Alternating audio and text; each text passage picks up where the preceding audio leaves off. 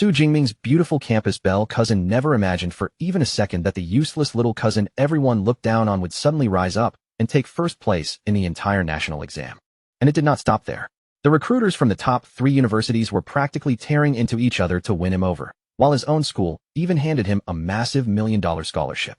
The reason behind this unbelievable reversal was simple.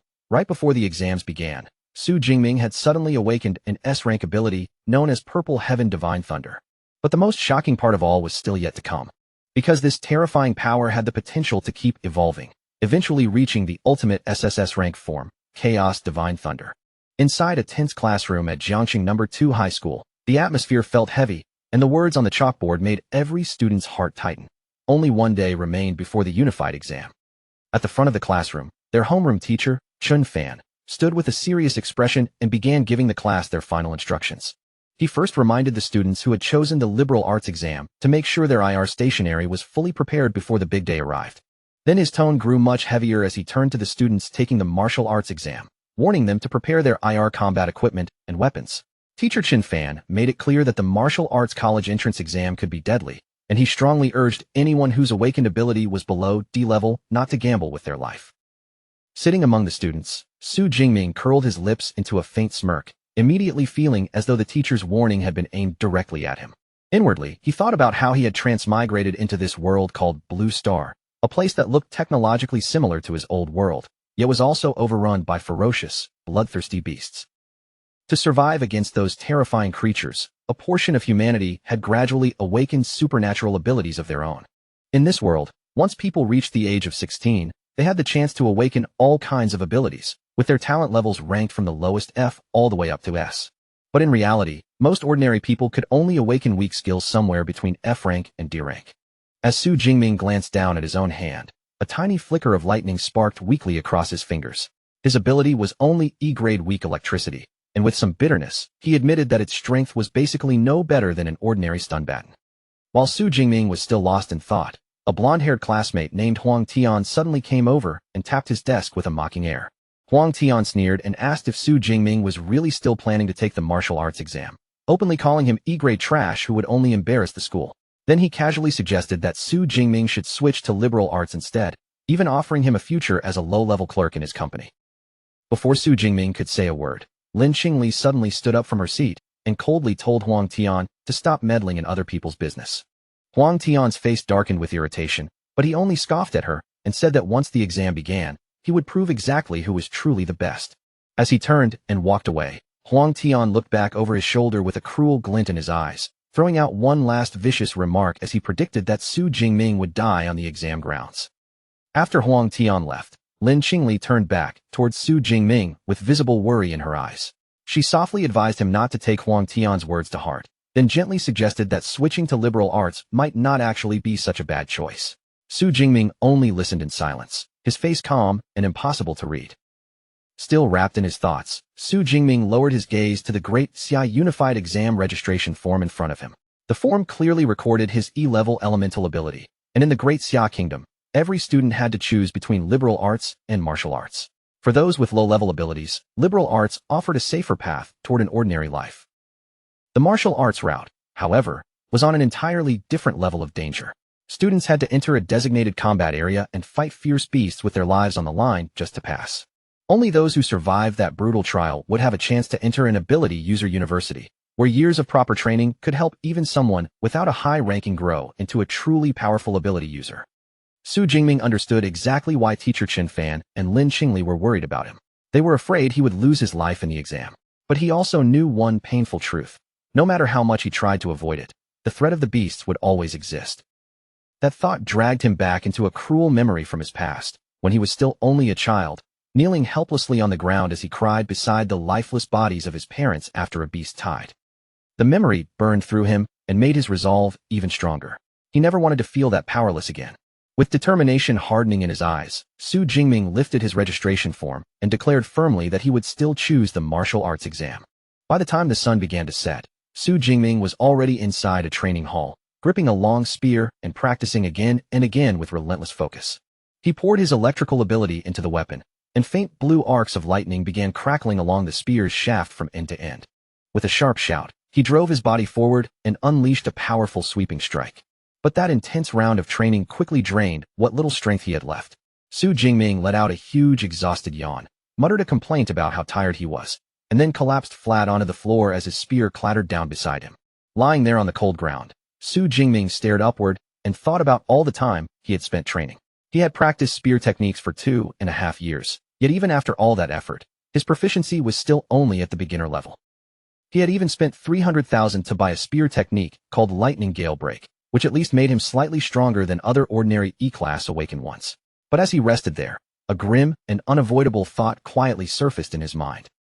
The death rate for students below D-class in the exam had been rising year after year.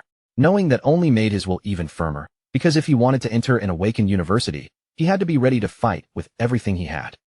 Gritting his teeth, Su Jingming pushed himself up from the floor and walked toward a machine, slowly clenching his fist as he approached. Just as his hand drew close to the machine's panel, a blue holographic interface suddenly appeared in the air, and bright words flashed before him. System activating. Su Jingming's eyes widened instantly, his whole expression freezing as he tried to understand what was happening right in front of him. A moment later, the activation process finished, and a new message appeared, asking whether he wanted to claim the newbie gift package. Still sitting on the floor, Su Jingming suddenly realized what this might be, the legendary cheat system meant for transmigrators. His shock quickly turned into excitement, and a wide grin spread across his face as he wondered what could possibly be inside that gift package. The system answered immediately, revealing the reward inside, 1 S-rank super ability, along with 200 ability points. For a moment, Su Jingming was completely speechless. An S-rank ability was unbelievably rare, and in a major country like Xiaohua, anyone who awakened one would be instantly fought over by top universities and trained as a future powerhouse. Su Jingming could hardly believe that such fortune had fallen onto him. Hope surged through his chest as he realized that even though he had been born as so-called E-rank trash, this system might finally give him the chance to change his fate. With a determined grin, he stretched out his hand, where his old weak electricity still crackled faintly, and without the slightest hesitation, he said the word to claim it. In the next instant, 3 system windows popped up one after another. The newbie gift package had been claimed, 200 ability points had been credited, and the system began distributing his new S-rank ability, Purple Heaven Divine Thunder. The terrifying power rushed straight into his heart, and the process brought pain so intense it nearly overwhelmed him. An immense force erupted from deep within his body, and violent purple lightning surged wildly through him, tearing his shirt apart in an instant. A progress bar appeared before his eyes and slowly began to climb, while the exploding energy blasted outward and shattered the interior of the room around him. The force of the eruption was so overwhelming that it blasted straight through the apartment, blowing out the window in one violent shockwave. The strange commotion quickly drew attention from the street below. A woman stopped in place, lifted her hand, and pointed toward the apartment above, while the child beside her stared up in confusion and asked what on earth was happening. Nearby, a young man panicked at the sight of the abnormal energy and hurriedly pulled out his phone. His voice shook as he urged someone to call the fire department right away, saying something had happened to the Su family's child. Back inside the apartment, Su Jingming's body twisted in unbearable agony as the integration continued, the system's progress pushing past the halfway mark and refusing to slow down. Out on the streets, more and more people raised their heads, watching in fear as the sky above them darkened little by little, turning heavy and ominous like a storm was about to crush the city. Then, high above the apartment building, a colossal dragon made entirely of crackling blue lightning began to take shape, its massive body coiling through the clouds with terrifying pressure. The abnormal phenomenon even caught the attention of powerful figures nearby. Inside a high-rise building, a man stared out the window with a grave expression, wondering if some powerful beast had broken into the city. At the same time, in another location, a military commander immediately issued an urgent order, placing Jiangcheng's 3rd Legion on high alert for any possible emergency. Back above the apartment, the lightning dragon circled through the sky one last time before suddenly diving downward, pouring its vast and violent energy straight back into Su Jingming's body. Su Jingming threw his head back and released one final scream as the system's progress bar shot all the way to 100%. In the next instant, the blinding light and crushing pain faded away, leaving behind only a clear message: ability transformation complete. The overwhelming energy finally settled, and Su Jingming was left standing in the middle of his devastated training room, surrounded by broken debris and the aftermath of the eruption. He slowly lowered his gaze and clenched his fist, carefully feeling the immense new power flowing through his body, as if it now completely belonged to him. Blue and purple electricity crackled fiercely around his hand, twisting together with a terrifying intensity. A confident grin spread across Su Jingming's face as he realized this S-rank ability was on a completely different level. Compared to his old power, which was barely stronger than an electric baton, this new lightning felt strong enough to shatter a person in a single strike. But his excitement cooled slightly when he looked around and saw the ruined state of the room. The windows had been smashed apart, the walls were covered in cracks, and the mess was far worse than expected. He could not help thinking the disturbance had been a little too huge, while also feeling relieved that he had at least managed to suppress part of the energy. Only then did Su Jingming remember the other reward he had received, 200 ability points. He stared at the glowing system interface in front of him, reached out to touch it, and wondered aloud what those points were actually used for. The system quickly gave its answer, explaining that ability points could be obtained by killing fierce beasts and then used to raise his levels and improve his skills. A mischievous grin appeared on Su Jingming's face once again. This cheat system was simple, direct, and exactly what he needed, so he happily ordered it to open the system panel. A detailed status screen immediately appeared before him, displaying his updated profile. His name was Su Jingming. His level was still an unranked awakened. His ability had become the S-rank Purple Heaven Divine Thunder, and he now had 200 ability points ready to use.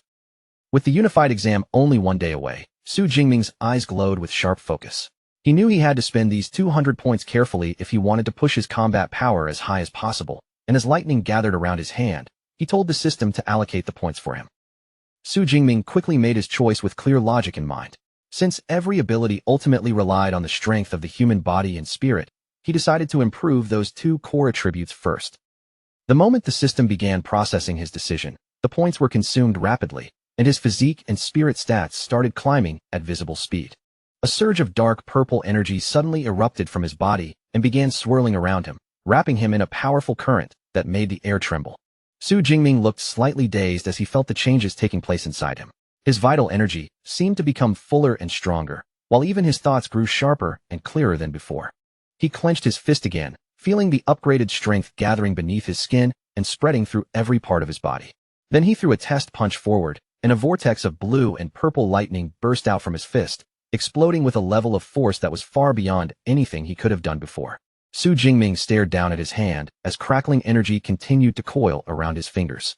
At that moment, he understood that by raising his basic attributes, his control over combat skills and supernatural power would also become far stronger. The system panel confirmed the completed upgrade, showing that his physique had risen to 141 and his spirit had reached 160. It also began displaying the conversion rule, showing that every ability point corresponded to 0.2 units of vital energy or spirit energy. A confident grin spread across Su Jingming's face as he judged his current strength. Getting into an Awakener University now seemed almost certain, but he still wondered where he stood among the 700,000 candidates in the province, especially compared with the true geniuses who had been trained since childhood. Wanting to find out for himself, Su Jingming stepped forward and kicked his spear up from the rubble scattered across the floor. He caught the spear cleanly, swung it onto his shoulder, and made up his mind to head to the martial arts hall to test exactly how much his new power had grown. But just as Su Jingming was preparing to leave, his apartment door was suddenly kicked open with a loud crash. A team of 3 firefighters rushed into the room, fully prepared to deal with the blaze, and their sudden entrance left Su Jingming standing there completely stunned. The lead firefighter looked around in confusion when he saw no flames anywhere, then explained that they had received a report claiming there was a fire at this exact location. Standing calmly in the middle of the wrecked room, Su Jingming explained that the disturbance had only been caused by his ability training and assured them that everything was already under control. The lead firefighter accepted his explanation without much suspicion, since incidents involving awakened individuals were not exactly rare. He quickly used his radio to tell the rest of the team to withdraw.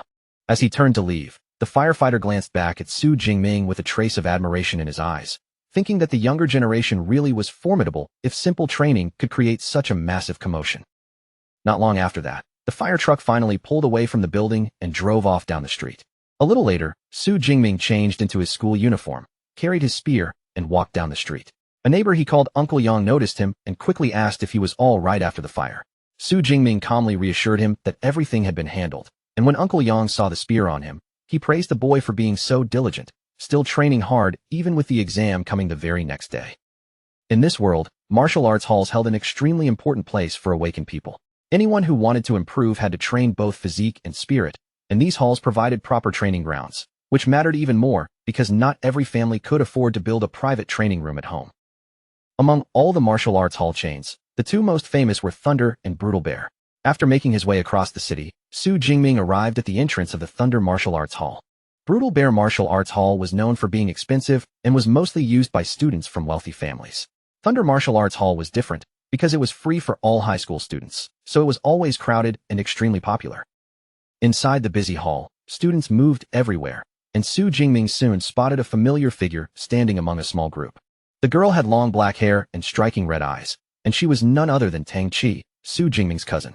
Su Jingming walked toward her through the crowd and casually asked why she had come to the Thunder Martial Arts Hall. Tang Chi was clearly surprised to see him there. After a brief pause, she answered that she had only come along with a friend.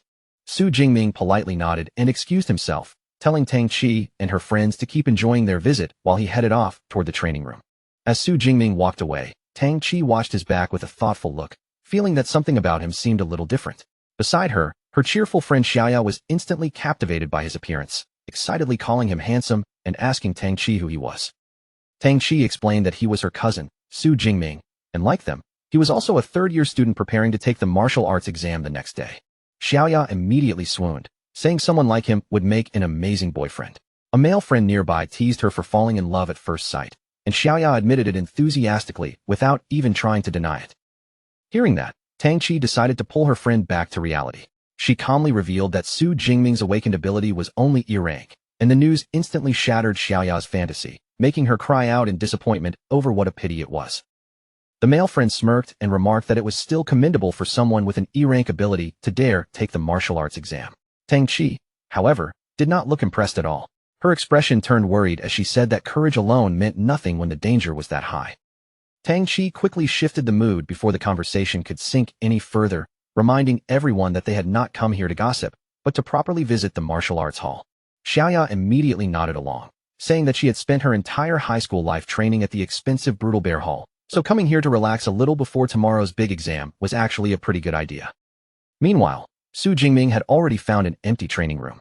He stepped inside alone, stood in front of a large round testing target, and calmly adjusted the long spear in his hands. The moment he gripped the spear properly, Su Jingming noticed something strange. The weapon felt much lighter than before, and he quickly realized the spear itself had not changed at all. His own body had simply become far stronger. He glanced down at the old weapon and silently judged that it might no longer be fully suitable for his current strength. But with the martial arts exam taking place tomorrow, there was no time left for him to search for a replacement. So Su Jingming made up his mind to start with the simplest test first, checking the peak of his raw physical strength without using even a trace of his lightning ability. He drew in a deep breath, tightened both hands around the spear shaft, gathered strength through his body, and thrust the spear forward in one clean motion. The spear shot out like a bolt and slammed directly into the center of the target, striking it with a force far beyond what his old body could have produced. A web of cracks instantly spread across the advanced training target, and the digital display above it flashed the number 321. The equipment in this room was built from special memory metal, meaning it could automatically repair itself after taking damage. Su Jingming stared at the number in surprise. His pure physical strength had already doubled, and considering that a normal, unranked awakened usually had a strongest output of only around 100 calories, his base strength was now extremely impressive. Satisfied with that result, Su Jingming's confidence rose, and he decided it was time to test the real strength of his newly gained S-rank ability. His eyes began glowing with a blue light as he prepared to channel the terrifying power of Purple Heaven Divine Thunder. Purple and blue lightning erupted around his body in crackling arcs. Then, with a powerful leap, Su Jingming brought his spear down hard against the target, unleashing a violent explosion of electrical energy. When he looked up at the new reading, the display showed an astonishing 3,021 calories. Su Jingming was thrilled by the overwhelming power of his S-rank ability.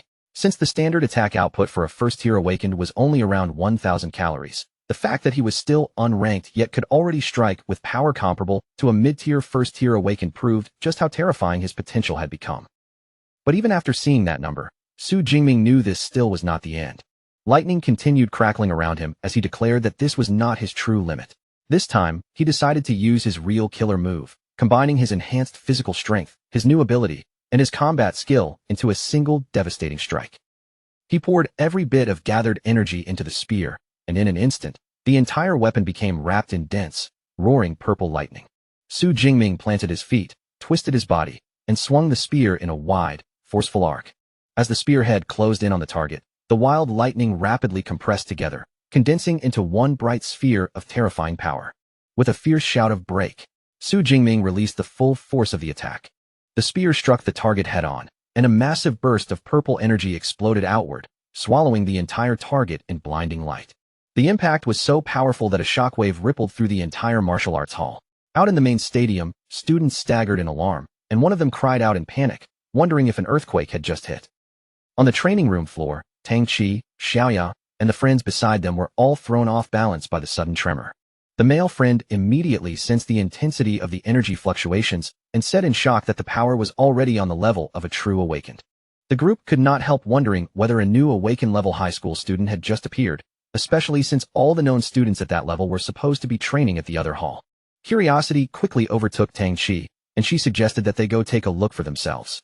Following the lingering trail of energy, the group hurried down the corridor. But the moment they turned the corner, they came face to face with Su Jingming, who was walking out with his spearhead now wrapped in cloth. Tang Qi called out to him in surprise, clearly not expecting to run into him there. Su Jingming remained calm, and simply said he was heading home to prepare for tomorrow's exam, giving absolutely no hint that the terrifying power had come from him. One of Tang Qi's friends casually wished him luck, but then dismissed him from their thoughts and pointed toward the training room Su Jingming had just left, saying the energy had clearly come from inside. With that, the group moved closer to the door. When they peeked inside, the sight before them left everyone frozen. The advanced memory metal target had been completely destroyed, the reinforced wall behind it had collapsed into a huge crater of rubble, and the entire training room looked like it had been torn apart. Tang Qi, Xiaoya, and the others could only stare in pure shock, unable to understand how such destructive power could appear in a high school training room. Staring at the wreckage, Xiaoya cried out that even the advanced memory metal had been blasted straight through, meaning the attack must have been unbelievably intense. She could not help wondering if there was really any high school student in Jiangxing powerful enough to do this. The brown-haired male friend immediately rejected that possibility. He stepped closer, touched the edge of the crater, and said the remaining energy felt far too violent to belong to a high school student. In his opinion, it was probably caused by a powerful second-order ability user who had accidentally entered the student-level floor. Another friend agreed with him, adding that even a genius from the provincial capital might not be able to cause this kind of damage, so it was even more impossible for someone like that to appear in their smaller city. Xiaoya, however, suddenly came up with a different idea. She pointed out that the only person they had seen nearby was Su Jingming, then excitedly suggested that maybe he was actually some hidden super genius. Her friends immediately laughed at the idea, with one asking if she had been reading too many novels. Another reminded her that Su Jingming was a known E-class ability user, and for someone like him, reaching an attack strength of 300 would already be considered lucky. The male friend then offered what he believed was a far more reasonable explanation, saying the powerful person had probably just left through the other corridor before they arrived. After that, he turned toward Tang Qi, who had been unusually quiet the whole time, and asked what she thought. Tang Qi only gave a vague answer, saying maybe. Then she stepped forward to examine the damage more closely. As her fingers moved along the shattered wall, she noticed that the impact marks seemed to have been carved out by something shaped like a long spear. At that moment, the image of Su Jingming carrying his spear flashed through her mind. A deep suspicion quietly formed in her heart, and she began to wonder whether her cousin choosing the martial arts exam was really just him overestimating himself after all. The next day arrived under a clear, bright sky, and it was finally the day of the martial arts exam. Dozens of buses rolled up to a massive fortified venue, one after another, dropping off groups of students armed with all kinds of weapons. Among those students was Su Jingming, walking forward with a calm and confident stride, his long spear resting across his shoulder. The students gathered near a tall fence and looked into the exam grounds with a mix of awe and fear. One nervous student complained that the beasts in previous exams had been much weaker, and soon, everyone seemed to agree that this year's exam was going to be especially difficult. Just as fear spread through the crowd, an arrogant voice suddenly cut in. A long-haired young man carrying a large sword scoffed at their cowardice and declared that anyone who could not even handle a unicorn rhinoceros was completely useless, leaving the surrounding students too stunned to respond. Nearby, Su Jingming's best friend Lu Ji leaned closer and asked who that arrogant guy was. Su Jingming looked over and identified him as Zhou Mingyang. Lu Ji explained that Zhou Mingyang was a famous genius with a B-class ability, and even more impressively, he had already advanced into a first-order ability user, something extremely rare for a high school student. Su Jingming looked at the so-called prodigy with a confident smile, a competitive glint flashing in his eyes as he silently wondered which of them was stronger. Right then, a loud voice suddenly rang out across the exam venue, calling for all candidates to pay attention. A stern man with a scar on his face, dressed in a military-style uniform, stepped into view and introduced himself as Wang Haiyang, the chief commander of the exam. He announced that before the exam officially began, he would go over the most important precautions. Standing on top of a military vehicle, Commander Wang Haiyang declared that the exam would last 12 full hours, starting at 9 a.m. and ending at 9 p.m. Then he raised his hand and gestured toward the vast, ruined town ahead, the dangerous battlefield that would serve as their exam venue. He explained that the ruined town ahead was split into 4 separate zones: the outer area, the central area, the inner area, and the most dangerous core area. Every student would earn points by killing fierce beasts, and the stronger the beast's rank and combat power, the higher the score they would receive. Commander Wang Haiyang's expression then turned especially grave as he gave his final warning. He said the core area was like an extra bonus question on the exam, a place meant only for the truly top-ranked students, and he urged everyone to judge their own strength carefully instead of throwing their lives away just to chase a higher score. As Su Jingming listened from the crowd, he quietly measured those words against his own strength. Before yesterday's transformation, he would have barely dared to move beyond the outer area. But now, with power surging inside him and ambition burning in his chest, he had already decided to push deep into the inner circle, and maybe even challenge the core area. Soon after, an announcement rang out across the venue, instructing all students to collect their official exam supplies. Su Jingming and his friend walked over to teacher Chen Fan, who was standing nearby and distributing tactical backpacks to the students one by one. When Su Jingming received his pack, he checked the contents inside. There was a smartwatch used for tracking points, a backpack stocked with energy bars, a drink, and a medical kit, as well as a safety ball capable of releasing a high-voltage grid to drive away fierce beasts in an emergency. As teacher Chen Fan placed the supplies in Su Jingming's hands, he gave him one last serious reminder. He told Su Jingming that his life mattered more than anything else, and even if using the safety ball meant ending the exam early, he should never hesitate. Su Jingming accepted the warning respectfully and thanked his teacher. Just then, a familiar voice suddenly called out Su Jingming's name from not far away. He turned his head and saw Lin Qingli running toward him, her expression filled with kindness and concern. She offered him a place on her team, and standing beside her was their class president, Lu Qin, a C-class ability user who confidently promised that he would protect Su Jingming once they entered the exam grounds. But before Su Jingming could respond, another student immediately objected. He frowned and said the martial arts exam was a serious competition, complaining that bringing an E-rank student like Su Jingming along would only drag down their chances of earning a high score. Another teammate quickly joined in with an angry look, accusing Lu Qin of changing their original plan without discussing it. From their tone, it was obvious they had no intention of carrying someone they saw as a burden. Those insulting words instantly made Su Jingming's friend Lu Ji flare up in anger, but before he could step forward, Su Jingming calmly reached out and held him back. Su Jingming then turned to Lu Qin and Lin Qingli with a polite smile, declining their offer in a steady voice. He told them that he appreciated their kindness, but for this exam, he planned to enter alone. Lin Qingli looked worried, but after seeing that Su Jingming had already made up his mind, she could only reluctantly accept his decision and urge him to be careful. The student who had complained earlier smirked at the result and suggested that they go find the powerful Huang Tian to form a team instead. As they turned to leave, he let out a mocking laugh, making no effort to hide his disdain. Su Jingming watched their group walk away, but instead of feeling humiliated, a confident smirk appeared on his face. In his heart, he was certain that he could earn a high score perfectly well on his own. A moment later, the official announcement thundered through the venue, declaring the start of the exam. At the same time, a swarm of drones rose into the sky, spreading out to live broadcast every movement inside the battlefield. The massive gates slowly opened, and in the next instant, waves of students charged into the ruined city with their weapons in hand, shouting out their goals as excitement and fear mixed together. Among the rushing crowd were Tang Qi and her friends, a determined girl carrying a large sword, and the top contender Zhou Mingyang, who used his wind ability to launch himself forward and surge ahead of everyone else. Unlike the others, Su Jingming did not rush in blindly or shout with excitement. He stayed calm, his eyes focused ahead. He took one step forward, then smoothly broke into a steady run with his spear in hand, thinking that the exam had finally begun, and this time, he was fully ready for it. While running through the entrance, Su Jingming raised his wrist and tapped the smartwatch strapped to his arm. A holographic screen immediately appeared above the watch, confirming his identity and displaying the real-time rankings for every candidate in the exam. The top 3 positions had already been taken. Zhou Mingyang was currently in first place with 7 points, while 2 other students followed close behind him on the leaderboard. Su Jingming looked at the ranking list and smiled with quiet confidence. Zhou Mingyang had clearly already started killing beasts, but But instead of making Su Jingming anxious, that early lead only lit up his competitive spirit even more. While most candidates were still fighting cautiously in the outer sections, Su Jingming chose a much bolder path.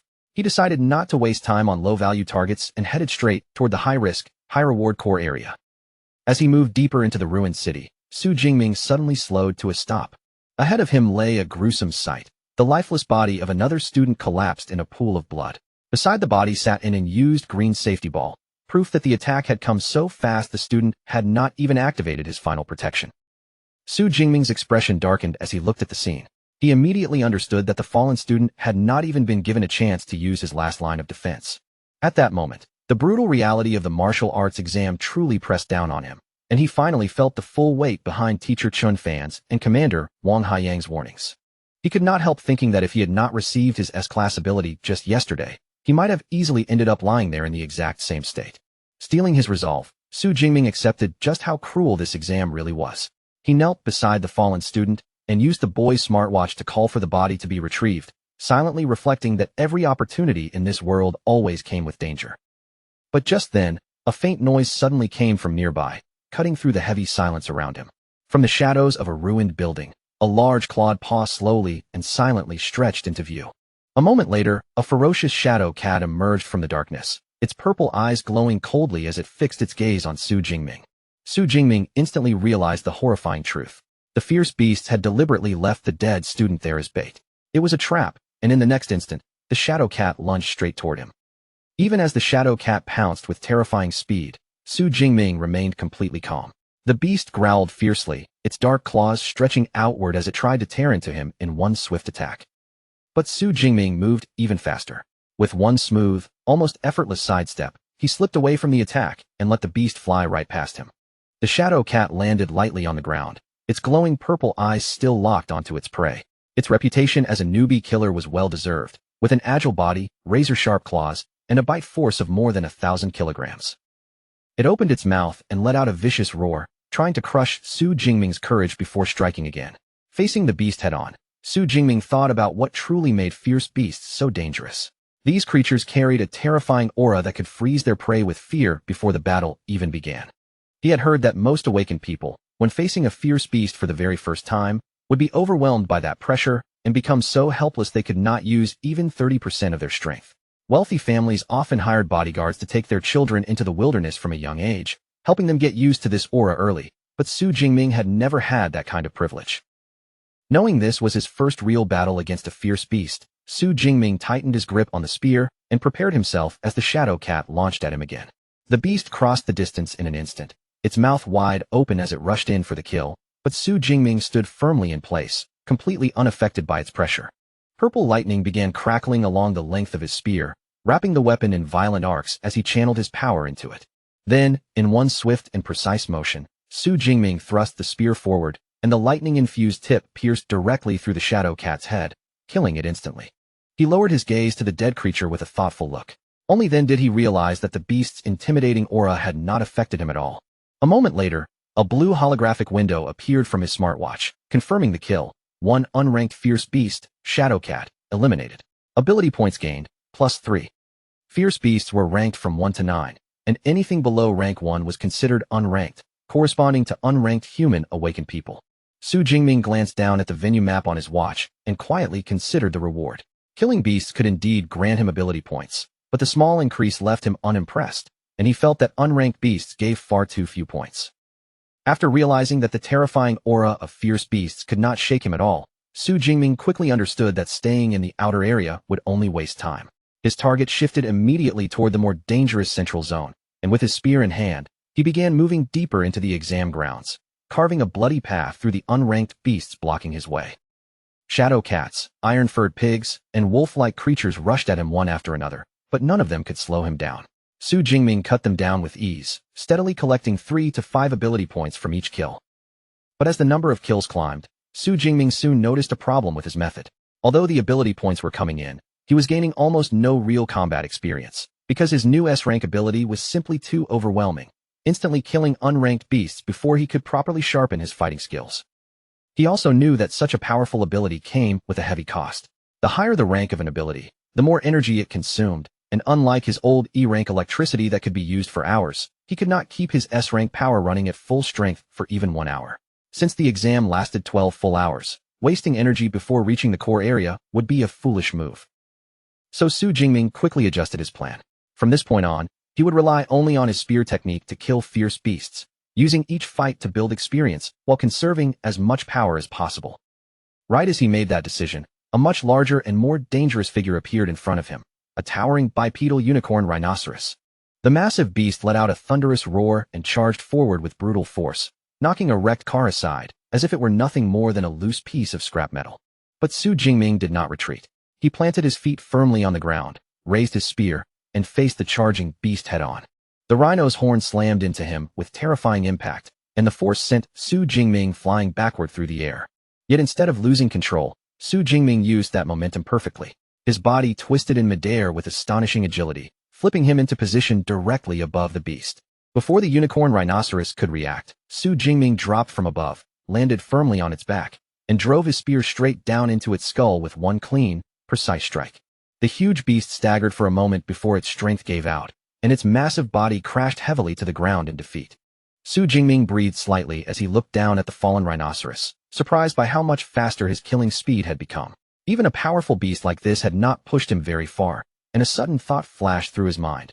Could his spear technique have broken through to a higher level without him realizing it? He immediately summoned his system panel, and the information on it confirmed his guess. His spear technique had already advanced to the intermediate stage, while his accumulated ability points had risen to 256. Seeing this, Su Jingming understood that relying on spear techniques was currently the most practical way to strengthen himself. As he felt how much smoother and more natural the intermediate spear technique had become, curiosity rose in his chest. If it was already this effective now, what would happen if he pushed it even higher? With that thought, he decided to spend his accumulated points and upgrade his spear skill once again. The result came instantly. A massive wave of advanced spear techniques, footwork changes, attack angles, and complex combat movements surged into his mind all at once, then rapidly fused into his body like newly awakened muscle memory. Su Jingming clutched his head for a moment, stunned by the sheer amount of skill and experience that had just been forced into him. With all those new techniques settling inside him, Su Jingming felt his confidence rise sharply. He tightened his grip on the spear and stood tall among the ruins, a predatory smile spreading across his face as he declared that he could not wait to find a first-rank fierce beast and test his upgraded skills. At the same time, in another part of the outer area, Lin Qingli and her team were moving carefully through the ruined streets. Suddenly, Lin Qingli stopped in place, her brows drawing together in confusion. Somewhere in the distance, she thought she had caught sight of a familiar figure, and she hesitantly said that she felt like she had just seen Su Jingming. One of her teammates immediately brushed off the idea, asking if her eyes were playing tricks on her. In his view, there was no way that person could be Su Jingming, because with E-rank strength, coming this deep into the exam zone would be no different from suicide. Lin Qingli still felt uncertain, but she could not shake the image from her mind. The more she thought about that familiar silhouette, the more worry began to gather in her eyes. Before she could think any further, another teammate suddenly called the group over. They rushed toward him and found him standing before the massive corpse of a freshly killed unicorn rhinoceros. The blood around the wounds had not even dried yet, which meant the beast had been killed only a few minutes earlier. As they examined the fatal injury, they saw a clean, penetrating wound through its head, clearly made by a long-handled weapon, and one of them cried out that it was a spear wound. At that moment, the details connected in Lin Qingli's mind: the spear wound, the timing, and the familiar silhouette she had seen in the distance. Her expression changed, and she could not help wondering aloud whether that person really could have been Su Jingming. The skeptical teammate immediately scoffed at her guess, saying that a unicorn rhinoceros was the kind of beast only a C-rank awakened could defeat alone. To end the argument, another teammate suggested that they simply check the score rankings and see for themselves. Lin Qingli activated the leaderboard on her smartwatch without hesitation. The moment the rankings appeared, her eyes widened in shock. There, sitting in 46th place with 256 points, was Su Jingming from Jiangxing Second High School, and she exclaimed that it really was him. Her teammates were left completely speechless, their faces filled with disbelief.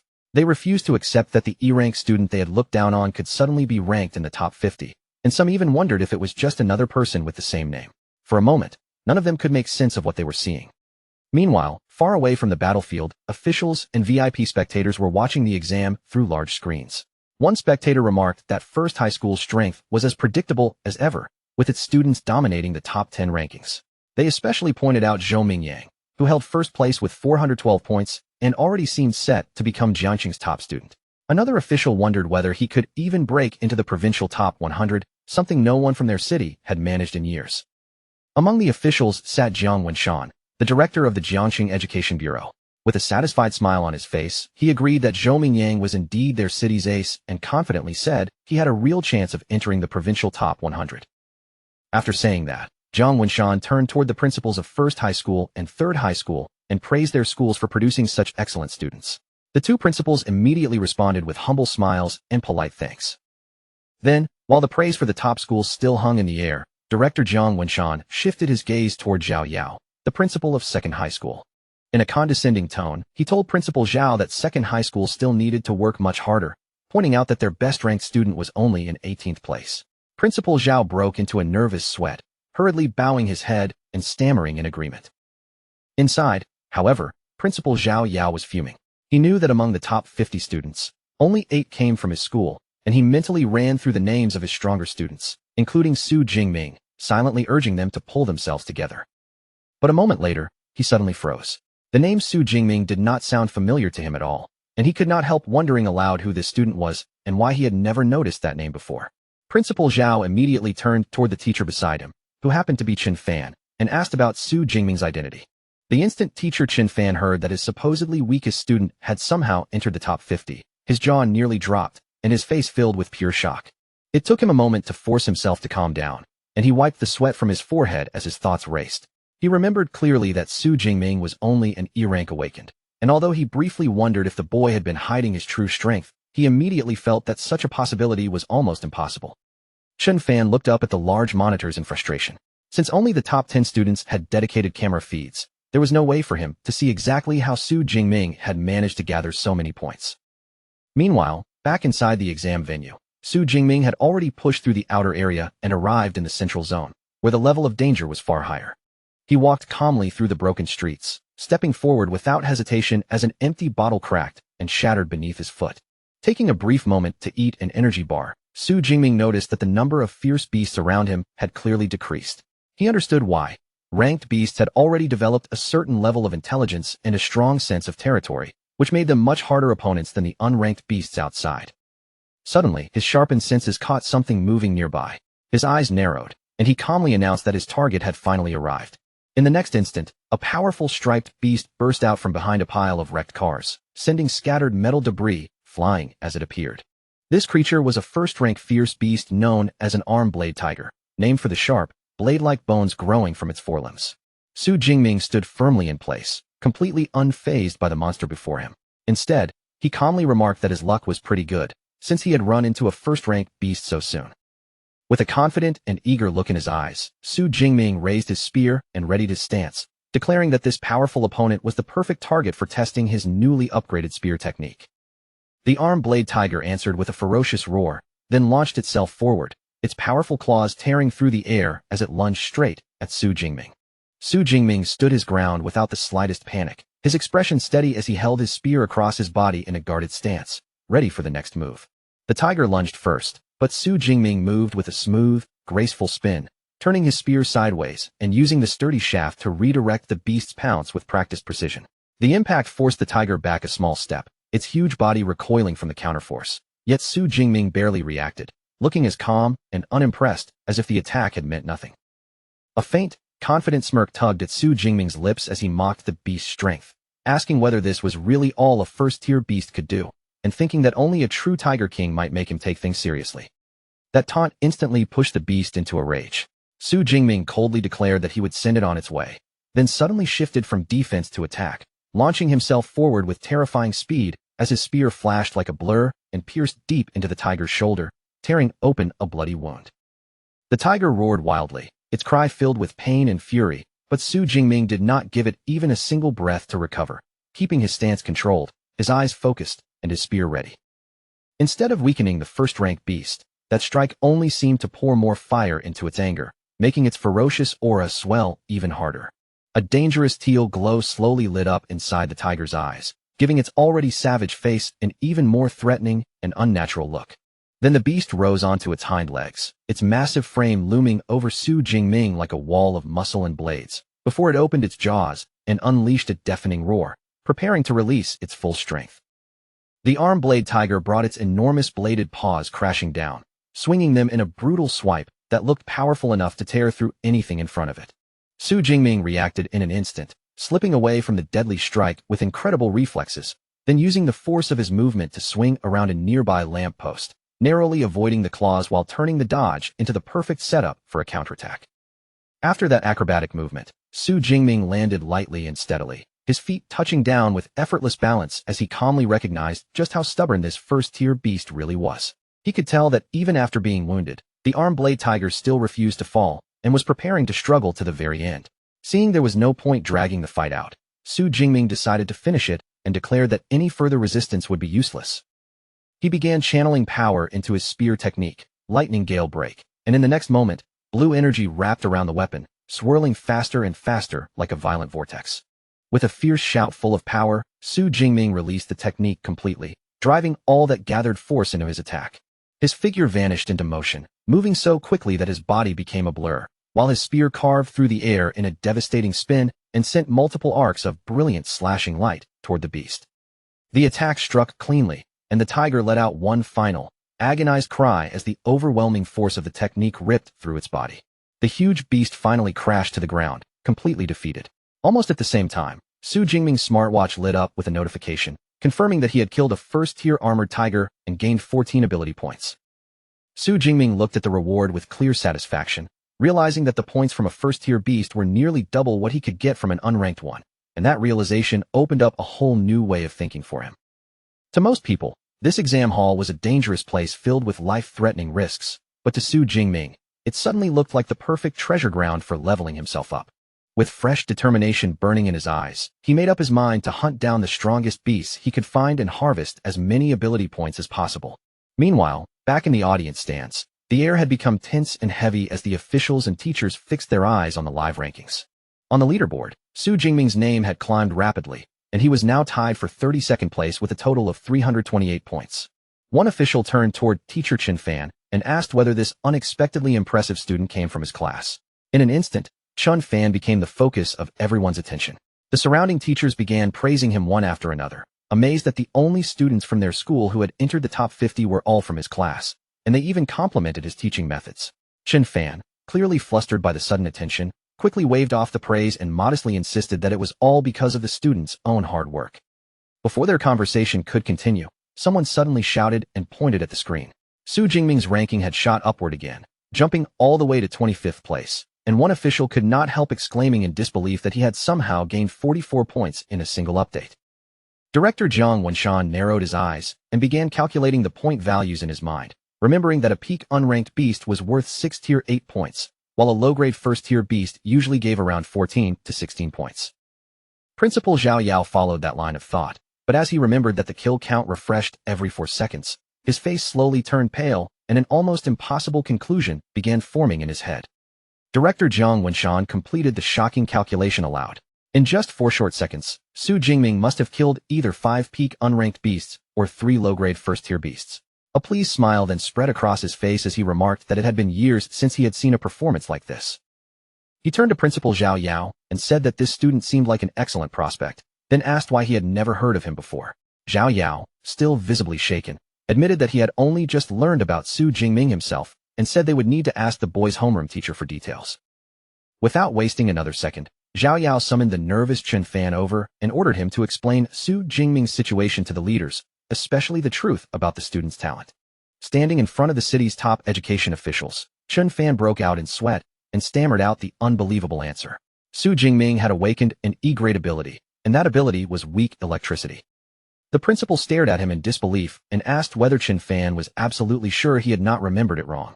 Chen Fan quickly insisted that he was certain, then added that because Su Jingming's ability was so low-ranked, he had specifically advised the boy not to take part in the exam. Director Jiang Wenshan listened, and the curiosity in his eyes only grew stronger. If a student with nothing more than an E-grade ability could reach this point, then there had to be something else about him that was far beyond ordinary, and that mystery immediately caught Jiang Wenshan's interest. Rather than make a judgment too early, he chose to wait, confidently predicting that if Su Jingming kept up this momentum, he would probably break into the top 10 very soon. Once that happened, they would receive a dedicated camera feed on him, and they would finally be able to see exactly how he was doing all this. Still, Director Jiang Wenshan added a stern warning that if the student was cheating, there would absolutely be consequences. The moment he finished speaking, both teacher Chen Fan and principal Zhao Yao suddenly widened their eyes, their faces filling with shock. A fresh update appeared on the leaderboard.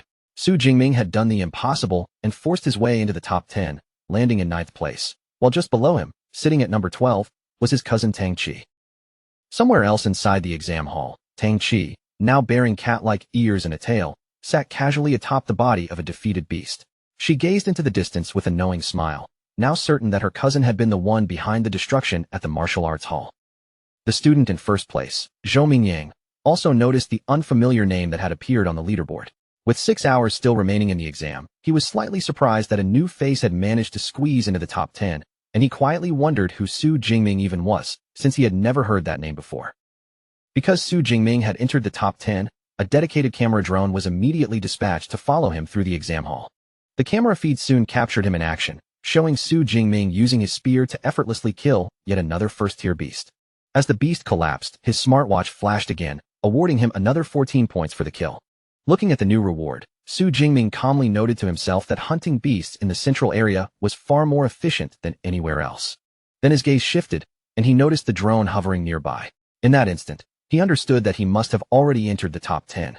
Standing above his latest kill, Su Jingming began thinking more clearly about the meaning of the exam. This was a test of strength and potential, and the better his results were, the more attention and recognition he would receive. Since that was the case, he saw no reason to keep hiding his real power, and firmly declared that reaching the top 10 was only the beginning. Before challenging the core area, Su Jingming decided it was time to raise his strength once again. He opened his system panel and saw that his spear technique had already reached the advanced level, while his remaining ability points had climbed to 312. He felt a little disappointed when he realized that his level had not automatically advanced beyond the awakened stage. After thinking it through, he concluded that becoming a true ability user required learning a specific cultivation method, and that was something he could not do in the middle of the exam.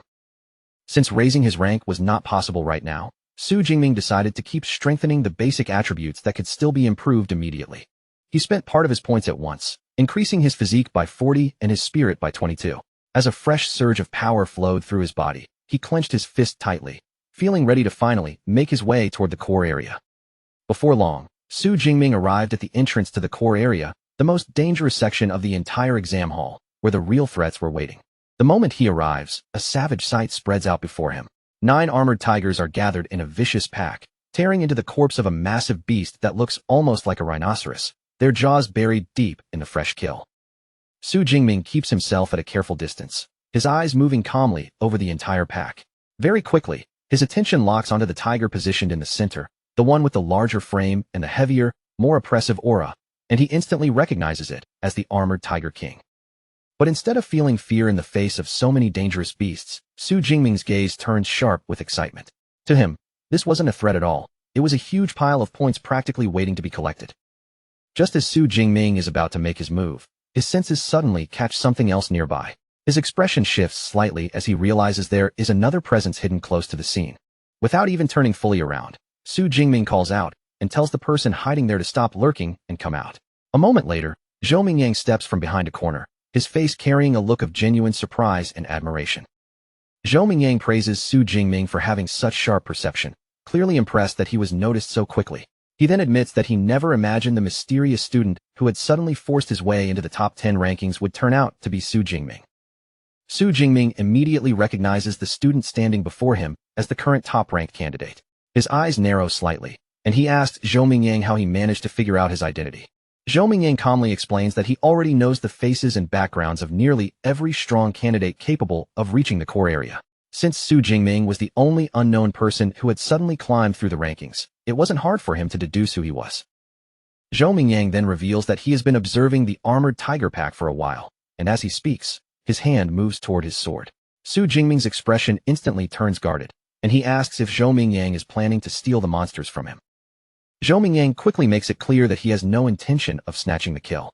He points out that the Armored Tiger King is a powerful mid-grade first-tier beast, and with 9 other armored tigers backing it up, the entire pack is far beyond what one person should be able to handle alone. Because of that, he suggests that the two of them join forces and take the pack down together. Su Jingming doesn't even hesitate before rejecting the offer with two calm words, "No need." Standing there with absolute confidence in his eyes, he makes it clear that he believes his own strength is already more than enough to deal with the entire pack.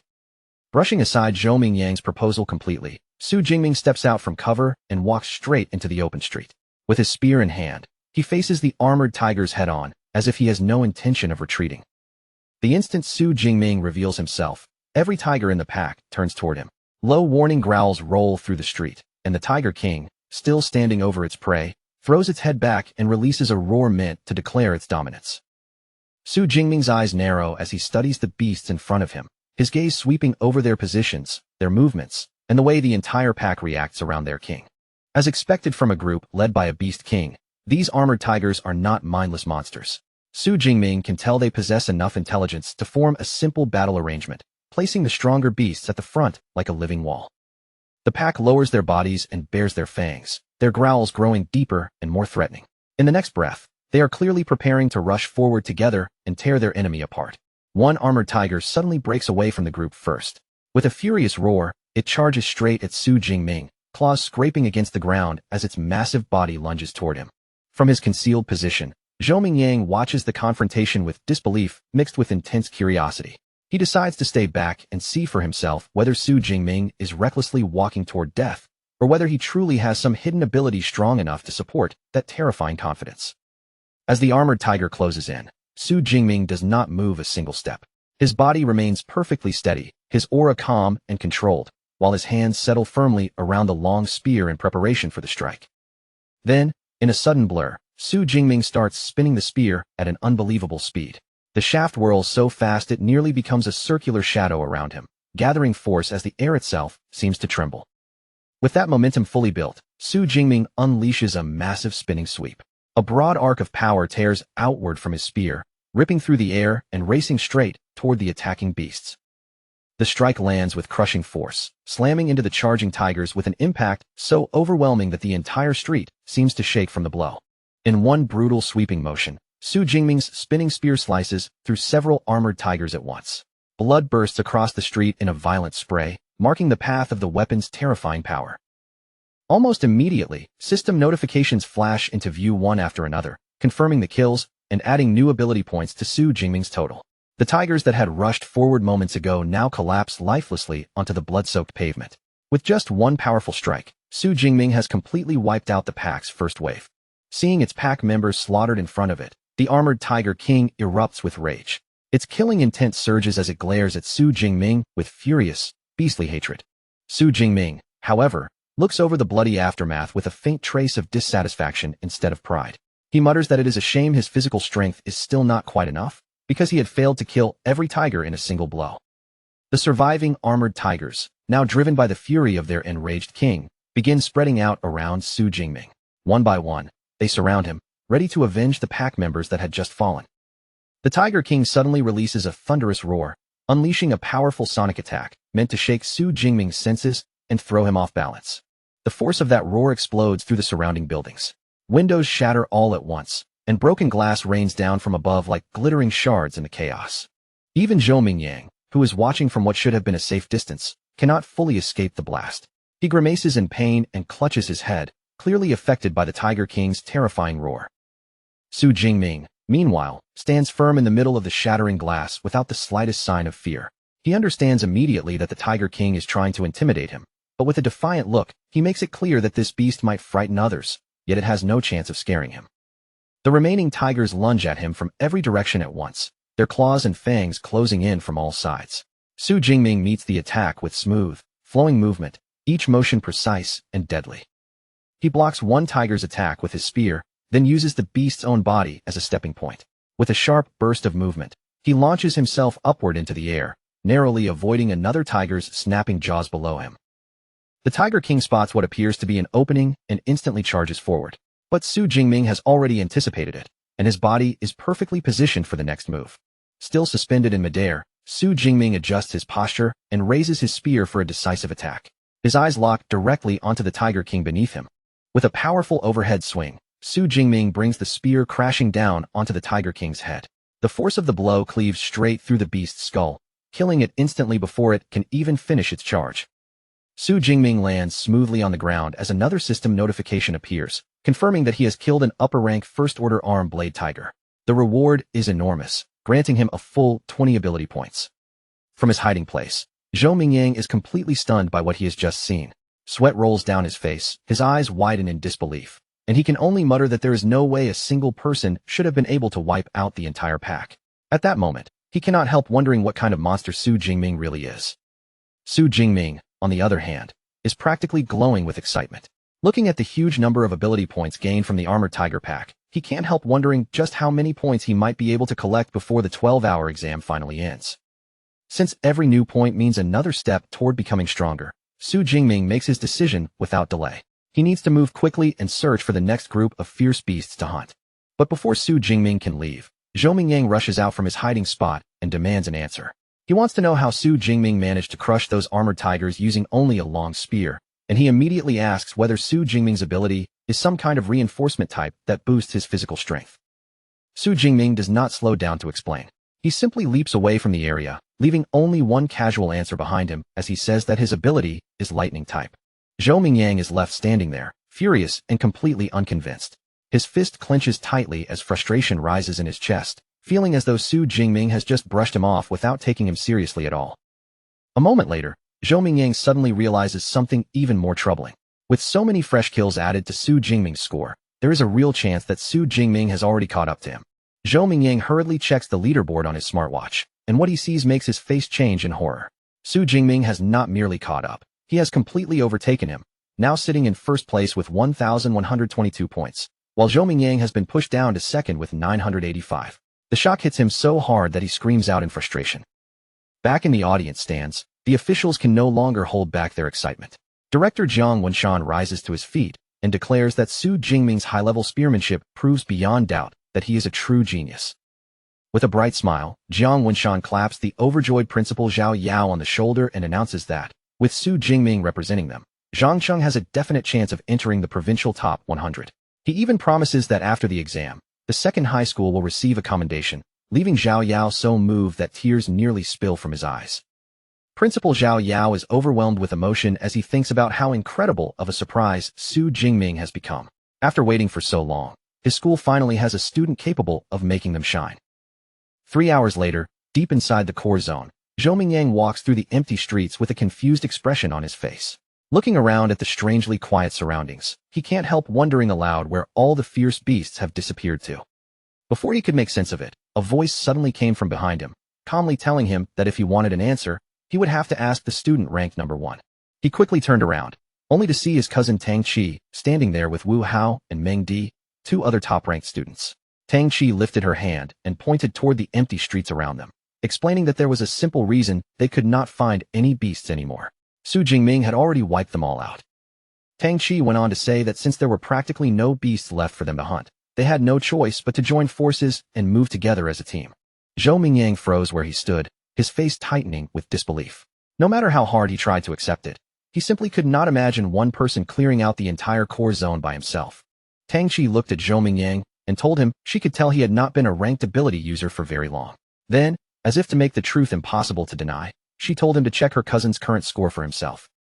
She raised her wrist and activated her smartwatch, making the leaderboard appear right in front of them. The moment Zhou Mingyang saw the unbelievable number beside Su Jingming's name, his eyes widened in shock. 3,435 points, more than 3 times his own score. All he could do was stare and stammer, completely unable to form a proper sentence. Tang Qi calmly broke down the numbers for him. Even if they subtracted the roughly 700 points Su Jingming had earned in the central zone, he still had more than 2,500 points left. That meant, in the core zone alone, Su Jingming must have killed close to 200 fierce beasts, all by himself. A bead of cold sweat slid down Zhou Mingyang's cheek as the realization finally hit him. Su Jingming had not been worried about someone stealing his kills at all. From the very beginning, he had planned to take the entire core zone for himself. Wu Hao then explained how desperate their situation had become. With only a few hours left before the exam ended, the remaining top students had gathered together as one team. Their only plan now was to push into the innermost core zone, a place filled with upper-rank beasts and even a second-order beast king. He admitted plainly that anyone who charged in alone would be throwing their life away. Meng Di stepped forward and formally invited Zhou Mingyang to join their team. Since there was no better path left for him, Zhou Mingyang clenched his fists and agreed without hesitation, shouting that they could count him in. The scene shifted to a silent rooftop beneath the cold moonlight. Su Jingming sat alone on top of a huge pile of fallen beast corpses, his spear planted beside him like a banner after battle. His supplies had been completely used up, and he knew the combat exam was already close to its final stretch. But Su Jingming's pursuit of power was far from finished. If he wanted even more ability points, then he had to go deeper. Since the innermost core zone contained second-order fierce beasts, he decided it was time to strengthen himself one last time before stepping into the real finale. He opened his system panel, and the numbers on it immediately revealed the result of his relentless hunting. He had already gathered a shocking 2,413 ability points. A mischievous grin slowly spread across Su Jingming's face as he looked at his accumulated points. Without wasting any more time, he decided to pour them straight into an upgrade. After drawing in that newly strengthened power, Su Jingming stood beside the corpse of a gigantic bear-like creature and let out a slow breath of relief. With this final boost running through his body, he felt far more certain that he could handle the closing challenge of this year's combat exam. At the same time, the other top students were sprinting toward the final area with everything they had. Their last desperate push had officially begun. Deep inside the innermost zone, a terrifying beast emerged from the ruins. It was enormous, covered in white fur, with a wolf-like shape, glowing red eyes, and dangerous crimson crystals jutting from its back. As the final challenge revealed itself, Su Jingming arrived at the scene without a trace of panic. Spear in hand and confidence written across his face, he calmly wondered what kind of second-order fierce beast the exam had prepared for him this year. Just as Su Jingming stepped into the final battlefield, the team of top-ranked students also reached the edge of the innermost core zone. The moment they saw the massive beast with red crystals across its back, they immediately recognized it as a bloodthirsty savage bear. The creature soon proved how terrifying it was. With one casual swing of its huge paw, it smashed a wrecked car apart, as if the metal frame were nothing more than rotten wood. That single display of power sent a chill through the entire team. Zhou Mingyang blurted out that they were in serious trouble. Meng Di, her voice filled with fear, explained that this rare beast had a hide as tough as E-grade alloy. So tough that even missiles could not pierce through it. And if one of its paws landed on them, it could kill all of them in an instant. Seeing just how impossible the odds looked, Tang Chi's expression turned grim, and she suggested that they should give up on the mission before it was too late. But the situation was even worse than they first thought. The compound was not protected by the Beast King alone. A large pack of high-rank first-level beasts was also guarding the area. One of the students said darkly that if they tried to enter, the horde would probably tear them apart before the savage bear even needed to move. Faced with a challenge that looked completely impossible, one team member immediately chose to quit, saying there was no point in chasing a high score if it cost him his life. Zhou Mingyang tried to stop him, angrily snapping that being handsome meant nothing if he was just going to charge into a swarm of beasts and die. The team's morale had completely collapsed, and fear was spreading through them faster than the beasts themselves. Then, all of a sudden, Meng Di pointed toward the compound and shouted for everyone to look. Their eyes followed her gesture, and they saw a lone figure walking straight into the deadly area. Tang Chi's eyes widened the instant she recognized who it was. It was Su Jingming, moving fearlessly into the very heart of the beast horde, as if the danger in front of him did not exist. With a smooth, graceful leap, Su Jingming entered the compound, leaving the others staring from a distance in complete disbelief. Zhou Mingyang could not help complaining about how insane this test was, while another student immediately panicked. He cried out that Su Jingming's entrance had startled the entire horde, and now every beast in the area was turning its attention toward him. The intrusion enraged the fierce beasts. With furious snarls and pounding footsteps, the entire horde rushed towards Su Jingming all at once. Su Jingming stood firmly in the middle of the street without retreating even half a step. In the next instant, the swarm of snarling creatures crashed over him, swallowing his figure completely. From the rooftop, the other students watched the scene with horror written across their faces. Tang Chi's worry for her cousin burst out immediately, while Wu Hao could only say that Su Jingming had been far too reckless. Unable to stand there any longer, Tang Chi declared that she had to go help him. Meng Di grabbed Tang Chi's arm before she could rush forward, trying desperately to hold her back. Wu Hao called her crazy and said that charging in now would be nothing but a meaningless death. But Tang Chi, her voice shaking with desperation, insisted that Su Jingming was her cousin, and there was no way she could just stand by and watch him die. Before Tang Chi could break free and make a move, a massive eruption of purple and blue lightning exploded from the center of the beast horde. The raw power burst outward in a blinding flash, forcing the students on the rooftop to raise their arms and shield their eyes. Zhou Mingyang stared through the light in shock, wondering aloud if this was the lightning ability Su Jingming had mentioned before. When the lightning finally faded, what remained was a scene of absolute devastation. The entire horde of first-level beasts had been wiped out, their charred bodies scattered across the ground, while one lone figure stood unharmed in the middle of it all. Su Jingming stood calmly amid the wreckage, purple lightning still crackling around his body. He admitted to himself that physical strength alone had not been enough to handle that many beasts, so he had no choice but to use his superpower. A confident smile tugged at Su Jingming's lips as he felt the overwhelming strength of his S-grade ability surging through him. Now that the lesser threats had been cleared away, his gaze shifted toward the true final challenge, the bloodthirsty savage bear standing over the corpses of its own minions. The gigantic beast threw back its head and released a deafening roar that shook the air around it. Su Jingming remained perfectly calm as he studied the opponent in front of him. The savage bear was enormous, which meant its agility was probably limited.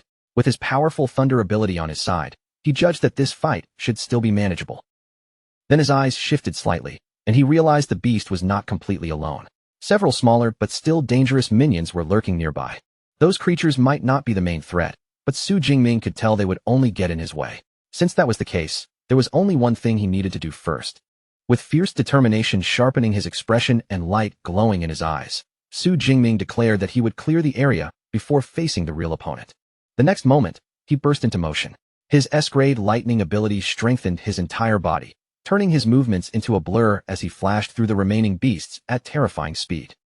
He cut down a high-rank shadow cat with effortless precision, and his smartwatch immediately confirmed the kill, awarding him 13 points. A confident grin appeared on Su Jingming's face as he felt just how much his superpower enhanced his physical body.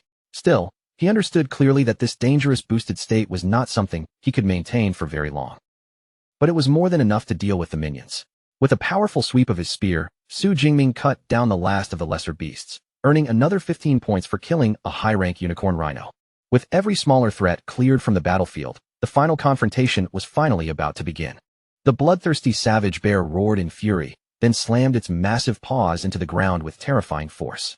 A violent shockwave spread outward, shattering the pavement beneath it. Then the beast charged straight forward, every step making the ground tremble beneath its enormous weight. Wrapped in a crackling aura of lightning, Su Jingming did not back away from the beast's charge. Instead, he faced it head-on, standing firm as the massive creature thundered straight toward him. Just before the impact, Su Jingming launched himself upward with explosive force. His body slipped past the charging beast in a clean arc, and as he passed over it, he swung his spear down with brutal precision, smashing one of the huge red crystals on its back into fragments. The fight turned into a blur of movement and flashing light. Su Jingming kept slipping around the savage bear's attacks with sharp, controlled movements, then struck back at exactly the right moments, shattering more crystals and carving fresh wounds into the beast's body. As Su Jingming continued breaking through the Beast King's defenses piece by piece, his smartwatch kept lighting up with new point updates, each one confirming the damage he was dealing. The bloodthirsty savage bear roared in fury, its anger boiling over as it watched its own minions collapse one after another around the battlefield. Su Jingming stood there with lightning swirling around him, his expression calm but teasing. Looking straight at the enraged beast, he asked if it was starting to get angry. Then he casually promised that once he finished dealing with the last remaining minion, the savage bear would be next. Su Jingming immediately charged toward the final rhino, spear ready to strike. But from the side, the Bear King watched his movement closely, its eyes showing a level of cunning that did not belong to an ordinary beast. Just as Su Jingming was about to land the blow, the Bear King suddenly moved with shocking speed. Instead of protecting its minion, it smashed the creature apart itself, using that brutal sacrifice to cut off Su Jingming's attack path. Su Jingming's eyes narrowed in surprise as he realized what had just happened. The beast had not moved randomly, it had actually predicted his next move. The Bear King slammed its massive paws together, sacrificing the last of its minions to unleash a terrifying shockwave. The force ripped across the area, tearing open the ground and crushing the nearby wrecked cars like scraps of tin. Caught directly in the blast, the final rhino was instantly torn apart, its body disappearing into the violent explosion. But the attack still failed to touch its true target. Wrapped in his lightning aura, Su Jingming flipped gracefully through the air, his body cutting through the chaos before he landed safely beyond the blast, completely unharmed. Now that every lesser threat had been cleared away, only the two kings remained on the ruined battlefield. Su Jingming grinned fiercely as lightning snapped across his body, then declared that with no minions left to interfere, it was finally time to see whether that armor-like hide could endure the force of his thunder. With a powerful forward thrust, Su Jingming drove his lightning-coated spear straight into the bloodthirsty savage bear's head. The impact erupted into a massive burst of purple energy, swallowing the area in blinding light, and even covering the drone that had been following him, cutting off its camera feed in an instant. Up on the rooftop, the students were struck by the force of the shockwave. They raised their arms and turned their faces away, struggling to shield themselves from the blast. Inside the audience stands, the officials could only stare in stunned silence as the screen in front of them filled with static. Director Jiang Wenshan turned toward Principal Zhao Yao in complete disbelief.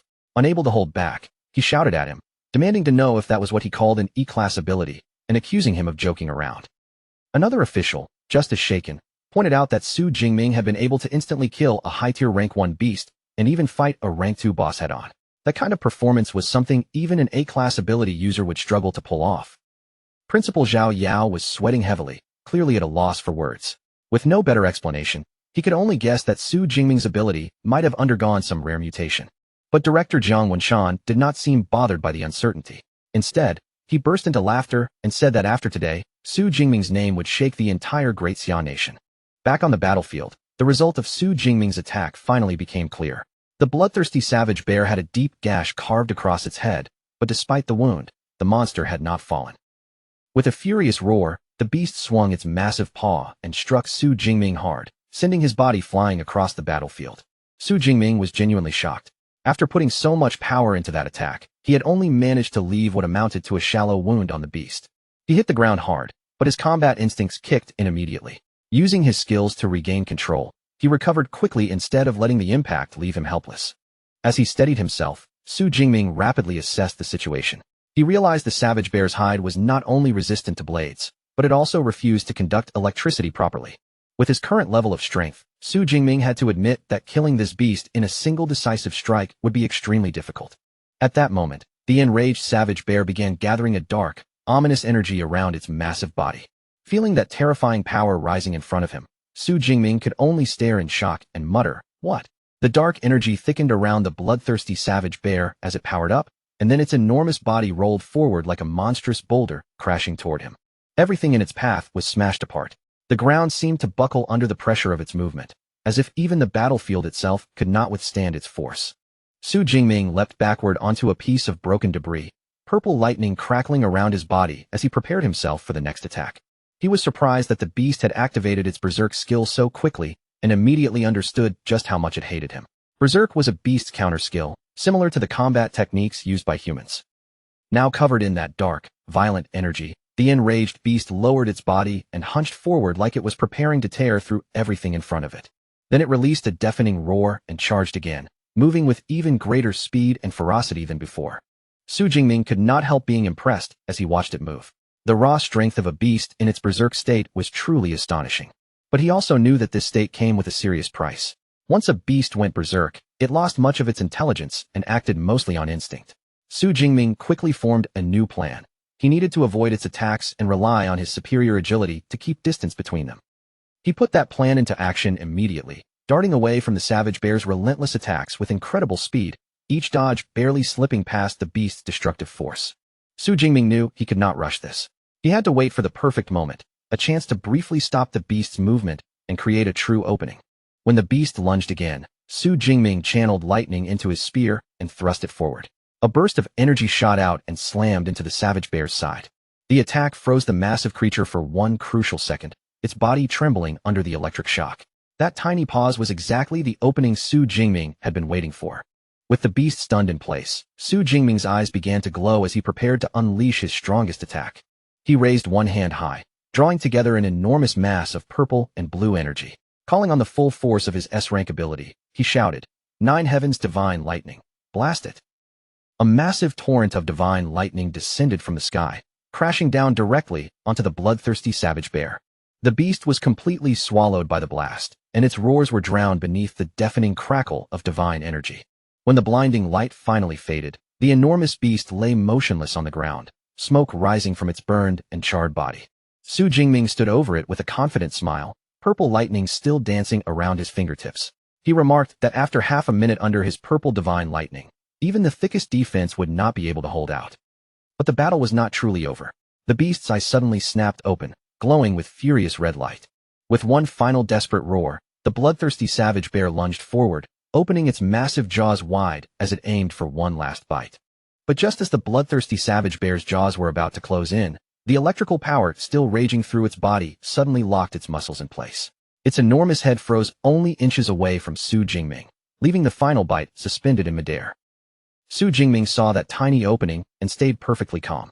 With his gaze fixed on the paralyzed beast in front of him, he quietly said that the moment had finally come.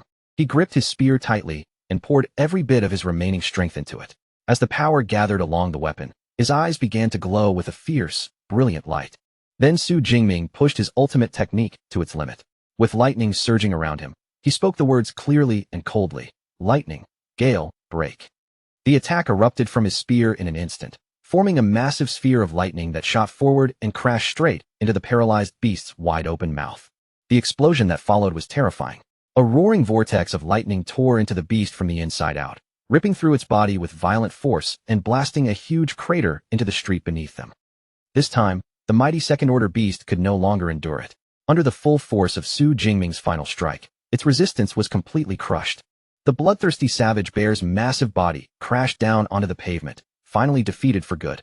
At the same moment, a system notification confirmed the kill and awarded Su Jingming another 124 ability points. Kneeling beside the fallen Beast King, Su Jingming let out a long breath of relief. After everything he had just gone through, he quietly stated that the final battle was finally over. He thought back over the fight and realized that in order to deal with a true second-order beast, he had needed to upgrade his lightning gale technique. Judging by the result, he was more than satisfied with how powerful it had become. A triumphant smile slowly spread across Su Jingming's face. Even though the entire battle had only lasted around 2 minutes, the intensity of it had made his blood race more than any fight he had ever experienced. Then his thoughts shifted to the exam score. After clearing out all the beasts in the core area, he wondered just how many points he would receive. As that thought crossed his mind, night settled over the exam grounds, and the battle exam finally reached its end. Back in the audience stands, the final rankings appeared on the main screen, and the entire crowd erupted into roaring cheers. Su Jingming stood at the very top with an unbelievable score of 10,835 points. Far behind him in second place was Zhou Mingyang with 1,103 points, followed by Wu Hao with 945. The officials were so excited they could barely contain themselves. Director Jiang Wenshan, Principal Zhao Yao, and Teacher Chen Fan all sprang to their feet at once. Unable to hide their excitement, they cheered that Su Jingming had not only broken the record for their city, but had also shattered the record for the entire Jiangnan province.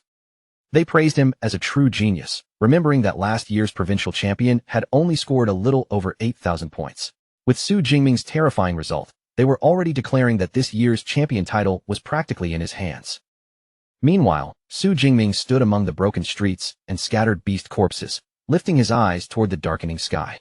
Seeing the time, he noted that there was not much of the exam left. A confident smirk crossed his face as he reviewed what he had already accomplished. He had wiped out the fierce beasts in the inner circle and the core area, but since there was still a little time remaining, he decided to return to the central area and hunt down as many leftover beasts as he could. On his way back, Su Jingming passed near the rooftop where the other top-ranked students had been gathering and watching the battle unfold. They stared at him in complete disbelief. Tang Qi was still stunned that her cousin had actually killed a Tier 2 Beast King, while Zhou Mingyang looked bewildered, unable to understand why Su Jingming would head back out when he was already firmly in first place. Meng Di watched Su Jingming's direction carefully, and after a brief pause, she guessed that he was going back toward the central area. The moment that thought fully sank in, a chilling realization spread across her face. She wondered aloud whether he was planning to clear out every remaining beast there too. The other students fell silent, shaken by the sheer scale of his ambition. Then the reality hit them all at once. Zhou Mingyang realized that with Su Jingming's speed, he might actually be able to pull it off. If they did not move soon, there was a real chance they would not earn a single point during the final hour. Zhou Mingyang immediately declared that their temporary team-up was over, then rushed off before anyone else could react.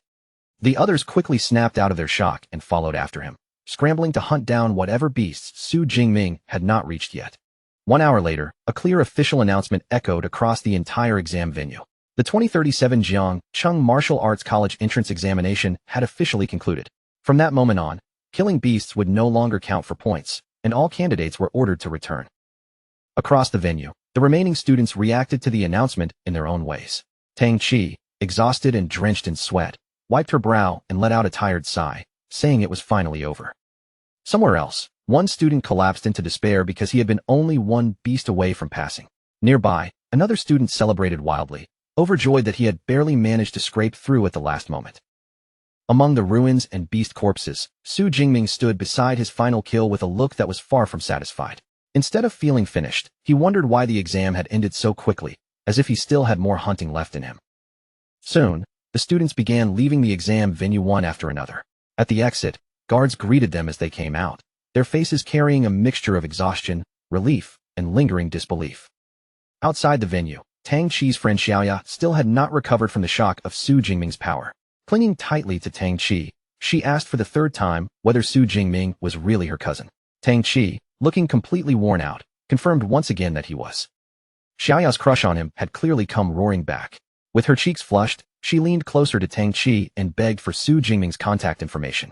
Tang Chi reminded her that just yesterday, she had shown no interest in him at all. Xiaoya quickly insisted that things were different now that he had taken first place in the exam, then continued begging without the slightest shame. Their conversation was suddenly cut off by a burst of noise nearby. Someone in the crowd shouted that Su Jingming was coming out. In an instant, a huge crowd of students surged toward the exit, all of them desperate to catch a glimpse of the new champion. Su Jingming walked out through the gate with a calm expression, carrying his spear casually over one shoulder, as if he had not just shaken the entire exam venue. The moment he appeared, cheers and congratulations poured in from every direction. Some students even joked loudly, asking him to spare them 100 of his points. Su Jingming smiled lightly and waved as he walked forward, taking in this sudden wave of fame while making his way toward the buses. Among the crowd, Wu Hao and Zhou Mingyang stood watching him from a distance. Wu Hao remarked that Zhou Mingyang should have been the one standing in Su Jingming's position. But Zhou Mingyang answered with rare humility, saying he was already satisfied with his own score and admitting that he had never imagined the second high school could produce a monster like Su Jingming. Before Su Jingming could board the bus, Principal Zhao Yao stepped forward and stopped him. After congratulating him warmly, he introduced Su Jingming to Director Jiang Wenshan, who told him that he wanted to personally give him a ride. Su Jingming glanced at the chaotic crowd around the buses and immediately understood that this was probably for the best. If he got on with everyone else, the entire ride would be filled with endless questions.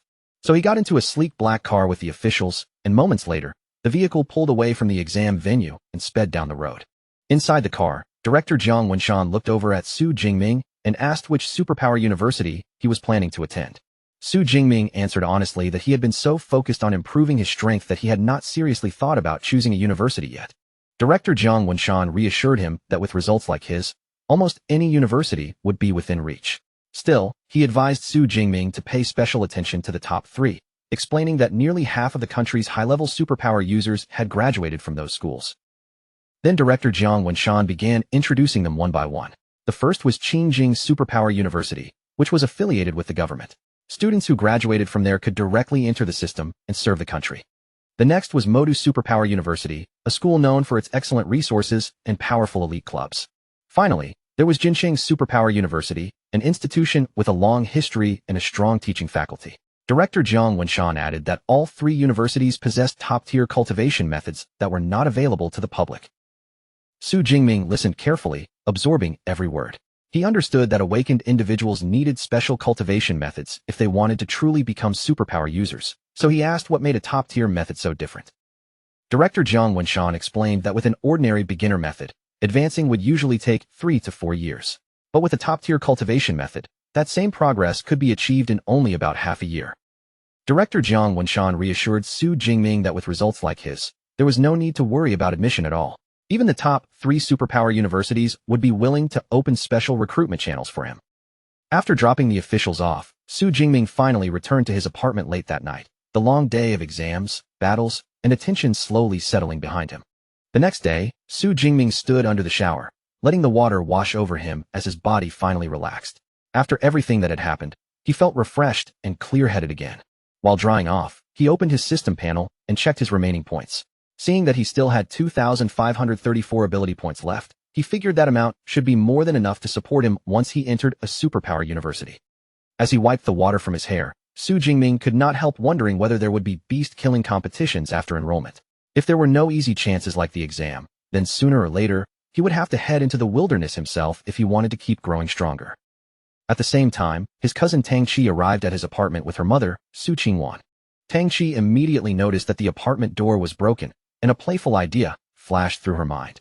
Since the door was already damaged, she decided this was the perfect chance to sneak inside, and give Su Jingming a surprise, so the two of them entered as Tang Chi cheerfully shouted her greeting. Unfortunately, her timing could not have been worse. Su Jingming had just stepped out of the bathroom wearing only a towel, and the moment he saw his aunt and cousin standing there, he froze in shock.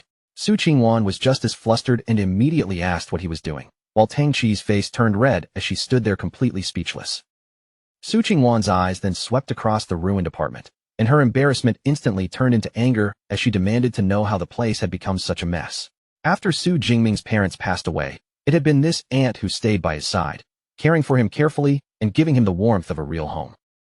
She had truly fulfilled her role as his guardian, not only watching over his daily life, but even making sure he occasionally got to eat his favorite meals.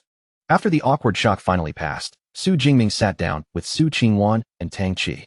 Su Qingwan's expression softened as she admitted how relieved she felt. When she first heard that he had gone to take the martial arts exam, she had been worried sick, but now that she could see he was safe and unharmed, nothing else mattered. In her eyes, his score was not important at all. Su Jingming looked at her in confusion and asked whether Tang Chi had not told her the exam results yet.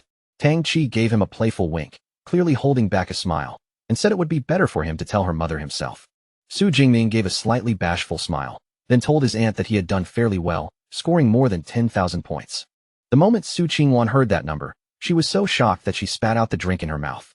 She coughed hard, still unable to believe what she had just heard, and asked Su Jingming to say the score again.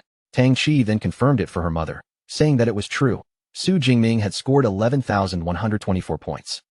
Su Qingwan fell completely silent, staring at him as if her mind had gone blank from the sheer shock of it. A moment later, tears of joy burst from her eyes. She pulled Su Jingming tightly into her arms, crying out that the Su family finally had a true successor, and that his parents in heaven must be incredibly proud of him. Meanwhile, inside a high-tech conference room, recruiters from major universities were studying the martial arts exam results. A woman presented Su Jingming's information on the screen, noting his age, his registered E-class ability, and his current status as an unranked awakener. One recruiter immediately spoke up, insisting that if Su Jingming's score was real, then they absolutely had to recruit this student before anyone else could. Another recruiter remained doubtful, arguing that with Su Jingming's current rank, there was simply no way he should have been able to achieve such an outrageous score. The room quickly fell into debate. Some argued that his ability had to be at least A-class, maybe even S-class, while another recruiter scoffed and suggested that the only explanation was cheating. Before the argument could grow any more heated, a senior figure cut through the noise and ordered everyone to stop.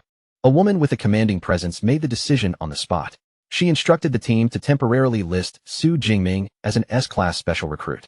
As for whether his score was genuine or not, she declared that she would personally go to Jiangcheng and investigate it herself.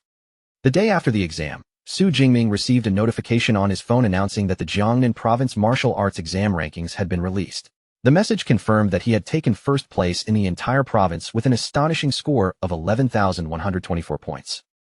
A look of delighted surprise spread across Su Jingming's face as he sat down and absorbed the news.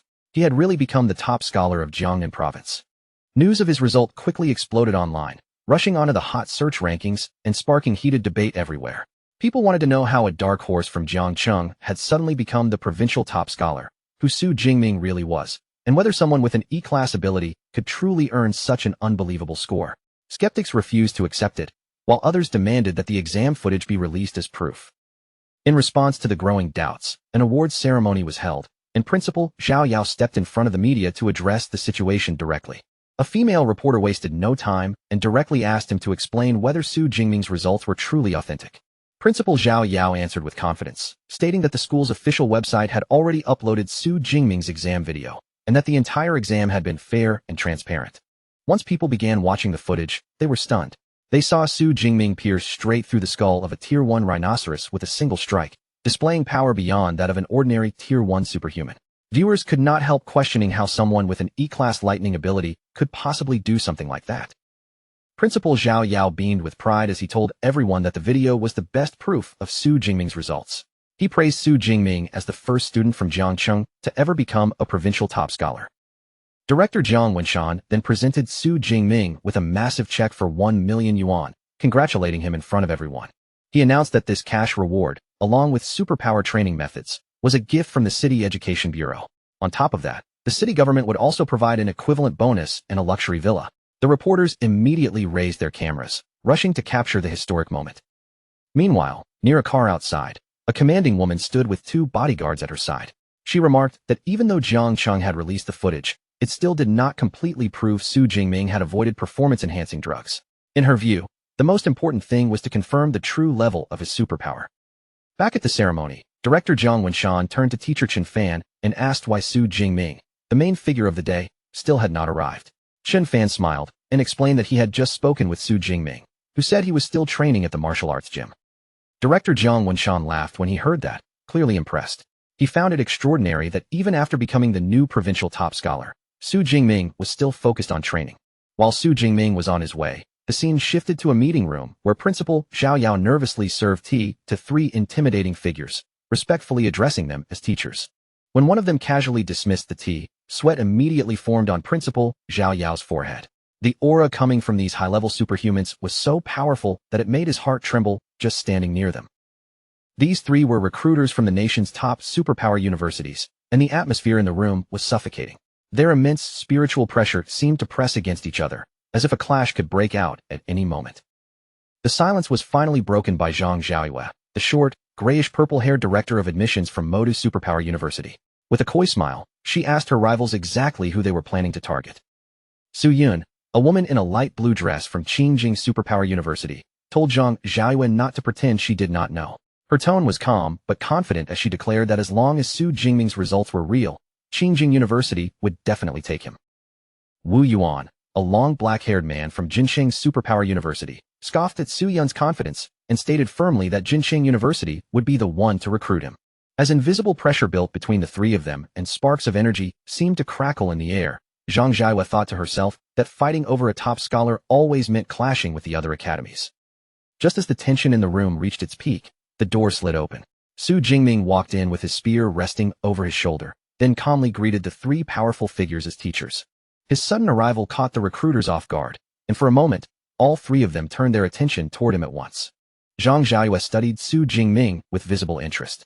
His spirit was full, and he was still carrying his weapon, which showed that he had not let himself relax after the exam. What impressed her even more was that he did not falter at all under the combined pressure of 3 high-level superhumans. Principal Zhao Yao quickly gave Su Jingming a formal introduction, naming the 3 recruiters one by one. Director Zhang Xiaoyue from Moda University, Director Su Yun from Qingjing University, and Minister Wu Yuan from Jinsheng University. Director Zhang Xiaoyue was the first to speak. She smiled and complimented Su Jingming, saying that his combat techniques in the exam footage had been truly stunning.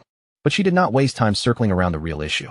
Looking directly at him, she asked why his superpower no longer seemed like the E-class weak electricity recorded in his file, and she requested a clear explanation. Su Jingming had clearly expected them to ask about this, so his response came smoothly, as if he had already prepared it in his mind. With a calm expression, he explained that before the exam, while he had been training alone at home, a bolt of natural lightning struck him, and after that, his superpower had suddenly grown far stronger than before.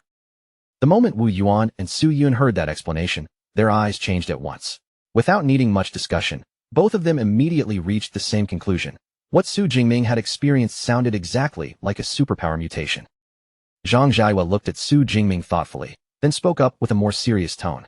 In her view, Su Jingming himself probably still had no clear idea of just how high the true level of his mutated superpower had become. Fortunately, Zhang Xiaoyue had come prepared. She told Su Jingming that she had brought a superpower detection instrument with her, and with a faint smile, she invited him to test his ability right there. As she finished speaking, Zhang Xiaoyue took out a circular device that glowed with a soft light. Holding it out in front of Su Jingming, she instructed him to release his superpower directly into the instrument. Su Jingming did not hesitate. He placed his hand firmly on the detection instrument and activated his power, and in the next instant, a fierce flood of purple-white lightning burst from his body, raging outward like a storm as it swallowed the entire device. Su Yun's expression changed on the spot, as the brilliant lightning crackled and roared in front of her eyes. Even she could not hide the shock on her face at the terrifying force Su Jingming had released. The detection instrument struggled through the scan and finally identified the superpower as Purple Cloud Divine Thunder. But when it attempted to calculate the rating, its beeping became chaotic and frantic, and thin cracks began spreading across its surface. Then, with a sudden burst of golden light, the overloaded instrument could no longer hold together. It detonated right there, shattering into fragments that scattered violently through the air. The explosion sent stray arcs of electricity snapping across the room, bright and sharp like writhing snakes. Everyone nearby was startled, instinctively pulling back from the sudden burst of power. Principal Zhao Yao stared at the ruined device in disbelief, his face filled with shock. Unable to understand what had just happened, he blurted out a question, asking what on earth was going on. Wu Yuan and Su Yun, however, were not frightened for long. Instead, excitement quickly appeared in their eyes as they confirmed the result. Su Jingming's power had overwhelmed the small testing device completely, which meant his ability level was at least S-class. Now that Su Jingming's S-class potential had basically been confirmed, Director Zhang Jiayue's lips curved into a satisfied smile. She felt certain that their gamble had been right this time, and that confirmation instantly turned the atmosphere into a fierce battle for recruitment. Wu Yuan, representing Jin City University, was the first to charge in with an offer. He loudly declared that their university would give Su Jingming a 4 million admission bonus, a complete set of C-class equipment, and free access to every superpower training method for all 4 years. Su Yun from Qingjing University heard Wu Yuan's offer and immediately let out a dismissive scoff. From the look on her face, it was obvious she did not think his conditions were enough to impress a talent like Su Jingming. Then Su Yun turned towards Su Jingming with a charming smile, her tone soft but confident. She offered him a 5 million admission bonus, along with 4 full years of free access to Qingjing University's S-class superpower training methods and combat techniques. Even Su Jingming could not stay completely calm after hearing that. The sheer generosity of Su Yun's offer caught him off guard, and for a moment, surprise flashed clearly across his face. At last, Zhang Jiayue from Modu Superpower University made her move. She calmly said that Modu did not provide cash bonuses or equipment, but they could match the others in terms of cultivation methods. Then she revealed her real trump card. Every year, they would also provide Su Jingming with 1 S-class cultivation resource. The instant the words S-class resource left her mouth, Wu Yuan and Su Yun were both stunned. Their expressions froze, as if that single condition had completely overturned the competition.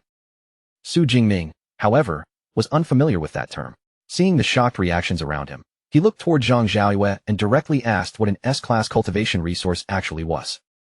Zhang Jiayue began by asking whether he had ever heard of dragon-type fierce beasts. She explained that these creatures were born with terrifying innate power, often starting life already at the high level of Tier 4 or Tier 5, far above ordinary fierce beasts. Then, under everyone's tense and focused gazes, Zhang Jiayue finally revealed the truly astonishing details behind the offer. Among these S-class resources was the heartblood of an adult 8th-tier dragon-type fierce beast. Once someone consumed that dragon blood, their body would be tremendously strengthened, and their physical power could become comparable to that of a dragon-type beast. Zhang Jiayue emphasized that every S-class resource Modu offered was on that same extraordinary level. The other recruiters were left completely speechless by those conditions. Su Yun openly admitted that even she felt tempted, sighing over just how wealthy Modu was, while Wu Yuan grew flustered and pointed out that S-class resources were normally reserved for top students, not handed to freshmen. At that moment, both of them understood that they could no longer match the offer. With every proposal now laid out in front of him, the 3 recruiters all turned their attention to Su Jingming. Standing before him, they made it clear that the time had come for him to make his final choice. Su Jingming did not hesitate at all. With a confident and determined smile on his face, he gave his answer clearly, declaring that his choice was Modu Superpower University. After making his decision, Su Jingming calmly explained that he had chosen Modu Superpower University not only because their offer was excellent. More importantly, their combat training was considered the strongest in the University Alliance, and many of the Alliance's founders had come from Modu. Then Su Jingming turned towards Su Yun and Wu Yuan and bowed politely to them. He sincerely thanked them for their offers, while both recruiters could only look on with visible disappointment. Director Zhang Jiayue was clearly pleased with his decision. With a satisfied smile, she created a glowing admission letter and handed it to Su Jingming, formally welcoming him into Modu Superpower University. She then explained that although ordinary new students would enroll on September 1st, Su Jingming was different as a special recruit. He could register ahead of time, and the university would also arrange a place for him to stay. Su Jingming's eyes lit up at once, clearly eager to begin as soon as possible. He asked whether he would be allowed to access the library's superpower training methods and combat techniques before the official enrollment date. Zhang Jiayue agreed without the slightest hesitation. She added that the school could even arrange a private study room for him, then handed him her contact card and told him to reach out as soon as he arrived in Magic City. Holding the glowing admission letter in his hands, Su Jingming looked at the smiling director in front of him. His excitement was impossible to hide as he said he could hardly wait to go and complete registration. Sometime later, Su Jingming arrived at the train station with his luggage by his side, his face filled with anticipation. Just then, the station announcement rang out, calling passengers for the G91 train to Magic City to begin boarding. At the station, his aunt Su Qingwan was already emotional, wiping tears from the corners of her eyes. Beside her, her husband Tang Daolin gently comforted her, proudly saying that their child had grown up, and that once Xiaoming left, he would truly spread his wings and soar. Tang Chi watched the scene quietly from the side. Her father then reminded her that it was time to start filling out her university choices, suggesting that since her cousin was heading to Modu Superpower University in Magic City, she should also consider choosing a university there. Su Qingwan nodded in agreement, saying it would be good for the two of them to look after each other. Tang Chi immediately became a little flustered. Lowering her voice, she gave a shy and quiet answer, agreeing with what her parents had suggested. On the train, with 6 full hours still left before arrival, Su Jingming had already settled into study mode. He thought carefully about the exam rewards and knew that the most important one was the Universal C training method. Just like Superpowers, training methods were also divided into different ratings: beginner, intermediate, advanced, and top tier. A clear comparison chart laid it all out. The higher the level of the training method, the faster a person's cultivation speed would become, and the greater the strength they could gain from practicing it. As the train moved steadily toward Magic City, Su Jingming concentrated on studying the Universal C training method. He quickly judged it to be an intermediate-level technique and noted that even with his spiritual power of 180, it had still taken him half a day to fully memorize it. He also recalled the result of his first day practicing according to the method. By following its guidance, he had successfully sensed the special energy that existed throughout the world. That success had triggered a new change on his system panel. A plus sign appeared beside his level, showing that he now had the chance to advance from an awakened person into a true superpower user. Even so, Su Jingming chose not to level up immediately. He remembered clearly that the training manual had stated the higher the grade of the method used during a breakthrough, the greater the benefits would be. Since he would soon gain access to top-tier methods at the university, he decided he absolutely would not waste this rare opportunity by breaking through with only an intermediate one. When Su Jingming finally arrived in Magic City, the moment he saw the university campus, he was genuinely stunned. The scale and atmosphere of the place were far beyond what he had imagined. Looking out from the car, Su Jingming saw the school grounds stretching out across an enormous area. Just the width of what he could see seemed to span several hundred meters. Director Zhang Xiaoyue soon appeared to greet him, pulling up in a striking red sports car. She welcomed Su Jingming with a smile and told him to get in, saying she would take him to complete the admission procedures. As they drove through the breathtaking campus, cherry blossom trees lined the road on both sides, making the scenery feel almost unreal. Zhang Xiaoyue proudly introduced the school, saying it covered a massive 40,000 mu, and that even visiting students could not tour the entire campus in a single day. Su Jingming looked around in amazement and admitted that seeing it in person was far better than simply hearing about it. After the registration process was completed quickly, Zhang Xiaoyue handed Su Jingming his new student ID. It was an all-in-one card that would allow him to access important places on campus, including the dormitory area. As they headed toward his new accommodation, Su Jingming could not help thinking back to his past life. He had seen all kinds of student housing before, from 4-person dorm rooms to apartment-style dorms with 3 bedrooms. But even with all those memories, nothing could have prepared him for the sight in front of him now. Su Jingming stopped and stared in complete shock at his assigned dormitory, because it was not a normal dorm at all, but a grand, luxurious villa. Director Zhang Xiaoyue patiently explained that at Modu, every student was assigned a villa, but the level of luxury depended entirely on their entrance results. Since Su Jingming had taken first place in the province, he naturally received the most extravagant model, a residence covering more than 800 square meters. She then added that the villa was designed for 2 people, with 1 floor upstairs and 1 floor downstairs, meaning Su Jingming and his future roommate would each have an entire level to themselves. Su Jingming thought about it for a moment, and felt that having a roommate was not a bad thing at all. Compared with living in such a huge place alone, sharing the villa with someone actually sounded warmer. As an orphan, he had always carried a quiet longing for that lively feeling of a 4-person dorm, and with those thoughts in mind, he followed Zhang Xiaoyue up the steps. After entering the villa, Zhang Xiaoyue led Su Jingming inside and sat down with him. Her expression became a little more formal as she told him that before anything else, there were several important matters about Modu Superpower University that he needed to understand clearly. She raised 2 key points first, making it clear that these were the things every new student had to pay attention to. One was the credit system, and the other was the mentor system. Zhang Xiaoyue began with the credit system, explaining that within Modu Superpower University, credits were practically everything. Whether a student wanted to buy meals, exchange for resources, or purchase powerful equipment, credits were the currency that made it possible. To help him understand the value, she added that 1 credit was roughly equal to 10,000 daxia currency. She continued by explaining that there were many different ways to earn credits at the university. One of the most basic methods was the fixed yearly allowance issued according to a student's rating, and because Su Jingming was an S-class student, he would receive 100 credits for the year. To show him directly, Zhang Jiayue called out the name Eva. A moment later, a small spherical robot floated into view and projected a glowing message in midair, clearly confirming that Su Jingming's current credit balance was 100. Zhang Jiayue introduced the floating robot as Eva, the artificial intelligence equipped in every dormitory. She explained that Eva's true main body was the university's central AI system, while the dormitory units were only subunits. Even so, she emphasized that each subunit was still a level 4 AI, more than capable of helping students handle daily life. Su Jingming stared at the little floating robot in surprise. At that moment, he truly realized that the artificial intelligence technology on Blue Star had developed far beyond anything from his previous life. Once the credit system had been explained, Zhang Jiayue shifted smoothly to the second matter, the mentor system. She told Su Jingming that every student could choose a mentor they admired and request personal guidance, but whether they succeeded depended on whether that mentor was willing to accept them. Su Jingming's interest was immediately stirred. He looked at Zhang Jiayue with clear curiosity and asked whether even a freshman like him could receive one-on-one guidance from a mentor. Zhang Jiayue confirmed it without hesitation. She explained that every mentor at Moda's Superpower University was a high-level superpowered expert, and many of them had developed their own unique combat techniques and training methods.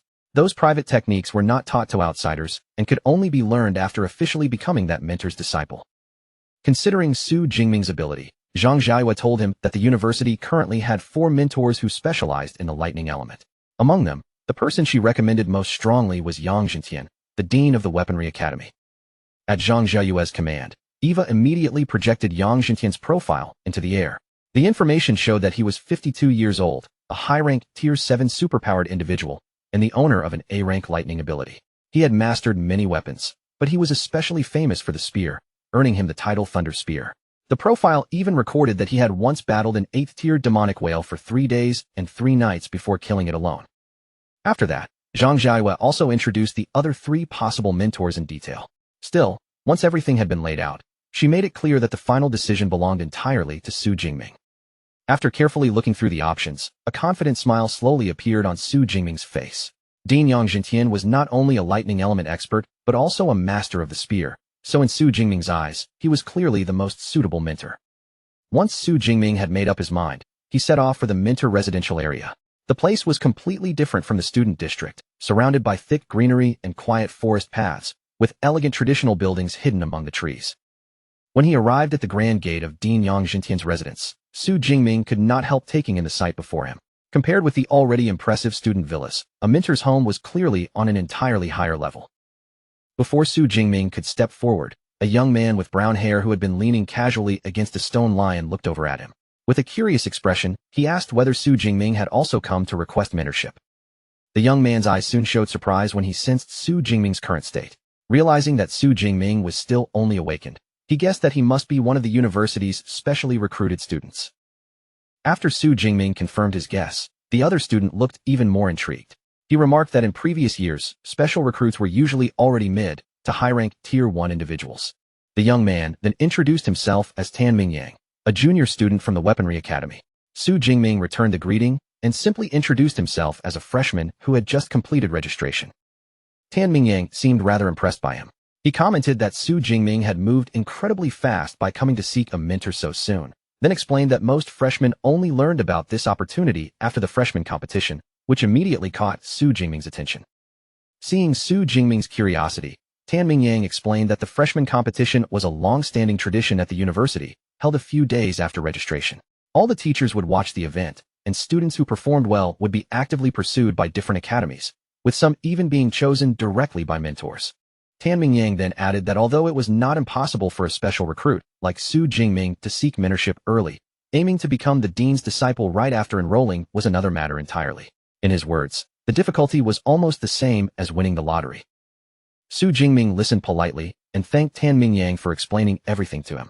Then he looked toward him and asked whether Tan had also come here hoping to become Teacher Yang's disciple. Tan Mingyang let out a helpless sigh and admitted that he had. He revealed that over the past 6 months, he had already come several times, but each attempt had ended with him being turned away. He had nearly decided to give up, yet in the end, he still came today for one final try. Just as Tan Mingyang finished speaking, the large doors in front of them suddenly opened. A middle-aged man who looked like a butler stepped out from inside, and the sudden appearance immediately startled Tan. The butler's expression quickly softened when he saw them. He greeted the two young men calmly and informed them that Teacher Yang was already waiting inside, then politely invited them to follow him. Tan Mingyang was clearly caught off guard by such a warm reception. For a moment, hope flashed across his face as he wondered whether the dean waiting inside meant that he might finally have a chance this time. Following the butler's lead, Su Jingming and Tan Mingyang walked deeper into the residence. Before long, they were brought into a room where two men were already waiting.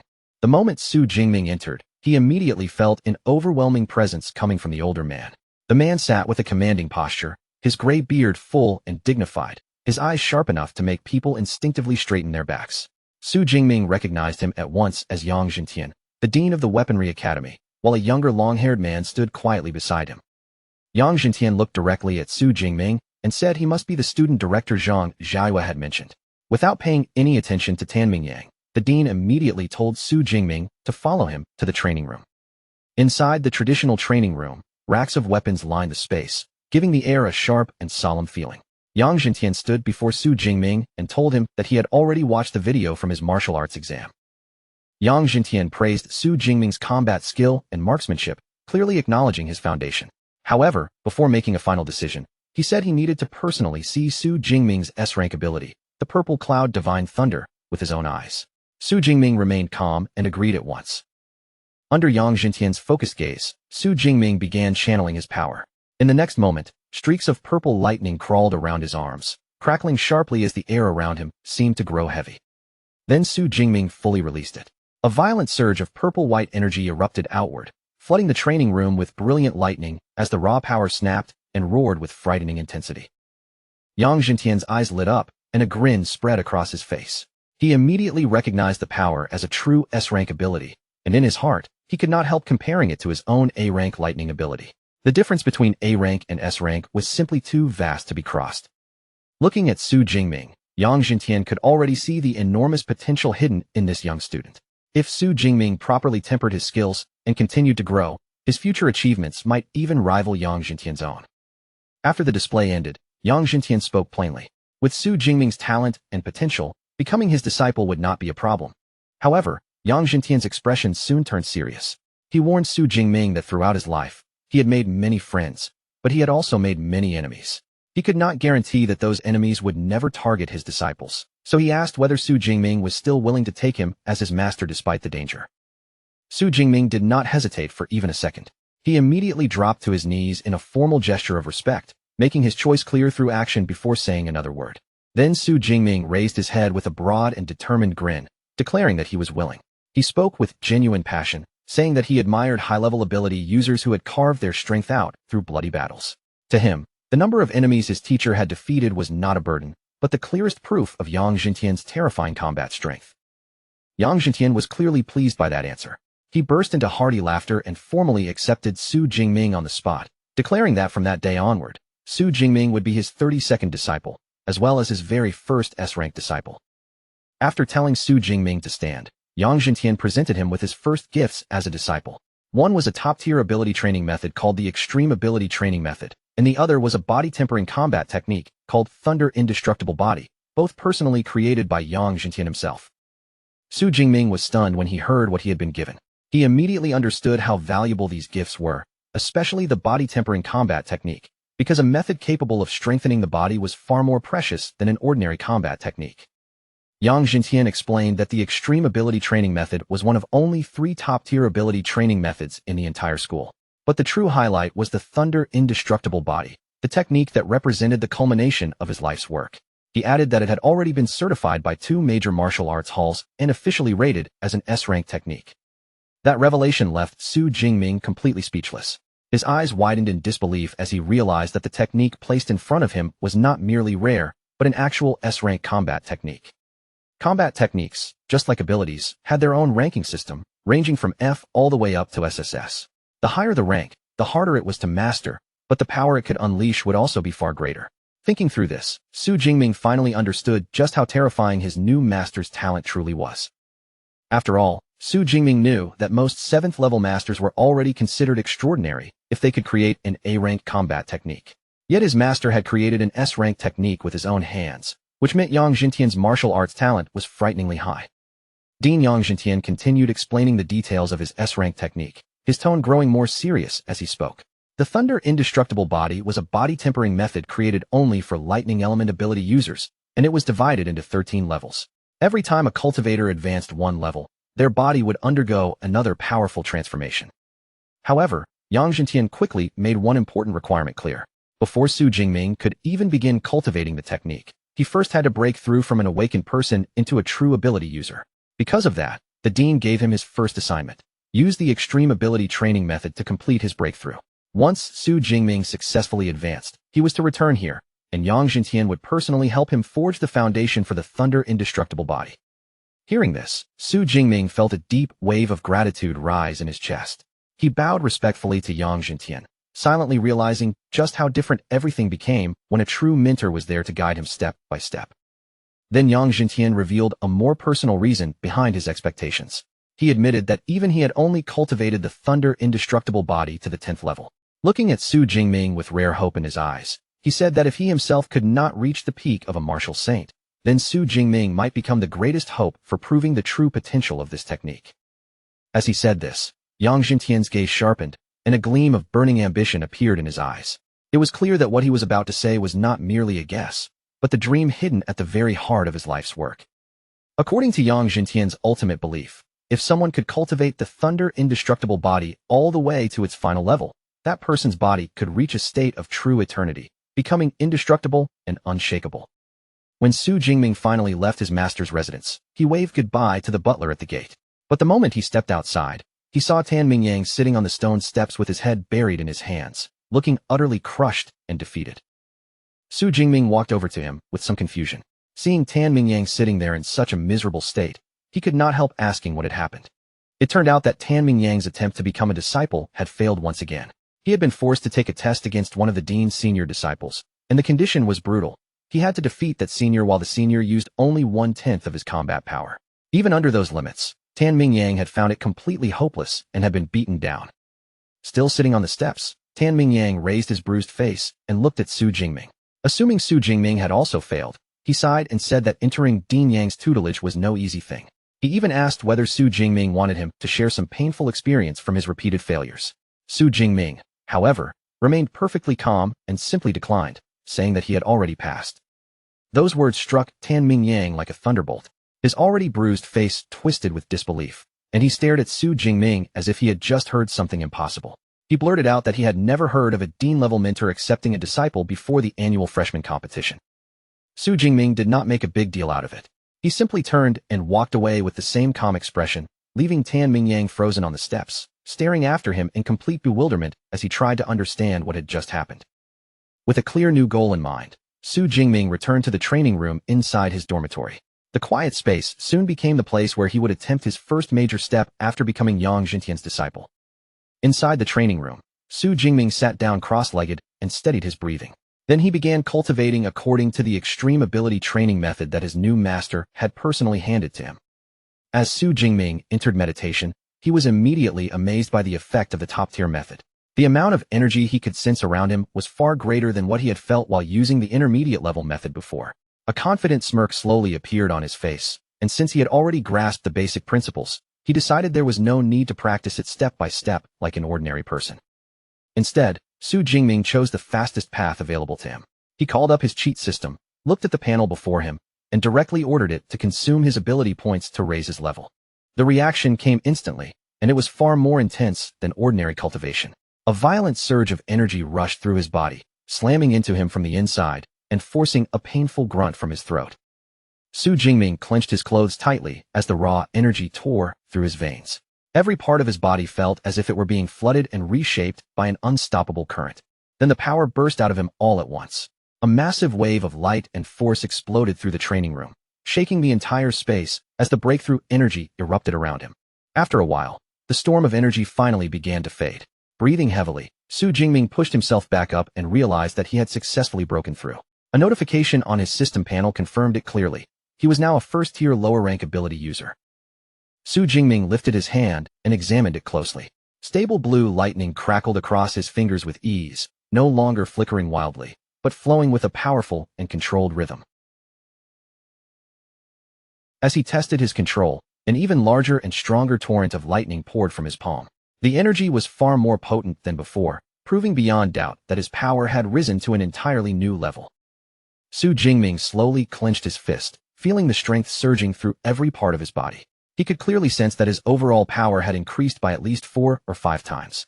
With that kind of improvement, he felt confident that if he faced the second-tier bloodthirsty tyrant bear again, his thunder ability alone would be enough to defeat it. He opened his system panel and carefully checked his new stats, finally understanding why every ability user chased after higher-level cultivation methods. If he had broken through using the intermediate method, his vitality and spirit might have only risen by 30 or 40 points. But because he used the top-tier method, both had increased by nearly 100 points in a single breakthrough, making the difference impossible to ignore. Su Jingming also noticed that this advancement had only consumed 300 ability points, so he decided to save the rest for later. After all, mastering a powerful combat technique like the Thunder Indestructible Body would be even more important than simply raising his level. Since the Thunder Indestructible Body was an S-rank technique, Su Jingming could already guess that the number of ability points needed to master it would be extremely high. Now that his breakthrough was complete, he was ready to move toward the next stage, and another thought soon came to mind. Since he was already at the university, perhaps it was time to visit the school library. The next day, Su Jingming returned once again to his master's residence. This time, he came not as an awakened student, but as someone who had already completed his breakthrough. When Dean Yang Jintian saw him, he was completely astonished. His eyes fixed on Su Jingming as he questioned how he could possibly have advanced so quickly. Yang Jintian paced back and forth, clearly unable to calm down right away. He said that in his 20 years of teaching, he had seen countless geniuses, but even the most outstanding among them needed a considerable amount of time to transform into true ability users.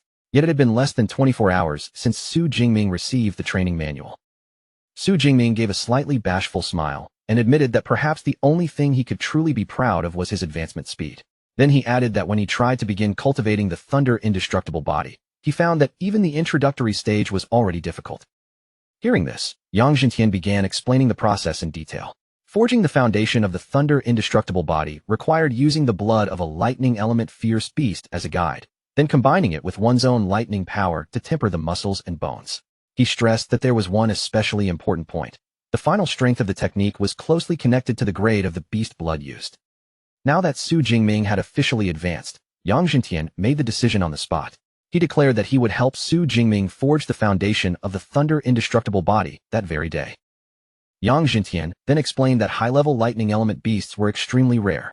His original plan had been to use the blood of a 7th-tier storm giant bear, but after learning that Su Jingming was entitled to one S-rank resource every year, he had made a special request to the university. In order to give Su Jingming the strongest possible foundation, Yang Jintian decided to combine the available resources. He personally pleaded with the university's principal to approve an even more precious SS rank resource for Su Jingming. With that, Yang Jintian took out a small vial filled with glowing red liquid and presented it to Su Jingming. Inside was the essence blood of a ferocious 8th-tier beast, the Thunder Tyrannosaurus. Su Jingming was deeply moved when he realized how much effort his new teacher and even the principal had put in for him. He accepted the vial with both hands and silently vowed that one day, he would repay this kindness many times over. Seeing Su Jingming's reaction, Yang Jintian nodded with satisfaction. Without wasting any more time, he said that they should begin the foundation forging immediately. The two of them moved into a training room prepared for the process. There, Su Jingming removed his upper clothing and knelt on the floor, ready to endure whatever came next. Yang Jintian uncorked the vial and slowly poured the potent, glowing red beast blood over Su Jingming's head and back.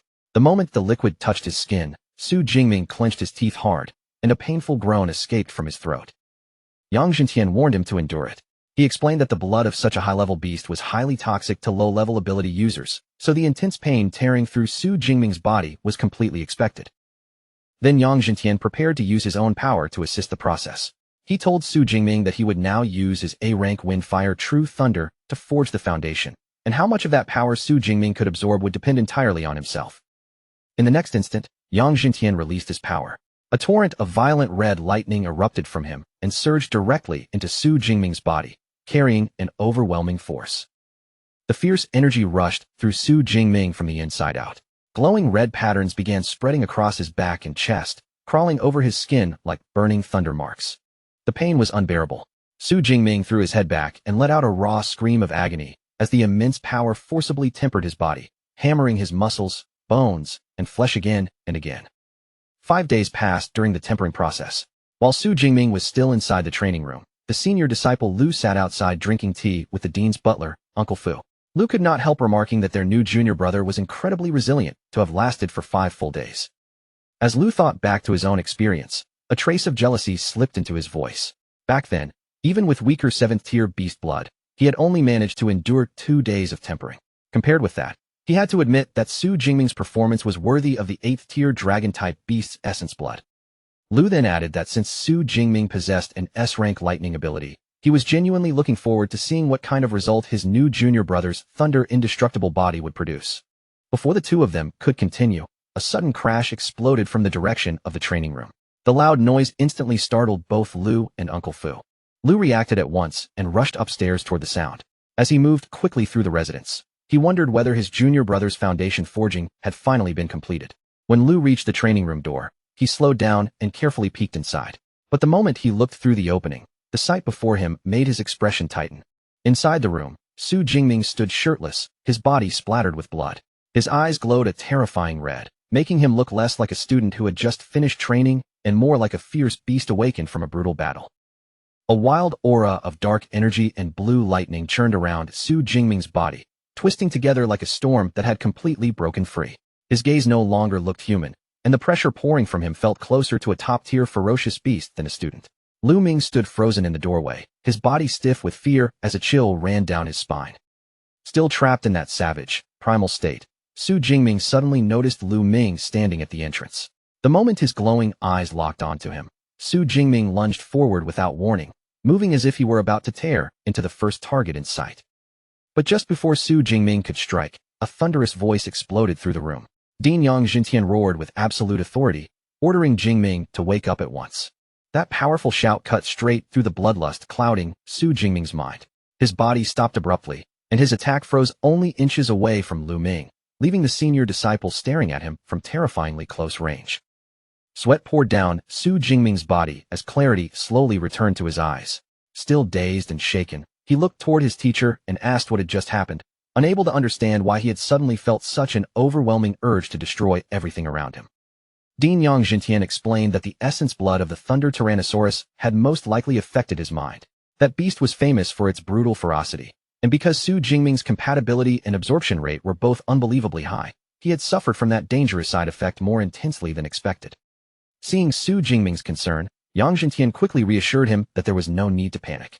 As long as he avoided extreme emotional swings, he would be fine, and once his strength continued to rise, those side effects would slowly fade on their own. Only then did Su Jingming finally feel a wave of relief pass through him.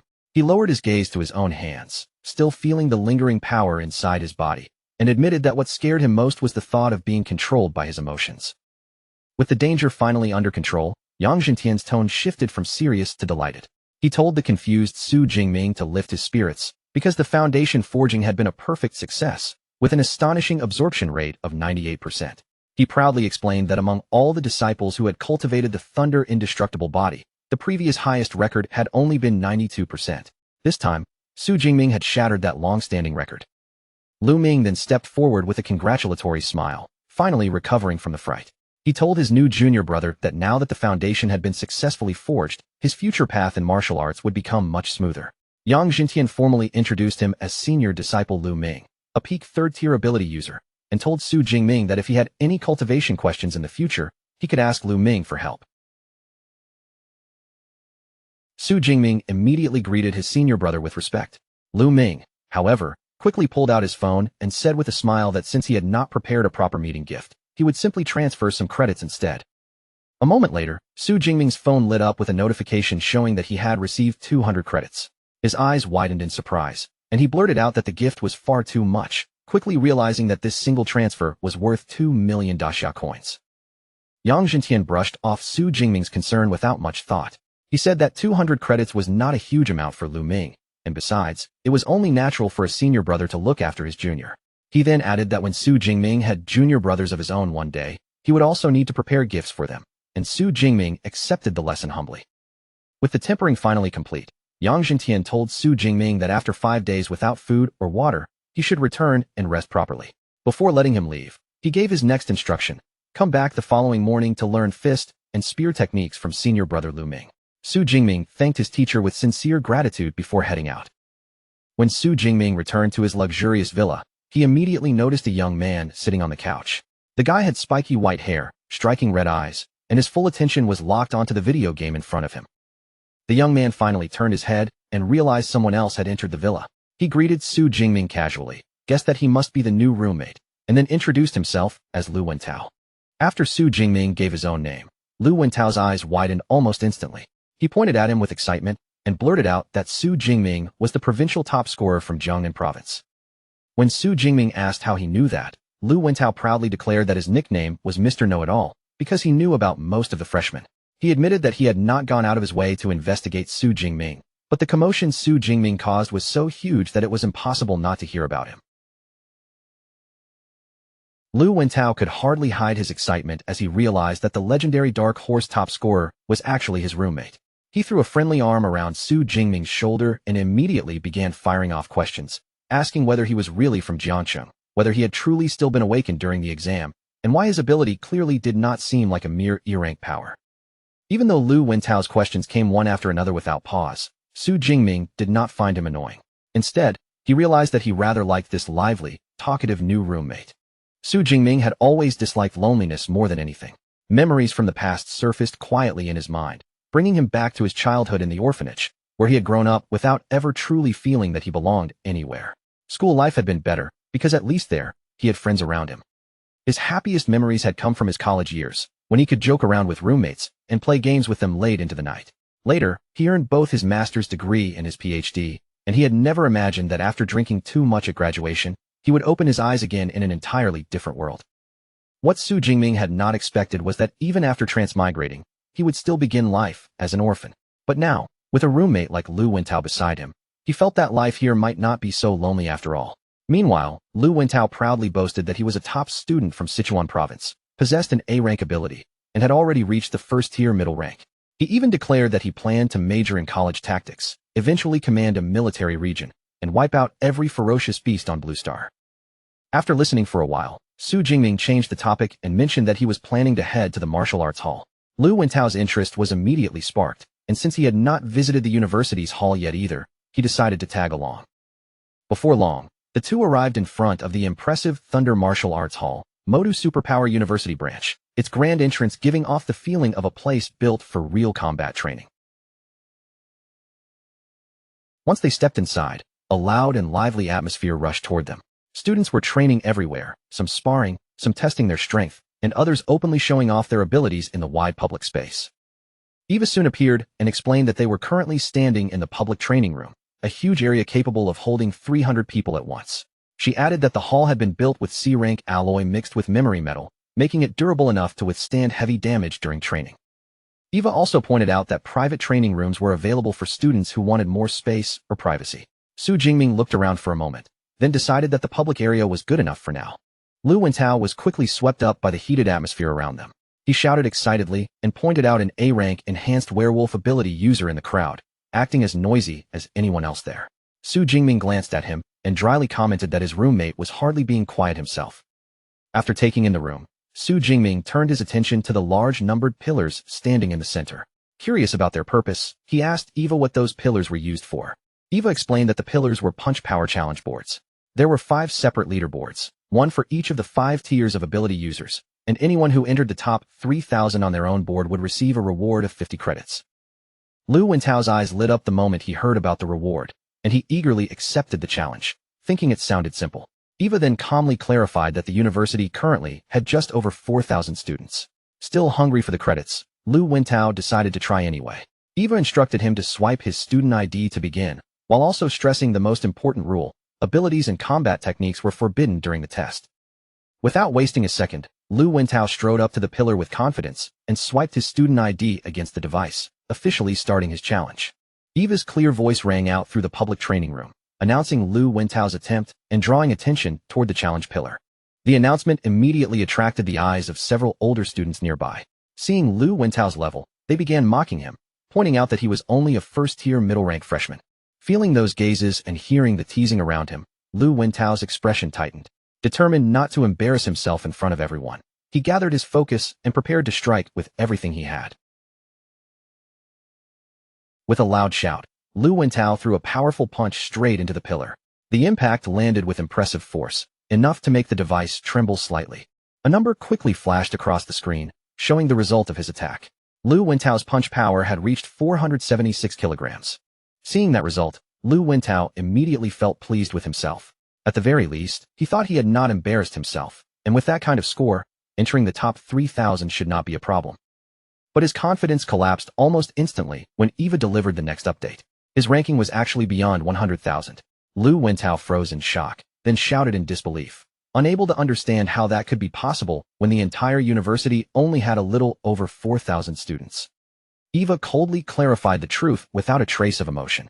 The leaderboard did not only count current students, it included the scores of every student since the university was founded 100 years ago. Only then did the humiliating realization finally hit Lu Wentao. The older students had clearly been waiting for exactly this moment, just to watch him embarrass himself. Laughter burst out from the crowd, and one student even remarked that the whole thing was simply too funny. While Lu Wentao stood there drowning in embarrassment, Su Jingming gave him a bit of comfort. He reminded him that as a spiritual element ability user, physical punch power was never his strongest area. Lu Wentao, grateful for the consolation, immediately encouraged Su Jingming to try as well, firmly believing that his roommate would definitely be stronger. Su Jingming nodded and agreed without much hesitation. In truth, he had also wanted to test his current strength, especially after everything his body had just gone through. He stepped up to the challenge pillar and swiped his student ID. Eva's voice sounded again, announcing Su Jingming's attempt to everyone in the training room. The crowd quickly shifted their attention onto him, but their reactions became even more dismissive. Seeing that Su Jingming was only first-tier lower rank, several students doubted his punch power could even reach 400 kilograms. Still, among the onlookers, one person frowned slightly, feeling that the name Su Jingming sounded strangely familiar. Su Jingming, however, remained completely confident. He thought back to his recent progress, advancing into a first-tier ability user, then enduring 5 days and nights of body tempering to forge the foundation of his new technique. When he glanced at his system panel, his enhanced physique and the thunder indestructible body, first skill confirmed just how much he had changed. He slowly clenched his fist, feeling the strength gather in his arm. At that moment, he was genuinely eager to see what level his current punch power had reached. Then Su Jingming drove his fist forward with a sudden surge of force. The punch slammed into the pillar, and the impact released a powerful shockwave that rippled violently through the air. The shockwave from Su Jingming's punch spread across the martial arts hall, making the surrounding air tremble. In an instant, the noisy crowd fell into stunned silence as everyone stared at the pillar in disbelief. The digital screen lit up a moment later, and the number displayed there stunned everyone in the hall. Su Jingming's fist power had reached an unbelievable 4,589 kilograms. That single punch did not merely place him at the top of the leaderboard. It smashed the long-standing record for first-tier ability users in one terrifying blow. The older students who had mocked him earlier were left staring with their mouths open, unable to accept what they were seeing. One of them shouted that the record had actually been broken, while another could not understand how a lower-rank first-tier user could possess such monstrous strength. A third student's expression turned grim as he muttered that a punch with that much force could turn him into meat paste, making it impossible to believe this person was only a freshman. 2 female students in the crowd were just as shocked. One of them stared at the leaderboard and said that everyone in the top 1,000 had been a figure capable of leading their era, so she could not even imagine how extraordinary the new number 1 must be. Her friend quickly added that this record had stood untouched for more than 10 years, and a historic moment like this absolutely had to be recorded. Lu Wentao was practically bursting with excitement. He grabbed Su Jingming as if he had just discovered a treasure and loudly declared that Su Jingming was truly his brother from now on, and that he would follow him wherever he went. Su Jingming could only smile at his roommate's enthusiasm and modestly tell him not to exaggerate so much. Su Jingming lowered his gaze to his own fist, feeling quietly satisfied with the result. Deep down, he understood that the essence blood of the Thunder Tyrannosaurus had an extremely high compatibility with him, and the boost it had given to his physical strength was immediate and astonishing. Eva floated nearby and delivered a formal congratulations in her calm, AI voice. She announced that Su Jingming had successfully broken the record, and as a result, a reward of 400 credits had already been issued directly to his account. Curious, Su Jingming asked whether he could earn more credits by breaking the same record again. Eva quickly clarified that the reward for breaking a record could only be received the first time, but if he challenged the pillars for other levels, he would still be able to earn new rewards there. Su Jingming looked up at the other 4 challenge pillars meant for 2nd tier through 5th tier ability users and silently decided that he would come back and break those records later. Meanwhile, Lu Wentao had already transformed into his personal hype man, proudly pointing at his amazing roommate, as several impressed female students gathered around him. The girls quickly swarmed toward the still bewildered Su Jingming.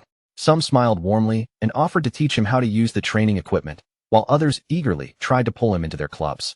Su Jingming was suddenly surrounded on all sides and did not know how to respond.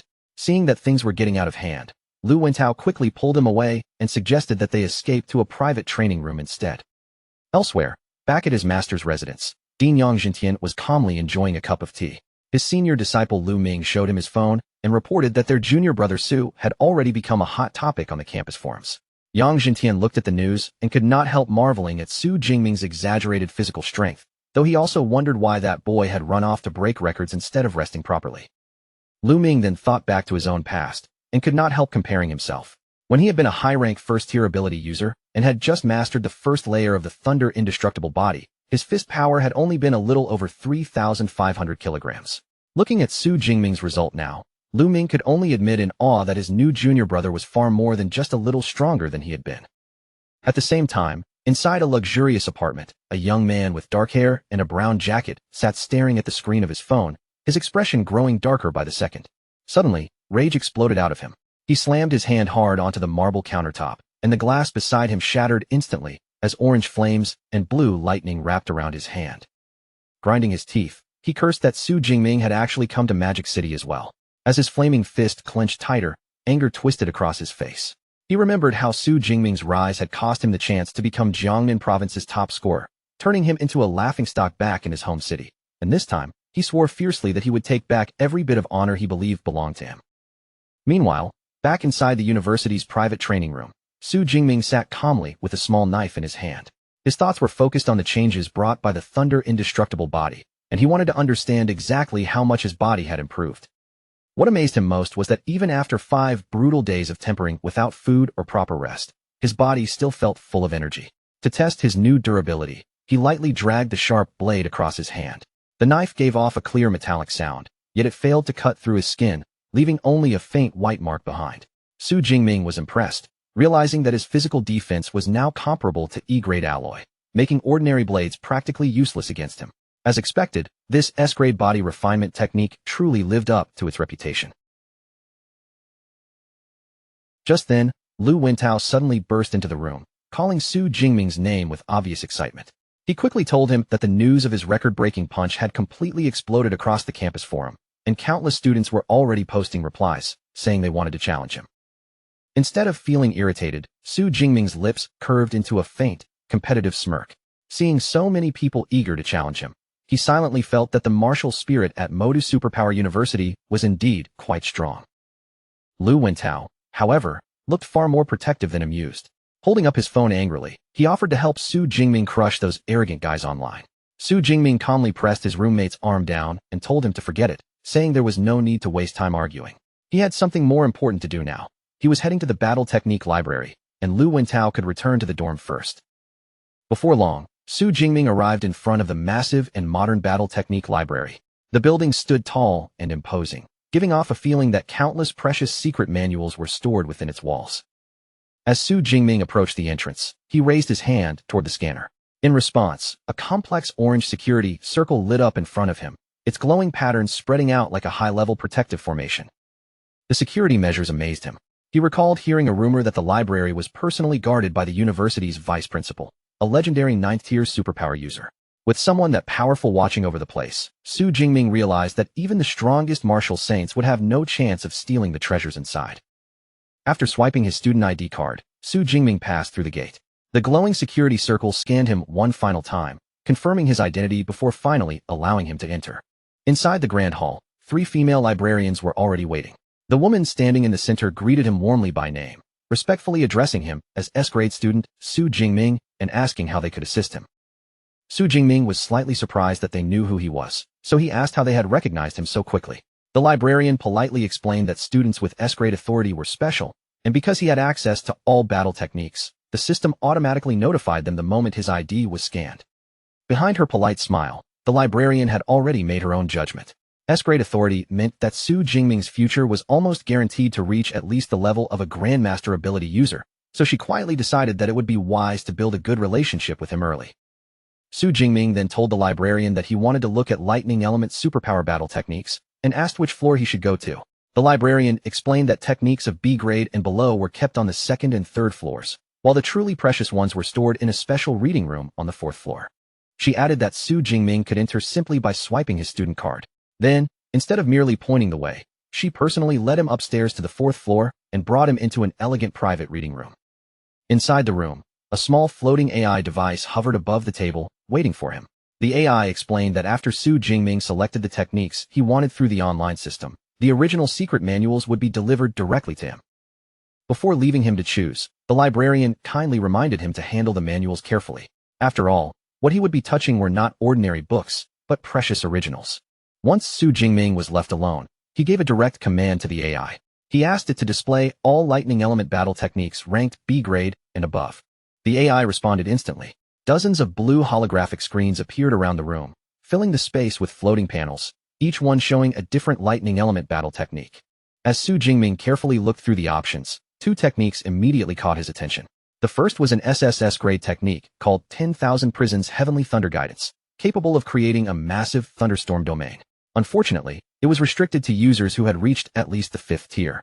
The second was another SSS grade technique named Wrath of the Thunder God, a terrifying method that could summon powerful thunder from above. This one also had strict requirements, and only ability users at the 4th tier or higher were allowed to learn it. Su Jingming could not help feeling amazed by the quality of the collection. There were not only SS grade techniques here, but even SSS grade secret manuals, showing just how deep the university's foundation truly was. For a moment, he wondered whether he could really view all of these treasures for free. However, his excitement cooled a little when he noticed the strict cultivation requirements attached to the most powerful techniques. With his current level, the best he could learn for now were A-grade battle techniques. There were countless A-grade options available, and without his teacher's guidance, choosing from them would have been extremely difficult. Fortunately, Su Jingming had come prepared. He took out the recommendation list that his master, Dean Yang Zhentian, had given him. With that list in hand, he immediately saved himself a great deal of time and hesitation.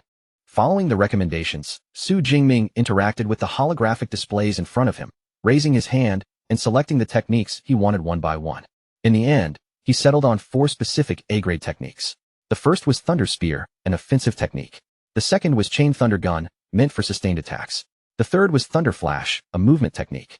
And the last was Thunder Prison, a control technique. Su Jingming quickly organized their uses in his mind. Thunder Spear would cover ranged strikes, Chain Thunder Gun would handle continuous offense, Thunder Flash would improve his movement, and Thunder Prison would give him crowd control. Combined with his S-rank Thunder Indestructible body, he felt that his combat system would have almost no obvious weaknesses. Eva analyzed his choices and reminded him that the average time needed to learn each A-grade technique to an elementary level was about 6 months. She recommended that he mix in some lower-grade techniques for a more balanced and practical approach. Su Jingming, however, dismissed the suggestion with quiet confidence. A short while later, the librarian returned to the private reading room. In her hands were the 4 physical secret manuals corresponding to the techniques Su Jingming had chosen. As Su Jingming reached out to take them, he could not help admiring how luxurious the manuals looked. Even their covers and materials gave off the feeling of priceless treasures. He thought about their value and knew that even C-grade secret manuals could cost millions on the market, which made these 4 original A-grade manuals unimaginably precious. When he opened the first manual, golden light shone from the pages, and a profound artistic conception surged toward him. The powerful aura hidden within the original made Su Jingming immediately understand that this was an experience no copied version could ever reproduce. Su Jingming settled into the reading room and began studying the 4 manuals with complete focus. Every page demanded his full attention. As the hours passed, that focus gradually turned into visible frustration.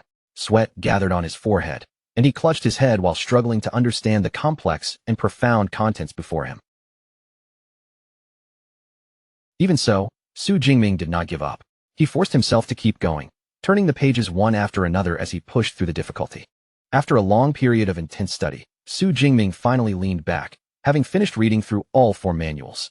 Then he called out to his system, Deep Blue, and gave the command to add points. The system responded instantly, for notifications appeared in front of him one after another, confirming that 200 superpower points had been consumed for each technique, and all 4 battle techniques had successfully been learned to the elementary level. He opened his system panel again, letting the updated status screen unfold in front of him as he checked every line carefully. His newly obtained skills were now displayed one after another: Thunder Spear, Thunder Flash, A-grade Chain Thunder Gun, and Thunder Prison, each still sitting at the elementary level. His body refinement method, Thunder Indestructible Body, had not advanced yet and remained at the first layer, while his remaining superpower points had dropped all the way down to 1434. Su Jingming slowly rose to his feet and tightened his hand into a fist, a faint but unmistakable pressure gathering around his body. After gaining so many powerful battle techniques in one breath, his eyes lifted upward with a sharp, almost hunting look. A confident curve formed at the corner of his mouth as he wondered which fortunate opponent would become the first person to experience the force of his brand new arsenal. That night, inside their luxurious villa, Lu Wentao sat comfortably on the couch and brought up a message from Eva. He told Su Jingming that the freshman assembly would be held the next day at Training Ground 1. Then, as if remembering another detail, he added that the new freshman group chat had already been created and suggested that Su Jingming should join it as well. Su Jingming listened quietly and gave a calm nod of agreement. After that, Lu Wentao could not hold back his curiosity anymore. He looked towards Su Jingming and asked what level of combat techniques he had chosen from the library. Su Jingming answered as if it were nothing special at all, casually saying that he had picked 4 A-rank combat techniques. The moment those words left Su Jingming's mouth, Lu Wentao's expression froze in disbelief. He nearly jumped from shock, blurting out that most students would need until their sophomore or even junior year before they could properly learn 4 A-rank techniques. Staring at his roommate, he could only conclude that Su Jingming was clearly not someone who followed the ordinary path. Lu Wentao's curiosity only grew stronger after that. The more he thought about it, the stranger it felt, because anyone who could even browse A-rank techniques had to possess A-rank permission. But Su Jingming simply corrected him in a relaxed tone, saying that his permission was not A-rank at all. It was S-rank.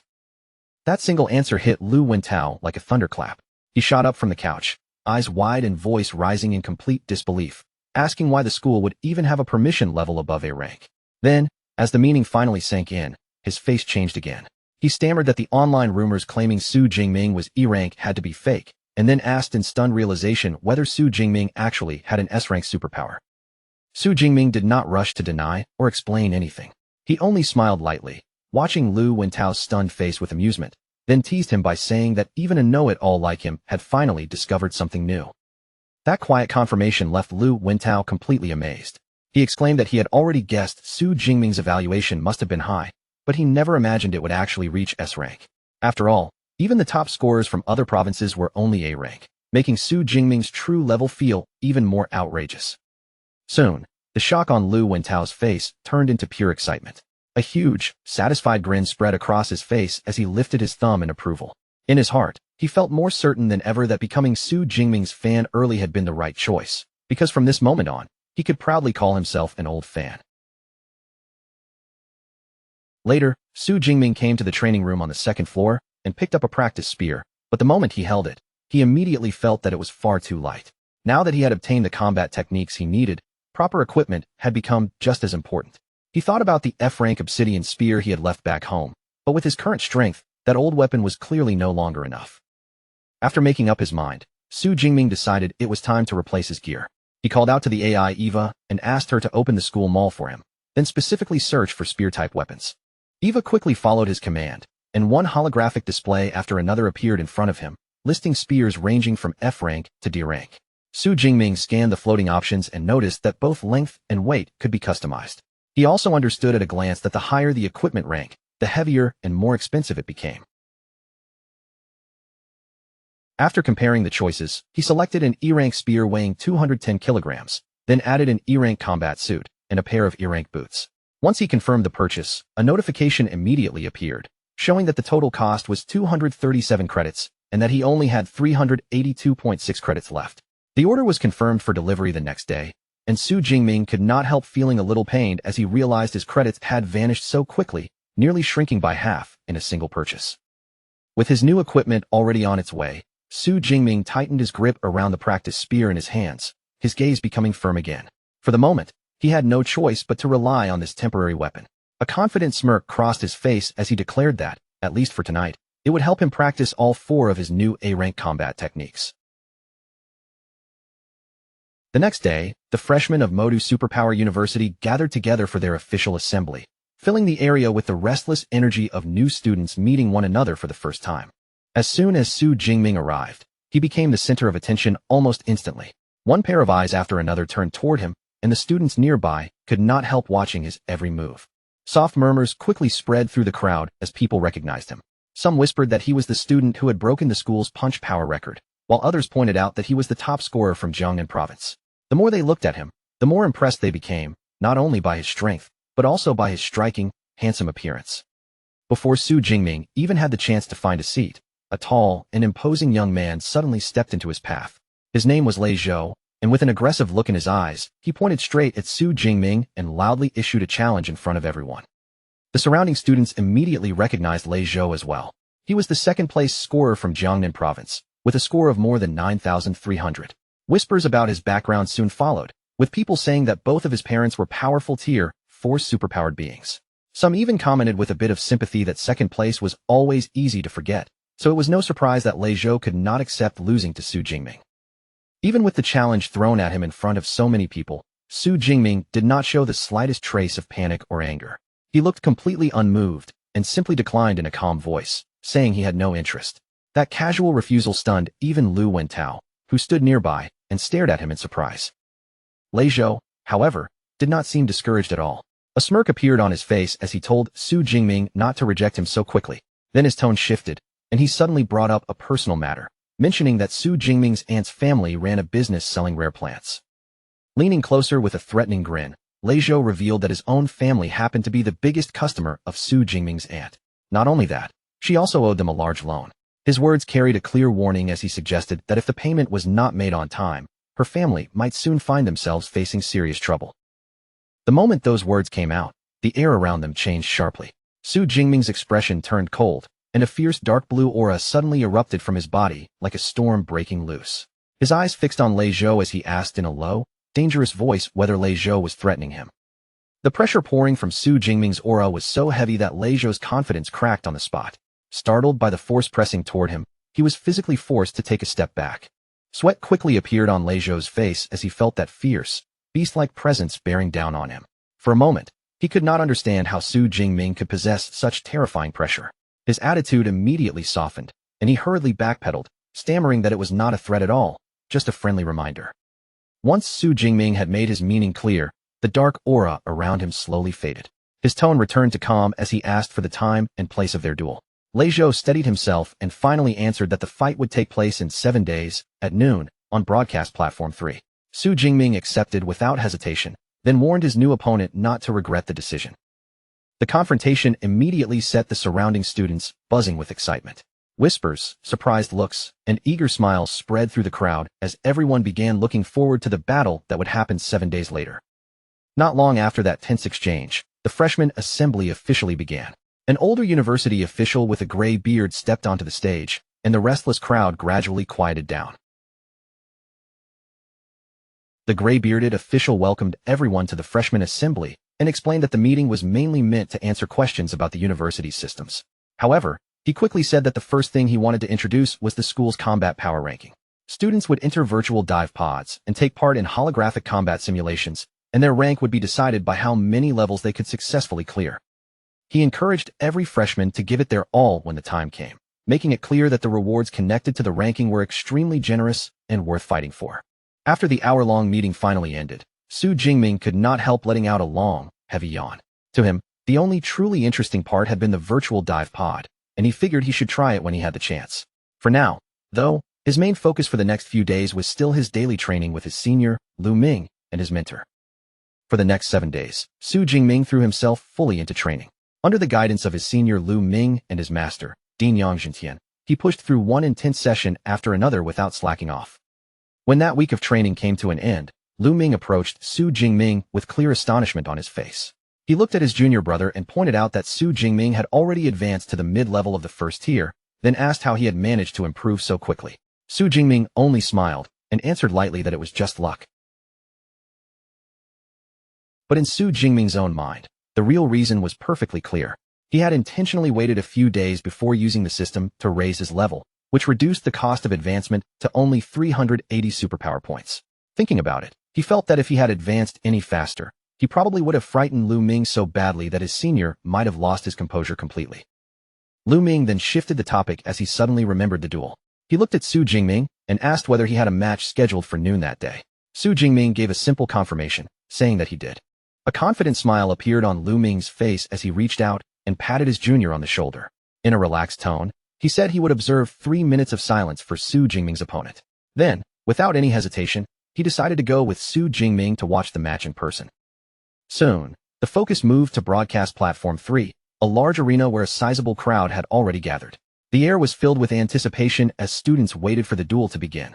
Lei Zhou entered the ring with several friends at his side. One of them said this was a perfect chance to see the true strength of the top scorer, while another dismissed Su Jingming's high score as nothing more than luck and confidently bet that Lei Zhou would win. When someone brought up the fact that Su Jingming had broken the punch power record, Lei Zhou only scoffed, saying that a physical strength record meant nothing when true battles depended on superpowers. At that moment, Su Jingming arrived together with Lu Ming. He wore a new black coat and carried his new spear with him, and his entrance immediately drew a wave of attention from the crowd. As Su Jingming walked steadily toward the ring, Lu Ming watched him from the side with a hint of amusement. Looking at his junior's handsome appearance and calm bearing, he could not help thinking that once Su Jingming truly made a name for himself, countless female students would probably be charmed by him. From inside the ring, Lei Zhou narrowed his eyes and carefully observed Su Jingming's aura. He quickly noticed that Su Jingming's rank had increased, but even so, Lei Zhou did not lose confidence. In his mind, he still believed he had other preparations ready. Wanting to make the duel even more intense, Lei Zhou suddenly proposed adding a wager to the match, all of their credits. Su Jingming accepted without the slightest hesitation and stated plainly that he currently had 370 credits. Lei Zhou seemed impressed by how readily Su Jingming agreed. He said that if his own credits were not enough to match the amount, he would cover the difference with cash. Then he suggested that both of them transfer their credits to the account of Old Master Zhou, using him as a neutral third party. The teacher in charge of presiding over the match was Zhou Yun, a woman with blonde hair tied neatly into a ponytail. She was not an ordinary teacher either, but a powerful tier 6, mid-level, healing-type superpowered being. As Su Jingming completed the credit transfer, he also noticed the presence of teacher Zhou Yun, the high-tier healer overseeing the duel. He understood that battles between superpowered beings could easily become dangerous, and it was clear that the school had arranged precautions to make sure no one died in the arena. Su Jingming agreed to the terms without changing his expression. The crowd around the arena immediately grew even more excited, and whispers surged from every direction as everyone realized that this enormous wager was worth 3.7 million in currency. After confirming the amount, teacher Zhou Yun stepped forward to officially oversee the match. She announced that she had received the credits and instructed both fighters to prepare themselves. Then she stated the rules clearly. Once one side admitted defeat or lost consciousness, the other side was absolutely forbidden from continuing the attack. Su Jingming and Lei Zhou both responded calmly, each acknowledging that they understood the rules before the fight began. The two opponents finally stood facing each other in the arena. Su Jingming held his spear in a ready stance, while Lei Zhou drew his sword, and the tension between them sharpened as the duel was about to begin. Lei Zhou's face hardened with grim resolve as he finally released his A-rank fire ability, Dense Pine Industry Fire. In an instant, fierce orange flames spiraled up around his body, twisting into a blazing vortex that lit the arena with scorching heat. Staring straight at Su Jingming through the fire, he roared that he would personally take back every bit of honor Su Jingming had made him lose. The moment Lei Zhou's power erupted, the watching crowd was immediately shaken. Students stared at the roaring flames with wide eyes, marveling at the terrifying pressure and destructive force that came from a true A-rank fire superpower. Wrapped in surging flames, Lei Zhou charged forward without hesitation. His body shot across the ring. Then he leapt high and swung his sword down with both fury and momentum, sending a raging flame crashing towards Su Jingming. Facing that blazing attack, Su Jingming did not retreat, dodge, or even change his expression. He simply planted his feet where he stood and lifted his spear in a clean, basic upward arc, meeting the strike head-on. To everyone's complete astonishment, that ordinary-looking movement was enough to stop Lei Zhou's fiery sword attack in its tracks. The roaring flames scattered, and the powerful slash was neutralized as if it had never been a threat. The audience fell into stunned disbelief. No one could understand how Su Jingming had blocked such a fierce move without using any obvious combat technique at all. Shocked voices quickly broke out around the arena, with students exclaiming that a simple normal attack had actually shattered a major special move. Lei Zhou himself froze for a moment, his eyes trembling with disbelief.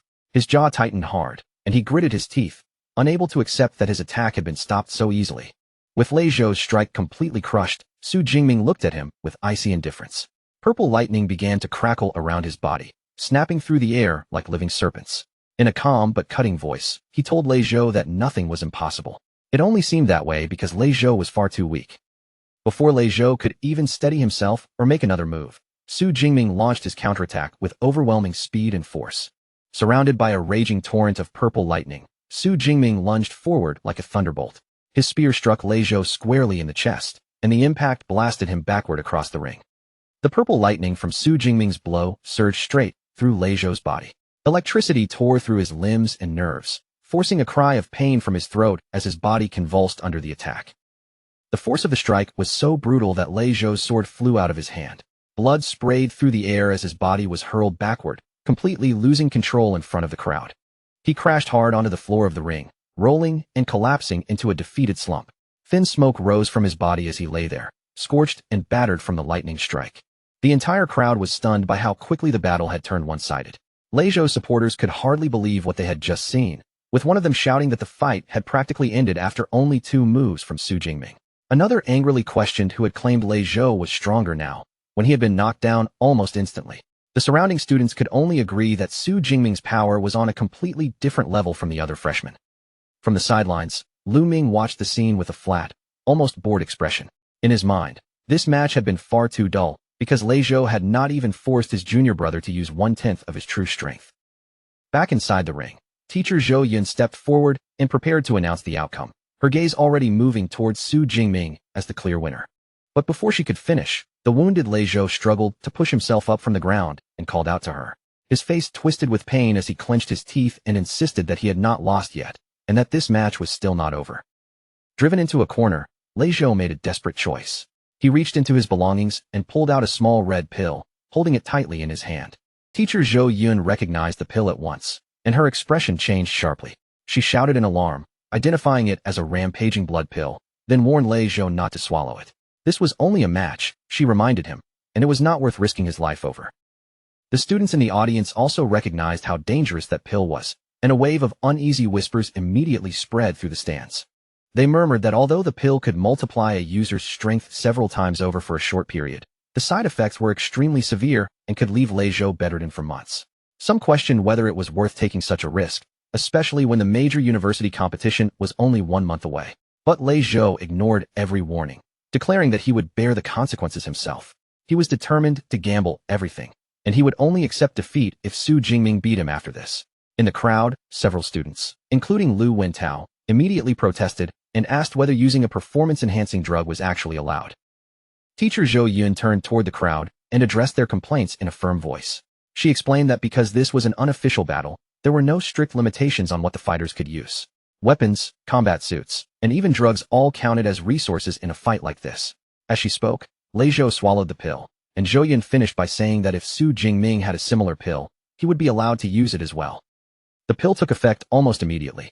Lei Zhou's body erupted with an even fiercer fire aura, and the flames around him burned hotter and wilder than before. His eyes began glowing with a menacing orange light as he threw his head back and roared with newly awakened power. Teacher Zhou Yun watched the change with a worried look in her eyes.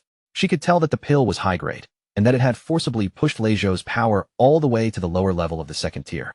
Seeing that, she quietly concluded that Su Jingming was now facing real trouble. Yet in the face of Lei Zhou's desperate power-up, Su Jingming's battle intent did not weaken at all. Instead, it surged even more fiercely, and a torrent of purple lightning burst from his body with greater force than before. From the sidelines, Teacher Zhou Yun observed him with approval, thinking that his fighting spirit was only growing stronger and that he truly possessed the mindset of a great general. Su Jingming tightened his grip around his spear, and a confident smile slowly appeared on his lips. Inwardly, he thought that the fight had finally become a little more interesting, and at least now it no longer felt like an adult casually beating up a child. He took just one step forward, but the power gathered around him was enough to shake the ring. Purple lightning flashed around his combat boots, and the floor beneath his foot cracked and shattered from the impact. Then, without giving Lei Zhou time to settle into his new strength, Su Jingming shot forward at blinding speed, his body cutting across the arena like a streak of lightning. Lei Zhou's eyes widened in shock as he saw that terrifying velocity. Even after his power had surged, Su Jingming's speed still felt almost impossible to follow. In the next instant, the two fighters collided in the center of the ring. Fire and lightning crashed together with explosive force, sending a violent burst of power sweeping outward. Lei Zhou managed to block Su Jingming's first spear thrust, but the raw force behind it was far beyond what he expected. The impact drove him backward, forcing his legs to buckle until he dropped to one knee just to absorb the pressure. Still wrapped in flickering, unstable flames, Lei Zhou gritted his teeth in complete disbelief. He could not understand how, even after raising his strength to the second tier, he was still unable to match Su Jingming head-on. In that moment, he could only wonder what kind of monster he was really fighting. Realizing that clashing directly was useless, Lei Zhou quickly changed his approach. If he could not win in close combat, then he would keep his distance instead. He sprang backward, creating space between them, then launched a volley of powerful fireballs straight at Su Jingming. But Su Jingming treated the ranged attack with effortless disdain.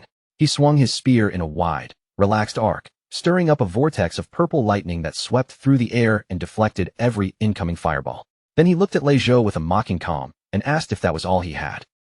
Lei Zhou's face tightened with frustration as sweat rolled down his skin.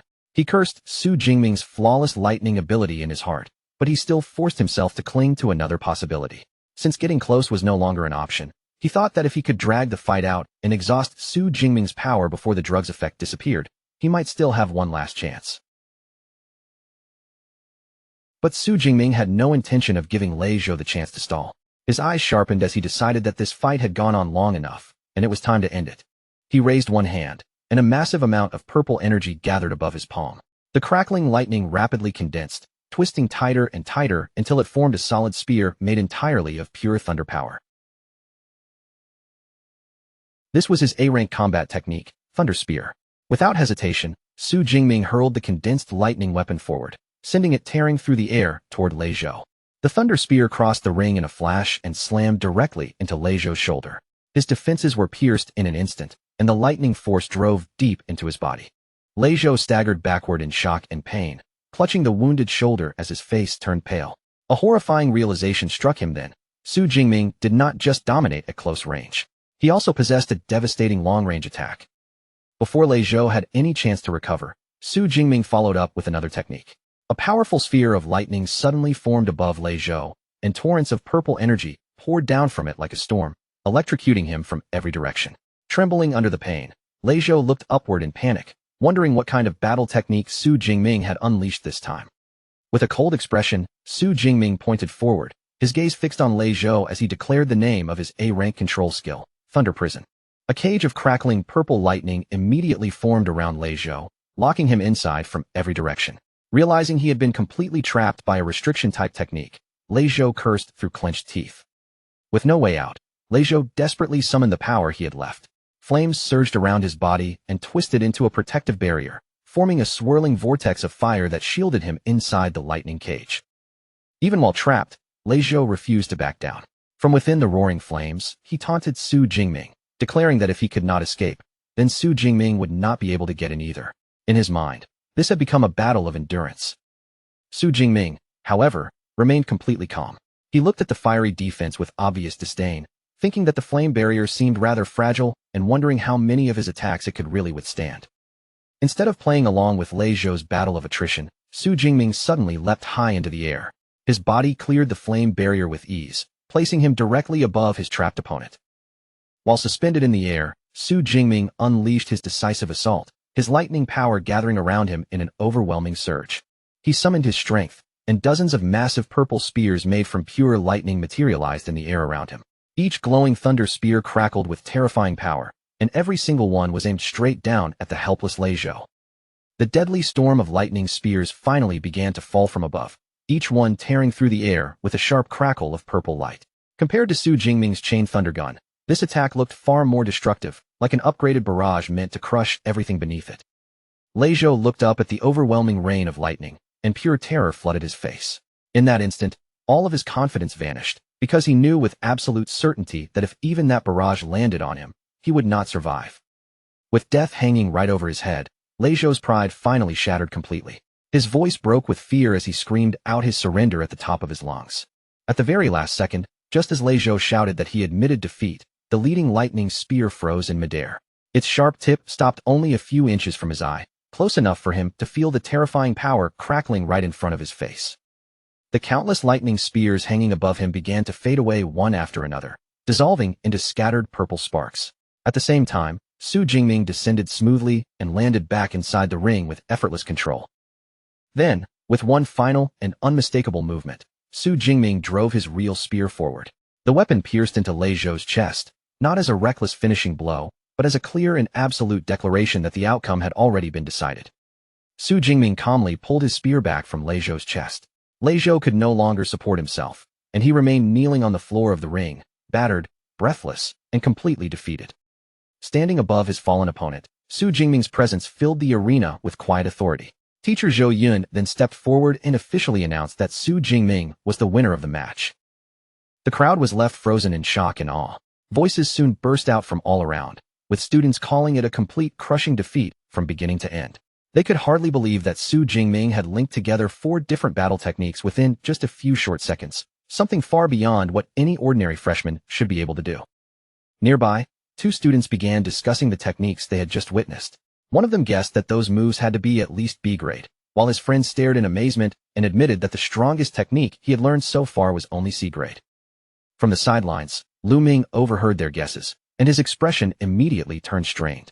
Inwardly, he thought those students were underestimating his junior brother far too much. He knew the real truth. Su Jingming had actually dared to choose 4 A-grade techniques, and he had already trained them to a level where they could be used smoothly in real combat. Thinking back to his own freshman year, Lu Ming could not help feeling even more pressured. At that time, he had only dared to choose one single A-grade technique, and even that had taken him more than 4 months to learn. Compared to Su Jingming's monstrous progress, having such a terrifyingly talented junior brother was enough to make even him feel a heavy burden. Back in the ring, the humbled Lei Zhou slowly forced himself to stand. His earlier arrogance was gone, and he sincerely thanked Su Jingming for sparing his life. He admitted his defeat completely, promised that the wagered credits and cash now belonged to Su Jingming, and assured him that the payment owed to his aunt's business would be made on time. Teacher Zhou Yun walked over to Su Jingming and confirmed that his winnings had already been transferred. 50 credits and 3.2 million in currency had been deposited into his student account. Hearing that, Su Jingming could not help thinking that a gambling match really was a fast way to earn money. With the duel finally over, Lu Wentao rushed down to the ring with an excited look on his face. He congratulated Brother Ming with overflowing enthusiasm, saying that he had suddenly become a rich man. Then he immediately suggested they head to the city center that evening to relax and celebrate properly. Su Jingming was about to turn him down, explaining that he still had training scheduled with his senior. But Lu Ming, who was standing nearby, spoke up and encouraged him to go. He advised Su Jingming that constant training alone was not enough, and that knowing when to relax was also important for long-term growth. After hearing Lu Ming's advice, Su Jingming finally agreed to go out. As they prepared to leave, Lu Wentao suddenly pointed toward Lu Ming with shining eyes and excitedly gushed about his reputation, saying he was the vice president of the Ash Club and a powerful user of an A-rank lightning superpower. As Lu Wentao walked away together with Su Jingming, he could not stop glancing back. He sighed with admiration, saying that the famous senior was even more impressive in person than he had imagined. When they left the arena, Lu Wentao walked beside Su Jingming with the confidence of someone who had already prepared everything. He told Su Jingming to just follow his lead, because he had arranged the entire evening's program from start to finish. Su Jingming glanced back at him with a slightly suspicious look. Hearing Lu Wentao speak so mysteriously, he could not help asking what kind of program he was talking about. Lu Wentao turned around with a wide, mischievous grin and pointed straight at his friend. Then he proudly revealed his grand plan, calling it the one event in university life that absolutely could not be missed, a social mixer between the male and female dormitories. A table was soon laid out beautifully for the gathering, covered with an impressive spread of food. Plates, drinks, and snacks filled the surface, making the whole place feel lively and ready for a proper social night. Lu Wentao approached Su Jingming, who was already seated at the table, with excitement written all over his face. He eagerly told Su Jingming just how popular he had become, explaining that he had posted an invitation for the social mixer on the campus forum. According to Lu Wentao, more than 100 people had registered after seeing the post. He had been so overwhelmed by the response that it took him quite some effort to decide who should actually be invited. Su Jingming smiled at his friend's enthusiasm and commented that Lu Wentao had really put in a lot of effort. Then he asked who he had finally chosen. Lu Wentao only gave him a playful look and said it was still a secret, but he would meet them very soon. Just as he finished speaking, Lu Wentao noticed the guests arriving. His eyes lit up, and he immediately called out to them, waving for them to come over. Two young women walked toward the table. One of them wore glasses and carried herself with a composed air. She introduced herself first, saying that she was Qi Dongxia, the invited guest. The girl beside her, who had dark hair and a quieter presence, then introduced herself as Qi Dongxia's roommate, Song Chukyu. Lu Wentao proudly introduced both of them to Su Jingming, making sure to emphasize how impressive they were. He explained that Qi Dongxia possessed an A-rank beast-type ability, while Song Chukyu was already a high-level first-tier user with an A-rank light element ability, and had also been the top scorer in her province. Su Jingming responded politely, keeping his tone calm and courteous as he introduced himself to the two girls.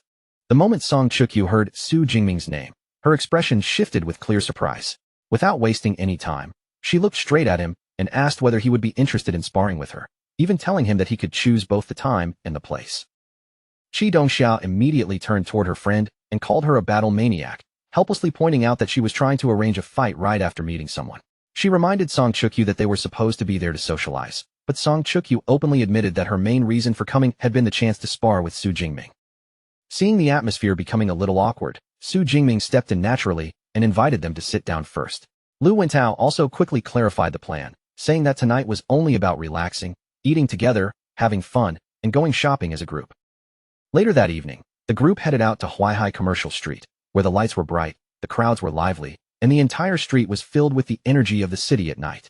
Song Chukyu looked up at the towering skyscrapers around them, her eyes reflecting the glow of the city lights. She could not help feeling amazed by how grand and magnificent everything looked. As they walked along the street, Qi Dongxia paused to admire the clothes displayed in a shop window, clearly drawn in by the fashionable styles. Su Jingming, on the other hand, noticed the wide range of high-end equipment made for superpowered individuals, including A-rank weapons. Looking at the displays of blades and elixirs, he silently thought that this commercial center offered far more choices than his hometown of Jiangxing ever could. Their outing continued with a lighter, more relaxed mood as they tried street food together, stopping here and there to taste different snacks while chatting along the way. After that, they entered a clothing boutique, where the bright displays and neatly arranged racks quickly caught the girls' attention. While the girls were shopping, Su Jingming noticed Song Chukyu holding a shopping bag and offered to carry it for her.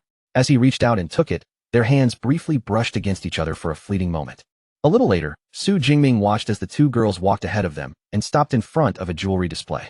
They leaned in to look at the glittering pieces while he followed behind with the shopping bags.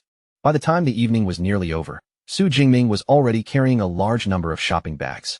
Looking at everything they had bought, he was genuinely surprised that they had managed to spend several million in just a few hours.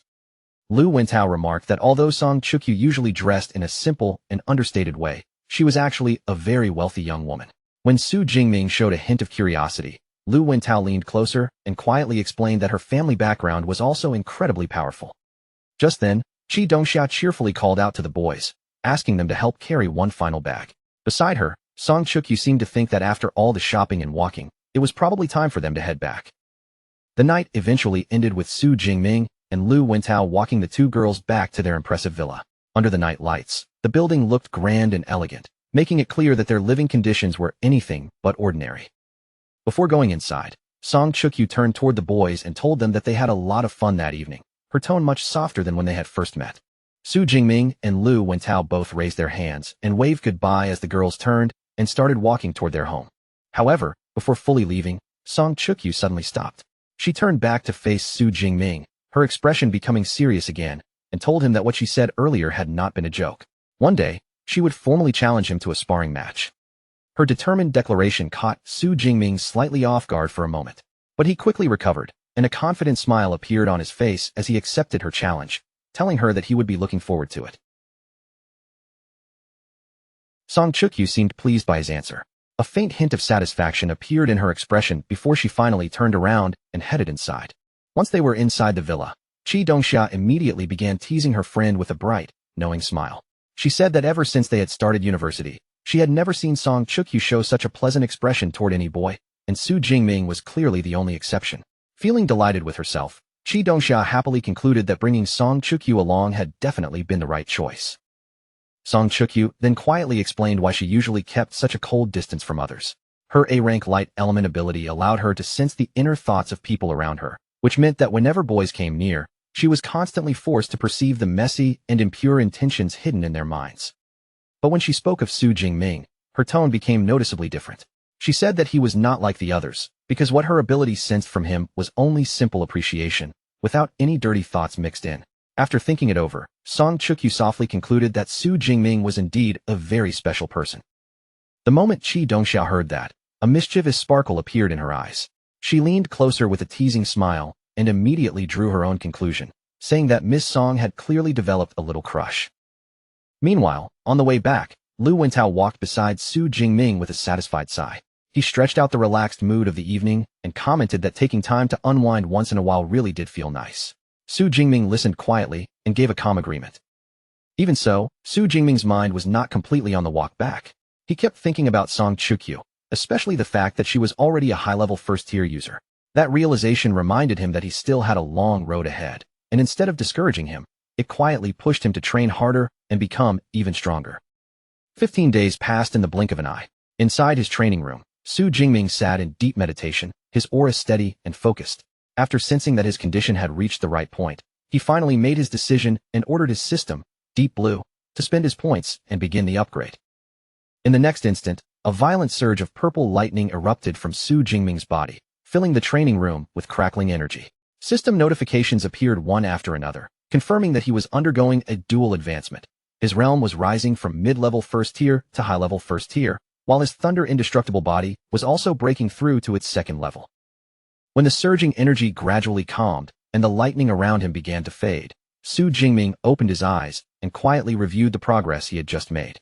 He could clearly feel that this rank up had caused his overall strength to rise by a large margin. At the same time, he understood that the second level of his body tempering technique focused mainly on reinforcing his bones and muscles, making his physical foundation even tougher than before. After that, Su Jingming turned his attention to the training manual again. According to the manual, once Thunder Indestructible Body reached the third level, he would unlock a special ability called Thunder Extreme State, a temporary state that could greatly increase both his power and speed. Su Jingming then opened his system panel to check his updated status. Although he was satisfied with the improvement, his expression shifted slightly when he saw that only 62 ability points remained. That amount was far from enough for another breakthrough. So he realized it was time to ask his master for permission to leave the university, head into the wilderness, hunt beasts, and earn more ability points. Later, when Su Jingming arrived at his master's residence, Din Yang Jintian was visibly shocked by the change in his aura. He looked at his disciple in surprise and asked whether he had broken through again. Su Jingming answered calmly, saying that he had advanced the previous night and that his body tempering technique had also reached the second level. Din Yang Jintian was secretly amazed as he listened. To most people, each breakthrough was difficult and dangerous, yet Su Jingming spoke about it as casually, as if it were an ordinary matter.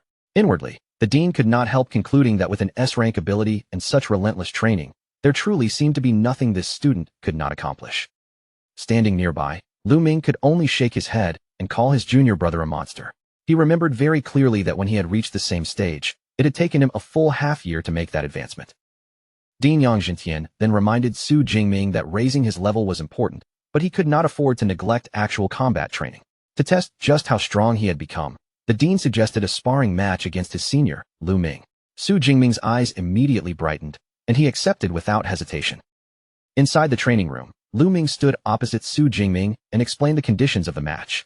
He would suppress his own strength to the level of a low-level second-tier user, while Su Jingming was to hold nothing back and fight with his full power.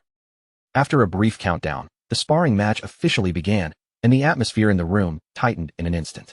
Both fighters launched themselves forward at the same time. Their spears collided fiercely in the center of the training room, and the impact exploded outward in a brilliant burst of purple and green energy.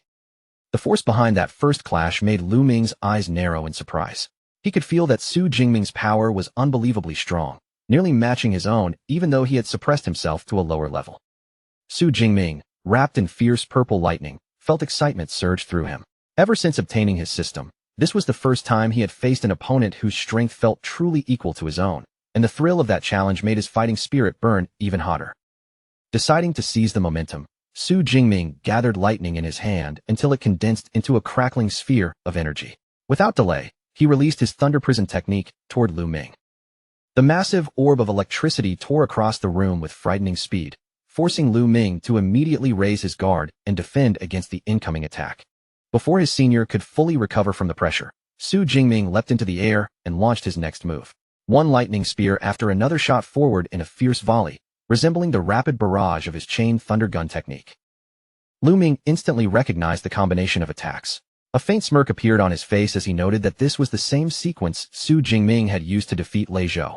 But then his gaze sharpened, and he declared that he was no ordinary freshman opponent. Lu Ming gathered his own power, and teal-colored lightning surged around him in a heavy wave. In the next moment, he unleashed a devastating counterattack, sending out a massive torrent of Jade Pivot True Thunder. 20 minutes later, the fierce sparring match finally came to an end. Su Jingming stood exhausted, leaning heavily on his spear to keep himself upright. Breathing hard, he admitted defeat, saying that his divine thunder energy had been completely depleted and that he had lost the match. Lu Ming, however, did not look down on him at all. Instead, he reassured Su Jingming, explaining that he had not lost because of inferior skill or poor combat awareness. The real reason was simple. His energy reserves were still lower, and that disadvantage had decided the outcome. Dean Yang Jintian walked over to the two of them, his expression filled with praise. He said the fight had been an exciting spectacle and admitted that Su Jingming's performance had far exceeded his expectations. Originally, he had thought Lu Ming would win easily, but instead the two had fought so evenly that the match was ultimately settled through endurance. Lu Ming then looked at his junior brother and asked whether he understood what level his combat power had truly reached during that battle. Su Jingming turned back with a puzzled look, clearly not yet grasping what Lu Ming meant. Seeing this, Lu Ming gave him a stunning assessment. At this point, Su Jingming's combat power was already unrivaled within the second tier. Those words carried real weight, leaving Su Jingming thoughtful and even more determined. After the intense sparring session ended, Dean Yang Jintian announced that training was finished for the day and told everyone to rest. Soon after, the butler, Uncle Fu, brought over a tray of spirit fruits and explained that they were perfect for helping the body recover after hard training. Su Jingming used that moment to step forward and speak with his master. He revealed his plan directly, saying that he was preparing to leave the university and travel into the wilderness. Dean Yang Jintian was taken aback by the request and immediately asked how long he intended to be gone. Su Jingming explained that he planned to stay out for more than a month. If everything went smoothly, he would return right before the freshman competition began. Hearing that he intended to remain outside for such a long time, Dean Yang Jintian's expression turned serious. With a stern look, he warned Su Jingming that the wilderness was not at all like the exam grounds, and that the danger there was on an entirely different level. The dean explained that outside the protected training areas, there would be no army guarding him. Beasts wandered unpredictably, and a person could easily run into a high-level creature without warning. Staying in such a place for more than a month carried enormous risks. Still, when he saw the firm determination in Su Jingming's eyes, Dean Yang Jintian gradually relented. In the end, the dean decided that if Su Jingming had already made up his mind, he would not stop him. He placed a firm hand on his student's shoulder and gave him one serious piece of advice. If the situation ever turned bad, he had to flee immediately without hesitation. The path of the strong was filled with life and death trials, and since Su Jingming carried such great ambition, the dean would not stand in his way. Su Jingming lowered his head respectfully and thanked his master for understanding his decision. Dean Yang Jintian then asked which wilderness area Su Jingming planned to visit. As Su Jingming accepted a spirit fruit from Lu Ming, he answered that he intended to head to the wilderness near Yuanshui City. That answer seemed to ease Dean Yang Jintian's worries somewhat. He noted that the area was close to the magic capital, and the beasts there generally only reach Tier 4 or Tier 5, making it a relatively safer choice compared to other wilderness zones. He then said he would have Lu Ming share some valuable experience with Su Jingming later, and Su Jingming accepted the offer. As a final show of support, Dean Yang Jintian said that since he would not be able to help much once Su Jingming was away, he would at least provide him with a suitable weapon. The glowing ring on the dean's finger suddenly shone with bright teal light, and he took Su Jingming's hand, preparing to pass his gift to him. Back in his dorm room, Su Jingming sat quietly on his bed.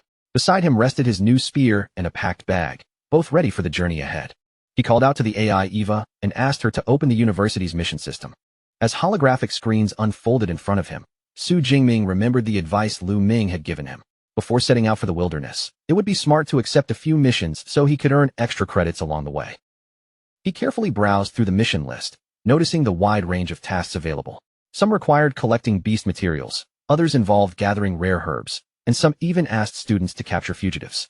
The rewards changed according to difficulty, with C-rank and D-rank missions offering modest credits, while A-rank and S-rank missions promised far richer payouts. Su Jingming soon noticed that every high-reward mission involved combat in some form. Looking at those tasks, he quietly understood that this was probably Modu University's training style, pushing its students into dangerous real-world situations so they could grow stronger through pressure and risk. He then remembered a common saying. The most outstanding students were not raised by staying safely on campus, but by venturing into the wider world. With that thought in mind, Su Jingming selected 1 A-rank mission and 3 B-rank missions for his upcoming trip. Once all his preparations were complete, Su Jingming changed into his new combat attire. He secured his gear, slung his backpack over his shoulder, and got ready to leave the university. As Eva wished him good luck, Su Jingming's gaze became firm. He thought to himself that there was no time left to waste, and that he had to set out immediately. His journey eventually brought him to the Yuan Shui City Supply Base, a busy town nestled within a mountainous region. It served as a forward base for superpowered beings and adventurers preparing to enter the wilderness. The streets of the supply base were packed with activity, and voices called out from every direction. Adventurers stood along the roads, trying to recruit new members for their beast hunting teams before heading into the dangerous wilderness. Su Jingming finally arrived at the Yuan Shui City Supply Base, and as he stepped into the bustling streets, he calmly took in the lively scene around him. Adventurers moved everywhere, voices overlapped from all directions, and the busy atmosphere made him feel a quiet sense of satisfaction. After traveling all this way, he had finally reached the starting point of his wilderness journey. He walked along the crowded streets for a while before entering a grand, imposing building that served as the registration hall for adventurers.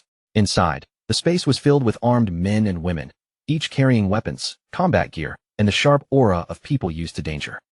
At the front desk, a woman in an elegant red dress looked up as he approached. With a warm, professional smile, the receptionist greeted Su Jingming and politely asked how she could help him. Su Jingming stated his purpose directly, explaining that he wanted to register as an adventurer. He raised his identification for her to see, already knowing that anyone who wanted to enter the wilderness first needed a nationally recognized adventurer identity. The receptionist accepted Su Jingming's university ID, and surprise quickly appeared in her eyes when she saw where he came from. She remarked that he was actually a student of Modu Superpower University, and that it was rare for a first-tier user like him to venture into the wilderness so early. Then she told him the registration would take a little time and suggested that he wait and rest in the hall. While waiting for the process to finish, Su Jingming did not simply sit still. He walked slowly through the registration hall, observing the other adventurers and quietly studying the atmosphere around him. Suddenly, a burst of excitement erupted near the entrance.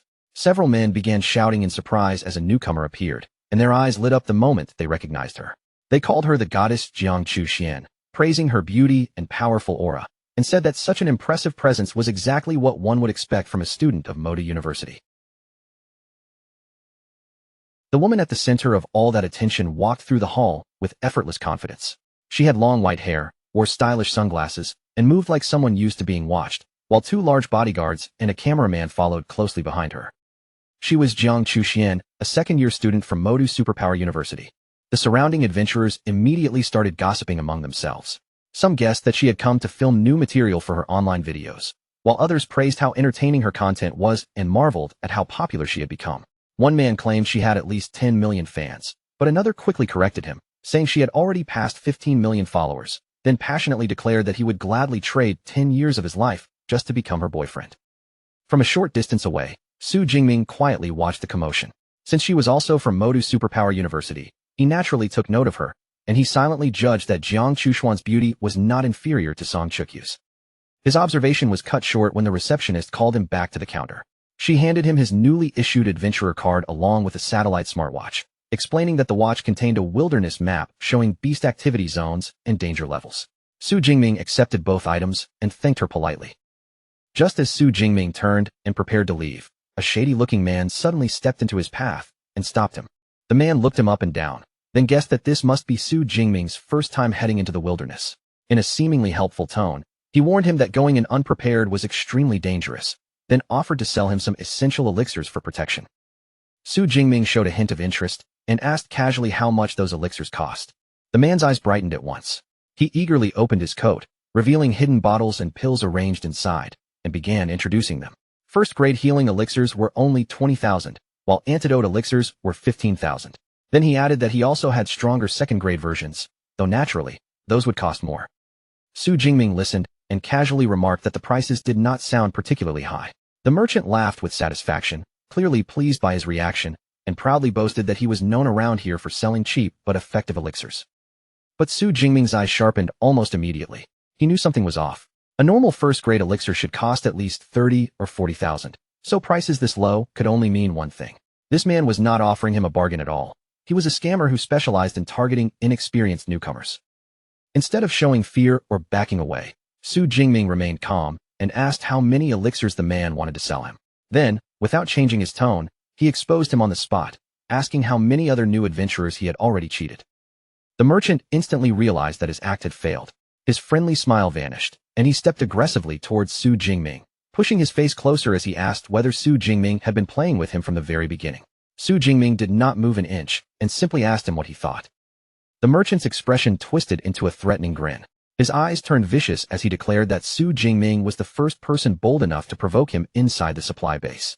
Before the situation could become any more tense, a young woman with short dark hair suddenly stepped in and shouted at the merchant. She called him by name, Zhao Chunlin, and angrily accused him of scamming new adventurers again. The woman walked straight toward them with a firm expression. Seeing her approach, Zhao Chunlin clicked his tongue in annoyance and muttered that Su Jingming was lucky this time. But before leaving, Zhao Chunlin still leaned in close and left behind a sinister warning. He told Su Jingming not to leave the supply base over the next few days, or he would definitely regret it. As Zhao Chunlin stalked away, the surrounding adventurers immediately began whispering among themselves. Some said the newcomer was in real trouble now that Zhao Chunlin had targeted him, while others commented that he had provoked the wrong person. One adventurer added that Zhao Chunlin was rumored to be a mid-level second-tier user, which made him far too powerful for a high-level first-tier newcomer like Su Jingming. The woman who had stepped in came over to Su Jingming and warned him seriously that Zhao Chunlin was a very vengeful person. She advised him to stay inside the base for the time being. Su Jingming thanked her for the warning, but then asked why a known scammer like Zhao Chunlin had not already been dealt with by the authorities. She explained that Zhao Chunlin had powerful connections behind him, which was why most people chose not to interfere with his business. Before leaving, she reminded Su Jingming to buy his supplies only through official channels and warned him once more not to leave the base carelessly. As the young woman walked away, Su Jingming watched her back for a moment. From the way she had stepped in and warned him, he could tell that she was a kind-hearted person. After putting that little encounter aside, Su Jingming quickly refocused on what he had come here to do. He decided to purchase everything he would need for the next month first, mentally listing healing elixirs, antidote elixirs, and other necessary wilderness supplies. Once he had made up his mind, Su Jingming headed toward an official counter inside the hall and began purchasing his supplies through the proper channel. After packing the purchased items into his backpack, Su Jingming left the adventurer registration hall. With his supplies prepared and his equipment in order, he was now fully ready to head into the wilderness. However, the moment he stepped outside, Zhao Chunlin appeared again with several cronies and blocked his path. The merchant's face was dark with anger as he mocked Su Jingming for being foolish and defiant enough to leave after receiving a warning. Then he coldly asked whether Su Jingming was deliberately showing him disrespect. Su Jingming remained completely calm, looking at the group in front of him without the slightest fear. He simply asked Zhao Chunlin what he wanted. That calm attitude only made Zhao Chunlin even angrier. His face twisted into a sneer as he declared that since Su Jingming had dared to disrespect him, he would break both of his legs and make sure he spent the rest of his life in a wheelchair. In Zhao Chunlin's eyes, that was the only way to vent his anger. Nearby, the kind adventurer woman who had warned Su Jingming earlier noticed the confrontation. She frowned in frustration, saying he had clearly not listened to her warning and that she had to go help him. But her companion quickly held her back, suggesting that maybe it would be better to let the newcomer learn a lesson. Back at the center of the confrontation, Zhao Chunlin was already preparing to carry out his threat. Dark energy began swirling around his arm as he activated his ability, and the atmosphere around him turned dangerous. Zhao Chunlin proudly boasted about his C-rank metallic skin superpower, claiming that when it was combined with his D-rank combat suit, Su Jingming would not even be able to leave a scratch on him. Then he gave his ultimatum. Unless Su Jingming paid him 1 million and kneeled to apologize, he would cripple him on the spot. Su Jingming's response came instantly. A faint crackle of purple lightning flickered from his body, and with clear contempt in his voice, he uttered a single word: shameless. The sudden surge of energy startled Zhao Chunlin at once. His eyes widened, and for a brief moment, the confidence on his face cracked. Before Zhao Chunlin or any of his cronies could react, Su Jingming vanished in a flash of purple lightning. In the next instant, he reappeared behind the merchant and struck him down with one devastating blow. That single lightning-fast attack carried terrifying force. Zhao Chunlin's body was blasted backward, battered and bloodied before anyone could even understand what had happened. He flew through the air and smashed violently into a nearby stone wall. The impact shattered the wall apart, sending broken stone and dust crashing down around him. The surrounding onlookers were left completely speechless, especially the kind adventurer woman and her companions. None of them had expected Su Jingming to display such sudden and brutal power. Su Jingming stood calmly in the devastated courtyard, as if the chaos around him had nothing to do with him. The crowd instinctively parted around his position, leaving him alone at the center of the destruction. The onlookers slowly recovered from their shock, and murmurs spread through the crowd. Some whispered that Zhao Chunlin had been defeated instantly in a terrifying way, while others admitted they had not even seen how Su Jingming attacked. A few people said they had originally been worried for the newcomer, never expecting him to be this powerful. In the end, everyone reached the same conclusion. Zhao Chunlin had picked a fight with the wrong person. The kind adventurer woman and her friend were still trying to process what they had just witnessed. The woman admitted in disbelief that she had not been able to follow Su Jingming's movements either. Her blonde companion looked toward the wreckage with a grim expression and assessed Zhao Chunlin's injuries. From the force of that blow, she guessed that his legs and pelvis had likely been completely shattered. Even if he survived, he would probably be crippled. The kind woman then remarked that Su Jingming was not only unbelievably strong, but also ruthless when he struck, truly worthy of being a student from the prestigious Modu Superpower University. When her companion asked how she knew where Su Jingming came from, the woman explained that she had recognized his combat suit as exclusive equipment from Modu Superpower University. Impressed by his strength, the kind woman, whom her friend called Xiao Qian, suggested that they should try recruiting him into their team, since they happened to be short one attacker. Her teammate immediately objected, reminding her that when they formed their all-female team, they had agreed to accept only female members. The rest of the teammates quickly joined in and began teasing Xiao Qian, joking that she was only interested because Su Jingming was handsome. Still, they admitted with playful smiles that they would not necessarily oppose him joining. Their teasing instantly made Xiao Qian flustered. Su Jingming paid no attention to the commotion behind him. Without looking back, he continued toward the wilderness entry gate, ready to step beyond the safety of the supply base. He scans his adventurer card at the checkpoint, and almost immediately, a notification flashes up, confirming his identity and approving his entry. With permission granted, he walks through the enormous gate and steps into the Yuan Shui wilderness area, where a vast, untamed forest stretches out before him like a green ocean of danger. Not long after he enters, Su Jingming suddenly slows his steps. From somewhere deep beyond the trees, a heavy, thunderous beast roar rolls through the wilderness, shaking the quiet air around him.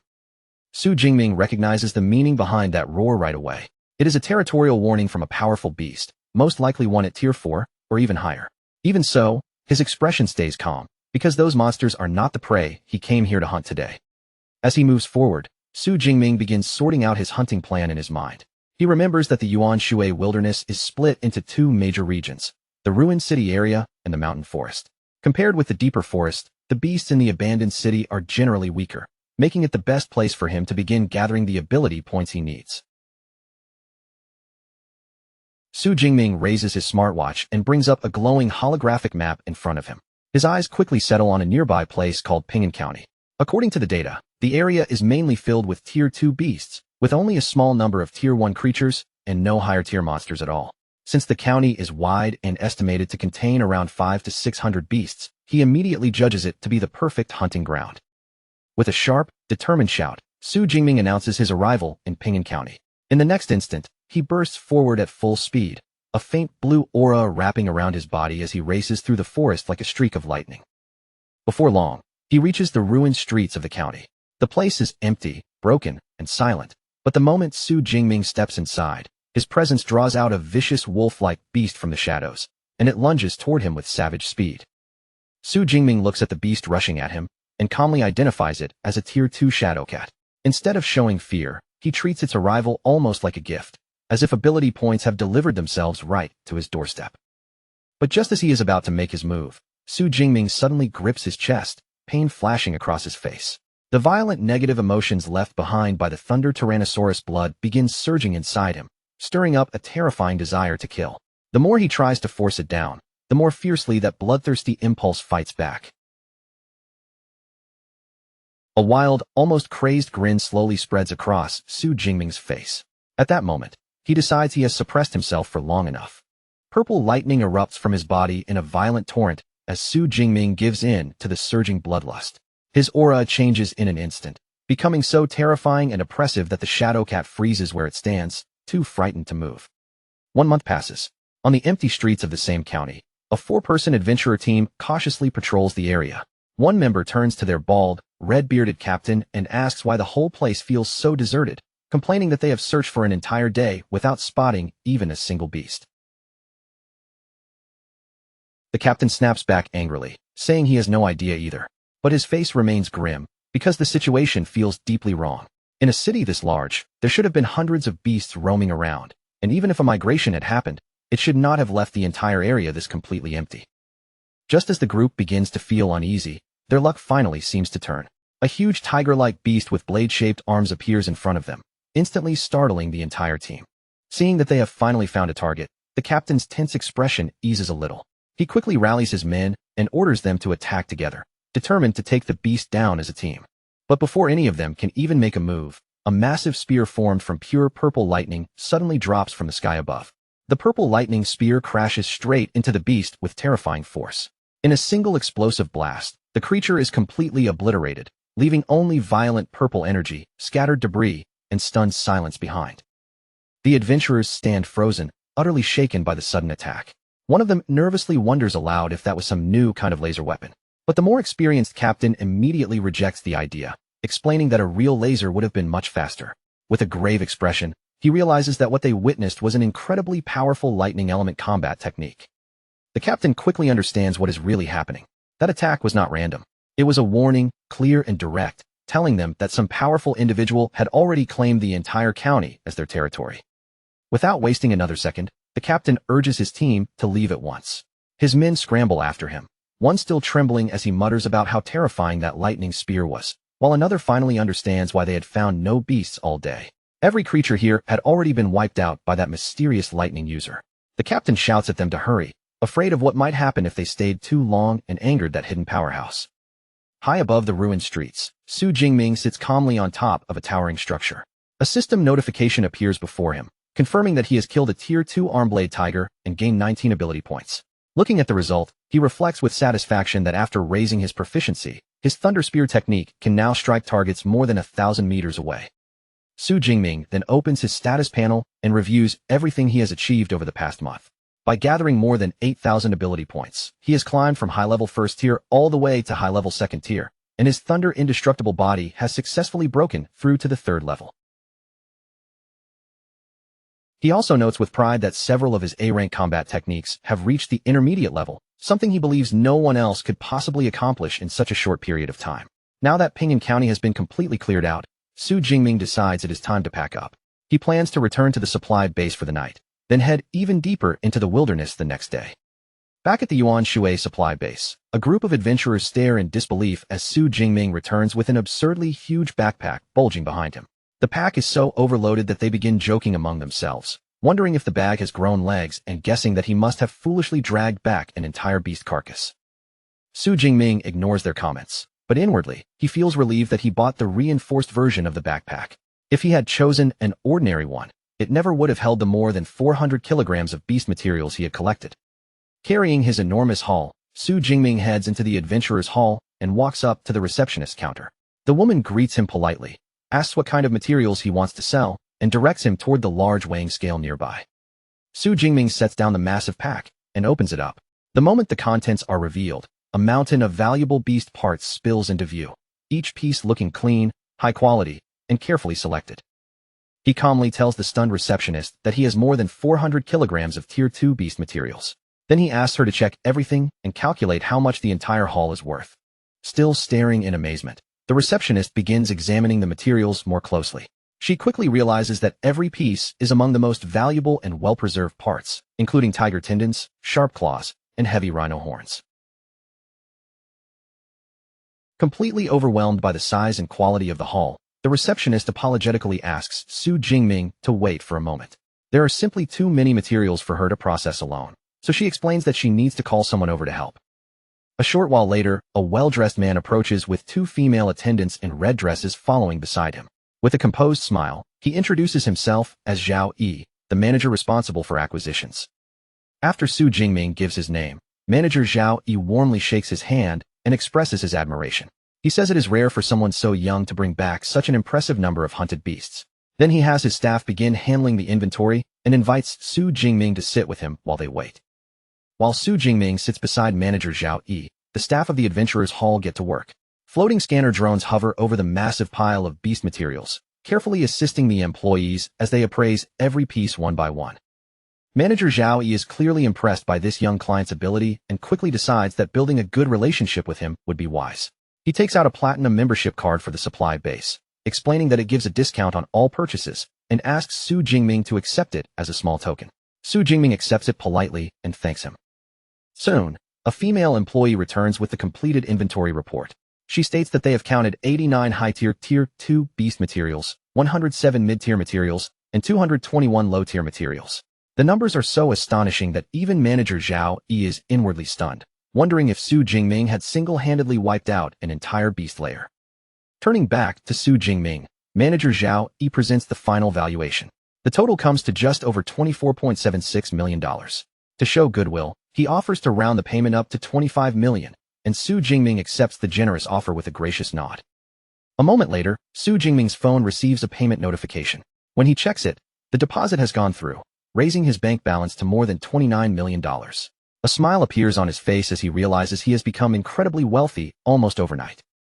As Su Jingming prepares to leave, manager Zhao Yi hands him a business card and warmly invites him to come by for tea sometime. Su Jingming responds politely, agrees to the invitation, and then turns to leave the hall.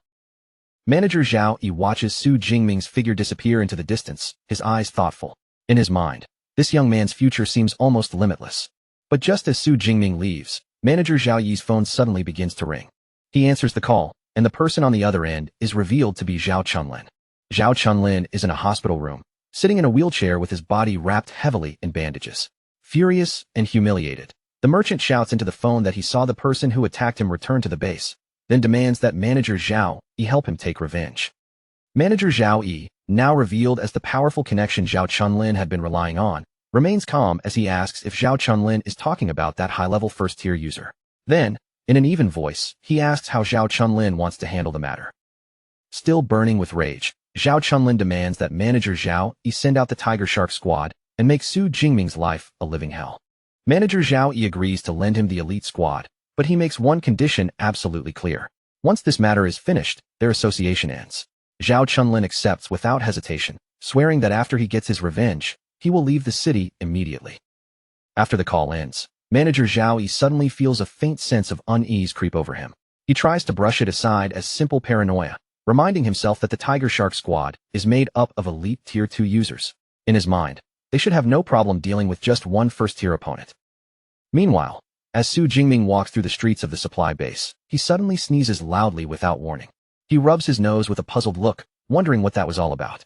For a moment, he even suspects that someone somewhere might be talking badly about him. Manager Zhao Yi is soon on the phone with his superior, speaking with clear enthusiasm as he reports the appearance of a new ability user named Su Jingming. He explains that Su Jingming's haul of beast materials alone surpassed the combined gains of more than a dozen other teams. On the other end of the call, the superior is revealed to be the base chief manager, Wang Chuang.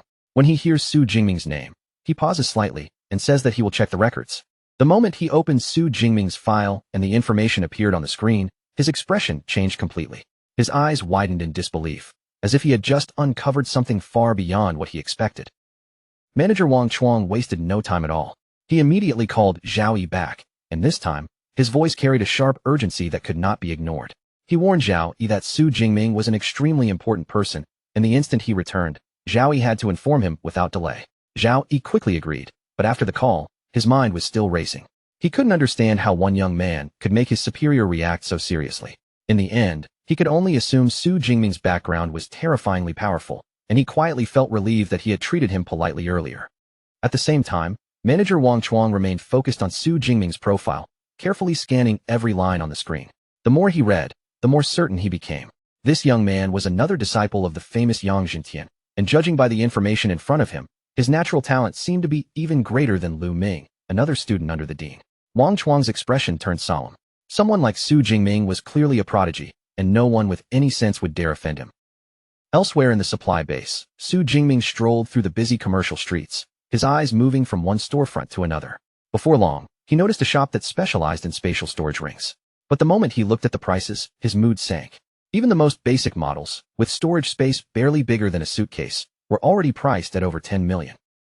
Even though the price was shockingly high, Su Jingming couldn't deny how useful a space ring would be. Carrying supplies would become effortless, and the convenience alone was tempting. Then his thoughts naturally shifted to his long spear, and he couldn't help wondering how expensive a larger ring would be if he wanted one big enough to store that weapon. Just as he was thinking about it, the ringing of his phone suddenly pulled him back to reality. Su Jingming picked it up, and the moment he answered, Lu Wentao's cheerful voice came through from the other end. His roommate sounded relaxed as he asked when Su Jingming planned to return to the university. Su Jingming replied casually that he would probably be back in about half a month. Then, hearing the tone in Lu Wentao's voice, he asked if something had happened or if there was a reason he had called.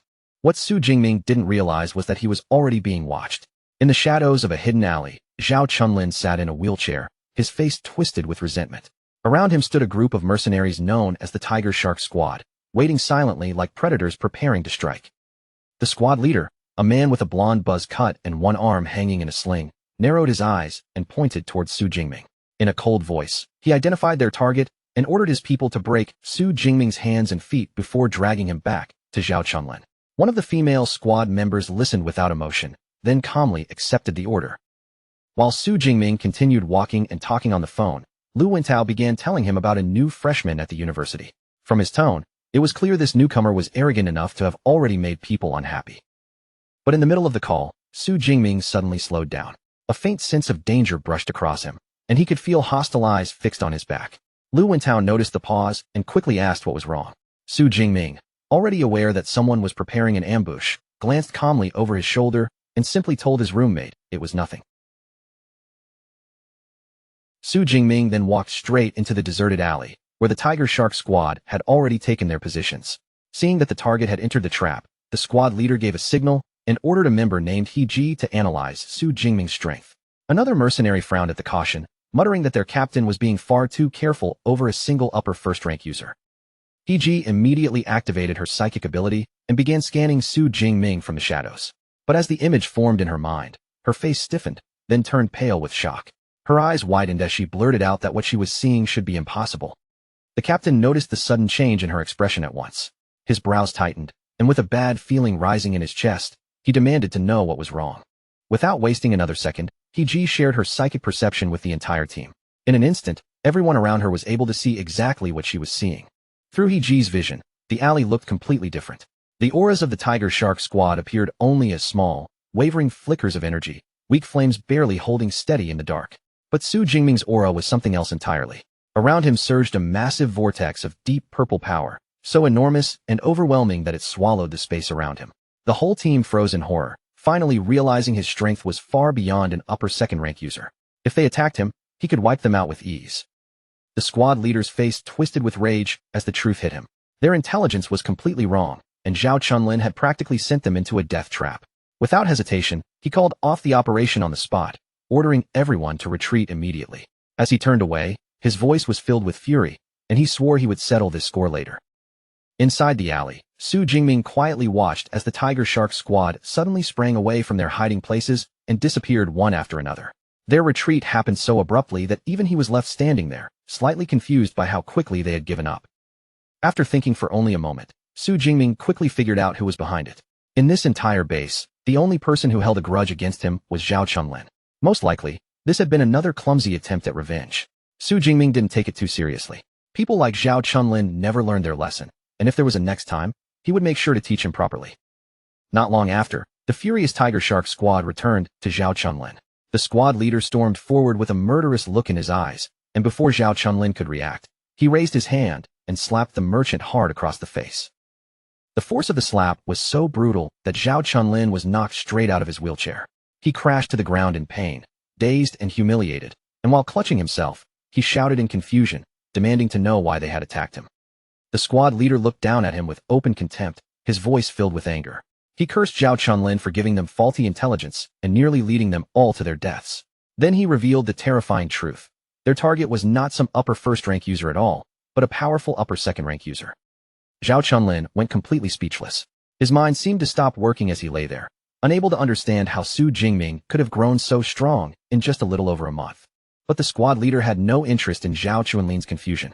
With a cold, disgusted expression, he declared that none of it mattered anymore. The mission was terminated, and with Zhao Chunlin left broken on the ground, the Tiger Shark Squad turned and walked away. After leaving Zhao Chunlin behind, the Tiger Shark Squad leader went to report back to manager Zhao Yi. When Zhao Yi saw them returning so quickly, surprise immediately flashed across his face. The squad leader confirmed that they had ended the mission. He explained that Zhao Chunlin's intelligence was completely wrong, and the target had already reached the upper second rank. But after saying that, he paused and corrected himself, because the situation was actually even worse. Their scanner had shown that Su Jingming's combat strength was at least third rank, which was the real reason they had chosen to retreat. Manager Zhao Yi's face darkened with rage the moment he heard that. He could hardly believe Zhao Chunlin had made such a massive mistake and nearly dragged everyone into disaster. Then, all at once, a terrible sense of dread crept over Zhao Yi. His voice tightened as he asked for the target's name. The squad leader replied that Zhao Chunlin had never given them a name, only a description: a muscular man, around 1.9 meters tall. The squad leader added that the target carried a long spear, and that final detail made everything click into place. In an instant, manager Zhao Yi's face lost all color.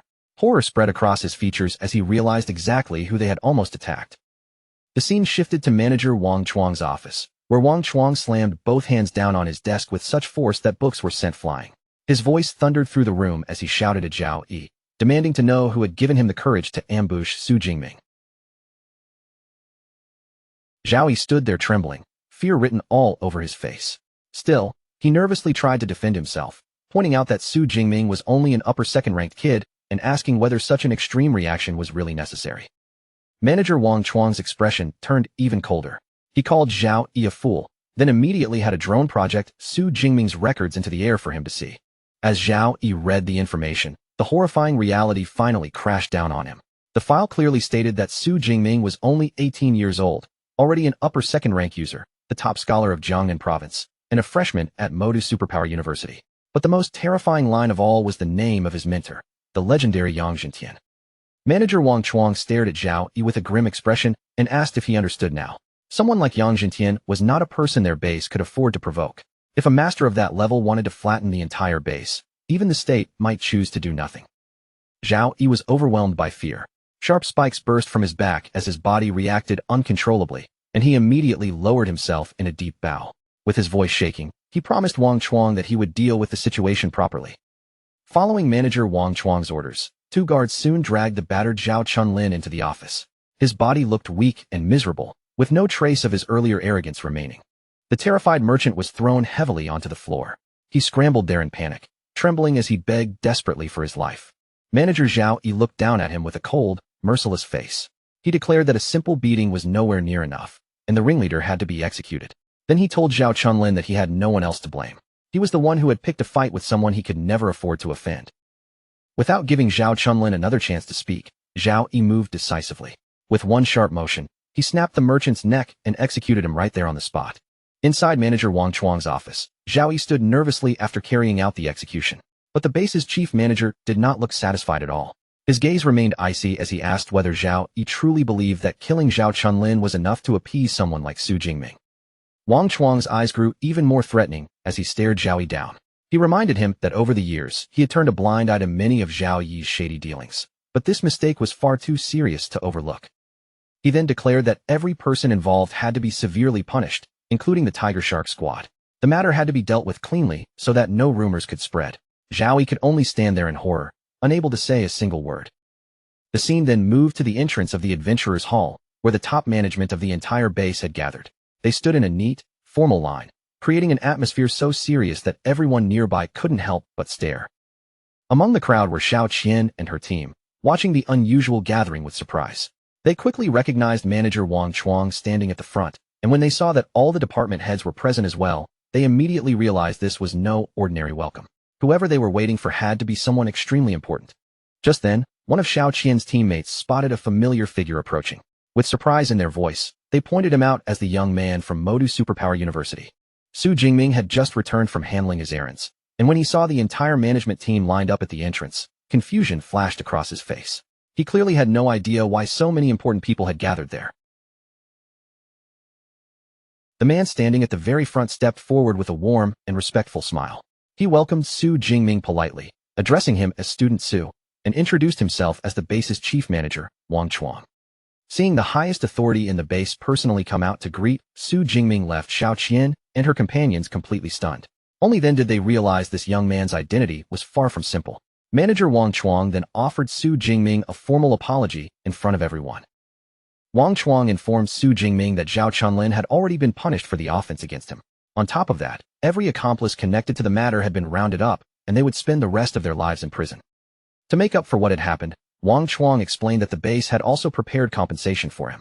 Su Jingming listened calmly, but inwardly, he couldn't help feeling impressed.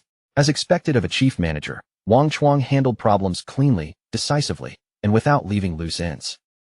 A female attendant stepped forward with a formal, respectful posture, holding a box carefully in both hands.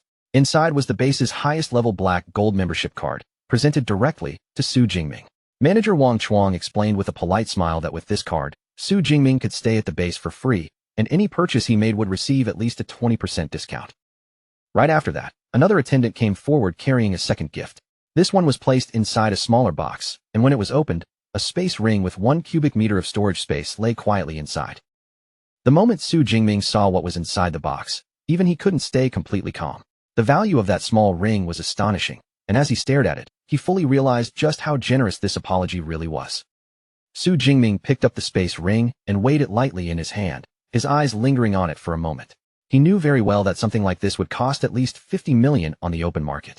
Since Wang Chuang had shown this much sincerity, Su Jingming accepted the gift without hesitation and acknowledged the gesture. Manager Wang Chuang looked at him with clear admiration and praised his composure, saying that this kind of courage truly matched what he would expect from a student of Yang Zhentian. He then mentioned that Su Jingming's senior disciple, Lu Ming, had also trained here at the base before. Before Su Jingming left, Wang Chuang gave him one more assurance. If he ran into any trouble within the city, he could contact him directly, because Wang Chuang's influence here was not small. Su Jingming understood the reason for this special treatment very clearly.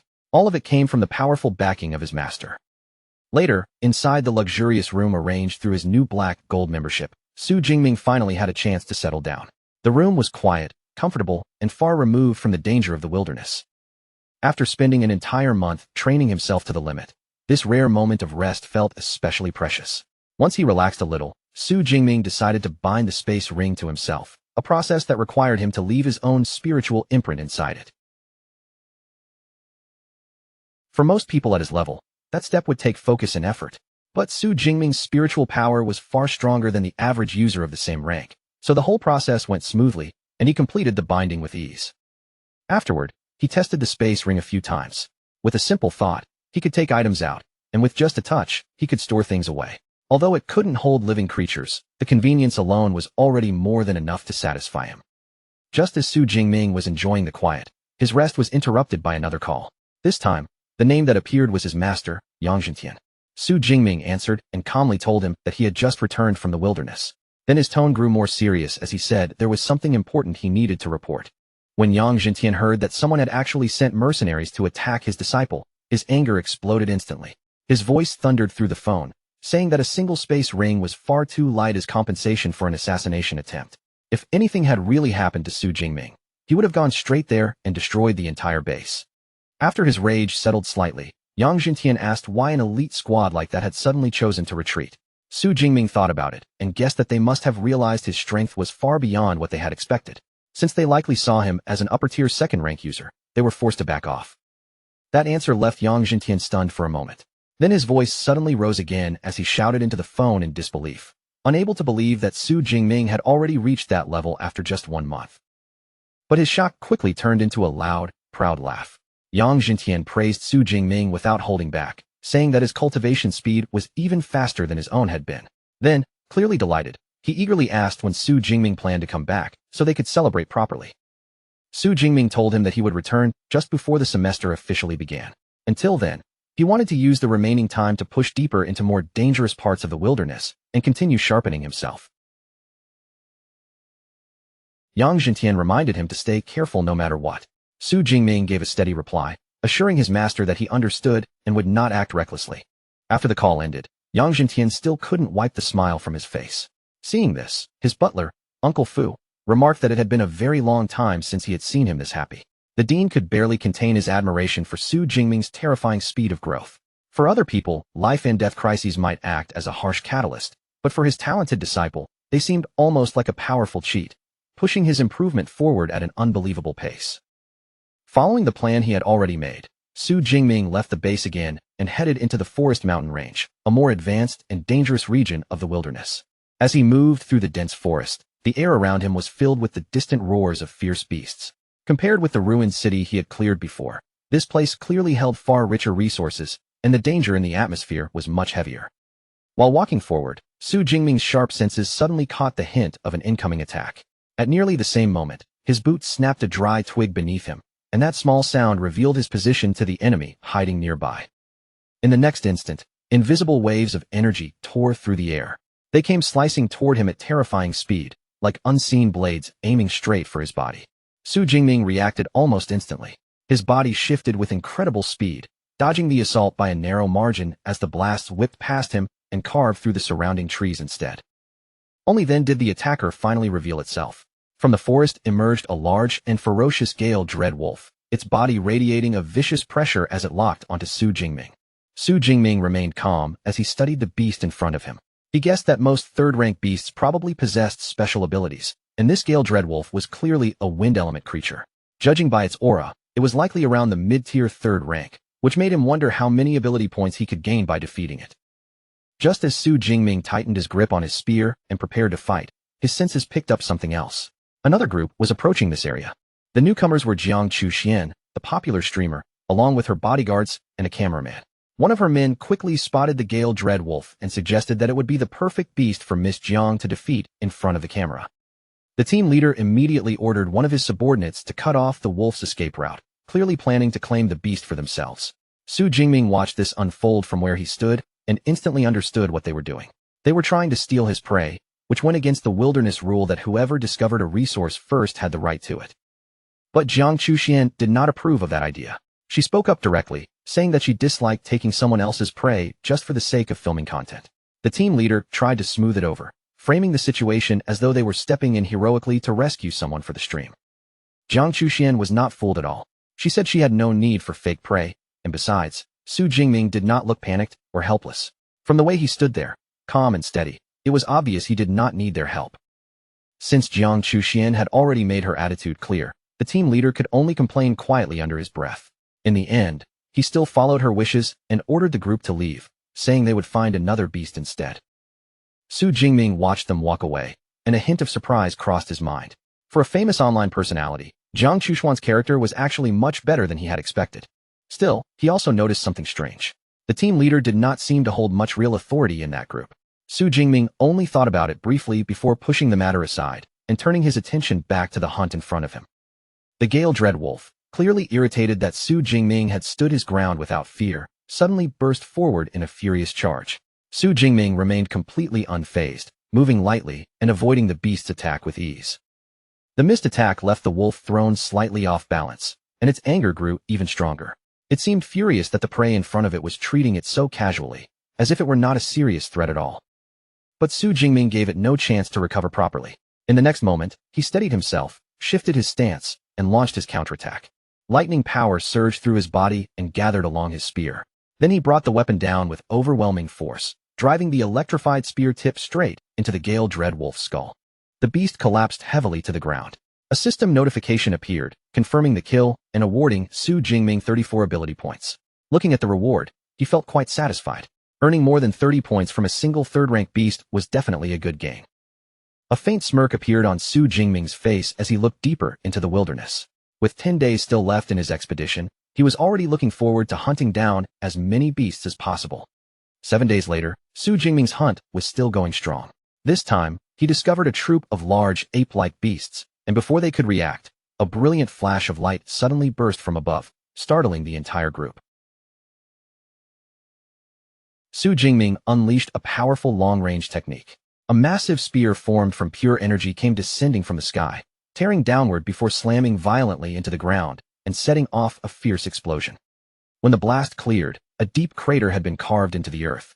Inside it, one of the ape-like creatures lay heavily wounded, its massive body barely able to move. Su Jingming was a little surprised that his Thunder Spear attack had not killed the leader instantly. But after seeing how tough it was, he calmly admitted that this level of durability was exactly what he should expect from a third-rank beast leader. With purple lightning crackling around his body, Su Jingming's gaze turned sharp and menacing. He decided there was no point wasting extra time on the lesser beasts, and resolved to finish the entire group off quickly. In the next instant, he charged straight into the remaining beasts. Lightning wrapped around his body as he rushed forward like a storm breaking through the forest. His movements became a blur. He slipped through their attacks with terrifying speed, weaving between their heavy swings while his spear flashed again and again, striking the beasts down one after another. Before long, the ape-like beasts lay defeated around him. Standing over the fallen creatures, Su Jingming had successfully completed another hunt in this area. He opened his system panel and checked his progress, a satisfied smile spreading across his face when he saw that his ability points had already exceeded 3,000. With this amount, he felt he should finally be able to learn the powerful S-rank combat techniques he had been anticipating for so long. But just as Su Jingming was about to continue moving forward, his smartwatch suddenly beeped. A holographic distress signal projected into the air, cutting through the quiet around him. Elsewhere in the forest, Jiang Chuxian was running for her life. Her figure flashed between the trees at breathtaking speed, each leap carrying her across branches and trunks as panic pushed her forward. Behind her, a huge armored creature thundered after her. Its body looked almost dragon-like, heavy and vicious, smashing through the forest with terrifying pressure as it closed the distance. In her panicked thoughts, Jiang Chuxian realized just how terrible her situation had become. Her team had already been scattered by a powerful fourth-rank beast, and while escaping through the chaos, she had run straight into another enemy, a low-tier third-rank ground-digging dragon. She knew very well that any beast connected to dragons was never easy to deal with. Even though this one was only low-tier third rank, it was still far beyond what she could handle as a mid-tier second-rank user. Even if she swallowed a power-boosting pill, she understood she had almost no chance of winning. At that point, her only remaining hope was the distress signal she had sent out. If another superpowered person nearby saw it in time, maybe, just maybe, someone would come and save her. But the situation became even worse when she suddenly burst out of the dense forest and into an open clearing. The moment she saw the empty space ahead, her heart sank. Without trees or cover to slow the beast down, it would only be a matter of time before it caught her. Just as she feared, the ground-digging dragon quickly closed in. Its massive body blocked her path, leaving Jiang Chuxian trapped with no clear way to escape. At the exact moment the beast was about to strike, a gigantic spear made of pure purple lightning dropped from the sky. It slammed into the ground right in front of the creature, exploding with force and stopping its attack dead in its tracks. In the next flash of lightning, Su Jingming appeared between Jiang Chuxian and the stunned beast. His figure stood firm like a shield in front of her, and when Jiang Chuxian looked up, her eyes widened in complete shock as she recognized the person who had saved her. Seeing Su Jingming standing there without retreating, Jiang Chuxian panicked even more. She shouted for him to run, urgently warning him that the beast was a low-tier third-rank ground-digging dragon, an enemy she believed he had no way of defeating. But Su Jingming did not react to her warning at all. He simply planted his spear into the ground and faced the beast with calm confidence, making Jiang Chuxian freeze in stunned disbelief. Jiang Chuxian grew anxious when she saw that he refused to listen. In her heart, she felt responsible for dragging him into this. If she died here alone, that would be one thing, but she could not accept the thought of an innocent person dying because he tried to save her. With that thought driving her forward, she made a selfless decision. Jiang Chuxian suddenly sprinted past Su Jingming, shouting for him to escape while she tried to hold the creature back herself. The ground-digging dragon let out a furious roar and charged straight toward them. Its heavy body surged forward with brutal force, aiming to crush both of them at once. Jiang Chuxian clenched her teeth and prepared herself to fight, even though she knew the odds were almost hopeless. But before she could make a move, an overwhelming surge of power erupted from behind her. Su Jingming had already taken action. He summoned a massive spear of crackling lightning, its purple energy roaring violently in the air. Then he hurled it straight over Jiang Chuxian's head toward the charging beast, leaving her standing there in stunned silence. The lightning spear descended with terrifying speed. In a single devastating strike, it pierced directly through the beast's armored head, bursting open in an explosion of purple lightning and blood. The ground-digging dragon's massive body collapsed to the ground. Its head had been completely destroyed, and the creature that had chased Jiang Chuxian so desperately was dead in an instant. Jiang Chuxian dropped to her knees, unable to process what had just happened. Her voice trembled as she stammered in disbelief, realizing that such a fearsome beast had been killed by a single attack. She slowly lifted her gaze towards Su Jingming, her mind still shaken by the terrifying power he had just shown. Only then did she realize that the sonic boom she heard earlier must have come from him, and she could not understand how someone who was supposedly only an upper-tier second-rank user could be this strong.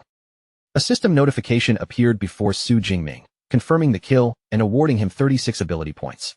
Seeing the number, he gave a faint smirk. As expected of a beast with the word dragon in its name, it gave more points than an ordinary beast of the same rank.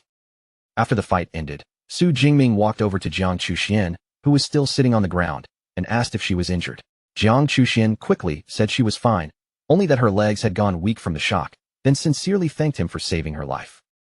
Su Jingming replied modestly that anyone in that situation would have helped. As he spoke, he reached out and helped her back to her feet. Once she was standing again, Jiang Chuxian told him seriously that she owed him a huge favor for saving her life, and that he could ask her for anything in the future. Su Jingming politely declined such a heavy promise, then said that if she really wanted to repay him, an autograph photo for his roommate would be the best reward. That request caught Jiang Chuxian off guard for a moment. She clearly had not expected something so simple, but she soon nodded and agreed, explaining that she did not have one with her right now, but she could give it to him once they returned to the supply base. Her eyes then shifted toward the weapon in Su Jingming's hand. After recognizing it, she was surprised and asked if it was the famous Dark Cloud Gale spear, then wondered whether he was a student at Moda University. Su Jingming confirmed it calmly, saying the spear had been given to him by his master. Jiang Chuxian explained that the weapon was well known because it was so incredibly heavy that only powerful users could wield it properly. Then she introduced herself as a second-year student from the Elemental Academy. Hearing that, Su Jingming politely greeted her as a senior. Meanwhile, Jiang Chuxian quietly wondered why she had never heard his name at school before, and could only assume he was an upperclassman who kept an unusually low profile. Su Jingming immediately understood why she had misunderstood. Most students did not reach his level of strength until their third year, so it was natural for Jiang Chuxian to think he was a senior. Since there was no need to explain, he simply chose not to correct her. Even after calming down a little, Jiang Chuxian was still amazed. She could not stop thinking about how Su Jingming had instantly killed such a powerful third-rank creature with a single attack. Su Jingming was just about to leave and continue on his way when Jiang Chuxian suddenly called out and stopped him. Her cheeks turned slightly red as she looked at him with embarrassment. In a shy voice, she asked if she could travel with him for a while, explaining that she had been separated from her bodyguards and would have a hard time surviving alone in the wilderness. Su Jingming agreed to escort her as far as the ruined city, where it would be much safer for her to find a way back. Jiang Chuxian's face immediately brightened, and she thanked him happily. As the two of them started walking, Jiang Chuxian suggested that they should take a look inside the beast's cave. She explained that the reason the ground-digging dragon had attacked her was probably because it was guarding something valuable. Su Jingming considered it and agreed that it was worth checking. On the way, Jiang Chuxian asked which academy Su Jingming belonged to. When he answered that he was from the Weaponry Academy, she casually mentioned that she knew their dean, Yang Xintian, had a very fierce nickname. Su Jingming remained calm and simply told her that the dean was actually his master. The moment Jiang Chuxian heard that, she became visibly flustered. Her face filled with embarrassment, and she quickly apologized again and again for speaking so casually about his teacher. Su Jingming was a little taken aback by her reaction. For someone known online as a cold ice goddess, Jiang Chuxian was surprisingly talkative and lively in person. Before long, Jiang Chuxian led him to a dark, rocky cave hidden in the area. This was the lair of the ground-digging dragon. As they stepped inside, Su Jingming immediately became cautious. He told Jiang Chuxian to stay behind him, because even he could not be certain what dangers might still be waiting deeper in the cave. Jiang Chuxian nodded and followed close behind him. Su Jingming walked at the front with his spear in hand, purple lightning crackling around the weapon like a protective warning. But their caution soon turned into surprise. After moving deeper into the cave, they discovered something neither of them had expected, a hidden oasis concealed underground. A small spring of clear turquoise water shimmered quietly in the cave, surrounded by rare flowers that released a delicate fragrance into the air. Su Jingming's eyes widened as he recognized several high-grade medicinal herbs growing around it. His shock deepened when he realized what the spring truly was. This was an S-grade Earth Spirit Spring, a legendary healing treasure. He turned toward Jiang Chuxian in disbelief and asked if she was certain about it. Jiang Chuxian confirmed it with confidence, explaining that the spring nourished the plants growing nearby and gradually transformed them into rare, powerful medicinal herbs. Su Jingming could not help feeling impressed by how much she knew. Seeing his reaction, Jiang Chuxian proudly revealed that she was a certified second-grade pharmacist. Su Jingming understood very well that such a qualification was extremely difficult to obtain, especially for someone her age. After carefully assessing the spring and the surrounding herbs, Jiang Chuxian estimated that the spring water here was enough to refine at least 5 portions of S-grade healing liquid. Because Su Jingming had saved her life, Jiang Chuxian did not hesitate. She generously offered to give the entire treasure to him as thanks. But Su Jingming did not take advantage of her kindness. Instead, he proposed a fairer split, suggesting that he take 4 portions of the spring water while she kept 1, and that the medicinal herbs be divided equally between them. Jiang Chuxuan's face lit up when she heard his offer. She was clearly delighted by how generous and fair he was, and she happily agreed to the arrangement. While Su Jingming and Jiang Chuxian were dividing the treasures they had found, her team of bodyguards finally arrived at the entrance of the cave. At the entrance of the cave, one of the men frowned as he looked into the dark opening with suspicion. He clearly did not believe there could be anything valuable hidden in a cave that seemed completely unguarded. The team leader immediately corrected him, pointing toward the marks left around the cave. Those traces clearly showed that this was the lair of a third-rank ground-digging dragon, and in places connected to dragon-type beasts, rare treasures were often hidden inside. But when the group stepped into the cave, they were surprised to find Jiang Chuxian and Su Jingming already inside. Jiang Chuxian was startled by their sudden arrival, and her heart tightened at once.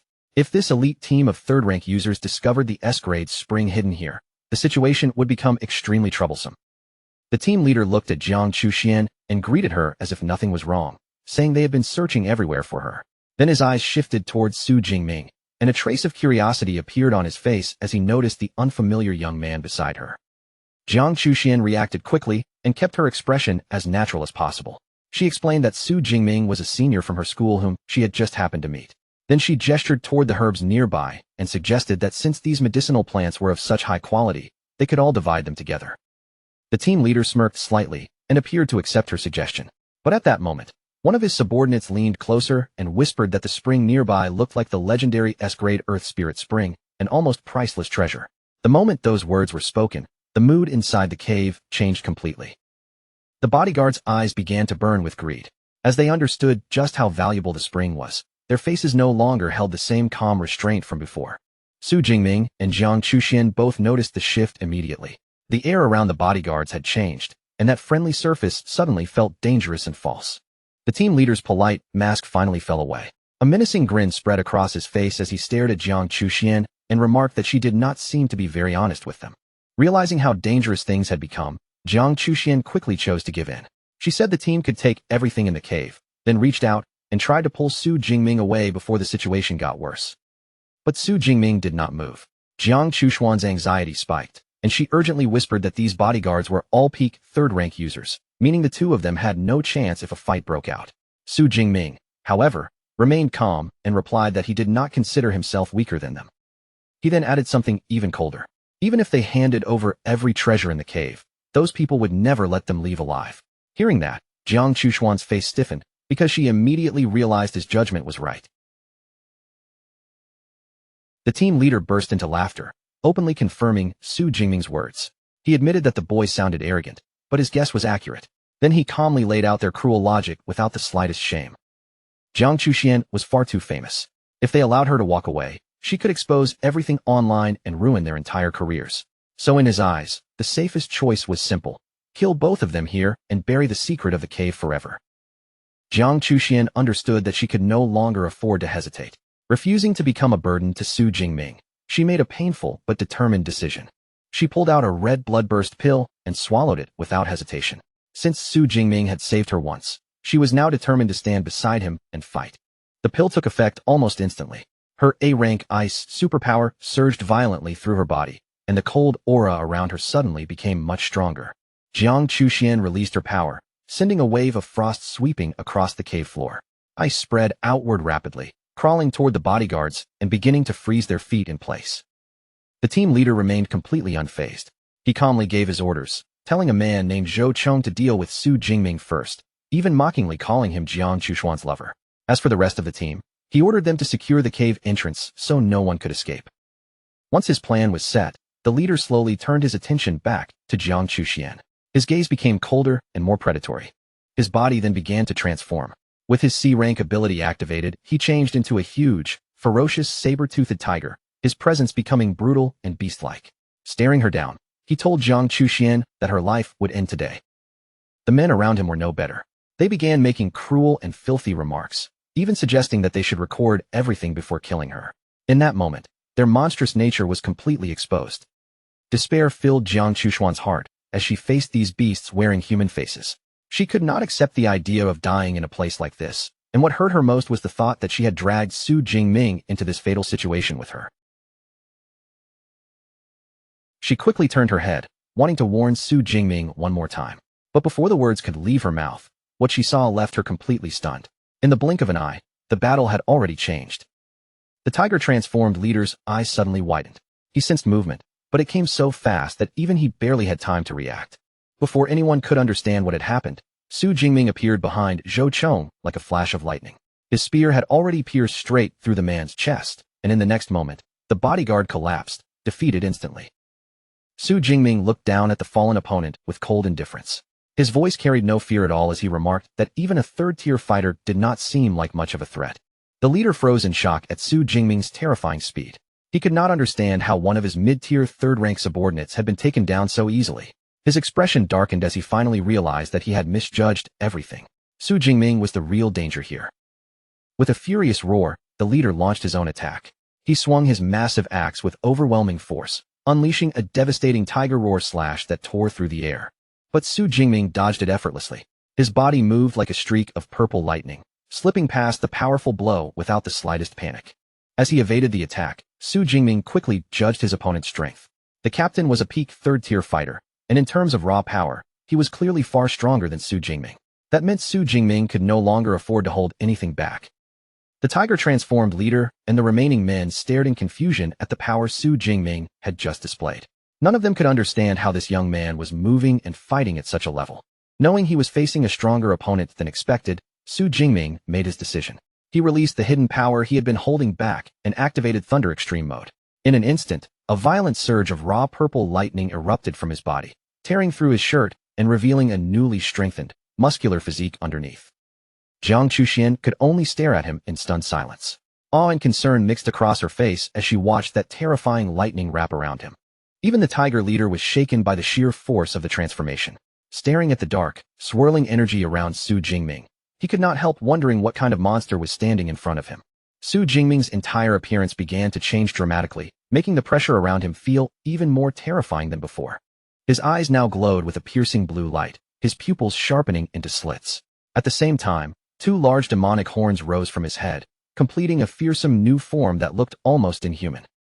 Su Jingming felt the power surging through every part of his body, and a fierce excitement rose inside him. The sensation was incredible, as if his strength had broken through a whole new limit.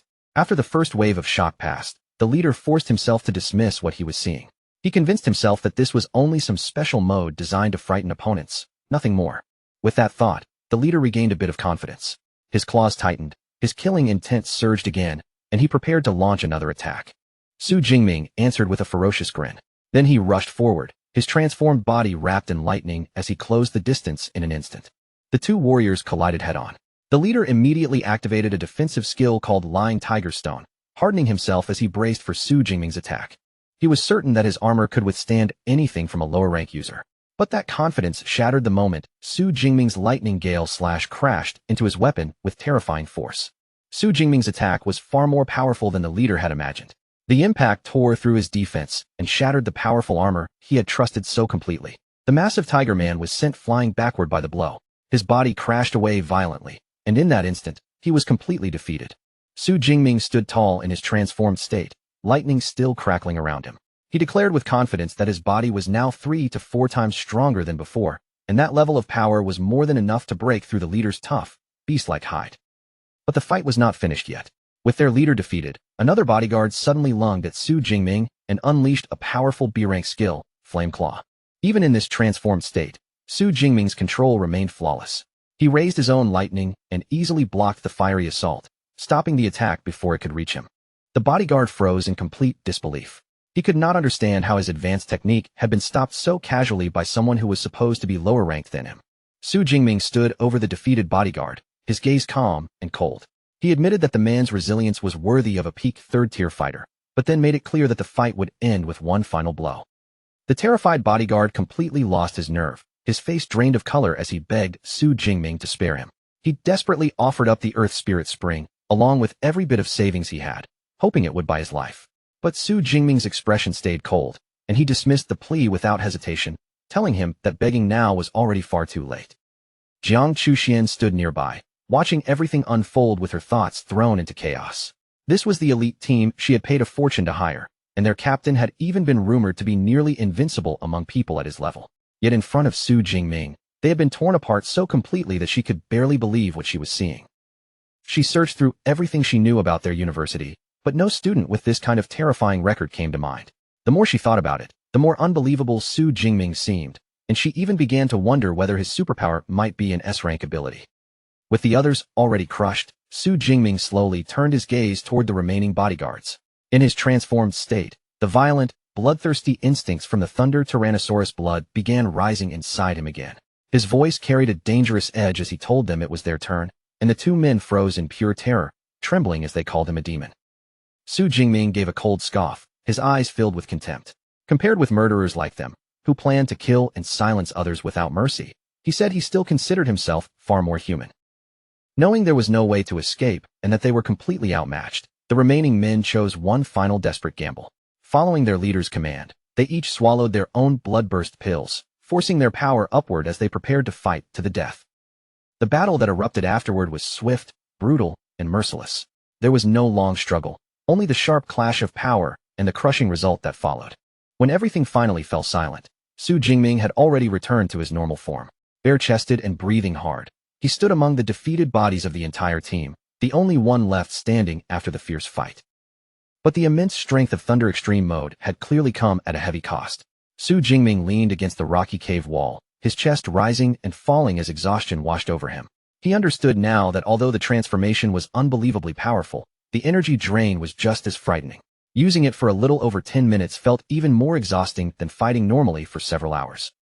After the intense battle ended, Jiang Chuxian rushed over to Su Jingming with worry written across her face, quickly asking if he was all right. Even though he was visibly drained, Su Jingming still reassured her that he was fine. Then, without wasting time, he suggested they gather the valuable spring water and herbs first, and only rest after securing everything. Standing beside the clear and untouched spring, Jiang Chuxian let out a relieved breath. She was grateful that despite the bloody fight nearby, the precious earth spirit spring had not been contaminated. The two of them then began carefully collecting the spring water. One glass bottle after another was filled with the powerful liquid, each portion handled with extra care because of how rare and valuable it was. After they finished filling the bottles, Su Jingming noticed that the amount they collected was even greater than their original estimate. He handed 1.5 bottles to Jiang Chuxian and insisted that she accept them as her share, reminding her that she had also fought hard during the battle. Jiang Chuxian's face lit up with joy at his generosity. She accepted the bottles with both surprise and happiness, thanking him again and again with genuine excitement in her voice. But that brief moment of relief did not last long. Without warning, Jiang Chuxian's body suddenly trembled, and she stumbled forward while crying out in pain. She collapsed against Su Jingming, her strength leaving her all at once. A wave of dread rose in her heart as she realized the severe side effects of the bloodburst pill she had taken earlier were finally beginning to strike. The backlash from the bloodburst pill hit Jiang Chuxian with brutal force. She cried out sharply and fell forward, and although Su Jingming was caught off guard, he reacted quickly and caught her before she could hit the ground. Lying weakly on the ground, Jiang Chuxian felt completely powerless. She could no longer use her energy, and her body was so drained that she did not even have the strength to take clothes from her own space ring. Her body trembled slightly as embarrassment flooded her face. Blushing hard, she worried that she must look terribly pathetic in front of Su Jingming and that she was leaving him with a bad impression. Seeing how serious her condition was, Su Jingming said the side effects of the pill were clearly very strong and that he would take her somewhere safer to rest. Without waiting for her to answer, he bent down and lifted her into his arms, catching her so suddenly that Jiang Chuxian became even more flustered. As Su Jingming carried her, Jiang Chuxian's heart began beating faster and faster. She could not help wondering if it was because this was the first time she had ever been held so closely by a man. Su Jingming carried her to a small grassy clearing nearby and gently set her down. He told her to rest there for the time being while he went back to collect the remaining herbs. Before leaving, Su Jingming took off his own black shirt and handed it to her. He offered it so she could cover herself properly and feel less uncomfortable while recovering. Jiang Chuxian accepted the shirt, holding it close as warmth rose in her chest. In that moment, she could not help thinking that Su Jingming was far kinder and more considerate than she had expected. While Jiang Chuxian rested and slowly recovered her strength, Su Jingming turned his attention back toward the defeated bodyguards and the items they had left behind. He removed a space ring from one of the fallen men and checked what was stored inside. But after examining the contents, he felt somewhat disappointed. For an elite team like this, the spoils were not impressive at all, containing only some cash, beast materials, a few herbs, and a single C-grade combat technique. Holding the 2 space rings in his hand, Su Jingming began thinking about whether he could trade them for one larger ring later. After all, carrying his long spear around everywhere was still incredibly inconvenient. From where she was lying on the ground, Jiang Chuxian called out to him softly. She explained that the Earth Spirit Spring could help relieve her current weakness, then asked a little timidly if he could give her a small sip. Su Jingming did not hesitate. He took out a vial filled with the spring water and handed it to her, and Jiang Chuxian quickly drank it down with clear eagerness. The effect came almost instantly. Jiang Chuxian let out a long sigh of relief as warmth and strength began flowing back into her weakened body. After taking a moment to recover, Jiang Chuxian told Su Jingming that she already felt much better. Still, she estimated that she would need another 3 or 4 hours before fully recovering. She could not help marveling at the fact that even the side effects of the bloodburst pill could be countered, and she praised the S-grade Earth Spirit Spring as truly miraculous.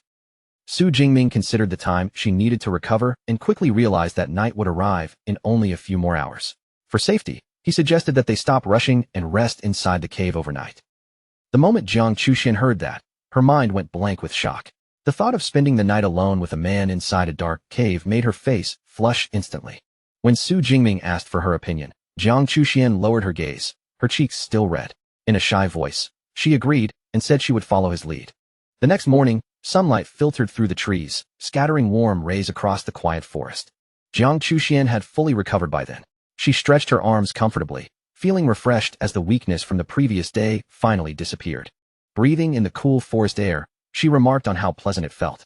Then she jokingly added that if it were not for all the dangerous beasts roaming around, she might actually be willing to stay there for an entire month. Her gaze drifted towards Su Jingming, and she thought back to all the nervous worry she had the night before. Feeling embarrassed by her own imagination, she silently scolded herself for thinking too much. Su Jingming was clearly not the kind of person she had feared, yet strangely, a tiny bit of disappointment still lingered in her heart. Her thoughts were suddenly interrupted when Su Jingming said it was time to leave. He told her he would escort her to the edge of the forest, and Jiang Chuxian, slightly surprised, quickly nodded in agreement. Soon, the two of them began moving through the woods again. Su Jingming took the lead, running ahead, while Jiang Chuxian followed close behind him. But after only a short distance, Su Jingming suddenly stopped in his tracks. He immediately raised an arm in front of Jiang Chuxian, stopping her from going any farther. A moment later, a massive flaming creature shot through the air above them. Its huge body leapt over their heads, trailing blazing heat as it passed. Jiang Chuxian looked up in terror, her face paling as she recognized the beast. It was a powerful 5th-tier blazing tiger. The giant beast landed far ahead of them with a heavy crash, but it did not stop to attack. Instead, it kept running, fleeing deeper through the forest. Peeking from behind a tree, Su Jingming wondered whether the tigers simply had not noticed them. But Jiang Chuxian noticed the panic in its movements and quickly suggested that the blazing tiger was not ignoring them at all. It was running for its life. Her eyes widened as the realization struck her.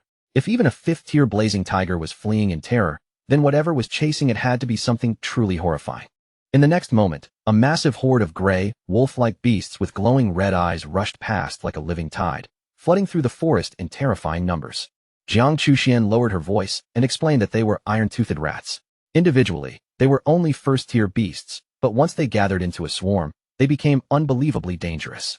A group that size could even overwhelm a 6th-tier powerhouse. Only then did she fully understand why the blazing tiger had been forced to run. Faced with that terrifying swarm, Jiang Chuxian panicked and urgently told Su Jingming they had to flee. Su Jingming reacted immediately. He grabbed Jiang Chuxian's hand, turned without hesitation, and the two of them sprinted away as the horde of iron-toothed rats surged after them from behind. As they raced through the forest, Su Jingming understood that these rats were known for their terrifying stamina. Simply running would not be enough to shake them off.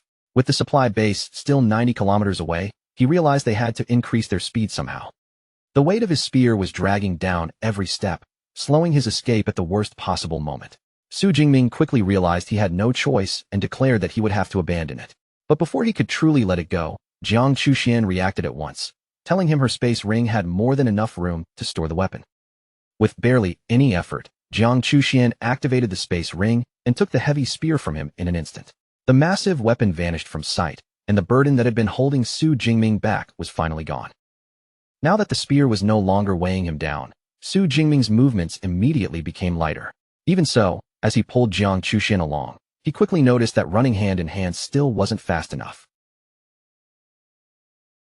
Without slowing his pace, Su Jingming calmly suggested that the fastest way forward would be for him to carry her on his back.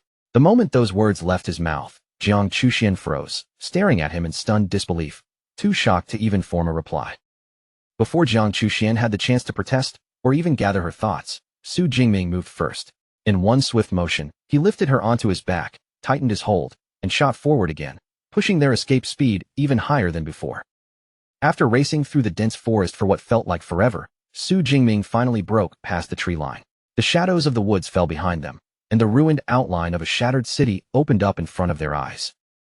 But that brief moment of hope vanished almost immediately. Ahead of them, the swarm was already gathered around another beast's corpse, tearing into it without pause. Su Jingming's expression darkened as the terrible truth settled in.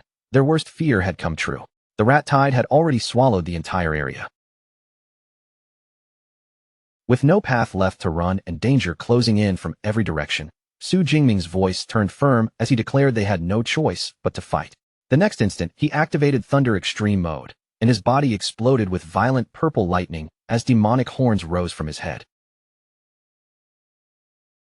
Seeing Jiang Chuxian's frightened face so close behind him, Su Jingming warned her to hold on as tightly as she could. Then, without another moment of hesitation, he charged straight into the surging horde.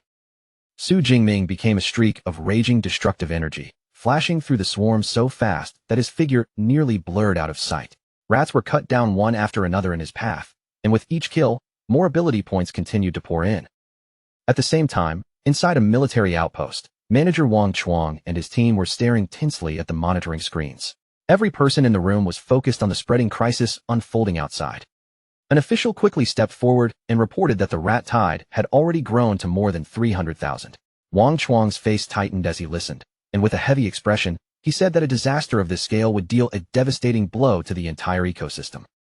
One of his subordinates brought up a map showing the locations of trapped ability users. Looking at the dense markers scattered across the danger zone, the subordinate could only lament that most of those people would probably end up being devoured. Wang Chuang's thoughts immediately turned to Su Jingming, and worry pressed heavily on his mind.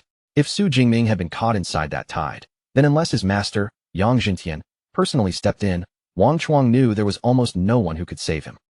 Then, without warning, a soldier noticed something abnormal on the monitors, a huge sphere of purple lightning tearing through the battlefield. Wang Chuang instantly ordered the troops to prepare for engagement, and almost at the same moment, another report came in. The target was moving at 80 meters per second. The soldiers immediately opened fire, filling the air with gunshots as bullets rained toward the approaching figure.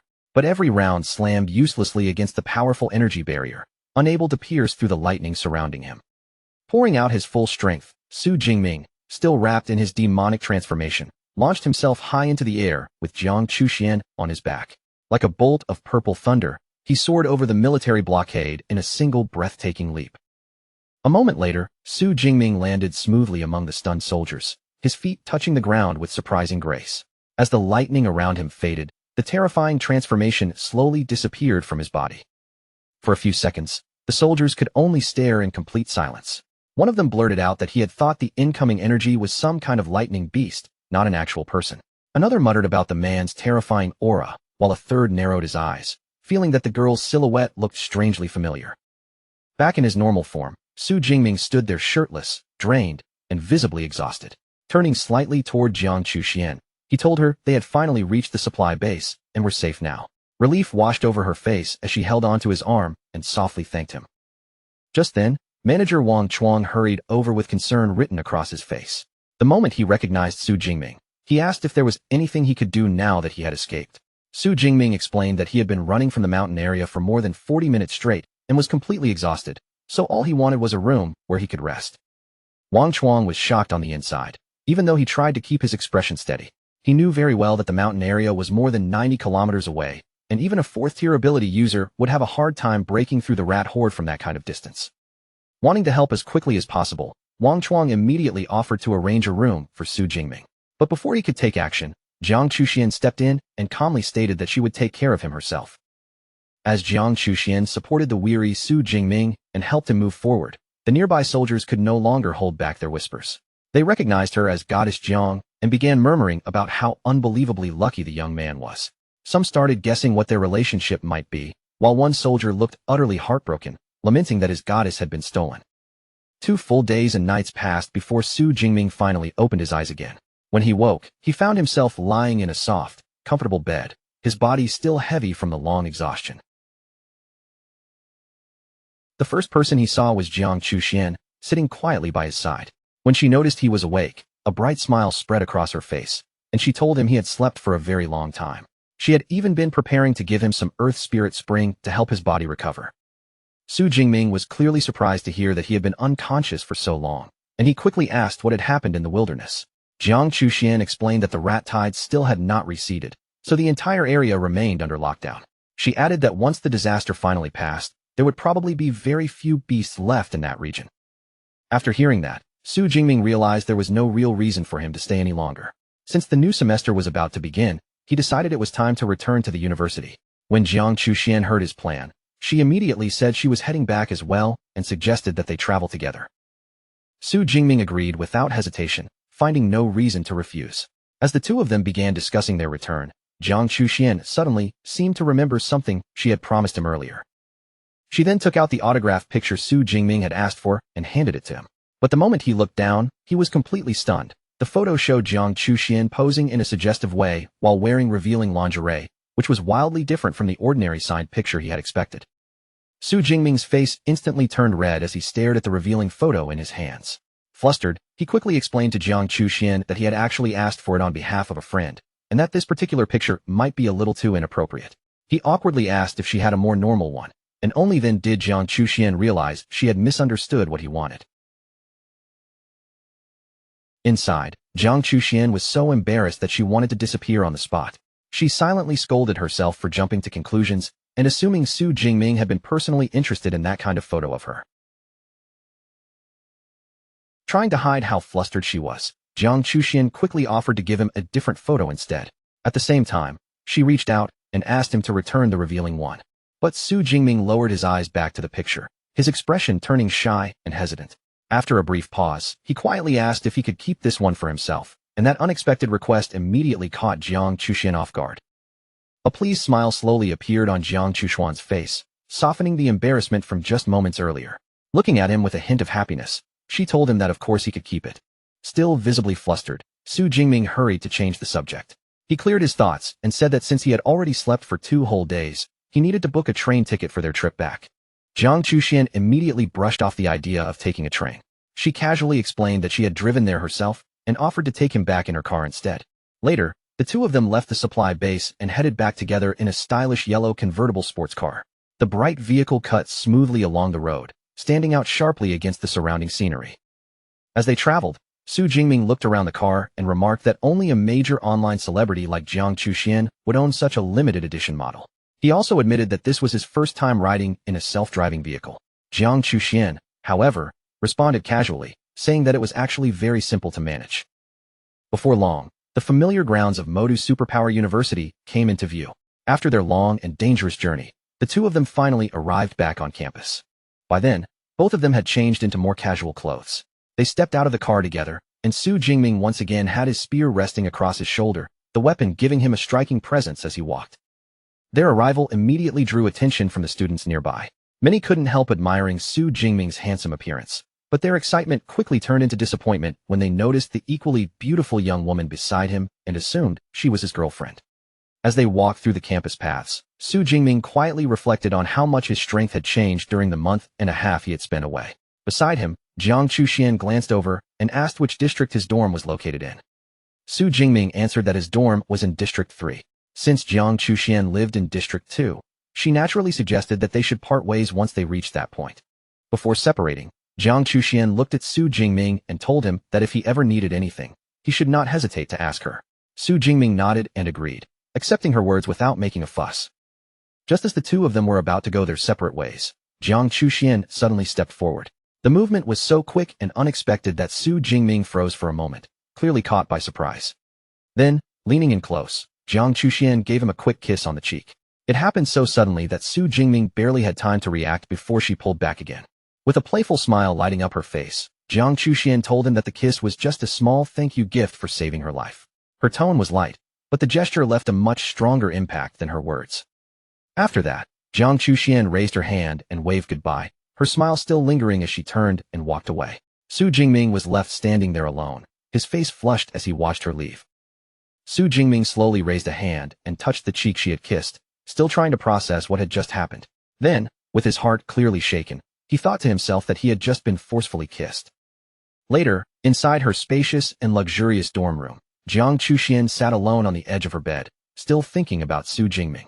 No matter how she looked at it, someone with that kind of overwhelming strength could not possibly be an unknown nobody. The thought kept circling in her mind until she finally decided to look into him properly. Jiang Chuxian opened her laptop, her fingers moving across the keyboard, while she casually reflected that lately, almost all the excitement on campus seemed to revolve around the new freshman. It did not take long before Su Jingming's detail file appeared on her screen.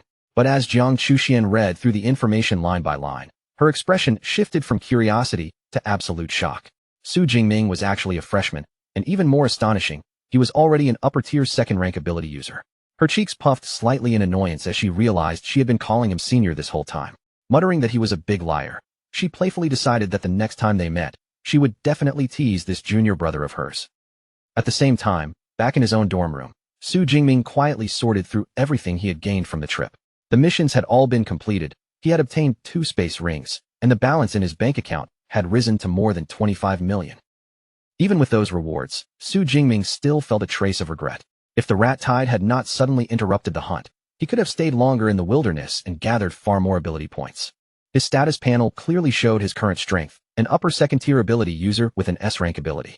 With 3,712 ability points now available, Su Jingming felt confident that this amount should be enough for him to start learning some truly powerful S-rank combat techniques. Just as Su Jingming was going over his plans, the dorm room doors suddenly burst open, and Lu Wentao rushed inside. Seeing him there, Lu Wentao shouted that Su Jingming was finally back, then immediately scolded him for disappearing without even giving a warning. After hearing about the rat tide, Lu Wentao had been seriously worried. Su Jingming nodded and confirmed that the tide had indeed happened, but he also reassured him that the military had already taken control of the situation. But while Su Jingming was speaking, Lu Wentao suddenly noticed something different about him. The aura around his roommate had changed, and the moment Lu Wentao sensed it clearly, his eyes widened in disbelief as he realized Su Jingming had already broken through to the second tier. Su Jingming corrected him in a calm voice, saying he was not just second tier now, but upper second tier. Lu Wentao was instantly stunned, barely able to process it. Su Jingming simply explained that he had run into several brushes with death in the wilderness, but fortunately, he survived them all and managed to break through in the process. Lu Wentao could not help admiring him, saying Su Jingming really was no ordinary person. For a moment, he even wondered aloud whether he should throw himself into a life-or-death situation too, just to become stronger. Su Jingming shut that idea down immediately, warning him that his own case was special and that the wilderness was far too dangerous for Lu Wentao to mess around with. Lu Wentao quickly agreed that he would not go, but then he suddenly remembered something important. He told Su Jingming that Song Chukyu had come by to look for him several times, and suggested that Su Jingming should contact her when he had the chance. Su Jingming said he would reach out to her, but just then, he remembered the gift he had brought back. He took out the autograph photo and handed it over, leaving Lu Wentao staring at it in confusion. A moment later, that confusion vanished completely and turned into wild joy. Lu Wentao's eyes practically transformed into hearts as he gazed at the signed picture of Goddess Jiang, and then he let out a scream filled with pure happiness. After returning to the university routine, Su Jingming made his way to the battle technique library, ready to choose the next step for his strength. He thought back to the 4 missions he had completed, which had earned him 871 credits in total. It really was a fast and efficient way to build up resources. Sitting down at a desk, Su Jingming called out to Eva and instructed the AI to bring up every available S-rank lightning combat technique. In an instant, holographic screens unfolded in front of him, each one displaying a powerful technique. Among them were skills like Thunder Mark, which could unleash massive lightning damage, and Thunder Prison, a technique capable of forming an almost unbreakable barrier of lightning. As Su Jingming scanned through the list, he was a little surprised. Even a top-tier institution like Modi University only had a little over 20 S-rank lightning techniques. Since these skills would be crucial to his future combat path, he knew he had to choose with real care. He continued going through the options one by one, comparing their uses and effects, until two particular techniques gradually drew his attention. The first was Heavenly Thunder Art, a ranged technique that could summon natural lightning from above. The second was Thunder Armor, a defensive combat skill that could form a protective shield around the user. Su Jingming quickly realized that together, the two techniques created an excellent balance of long-range offense and reliable defense. An ordinary person might have to choose one path and specialize, but Su Jingming's lips curled into a faint smirk. With his cheat-like system, he did not need to struggle over the choice. He could simply take them all. While looking deeper into the details, Su Jingming discovered something even more important. Heavenly Thunder Art was actually the required foundation for an even stronger SSS rank technique known as the Myriad Heavenly Thunder Guide. He immediately began studying the manual, but the deeper he read, the more complicated it became. The structure was even more intricate than his Thunder Indestructible Body technique, and the dense content made sweat bead on his forehead. Su Jingming could not help thinking that this was even harder than trying to understand professional literature during his doctoral studies in his past life. After 6 full hours of intense study, Su Jingming finally slumped over the desk in exhaustion. Letting out a long sigh, he accepted that he had only managed to grasp the basics. That much was enough for now. He had done the hard manual work, and it was time to let his system handle the rest. Su Jingming clenched his fist, his gaze sharpening as he called out to Deep Blue. Without hesitation, he commanded the system to spend the points and help him master the skill. The next instant, a huge surge of purple lightning erupted from his body. Knowledge, instinct, and technique flooded into him all at once, as the system fused the power directly into both his mind and his flesh. The upgrade succeeded, but the price left Su Jingming stunned. Raising a single S-rank technique to the elementary level had cost him an astonishing 1,600 ability points. He could hardly believe that the points he had fought so hard to earn would only be enough to support these two skills.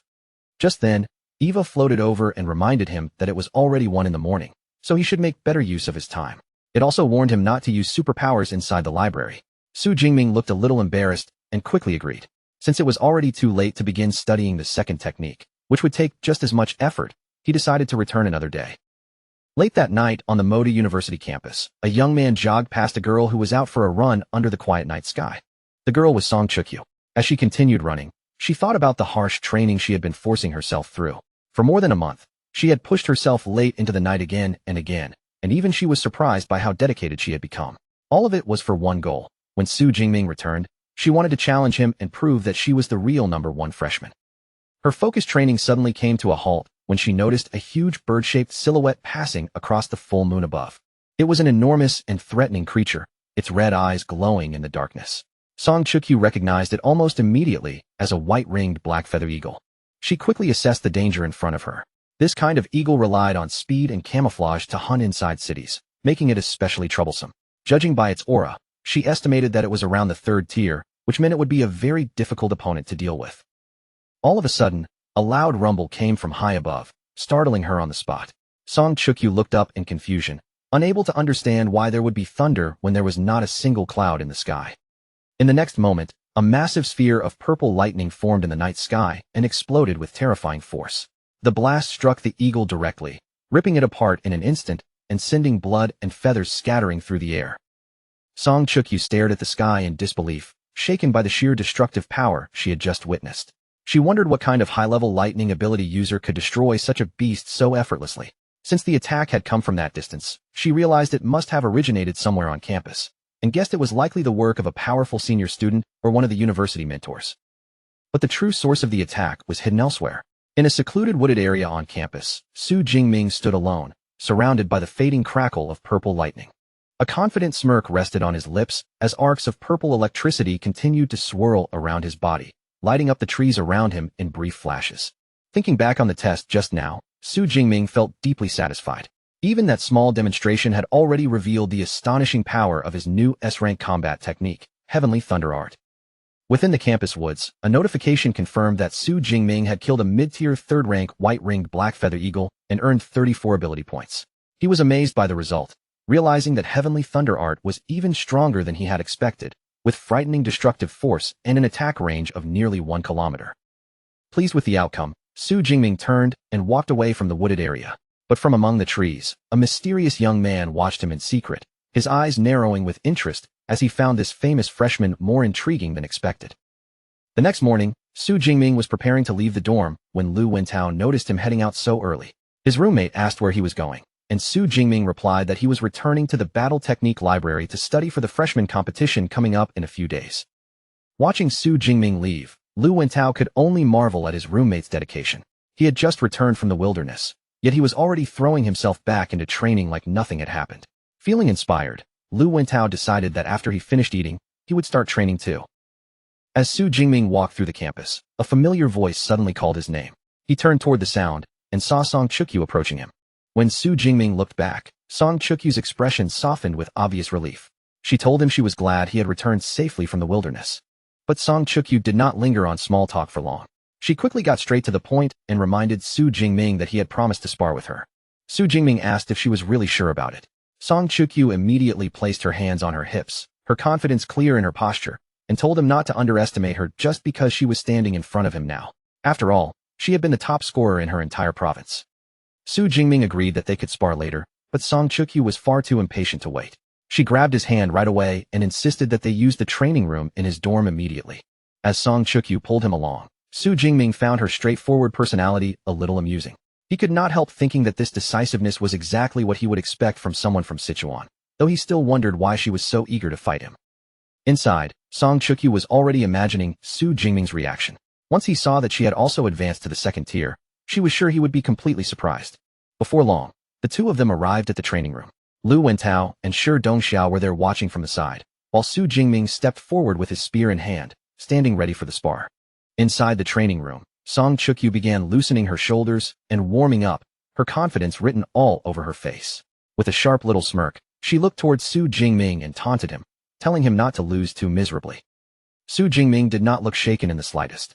Holding his spear with a calm expression, he simply replied that if she planned to fight him barehanded, there was no way she could defeat him. Song Chukyu's smile only grew wider when she heard that. With a confident glint in her eyes, she told him that of course she had brought a weapon. The next moment, Song Chukyu raised her hand and activated the space ring on her finger, summoning the weapon she had prepared for this fight. A flash of light burst into the room, and a massive, beautifully decorated halberd appeared in midair. Song Chukyu caught it with practiced ease, the heavy weapon settling into her grip as if it belonged there. Su Jingming's eyes shifted slightly in surprise as he looked at the weapon in her hands. A Feng Tianhuaji was already uncommon, and seeing a girl choose such a powerful and rare weapon made it even more unexpected. With the halberd now firmly in her hands, Song Chukyu's fighting spirit rose even higher.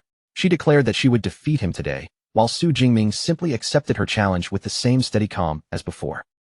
From the side of the training room, Lu Wentao watched with a grin spreading across his face. He confidently announced that his brother Ming had already won, and Shi Dongxia could not help finding his certainty a little amusing.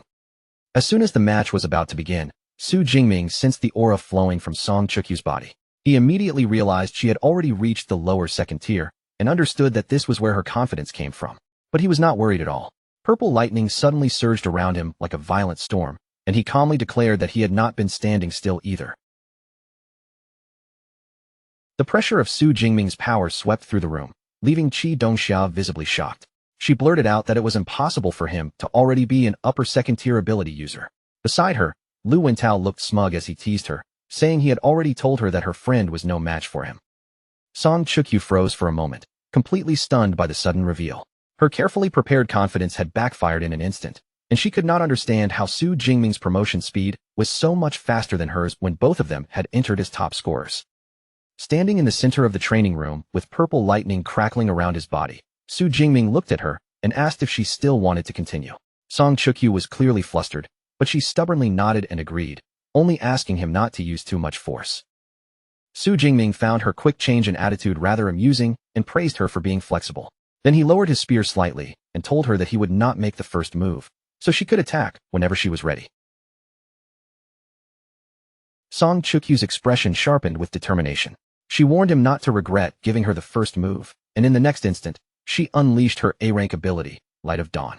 A brilliant radiance burst out around her, filling the training room with dazzling light. Su Jingming watched carefully, noting that her ability was a natural-type power like his lightning, and he became curious about just how strong it truly was. Gathering the power of Light of Dawn into her weapon, Song Chukyu leaped forward with her halberd wrapped in a glowing, fiery aura. Su Jingming's interest deepened as he realized this was his first time seeing a technique that enhanced a weapon directly. Su Jingming raised his spear and swung it out to meet her attack head-on. The moment lightning and radiant light collided, a brilliant explosion burst between them, lighting up the entire training room. Even in the face of her powerful strike, Su Jingming's expression remained relaxed.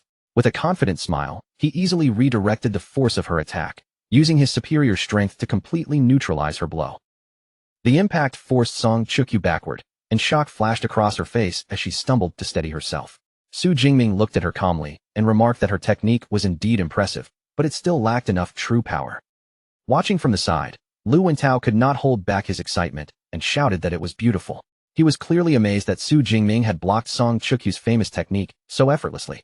Even after being pushed back, Song Chukyu refused to lose heart. Tightening her grip on the halberd, she stared at Su Jingming with renewed determination and declared that she would try again. This time, Song Chukyu launched into a fierce barrage of attacks. Her figure flickered around Su Jingming, leaving afterimages behind as her halberd struck from one angle after another.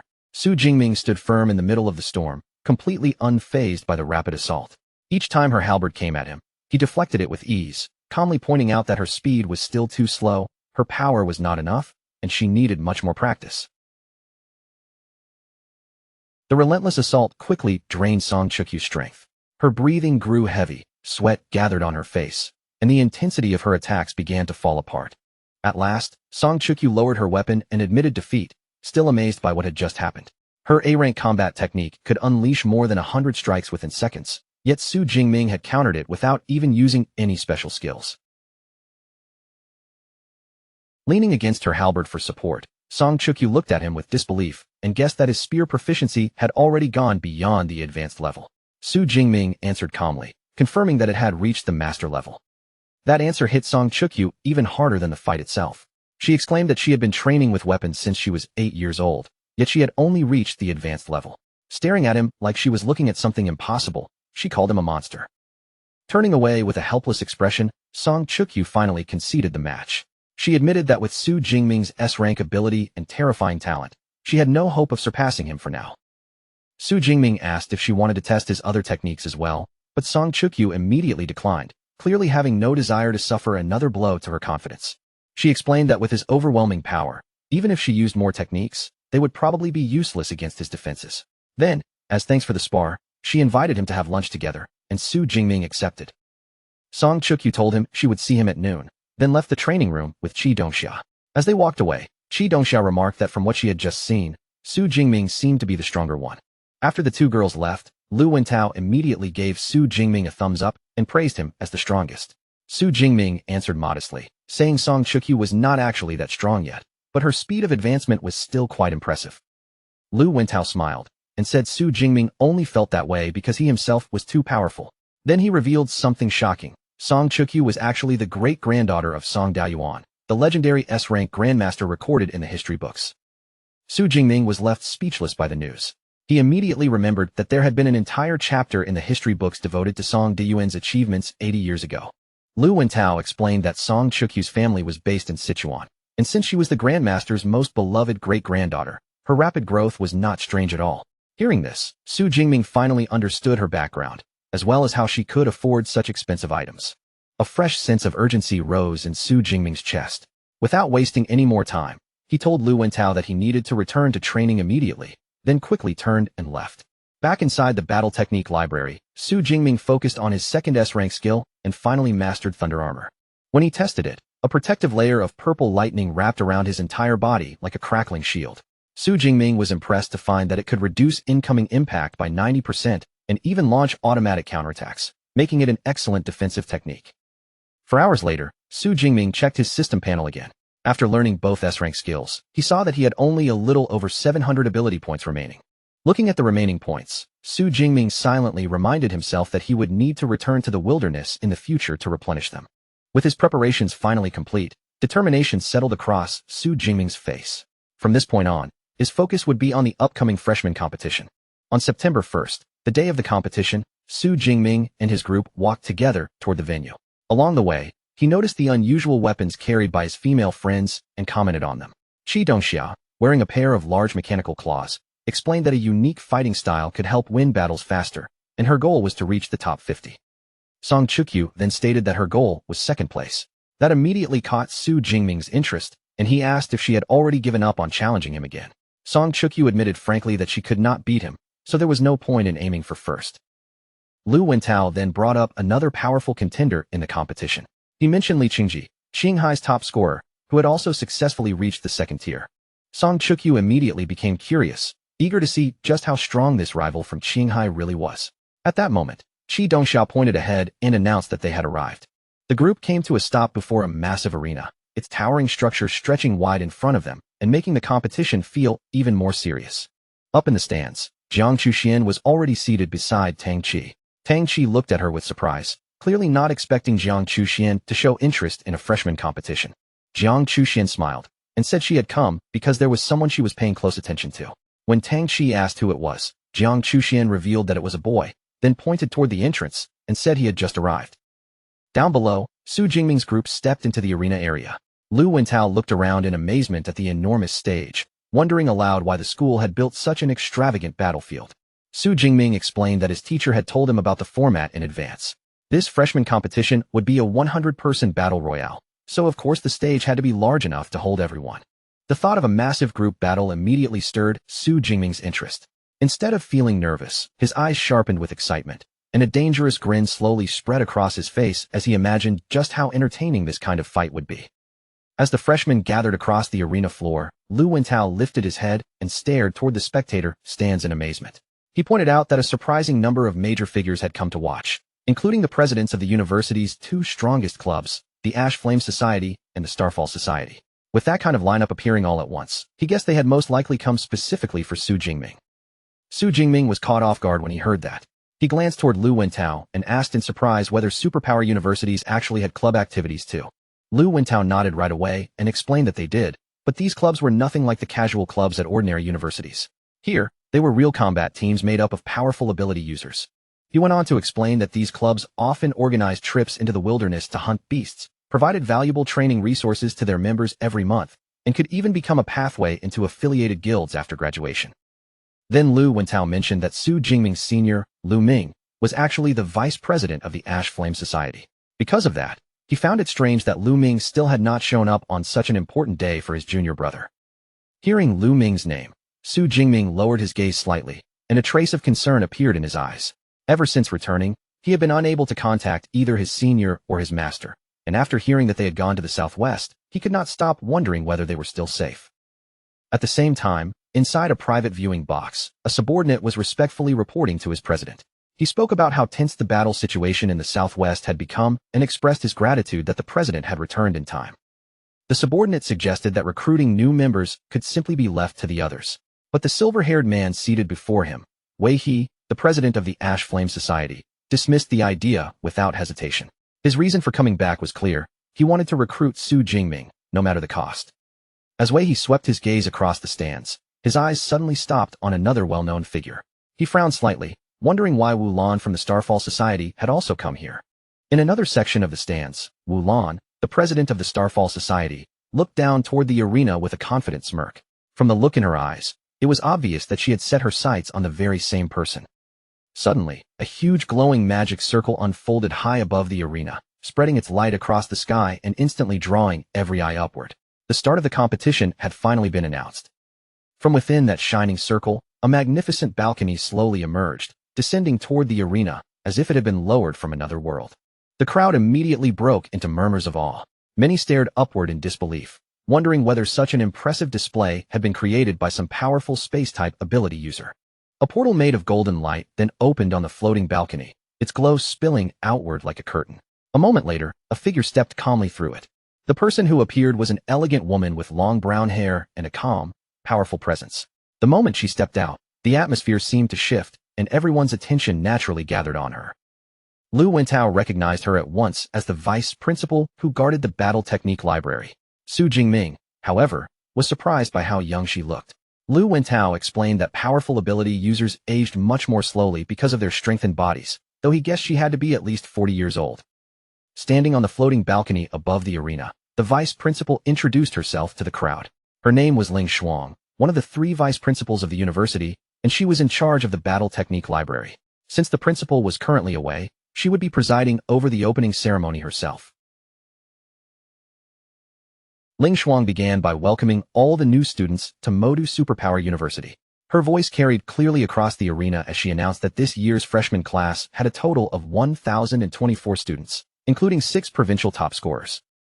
She then gave a breakdown of their awakened abilities. 56 students had A-rank abilities, 832 had B-rank abilities, and 135 had C-rank or D-rank abilities. Then, with a subtle glance, she added that among them was also one extremely rare S-rank awakened student, immediately drawing the attention of Su Jingming and his friends. Ling Shuang continued, explaining that in order to help students grow stronger, the university distributed resources every year according to a 5-tier rating system, ranging from D rank all the way up to S rank.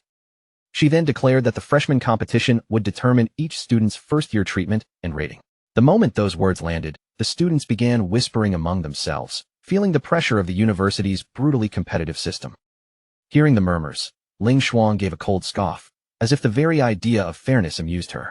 A powerful dark aura erupted from her body, pressing down over the arena as she sharply asked when she had ever said Modu University was a fair place. With a stern expression, Ling Shuang declared that the university's goal was not to pamper students, but to cultivate top-tier powerhouses. And for truly strong people to be born, they had to be forged through harsh competition. Her intense words struck the freshmen like a heavy blow. For a moment, the arena fell into stunned silence, and no one dared to speak casually again.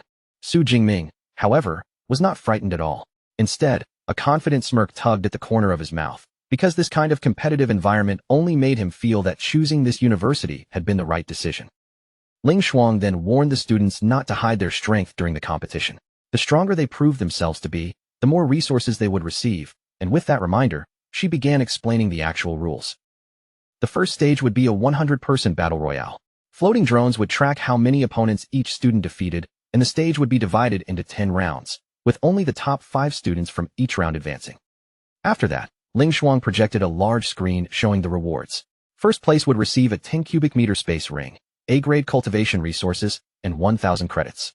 Second and third place would receive A-grade and B-grade combat suits, B-grade resources, and a generous number of credits. The value of those prizes immediately stirred the entire crowd. Many students stared at the screen with bright eyes, clearly shocked by how generous the rewards were. Ling Shuang then added one final important detail. The results of the competition would also decide each student's permission level within the university, ranging from C rank to A rank. She made it clear that the rare S rank permission level would be granted through a separate process. With her speech finished, Ling Shuang handed the rest of the event over to another dean, then vanished gracefully in a flash of golden light. Taking her place, Sun Qingxue, the dean of the Elemental Academy, stepped forward before the crowd and prepared to continue the ceremony. Sun Qingxue officially announced the beginning of the freshman competition. As encouragement, she reminded the students that those who performed exceptionally well might be selected by teachers as personal disciples, urging everyone to give their full effort. Excited murmurs spread among the students again. For many of them, this was not just a competition anymore. It was a rare chance to change their future. Sun Qingxue explained that the first stage would consist of 10 separate battle rounds. At the same time, the AI EVA began randomly selecting the students who would participate in the first round. As the names appeared, Su Jingming's group, now wearing matching combat suits, quickly noticed that Li Chengji, the top scorer from Qinghai, had been placed in the very first group. From the stage, Li Chengji looked directly toward them. His lips curled into a provocative smirk, making his challenge clear without him needing to say a word.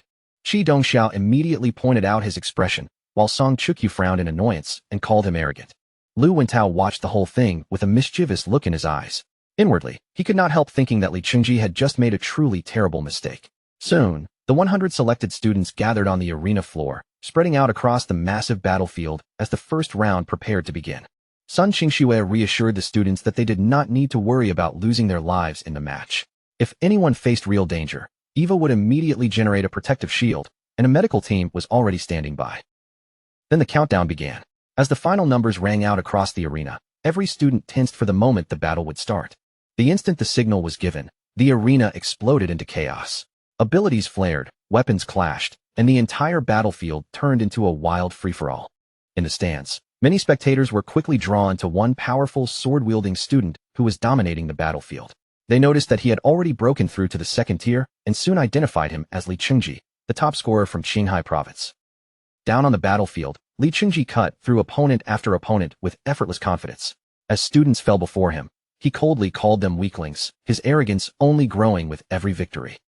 The first round ended far more quickly than expected. An AI drone announced the result in a clear voice. Li Chengji had claimed first place after defeating 36 opponents. As Li Chengji stepped down from the stage, he lifted his gaze towards Su Jingming. With a challenging look, he wondered aloud whether Su Jingming would be able to surpass his score. Watching Li Chengji put on such an arrogant display, Lu Wentao broke into a nervous sweat and said the guy was already beyond saving. He remarked that he had never seen someone work so hard to court disaster. In the stands, a member of the Starfall Society leaned toward President Wu Lan and pointed out that Li Chengji had already broken through to the second tier, asking whether they should make him their main recruitment target. Wu Lan remained calm and dismissed the suggestion at once, stating that their number one target was still Su Jingming. When his subordinate asked whether he had received some kind of inside information, Wu Lan only gave a calm reply. He said it was not exactly a secret. He had simply seen Su Jingming's strength with his own eyes.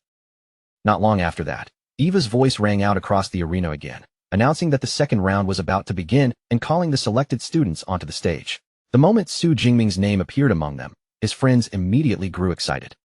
Lu Wentao and Song Chukyu both called out from the side, cheering him on and urging him to show Li Chengji what real strength looked like. Su Jingming's expression stayed calm as he gave a simple nod and accepted their encouragement. As Su Jingming walked onto the stage, the expressions of the other contestants instantly changed. Many of them felt their hearts sink, complaining about how terrible their luck was. Without even fighting yet, they had already given up on taking first place and decided to compete for the remaining 4 qualifying spots instead. Su Jingming stood there with quiet confidence, his gaze sweeping over the nervous students around him. Seeing them trying to stay away from him, he silently thought they were far too naive if they believed distance alone could keep them safe. In the VIP section, several deans were also watching the arena closely. One of them turned to Dean Sun Qingxue and asked whether Su Jingming was Dean Yang's new disciple. Sun Qingxue confirmed it and identified him as the rare S-rank ability user, prompting the dean to comment that Su Jingming's aura was already quite impressive.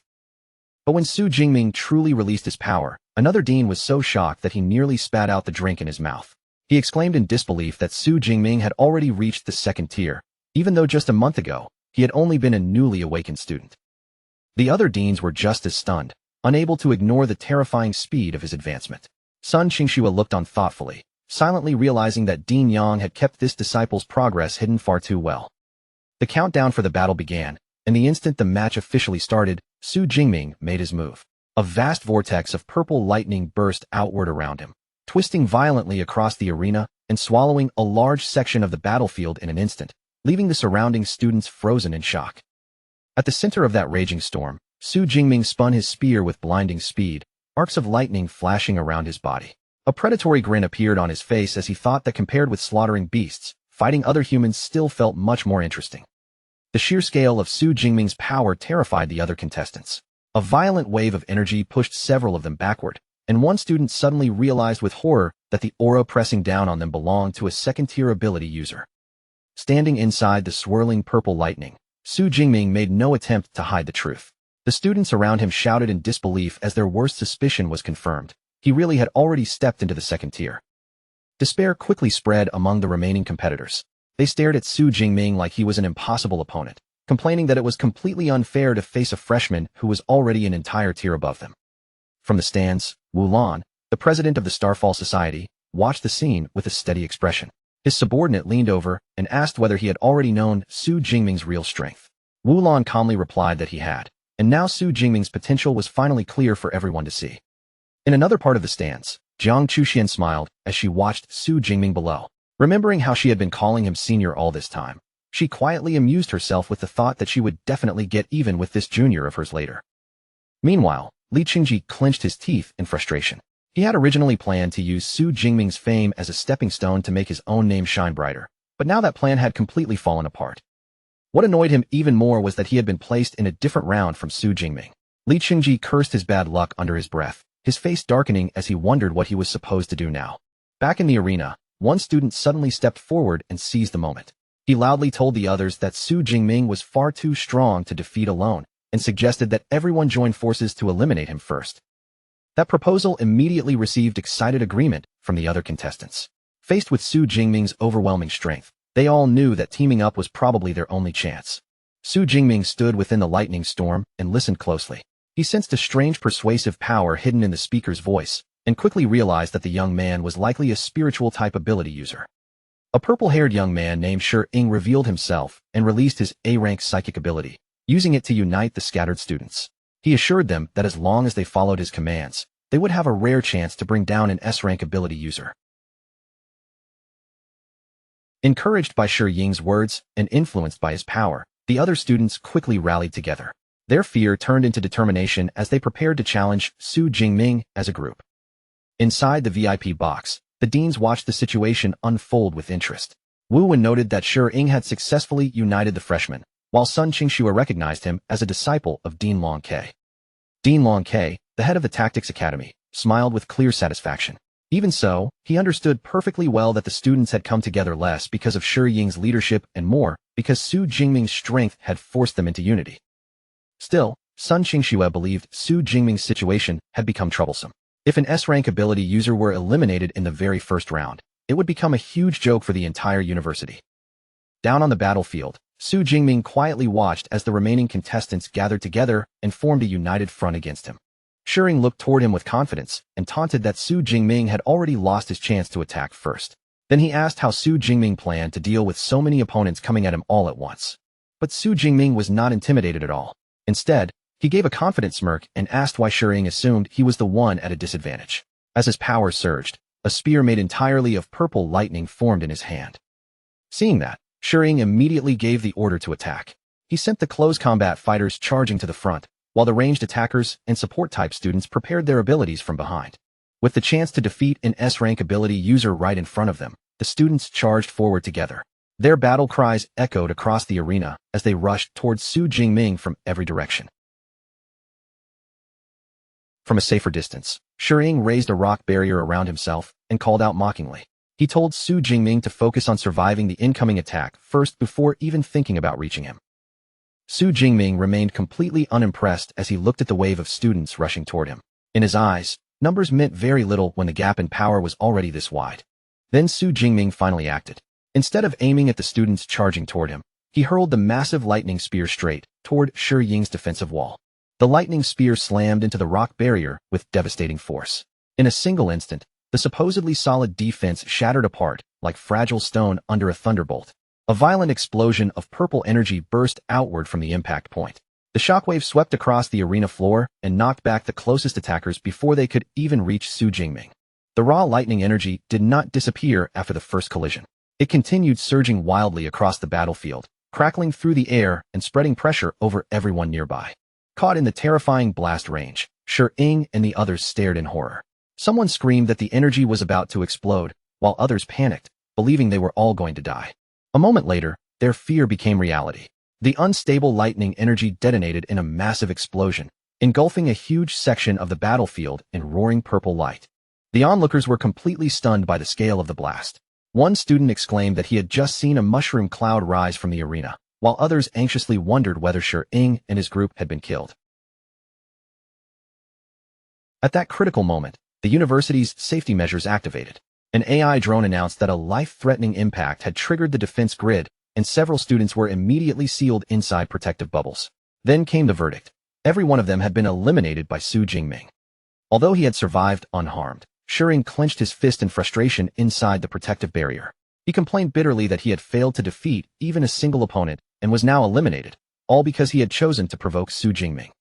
One of the other instigators, also eliminated from the fight, desperately shouted toward the remaining students. Even from inside the barrier, he urged them to continue the attack and not let the chance slip away. Still affected by Shi-Ing's earlier command, a female student stepped forward with fierce determination in her eyes. She declared that even if she had to go down with him, she would take Su Jingming out. The remaining fighters responded to the call, their eyes glowing red as their resolve surged unnaturally high. From every side of the arena, they launched one final desperate charge towards Su Jingming. Su Jingming stood calmly in the center of the battlefield, watching as dozens of weapons and abilities came crashing down toward him from all directions.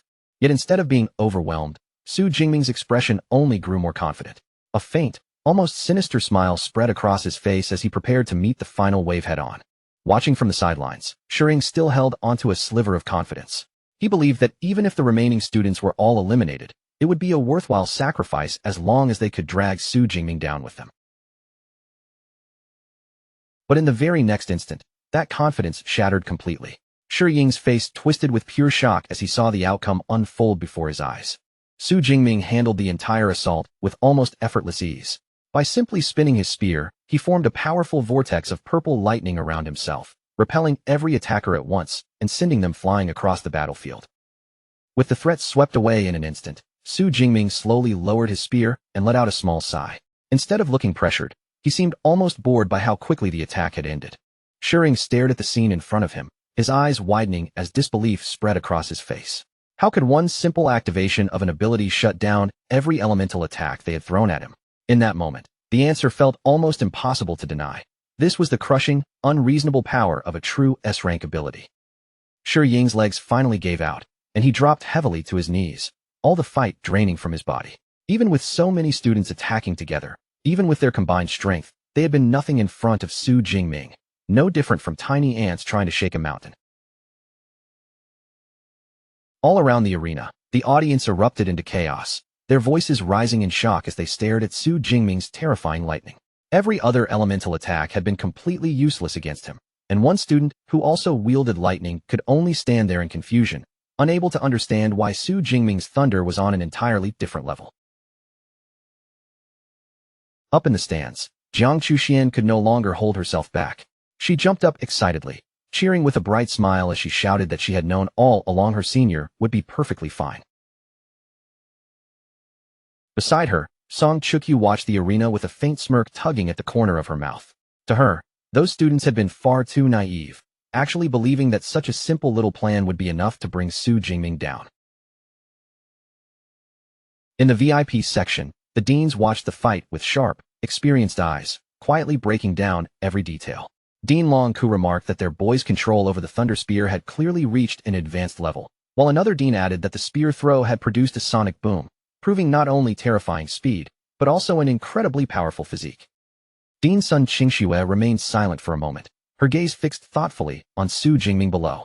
At a time like this, she almost wished Dean Yang Zhentian were present, just so she could ask him directly how he had trained such an extraordinary disciple. Back on the arena floor, the few students who were still standing had gone completely stiff with fear. They understood now that they had no method left to break through Su Jingming's defense, and with their morale shattered, one of them could only suggest in desperation that their only choice was to run. Seeing those remaining students frozen in place, Su Jingming slowly turned toward them with a confident smirk. Purple lightning curled and crackled around his body as he mocked them, asking if they were already too scared to attack, and if they were, then he would simply go to them instead. The next instant, Su Jingming launched himself forward with explosive force. The ground beneath his feet shattered from the impact, and his entire body transformed into a flashing blur wrapped in violent energy. In the blink of an eye, he closed the distance between them. Moving like a phantom through the scattered students, Su Jingming struck again and again, his speed so blinding that his opponents barely had time to register where he was before they were knocked down. Panic spread through the students as they shouted in alarm, completely overwhelmed by how fast he was moving. One of them desperately yelled for everyone to form a defensive formation, but another immediately argued that they had to stay together no matter what. Following that advice, the remaining fighters quickly gathered into a tight cluster. A shield bearer stepped to the front, planting himself firmly as the others huddled behind him, all of them bracing for Su Jingming's next assault. When Su Jingming saw them finally organize themselves into a proper defense, the smirk on his face only grew wider. Instead of feeling pressured, he seemed almost pleased, silently thinking that the fight was finally starting to become a little interesting. He slipped through their ranks like a storm made of lightning and steel, tearing apart their formation piece by piece. Even while attacking, Su Jingming remained calm enough to point out their flaws, telling one opponent that their angle was wrong, another that they were far too slow, and a third that their strength simply was not enough. As Su Jingming continued moving, one student tried to stop him by unleashing a wave of ice across the arena floor, but he landed gracefully in the middle of the attack as if it were nothing, his posture steady and his expression completely unfazed. Only a few seconds passed before the outcome was decided, and the battle came to an abrupt, crushing end. The arena floor was now covered with the defeated bodies of every other contestant. Su Jingming stood above the final fallen student, his eyes cold and unmoved, and with one last contemptuous remark that they were all too weak, he drove his spear into the ground, sealing the end of the one-sided slaughter. The defeated students lay scattered across the ground, their spirits completely crushed. One of them complained bitterly that Su Jingming had not only beaten them without effort, but still had the nerve to call them weak, while another could only curse his own terrible luck for ending up in the same group as that monster. Eva hovered above the arena and announced that the round had officially ended. Below her, Su Jingming rested his spear casually on his shoulder with a confident smile as the drone declared him the sole qualifier, after defeating a total of 102 opponents. The drone began to continue with the announcement of the remaining qualifiers, but the words suddenly stopped before it could finish. Dean Sun Qingxue took over the announcement herself, explaining that because Su Jingming was the only contestant to advance from that round, the others would need to compete in an additional match to determine the remaining 4 qualifiers. In the stands, the audience was still buzzing with excitement and disbelief. One female student called it an absolute crushing victory, saying it was the first time she had ever seen a competition round where only one person advanced, and her friend immediately agreed, predicting that the university's clubs would soon be fighting fiercely to recruit Su Jingming. The deans were just as impressed by what they had witnessed. Dean Long Ku recalled that in more than 40 years of the competition's history, the previous elimination record had been 87, set by another S-rank user in a 7-minute match. After comparing the records, the deans could only agree that Su Jingming's new result was so outrageous, it would likely remain unbroken for a very long time, perhaps forever. Dean Long Ku then wondered aloud how Dean Yang Jintian had managed to train Su Jingming's spearmanship all the way to the master level. Dean Sun Qingxue was visibly stunned as well, realizing that Su Jingming's talent with weapons had to be astonishing. She admitted that she had originally wanted to bring him into the Elemental Academy, but after seeing this, she understood there was no longer any need. A faint smile appeared on Dean Sun Qingxue's lips as another thought crossed her mind. With a freshman like Su Jingming in the university, there would be no reason to worry too much about the upcoming 3-school freshman research trip. Back on the ground floor, Song Chukyu and Qi Dongxiao hurried over to congratulate Su Jingming. Lu Wentao was especially excited, pointing toward Li Chengji as he laughed, and said that after Su Jingming eliminated Shiying, Li Chengji's face had turned so purple it was impossible to ignore. Lu Wentao joked that with a face like that, Li Chengji might as well go learn the art of face changing. Su Jingming glanced toward his rival and quietly judged him for what he was, a paper tiger who only knew how to bully those weaker than himself. Although Su Jingming found Li Chengji's arrogance deeply annoying, he had no intention of confronting him right then and there. Instead, he decided to wait for the second stage of the competition, where he would issue a formal challenge in front of everyone. Su Jingming then turned back to his friends and patted Lu Wentao on the shoulder. He told them that it was their turn next, reassuring them that advancing into the top 50 should not be difficult, and Lu Wentao immediately nodded with eager confidence. Su Jingming shared a firm fist bump with Song Chukyu, who looked at him with a competitive spark in her eyes. She told him that even if she could not defeat him, she would still prove that she was the strongest freshman after him. The competition continued moving forward. In the third round, Lu Wentao fought hard and secured 4th place, managing to defeat 9 opponents before the match came to an end. Later, during the 6th round, Qi Dongxia entered the arena and used her sharp claws to carve out her own path, defeating 12 opponents and claiming 3rd place. Finally, when the 8th round arrived, it was Song Chukyu's turn to step into the spotlight. She stood in the center of the arena with her massive halberd in hand, her posture steady and full of confidence. With a bold expression, she declared that her moment had finally come. Her appearance immediately stirred up the crowd, with many students recognizing her as the top scorer from Sichuan province. They admired not only her striking looks, but also the rare weapon she carried, and one excited fan even declared that she was the school's new goddess. As soon as the match began, Song Chukyu activated her A-rank ability, Light of Dawn. A brilliant golden aura spread across her massive halberd, making the weapon shine as if it had been wrapped in sunlight. She moved with a graceful but terrifying force, sweeping through the contestants with swift, precise strikes. Every motion of her halberd carried both elegance and power, cutting down opponents before they could properly react. Her strength shocked the other students, and several of them cried out when they realized she was also a second-tier user. One student tried to comfort himself by saying she was only a low-rank second-tier and not as overwhelming as Su Jingming, but his friend answered grimly that it did not really make any difference. Watching from the stands, Wu Lan, the president of the Starfall Society, studied Song Chukyu with clear interest. Impressed by what he saw, he instructed his subordinate to place her as their second recruitment target. Inside the arena, Song Chukyu pressed the attack without slowing down. She unleashed her technique, Dawn Light's second dance, and her body spun through the battlefield like a whirlwind, her glowing halberd smashing through multiple opponents in rapid succession. Then her movements shifted, and she began gathering her power into a single, more concentrated strike. Golden light gathered along the edge of her halberd as she prepared her technique, Light Flame Gravity Slash. With a powerful leap, Song Chukyu rose into the air and brought her halberd crashing down in a devastating thrust. The force of the attack was too much for one of the remaining students, who cried out under the immense weight before collapsing to the ground. With the final opponent defeated, Song Chukyu stood tall in victory at the center of the arena. Eva announced that she had claimed first place in the round, finishing with an impressive total of 45 eliminations. Now that her victory was secured, Song Chukyu dismissed her weapon and turned toward the stands. A cheerful smile spread across her face as she waved happily in Su Jingming's direction. After leaving the arena, Song Chukyu approached Su Jingming and playfully asked what he thought of her performance.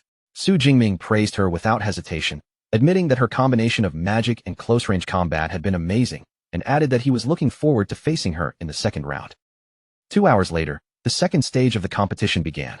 This time, the format changed into a free challenge, with floating platforms suspended high above the arena. Each student would have 3 chances to challenge someone ranked above them, but there was one important rule. Only contestants who had already entered the top 50 could be challenged. At last, it was Su Jingming's turn to choose his opponent. For a brief moment, he considered challenging Song Chukyu, who held second place, but quickly dismissed the idea and instead informed Eva that he wanted to challenge the third-ranked student, Li Chengji. The moment that announcement rang out, Li Chengji froze where he stood, his face twisting with disbelief before fury surged straight through him. He snapped his arm up and pointed straight at Su Jingming, his anger practically spilling out as he demanded to know why the student sitting firmly in first place would choose to challenge him. Su Jingming, however, didn't look the least bit shaken. He answered in a calm, even voice, saying the rules had never stated that he had to challenge someone ranked above him. Then his gaze turned colder, and he added a quiet warning, asking whether Li Chengji had truly believed he could provoke him and walk away without paying any price. The stands immediately broke into a restless wave of whispers, confusion spreading through the crowd as everyone tried to understand what was happening. Then one student who knew the backstory quickly explained that Li Chengji had once arrogantly aimed a throat-slitting gesture at Su Jingming, making it clear that this challenge had not come out of nowhere. Eva, the AI overseeing the competition, quickly assigned the two of them to an arena. Li Chengji's expression was still burning with rage, but he accepted the challenge without hesitation, clearly eager to test for himself just how terrifying the power of an S-rank user really was. Soon, on the floating battle platform, Su Jingming and Li Chengji stood facing one another across the open space, their bodies still as Eva's countdown echoed around the arena. The instant the battle began, Li Chengji released his power without holding anything back. His body swelled larger and stronger, muscles bulging as red fur spread across him, and his head transformed into that of a fierce lion. The system immediately identified his ability as an A-rank power, Berserk Blood Lion King. A savage roar burst from his throat, shaking the air around the platform like the cry of a beast ready to tear its prey apart. Wrapped in a blazing red aura, the lion-headed man launched himself forward with terrifying force, shouting that Su Jingming had been the one who forced him to go this far. Su Jingming stood his ground, purple lightning flickering violently through his eyes as he stared back with an icy expression. His reply came sharp and cold, saying he had forced nothing at all, and that everything happening now was simply the disaster Li Chengji had invited through his own arrogance. In the next instant, a flash of lightning tore across the platform, and Su Jingming vanished from sight, his speed so extreme that the crowd could barely follow his movement. When he appeared again, he was already high above the charging Li Chengji, spear in hand and body poised to strike down from the air. The lion man twisted around in surprise, his eyes widening for a split second before he let out a scoff, mocking the idea that a lightning-type user would dare to meet him directly in close combat. He gripped his massive sword and swung it with brutal strength, releasing his wild lion slash in a fierce arc of destructive power. Their weapons collided head-on, and the impact erupted into a dazzling explosion of energy that lit up the entire arena.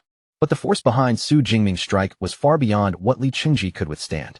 The collision blasted him backward, sending his transformed body flying as he was completely overpowered in that single exchange.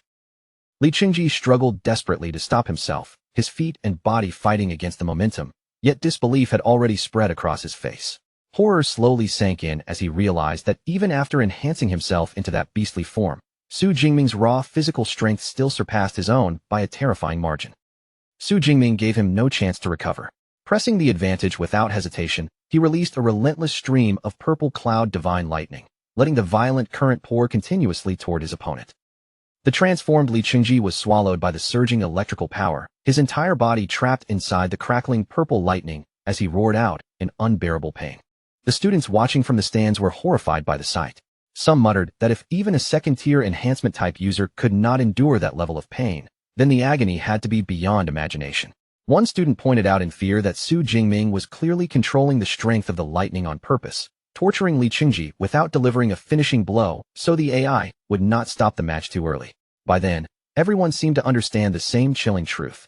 Out of everyone in the academy, Su Jingming was the one person they absolutely could not afford to provoke.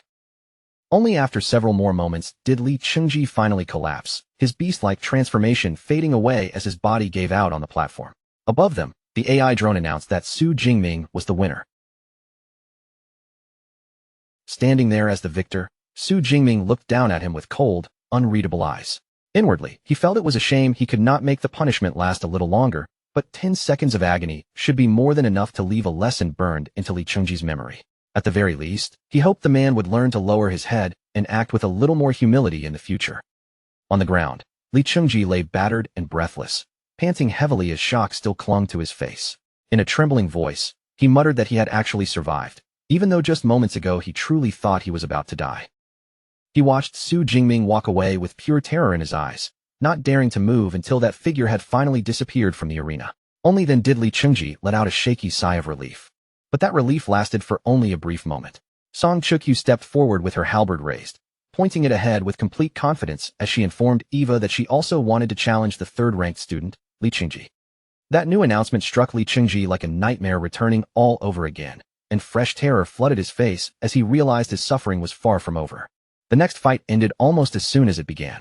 Already battered from his first defeat, Li Qingji was blasted away by Song Chukyu's powerful attack, his transformed body unable to withstand the force this time either. With her halberd planted firmly into the ground and a proud, confident smile on her face, Song Chukyu stood tall on the platform as the AI drone announced her victory. A short while later, Li Qingji, now completely unconscious, was carried down from the arena on a stretcher by the medical team, his earlier arrogance nowhere to be seen. Song Chukyu then walked proudly over to Su Jingming, clearly pleased with herself as she asked whether he had seen how she beat up their rival. Su Jingming responded calmly, acknowledging without hesitation that she was indeed very powerful. The two of them lifted their fists and bumped them together in celebration, the simple gesture making it obvious that their friendship had grown much closer after the battles. Of course, that friendly moment did not escape the eyes of the surrounding students. A group of male freshmen stared over in despair, one of them complaining that the goddess of their class had already been taken. Another groaned that Su Jingming moved way too fast, pointing out that the school year had not even officially started yet. His friend immediately shushed him in a panic, lowering his voice as he whispered that he had no desire to end up like Li Qingji. 4 hours later, Dean Sun Qingshui stood before all the gathered freshmen and officially declared the competition over, preparing to announce the final results. A huge holographic screen lit up in the air, displaying the rankings for everyone to see. Su Jingming held first place, Song Chukyu ranked second, and Li Qingji remained in third, while Lu Wentao's name also appeared on the list, showing that he had secured the 39th position.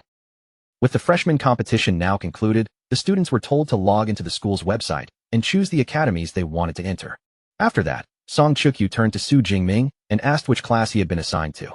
Su Jingming showed her his phone, revealing that he had entered the Weaponry Academy, while she told him that she had been placed in the Elemental Academy.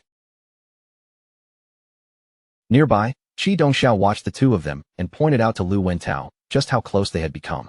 Lu Wentao immediately joked that if Song Chukyu was already calling him Jingming today, then by tomorrow she might be calling him darling.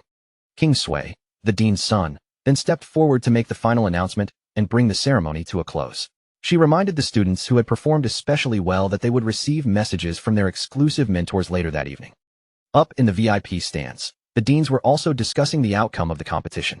They agreed that this year's freshmen were far stronger than usual, and one dean specifically pointed to Su Jingming, predicting that within a year or two, he might dominate the entire student body. They also concluded that the student clubs would probably fight fiercely among themselves to recruit someone like him. As the event finally came to an end, Lu Wentao suggested that their group should go out and eat something to celebrate. Qi Dongxiao agreed right away, then playfully added that since Su Jingming was now the newcomer king, and also a wealthy man with a space ring, it only made sense for him to treat everyone. Su Jingming accepted with a cheerful attitude and happily agreed. Lu Wentao immediately cheered, praising Brother Ming for being so generous as the group left the campus together in high spirits. But before their celebration could truly begin, two young men suddenly approached them. The one walking in front called out to student Su, causing Su Jingming to pause in confusion, since he had no memory of seeing this person before. With a confident smile, the young man introduced himself as Wu Lan, the president of the Starfall Society, and then formally invited Su Jingming to join their club.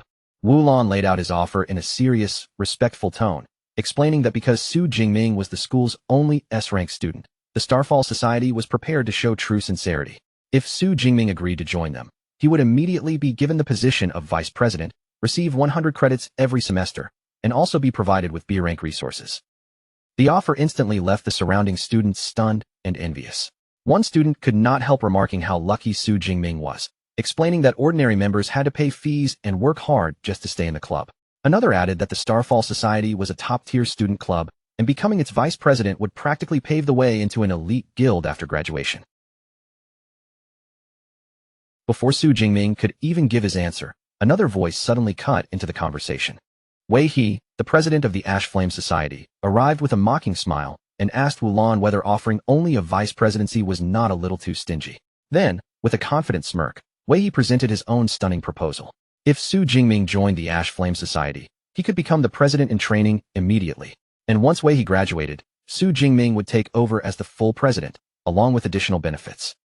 The crowd was shocked all over again, instantly realizing that the Ash Flame Society was willing to spend an enormous amount just to pull Su Jingming into their ranks.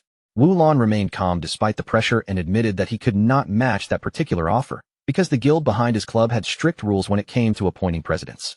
Now caught between two powerful offers, Su Jingming fell into thoughtful silence and carefully weighed his choices.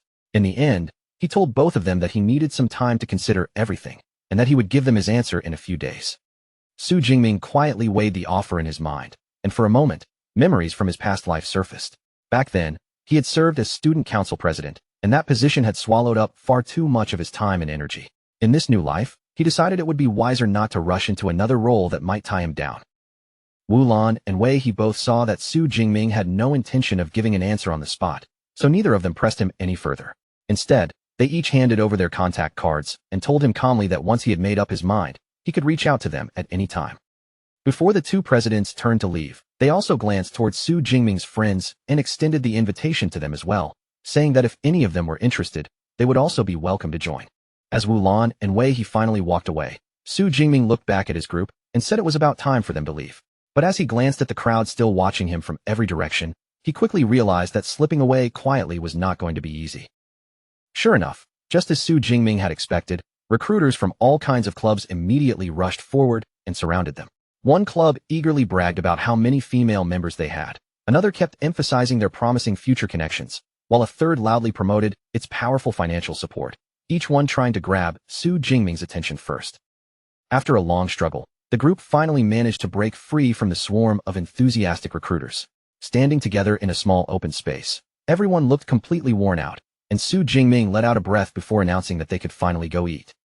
But just as they were about to leave, Su Jingming's gaze suddenly dropped, and he noticed a pair of stylish boots stepping toward them with a steady, elegant pace. A beautiful woman with long silvery white hair soon appeared before him, her presence instantly drawing attention. With a playful smile on her lips, she greeted him as her junior, and Su Jingming immediately recognized her as Jiang Chuxian. Su Jingming was clearly caught off guard, and his greeting came out with a slight stammer.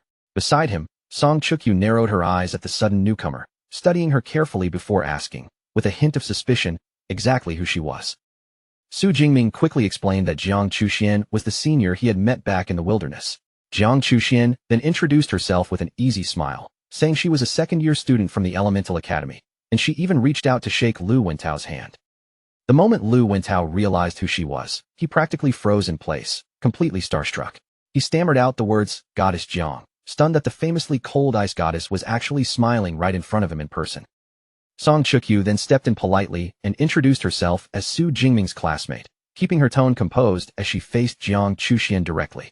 When Jiang Chuxian looked at Song Chukyu more closely, even she felt a flicker of surprise.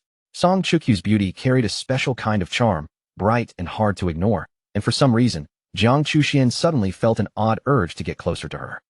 That unexpected feeling immediately made Jiang Chuxian flustered inside. In a comically serious moment of self-defense, she silently concluded that Song Chukyu had to be a dangerous girl because she was somehow captivating enough to attract everyone around her. Right then, Su Jingming turned to Jiang Chuxian and asked if she wanted to join them for dinner. Her mood brightened at once, and she accepted the invitation without the slightest hesitation. The group soon found a restaurant and settled in for their celebration. Glasses were raised around the table as they toasted together, marking the official end of the freshman competition with a lively, relaxed atmosphere. During the meal, Jiang Chuxuan's cheeks carried a faint blush as she lifted her glass towards Su Jingming. With a playful warmth in her voice, she called him Junior and toasted him directly. Not long after, Song Chukyu, whose face was also slightly flushed, raised her own glass toward him. When she called him Jingming so naturally, Su Jingming's expression stiffened a little, and he suddenly found himself feeling oddly flustered. Lu Wentao watched the two women from the side, quickly sensing the obvious tension in the air. He leaned close to Qi Dongxia and whispered that both of them seemed interested in Brother Ming, then quietly suggested that the two of them should retreat from this battlefield before things got dangerous.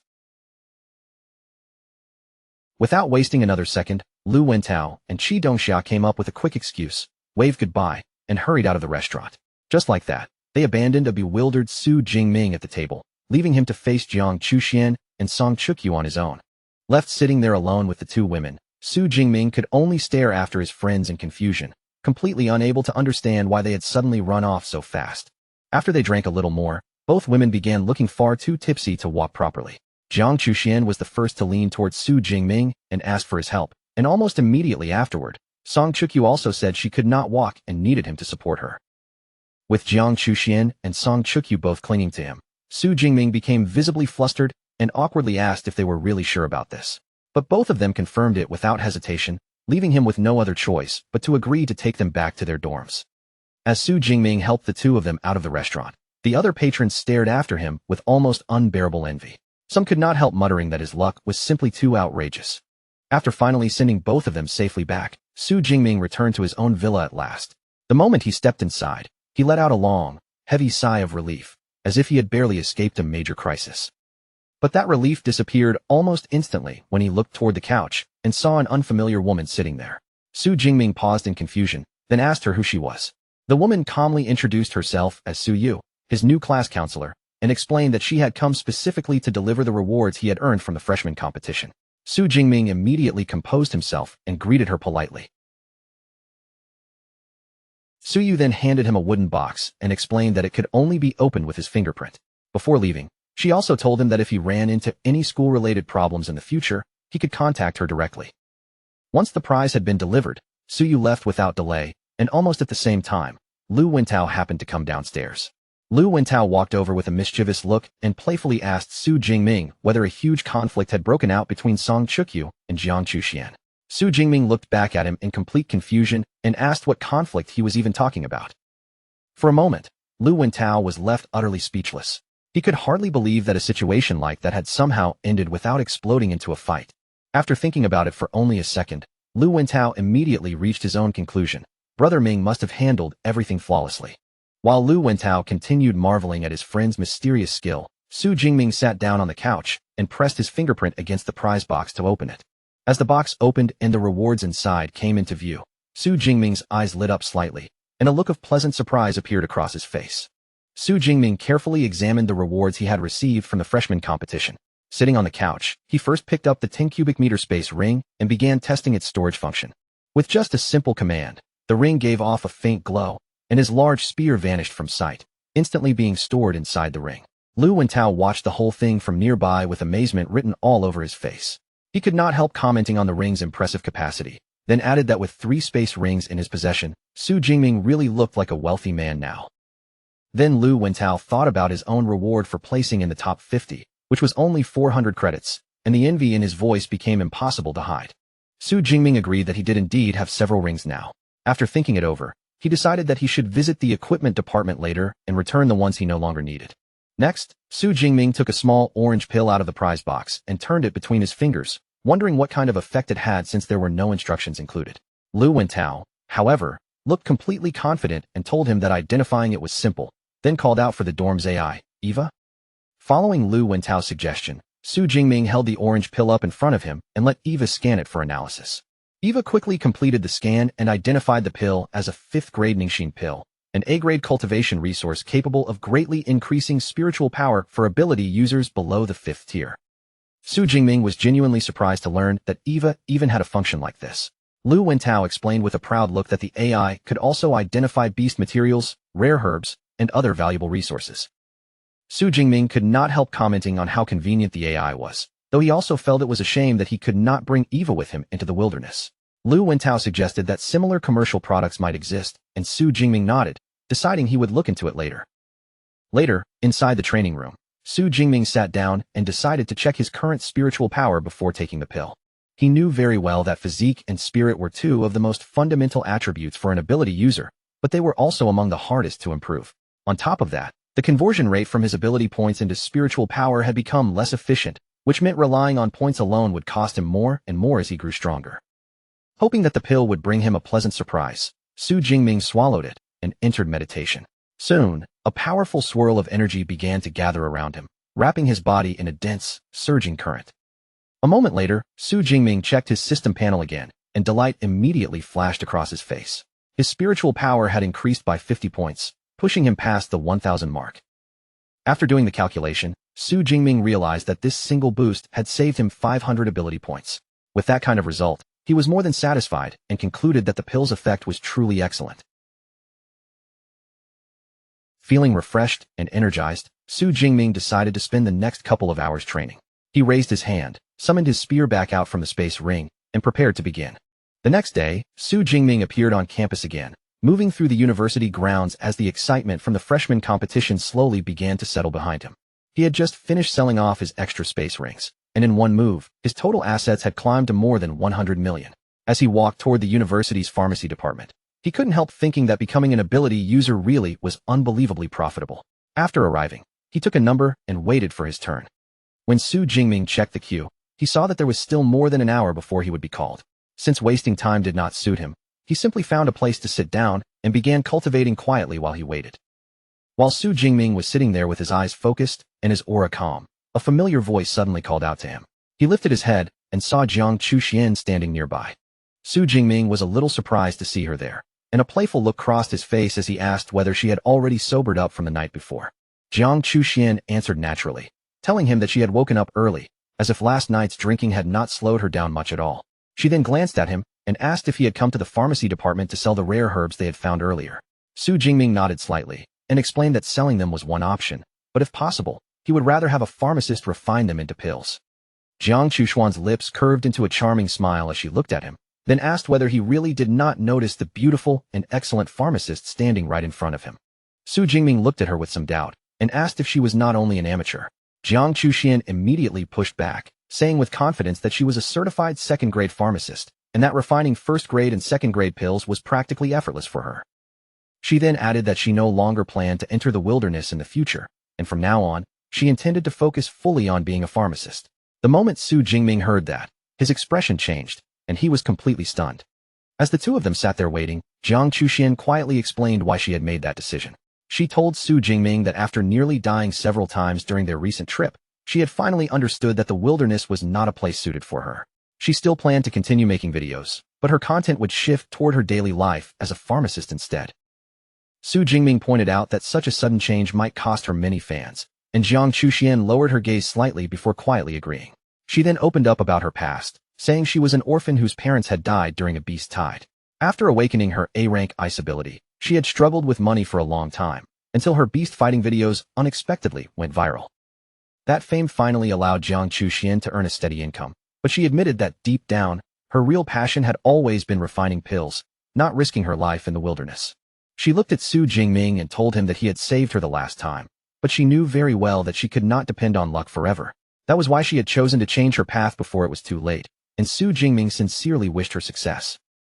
Su Jingming then voiced the question that had been bothering him, wondering how someone with an ice element ability could become a pharmacist.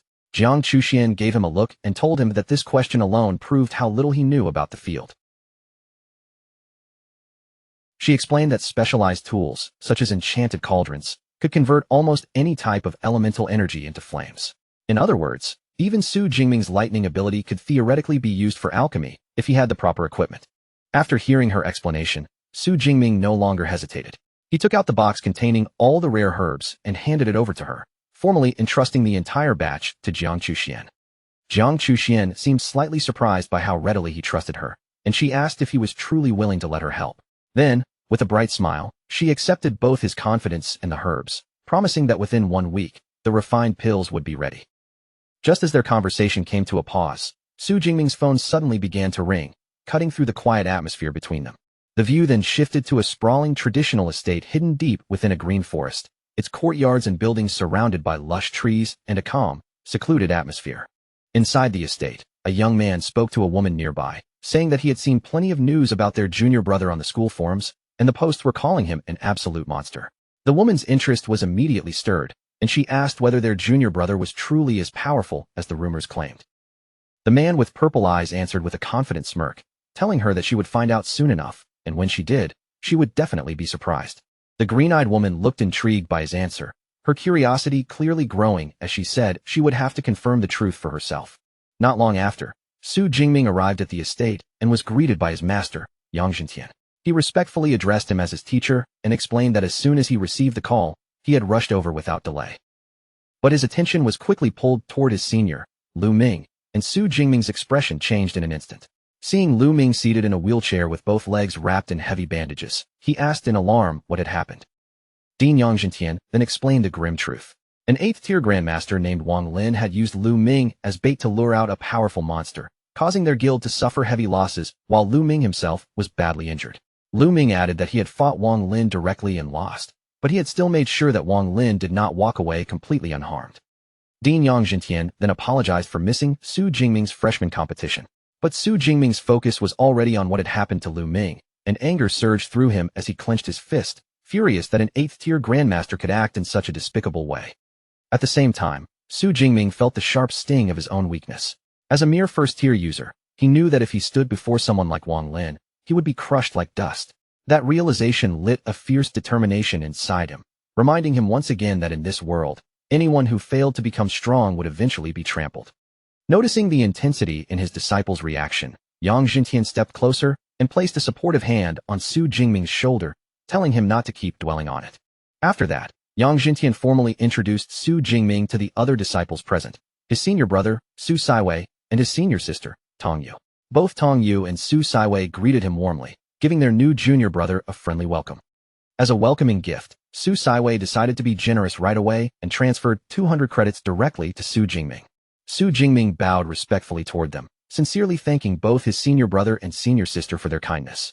At that moment, Lu Ming spoke up and noticed that Tong Yu still seemed doubtful about what he had said earlier. He prompted Su Jingming to tell her himself whether he had truly mastered 4 A-rank lightning combat techniques, and Su Jingming calmly confirmed that Lu Ming's words were true. That confirmation stunned both Su Saiwei and Tong Yu on the spot. They stared at him in disbelief, unable to understand how he could have learned 4 A-rank techniques while also advancing all the way to the upper 2nd tier. Tong Yu explained that A-rank techniques were unbelievably difficult to master. She herself had only recently reached the upper 2nd tier after struggling with just 2 such techniques, so the idea that Su Jingming had reached her level while mastering even more A-rank skills felt almost impossible to accept. When the seniors asked him what secret method he used, Su Jingming only replied humbly that he was simply a fast learner. The vague answer left them feeling both helpless and exasperated, while Su Jingming silently knew that there was no way he could tell them about his hidden system. Dean Yang Zhentian then turned his attention back to Su Jingming, clearly satisfied with the effort he had shown. He mentioned that Dean's son Qing Shui had been praising him repeatedly and promised that they would properly celebrate his freshman competition victory later. Su Jingming modestly brushed off the praise, then asked his master if he could help test a new combat technique. Lu Ming immediately offered to help with a playful tone, but Su Jingming ignored him and looked straight at Yang Zhentian instead. Then he revealed that the technique he wanted to test was an S-rank combat technique called Thunder Armor. The moment the words S-rank combat technique came out, the entire room fell into stunned silence. Yang Zhentian and all 3 of Su Jingming's seniors were left speechless by what they had just heard. Su Saiwei even stumbled back in disbelief, admitting that as a low-rank 3rd-tier user, he had never been able to break through that technique's defense. Realizing that this needed to be tested properly, Yang Zhentian told everyone to head to the training ground, and the group soon arrived at a large octagonal arena. As they waited beside the arena, Su Saiwei could not help wondering aloud whether Su Jingming had truly mastered an S-rank technique. Lu Ming, however, said with complete confidence that based on what he knew of his junior brother, Su Jingming would never brag about something like this. Tong Yu finally gave in and admitted that she now understood exactly why Lu Ming had called him a monster. In the center of the arena, Su Jingming stood calmly, and a confident smirk slowly appeared on his face as violent purple lightning began surging out from his body. He unleashed the S-rank technique, and in an instant, a brilliant, complex suit of armor formed around him, woven entirely from pure lightning. With his eyes glowing with power beneath the crackling energy, Su Jingming looked toward his master and confidently said he was ready for the test. Dean Yang Jintian prepared to test his disciple's new technique and warned Su Jingming that he would begin with an attack equal to the strength of a peak third-tier user. Then Yang Jintian raised his power and released a blazing sphere of red energy, which exploded violently and completely swallowed the spot where Su Jingming stood. When the smoke and energy finally cleared, Su Jingming was still standing there unharmed. His lightning armor had absorbed the entire blast, leaving him without even the slightest scratch. A confident smirk appeared on Su Jingming's face as he looked at his teacher and said that attack was not enough, asking him to increase the power. Yang Jintian's eyes lit up with excitement at the strength of his student's defense, and he agreed to raise the output. Still, he warned Su Jingming that if the pressure became too much, he had to say so immediately. Yang Jintian then continued bombarding the lightning armor with stronger attacks, calling out the multipliers as the force climbed from twice the original power to 4 times, then up to 6 times. By the time the attack reached 10 times its original strength, Su Jingming's expression finally tightened. He gritted his teeth and stood firm, struggling to endure the terrifying pressure pressing against his lightning armor. At last, Yang Jintian's attack came to a stop. Su Jingming's body was already drained from holding on for so long, and as the crackling thunder armor faded from around him, his legs finally gave out, and he dropped to his knees. Yang Jintian burst into laughter, clearly delighted by what he had just witnessed, and praised Su Jingming's performance without holding back. He explained that the final attack had carried the power of a lower-stage 4th-tier user, roughly 10 times stronger than a peak 3rd-tier strike.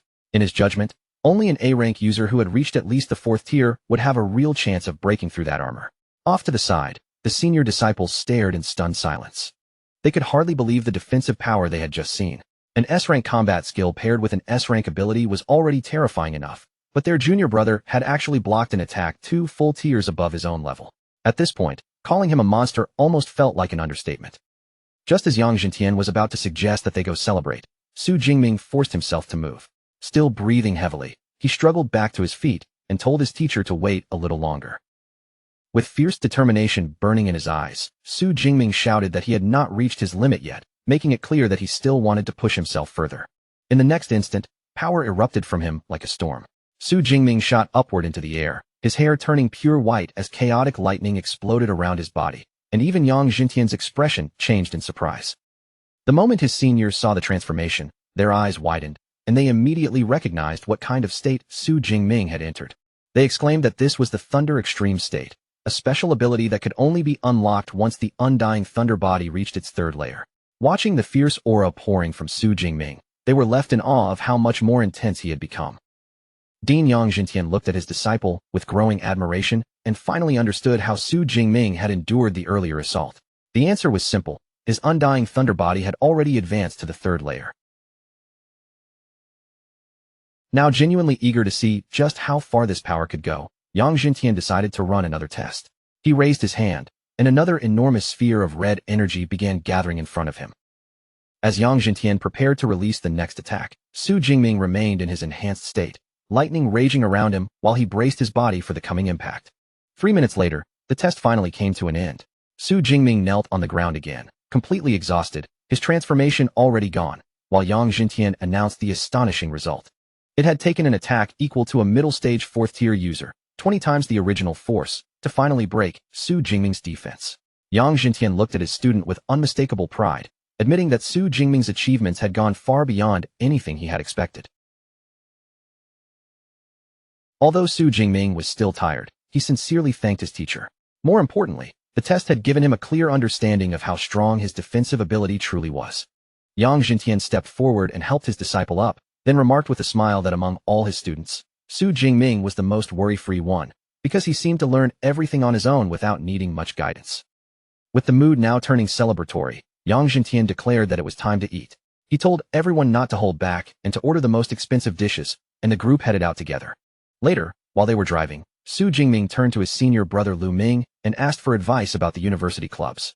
He wanted to know whether he should join the Ash Flame Society or the Starfall Society. Lu Ming answered without hesitation, advising him to choose Starfall.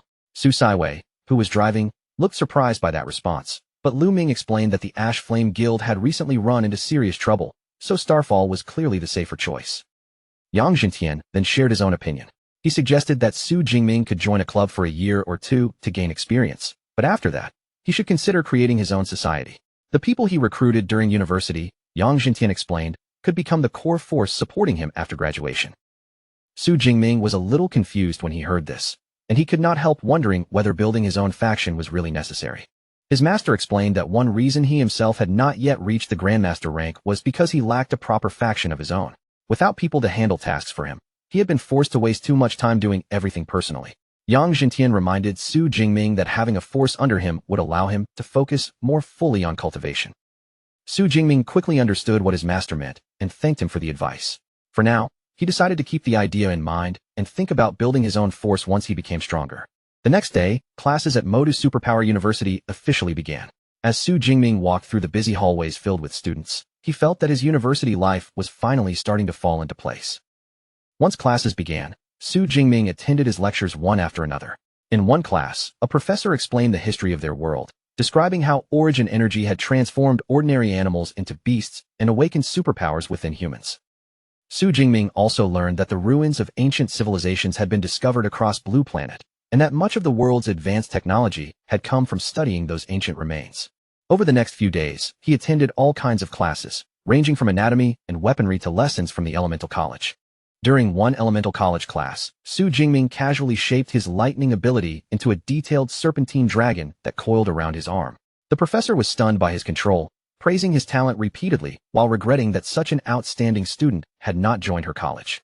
When the weekend arrived, Su Jingming left campus and traveled to the Yangqing Wilderness area to sharpen himself through real combat. With his powerful new Azure Black Dragon Spear in hand, a weapon that had cost him 1,000 credits, Su Jingming cut through a horde of beasts with effortless precision. Standing among the fallen beasts, Su Jingming quietly reflected on how quickly his strength had improved. The new knowledge he had gained, the combat techniques he had mastered, and the equipment he had upgraded had all pushed his battle ability to a much higher level. He checked his system panel and saw that he had already accumulated more than 13,000 ability points. But when he noticed that no plus sign had appeared next to his S-rank ability, he felt a little disappointed, believing that Purple Sky Divine Thunder should still be capable of upgrading further. Even so, Su Jingming decided not to let those points sit unused. He would spend them to strengthen himself first, firmly believing that one day, he would raise his Purple Sky Divine Thunder to SS rank. Back on campus, Su Jingming spent time with Song Chukyu. When she saw his current level of control, she was astonished, saying that he had already surpassed what she had achieved after an entire month of training. Su Jingming only smiled smugly and claimed he had suddenly gained an epiphany, while inwardly giving all the credit to his cheat system. Song Chukyu then told him about an upcoming joint event involving several other top universities. When she asked whether he planned to participate, Su Jingming confirmed it right away, especially since the event would take place in the wilderness. Su Jingming was already looking forward to the joint university event. To him, it was not only a chance to harvest more ability points, but also an opportunity to see what kind of talent the other top universities had produced. 1 week later, Su Jingming and his friends gathered for a meeting before the trip. Everyone seemed confident, with Lu Wintao casually saying that as long as Brother Ming was on their team, they could relax. Song Chukyu added that Modu Superpower University had already won 4 years in a row, so claiming a 5th victory should not be too difficult. Just then, a shimmering portal suddenly opened in front of them, its light rippling through the room as Vice Principal Ling Shuang stepped out. Ling Shuang stood before the gathered students and announced that she would now explain the details of their upcoming research trip. She gave a direct command to Eva, and the AI immediately projected a holographic map of a rugged mountain region. Ling Shuang looked over the students and began explaining that their destination this time would be the No. 7 Devil's Den Wilderness area. The moment that name was spoken, fear spread through the students, because everyone knew Devil's Dens were notoriously dangerous places. Su Jingming's expression also grew more focused as he sensed that this trip would not be simple. Ling Shuang continued explaining that she would personally lead the team, and that resources would be distributed based on each student's performance. Rankings would depend on both the number and tier of beasts killed, and only the top 50 students would receive rewards. First place alone would take 24% of the resources, so she made it very clear that securing first place mattered for both glory and practical benefits. Then Ling Shuang turned her gaze towards Su Jingming and entrusted him with the responsibility of leading Modu Superpower University to victory. Su Jingming accepted with confidence, but before the students could relax, Ling Shuang revealed an important new piece of information. With a sly smile, she told everyone that Qingjing Superpower University had brought in a foreign exchange student, and that this person also possessed an S-rank ability. The news immediately shocked the crowd. Ling Shuang then clarified that this new rival was an exchange student from the Jido nation. Eva projected a holographic image of a man named Kiran Rao. His ability was an S-rank enhancement type, but the most alarming detail was his level. He had already reached the lower stage of the 3rd tier. The moment Su Jingming realized this S-rank rival stood one full tier above him, the confident smirk on his face disappeared, replaced by a serious, heavy look. The students around him were stunned as well, unable to believe that a low-rank, 3rd-tier S-ranker could appear among the freshmen. Some even wondered aloud whether such a prodigy could really exist. Vice Principal Ling Shuang confirmed that the information was accurate, but she also clarified one important point. Kiran Rao was already 20 years old. That explanation immediately drew complaints from the students, who argued that 2 extra years of training gave him an unfair advantage. However, another student pointed out that in Kiran's home country, university began at the age of 20, which meant he was technically still a freshman. Nearby, Song Chukyu looked worried, silently thinking that she would be no match for a 3rd-tier S-ranker. But when she glanced towards Su Jingming, she noticed that he did not look afraid at all. Su Jingming truly was not shaken. As an S-ranker himself, he had long grown used to facing opponents above his own rank, and a higher tier alone was not enough to make him lose his confidence. A confident smile slowly appeared on Su Jingming's face as he thought over everything he currently possessed. 3 S-rank combat techniques, 4 A-rank combat techniques, and master-level spearmanship were all backing him up. With that kind of foundation, he saw no reason to fear anyone. Besides, this competition would be judged by the number of beasts killed, and when it came to hunting beasts, he was certain he would not lose to any other freshman. Ling Shuang noticed the confidence in Su Jingming's eyes, and a satisfied look flashed across her face. Inwardly, she felt more and more certain that he was the most outstanding S-rank student their school had seen in years, and that giving him the SS-rank Tyrannosaurus blood had absolutely been the right choice. In her view, Qingjing Superpower University had clearly brought in a foreign talent for one reason: to snatch first place and seize priority over the resources. But Ling Shuang only smiled to herself, already convinced that their plan was destined to end in disappointment. After finishing the briefing, Ling Shuang gave the students 7 full days to prepare for the trip. Then, beneath everyone's gaze, she stepped into a glowing magic circle and disappeared from the room. 7 days later, Jiang Chuxian came to see Su Jingming and handed him a large collection of pills she had personally refined for him. With a proud little smile, she explained that she had prepared antidote pills, healing pills, ability recovery pills, and mind-awakening pills. Every one of them was tier 2, and she had made 20 of each type, which she believed should be more than enough for the trip. Su Jingming thanked her sincerely, but when he noticed the dark circles beneath her eyes, his expression softened a little. He advised her not to stay up late refining pills for him again, saying that if he needed pills, he could simply buy them himself. Jiang Chuxuan's cheeks flushed slightly at his concern, but she immediately insisted that pills refined by her own hands were far better than anything he could casually buy from a store. Then, looking a little nervous, she took out another set of pills and explained that she had also prepared these for him to pass along to Song Chukyu. Su Jingming was surprised when he heard that, and could not help asking when the two of them had become so close. Jiang Chuxian only blushed harder, turned her face away, and said she was not going to tell him. Before leaving, Jiang Chuxian wished both Su Jingming and Song Chukyu good luck on the trip, reminding them to stay safe before finally saying goodbye. Later, alone in his room, Su Jingming stared at the huge number of pills spread out before him. From the sheer amount she had made, he realized Jiang Chuxian must have stayed up through several nights to finish everything. Holding one of the small vials in his hand, he silently understood the feelings she had placed into them. But after a moment, determination returned to Su Jingming's eyes. He reminded himself that before he could truly think about romance, he needed to become much stronger. On the day of the research trip, an enormous crowd of freshmen gathered on the university playground, filling the open field with excited voices and restless movement. Su Jingming stood with his friends, a little surprised to learn that almost all 856 freshmen had signed up for the trip. Still, he found it strange that everyone had gathered on the playground instead of meeting at a train station. Lu Wentao excitedly explained that they would be traveling by aircraft this time. Song Chukyu looked around the open field in confusion and pointed out that there was not even a runway nearby. Just as Song Chukyu finished speaking, another student suddenly shouted for everyone to look up at the sky. A massive futuristic aircraft slowly descended from above, its enormous body blocking the sunlight and casting a huge shadow across the playground. The freshmen stared upward in awe as the giant ship came down with incredible steadiness, finally landing gently on the grass, as if it weighed almost nothing at all. As the ramp lowered, one student murmured in amazement that the airship was a relic from an ancient civilization, and that its advanced anti-gravity technology had still not been fully understood even now. From the lowered ramp, Vice Principal Ling Shuang stepped into view and calmly instructed the freshmen to board the airship. Before the airship took off, Ling Shuang released her power, and a brilliant blue magic circle unfolded around her. She called it her spatial yin-yang domain. The blue energy quickly spread out and wrapped around the airship. Inside, the students were stunned as the walls around them turned transparent, giving them a clear view outside. Lu Wentao explained that this was the domain of a Tier 8 Grandmaster, creating a protected space around the ship so flying beasts could not threaten them. Watching this incredible display, Su Jingming silently reflected on how astonishing high-ranking ability users truly were. At the same time, he wondered whether his own indestructible thunder body would eventually allow him to fly someday. Once all the students were on board, Ling Shuang gave the order for Eva to depart, and the transparent airship lifted smoothly into the sky. Before long, the airship arrived at the Shunan Supply Base in Xian Province, bringing the students to the starting point of their research trip. A guide came forward to greet the freshmen and pointed them toward their dormitory buildings, also informing them that a cafeteria and training ground were located nearby. After receiving their room cards, Su Jingming and his friends gathered together and began comparing their assigned room numbers.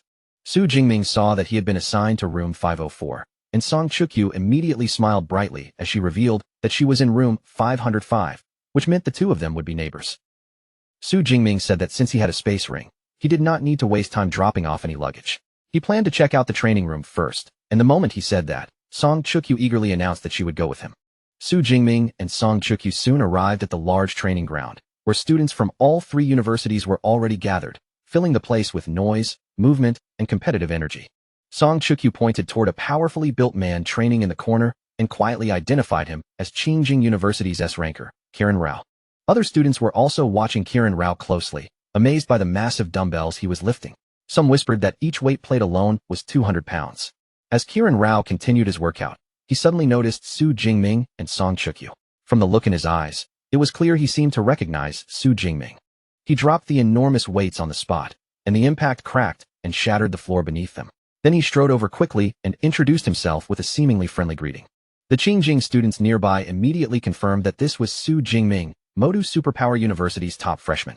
They were amazed that he had already reached the high-rank second tier at only 18 years old, but at the same time, they felt relieved that Kiran Rao was on their side, believing he was their only real hope in the competition.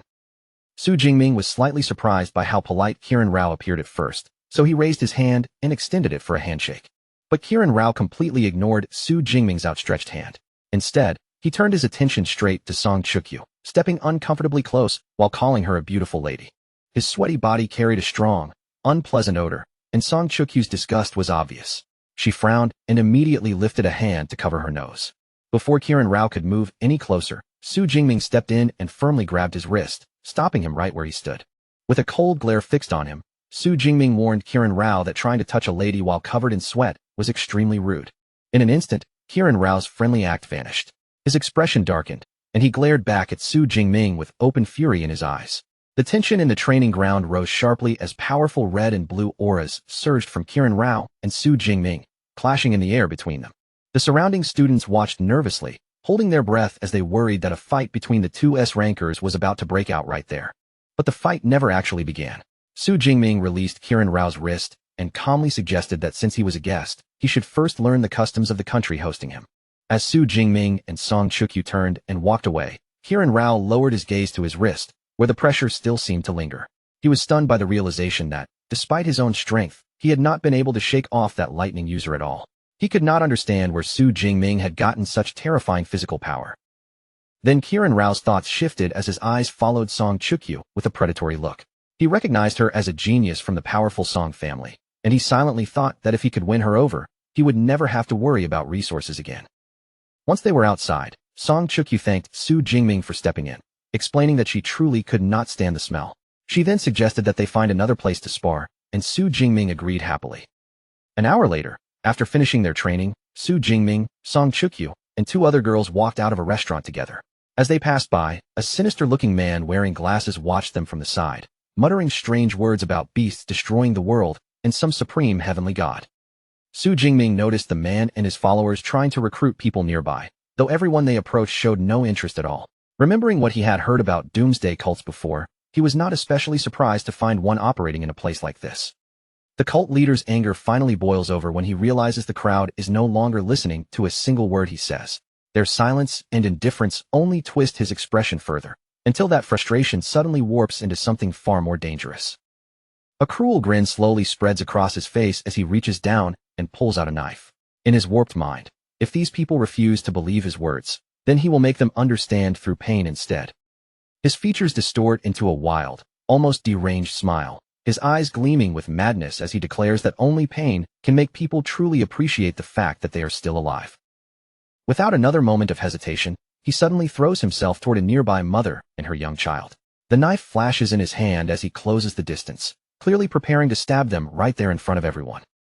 Far away from the chaos, Su Jingming's gaze sharpens in an instant. A streak of purple lightning flickers through his eyes, bright and fierce, as if his entire body has already reacted before anyone else can move. In the next instant, Su Jingming shoots forward like a flash of pure energy, his figure blurring across the space between them. Before the knife can reach the mother and child, he appears directly in the attacker's path and strikes the cult leader with overwhelming force, sending him flying back and crushing the assault effortlessly. With his spear still in hand, Su Jingming stands quietly beside them and watches as the rescued mother kneels down to hold her crying daughter, Yin Yen, close to her chest. The woman strokes the child's back again and again, softly telling her that everything is all right now. The woman then turns towards Su Jingming with tears still lingering in her eyes, thanking him over and over with a trembling voice. She tells him that if he had not stepped in, she truly would not know how her family could continue on after this. Su Jingming only responds with a calm, modest expression, telling her that he simply did what anyone should do when someone nearby needed help. As Su Jingming and Song Chukyu stand over the defeated cultist's body, the tension has not fully faded. Su Jingming looks down at the man and wonders aloud why these religious fanatics would suddenly dare to kill people out in the open, while Song Chukyu frowns and admits that it is strange too, since they normally only preach and rarely take things this far. Su Jingming's expression grows much heavier as his eyes move slowly across the surrounding crowd. He cannot help wondering whether this was just one madman acting alone, or whether there are other people hidden nearby, watching everything unfold. Without anyone noticing, a man in a dark hooded sweatshirt lowers his head and pulls the hood farther over his face. Keeping himself out of sight, he quietly slips away from the crowd, and sometime later, his footsteps bring him to the entrance of a vast estate. Inside the estate, the hooded man stands before a shadowy figure and respectfully addresses him as Archbishop. In a low voice, he reports that the person who killed their man was Su Jingming, a student from Magic City Ability University. The Archbishop holds a red orb in his hand, his voice cold as he confirms whether this Su Jingming is the high-ranking second-tier S-rank student. The subordinate immediately confirms it, then adds that Su Jingming reached that level in less than half a year after awakening, a speed so abnormal that it is impossible to ignore. The Archbishop's eyes darken as his face tightens with a dangerous glare. To him, someone with that kind of monstrous growth will become a massive threat if he is allowed to keep developing unchecked. He orders his subordinate to pull back for the time being, explaining that God's blood is about to appear inside the devil's cave. Then he hands the man 2 God's blood indicators and commands him to retrieve the substance, while warning him not to use the name of their sect, the Heaven's Mandate sect, under any circumstances. Holding a crystallized heart in his hand, the Archbishop speaks with chilling confidence. He declares that in 1 month, the mandate of his sect will finally be revealed, and when that time comes, Su Jingming and the other S-rank talents will become sacrifices for their cause. The scene then shifts to a large supply base, where students from the 3 major universities have gathered together for a joint research trip. The wide area is packed with young ability users, all waiting for the expedition to begin. Standing above them on a balcony, a man introduces himself as Su Ping, the vice principal of Qingjing University. His voice carries over the crowd as he announces the official start of the month-long trip and explains that the first step will be distributing smart wristbands to every student. As the students begin receiving their wristbands, Vice Principal Su Ping continues explaining the rules. Every beast they kill inside the Devil's Cave will be recorded with both score data and footage. The top 1,000 students will receive rewards. The top 3 will be allowed to choose any technique from the libraries of the 3 schools, and the student who takes first place will also receive an extra special reward from their own university. Down among the students, different reactions ripple through the crowd. Some already feel that first place is far beyond their reach, while others grow excited, eager to see whether Kiran Rao or Su Jingming will be the one to claim the top spot. Vice Principal Su Ping brings his speech to a close by announcing that there are no restrictions on forming teams. He encourages everyone to hunt beasts actively and make full use of this month inside the Devil's Cave. The moment his words fall, the entire area erupts into noise. Students immediately start calling out for teammates, some shouting that they need a support user for a 5-person squad, while others try to recruit an A-rank ability user for a smaller 2-person team. A student named Ding Yu walks over and invites Su Jingming to join one of the squads their class is putting together for the outer perimeter of the Devil's Cave. Su Jingming, however, only smiles with calm confidence and politely turns him down, telling the monitor to go ahead and team up with the others. Song Chukyu then looks at him with a hint of surprise and asks whether he truly plans to enter the Devil's Cave alone. Su Jingming confirms it without hesitation, explaining that his real target is the central region, and traveling with a group would only slow down his pace. In his mind, Su Jingming has already made the calculation clearly. The outer area only contains beasts from Tier 1 to Tier 3, while the central region holds creatures from Tier 3 all the way to Tier 5. Since he believes he can deal with lower-ranked Tier 4 beasts and escape from Tier 5 creatures if needed, the central area is the most suitable hunting ground for him. Song Chukyu cannot hide her concern, because to her, the central region is practically a dead end. She points out that simply reaching that area will take at least a day or two, then asks a little shyly whether she can travel with him during that part of the journey, and Su Jingming agrees. A blush quickly rises across Song Chukyu's face as happiness lights up her expression. She accepts at once, and the two of them decide that they will set off together very soon. Before their conversation can continue any further, a familiar voice cuts in from nearby. Kiran Rao approaches with a steady stride and calls out Su Jingming's name.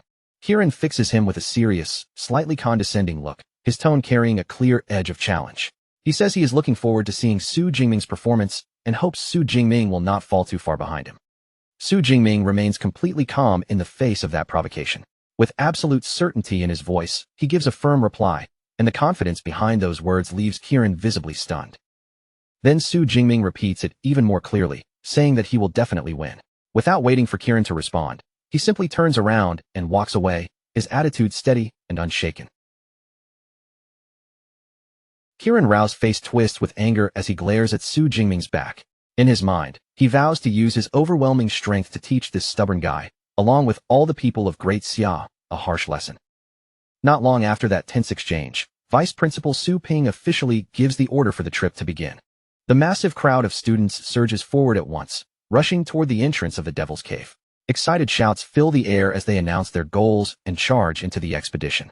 7 hours later, deep within the Devil's Cave, Su Jingming and Song Chukyu move carefully through a dense forest. The trees crowd around them on every side, and every step forward carries a quiet sense of danger. Their path is suddenly cut off when 5 armored beasts, shaped like pangolins, emerge in front of them and block the way completely. Song Chukyu immediately warns Su Jingming that these are Tier 2 iron fur pangolins, creatures whose fur is even harder than E-class alloy and extremely troublesome to handle. Su Jingming listens calmly, then simply tells her that he will take care of them. Without showing the slightest hesitation, Su Jingming grips his spear and rushes straight toward the roaring iron fur pangolins. The beasts respond instantly by curling their bodies into spiked balls. In the next moment, they begin rolling toward him at frightening speed, tearing across the ground like living weapons. Su Jingming meets their charge with astonishing skill, his body slipping between the rolling creatures with precise, fluid movements. As one of them passes close, his spear flashes out and strikes with deadly accuracy. He follows immediately with a heavy swing, then a sharp and perfectly placed thrust. One after another, the iron fur pangolins fall before him, defeated with an ease that makes the battle look almost effortless. Watching from the side, Song Chukyu is left completely stunned. She follows every movement of his spear with wide eyes, realizing that each thrust lands directly on a weakness of the creatures, without even a single wasted strike. She understands that this kind of precision cannot come from raw power alone. It requires terrifying battle intuition and real combat experience. And what impresses her even more is how perfectly Su Jingming controls his ability, never wasting even a trace of unnecessary energy. Standing among the bodies of 12 defeated Tier 2 Iron Fur pangolins, Su Jingming calmly checks what he has gained. He has harvested 276 ability points and earned 1,200 points for the competition, which he considers a decent result. After putting away his spear, his thoughts drift toward the stronger beasts deeper in the cave, and he calculates that he should be able to gain at least 30,000 ability points this month, though he still wonders whether that will be enough to raise his ability level to SS. Song Chukyu walks over and offers to help him process the carcasses. As she does, she looks at him thoughtfully and says that he is very different from other lightning-type users, prompting Su Jingming to glance at her with curiosity and ask what she means.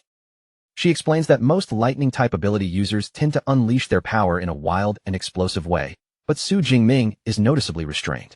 Su Jingming answers calmly, saying that his conservative style is meant to preserve his endurance.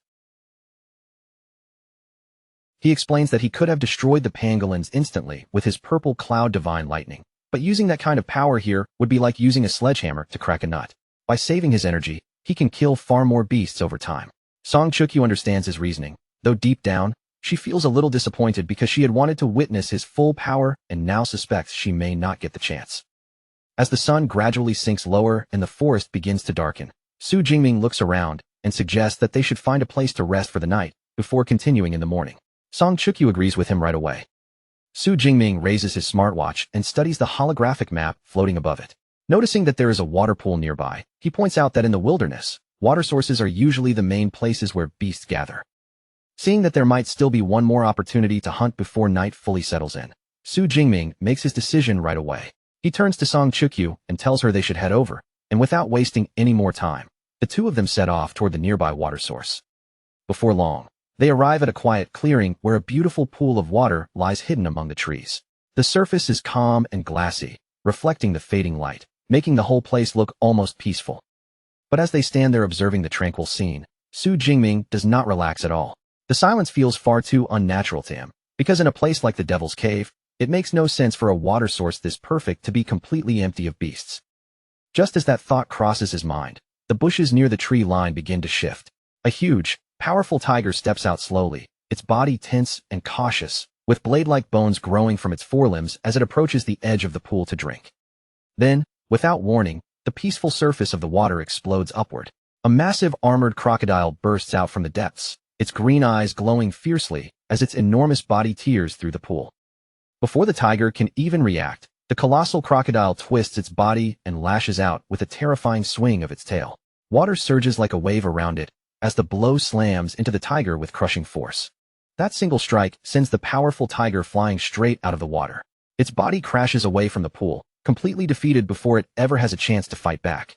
The giant crocodile remains in the pool, its cold eyes fixed in the direction of the fallen rival.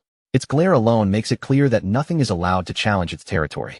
Hidden safely behind the bushes, Su Jingming watches the entire exchange and immediately understands the situation. This terrifying beast is a source-water giant crocodile, and it has claimed the pool as its own territory, which explains why so few other creatures dare to come anywhere near this place. Song Chukyu's face turns pale as she grabs Su Jingming's arm in horror.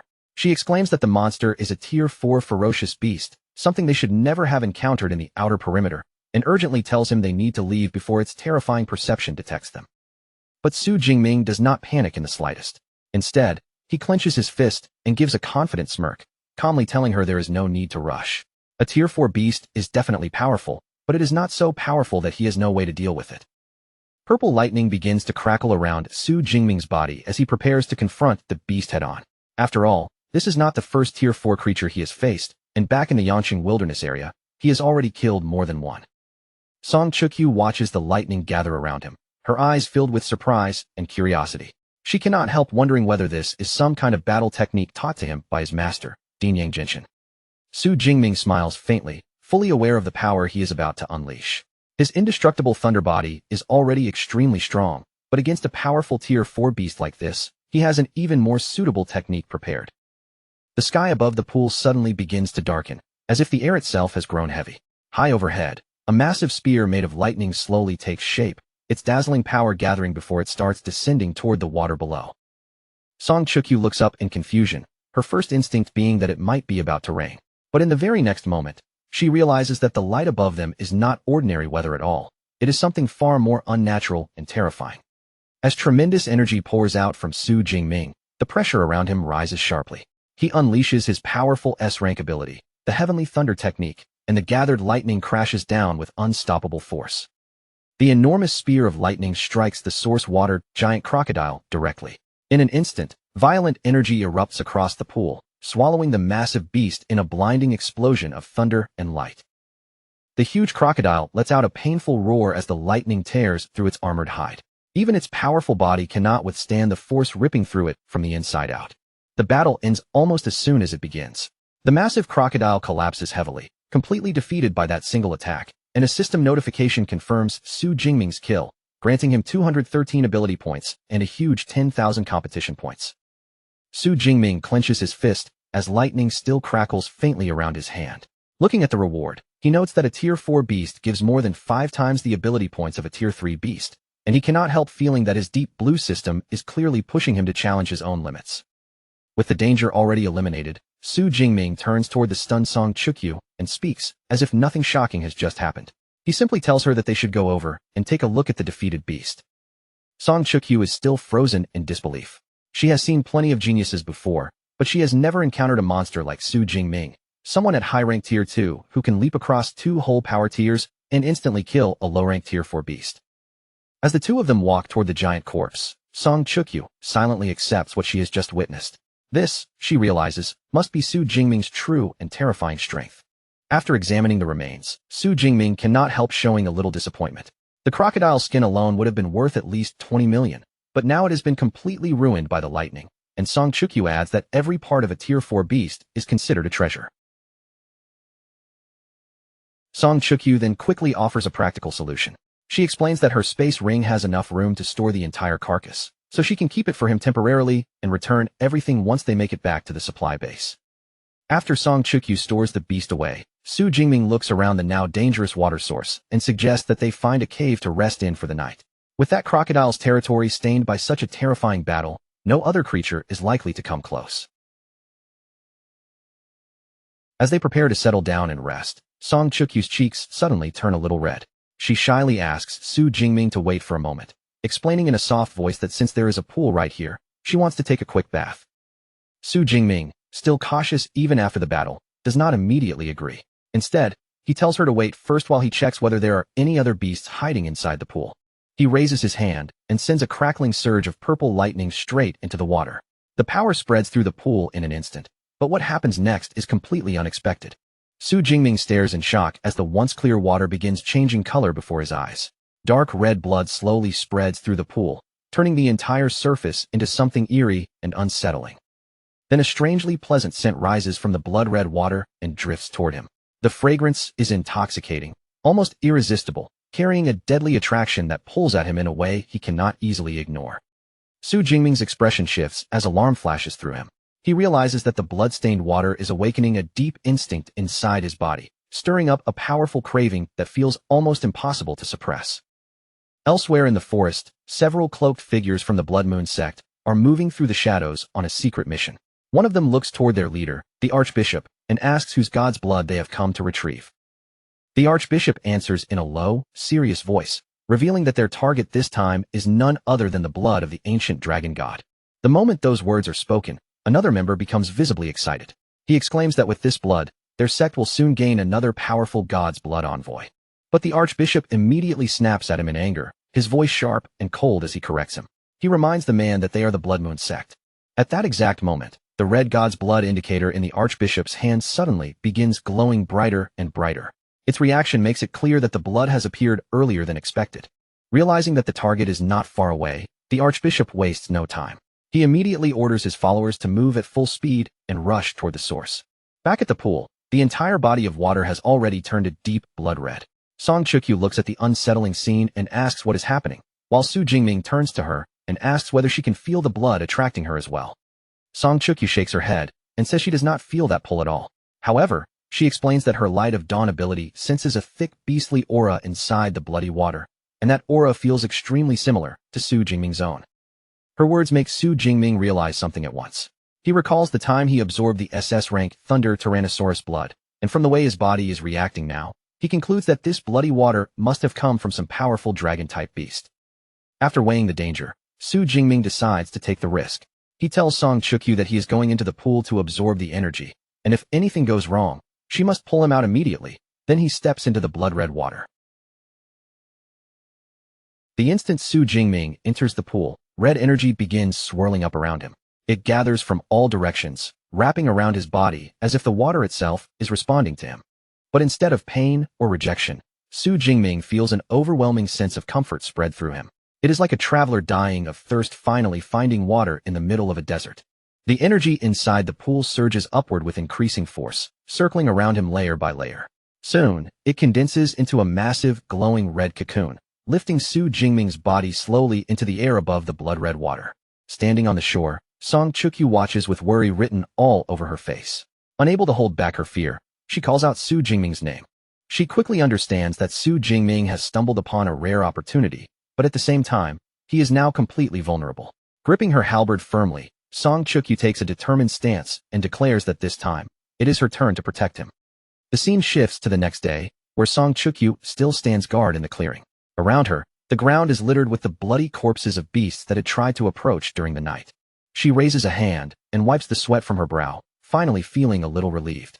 Luckily, among all the beasts she had been forced to fight, the strongest one was only a low-rank Tier 3 creature. Song Chukyu turns her gaze back toward the pool and notices that the deep red color in the water has already begun to fade. Seeing the bloodiness slowly thinning out, she realizes that Su Jingming's absorption should be close to reaching its end. But before she can fully relax, her watchful silence is suddenly broken. Several cloaked figures from the Blood Moon sect appear on a nearby ridge, and the moment Song Chukyu spots them, her expression tightens as she immediately grips her halberd. The Archbishop looks over the scene with a puzzled expression, clearly confused as to why the god's blood has appeared in liquid form. Beside him, another member quickly recognizes Song Chukyu as the second-place freshman from Magic City Ability University and questions why another new student is here. Facing the strange group of people in cloaks, Song Chukyu stays on guard and quickly notices that their clothing does not match any of the major universities. She warns them that there are no beasts left in the area and that the water has been contaminated, telling them it would be better to search somewhere else.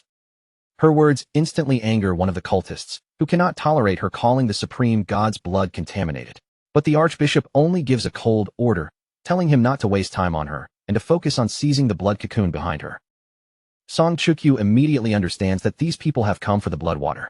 As she measures their strength, her heart sinks. Their leader is a Tier 4 ability user, and even the weakest among them is Tier 3. Faced with such overwhelming pressure, she grimly realizes she has no choice but to use that move. Standing alone against the members of the Blood Moon sect, Song Chukyu reaches for the talisman hanging around her neck. The small object suddenly lights up, releasing a bright glow as she activates its hidden power.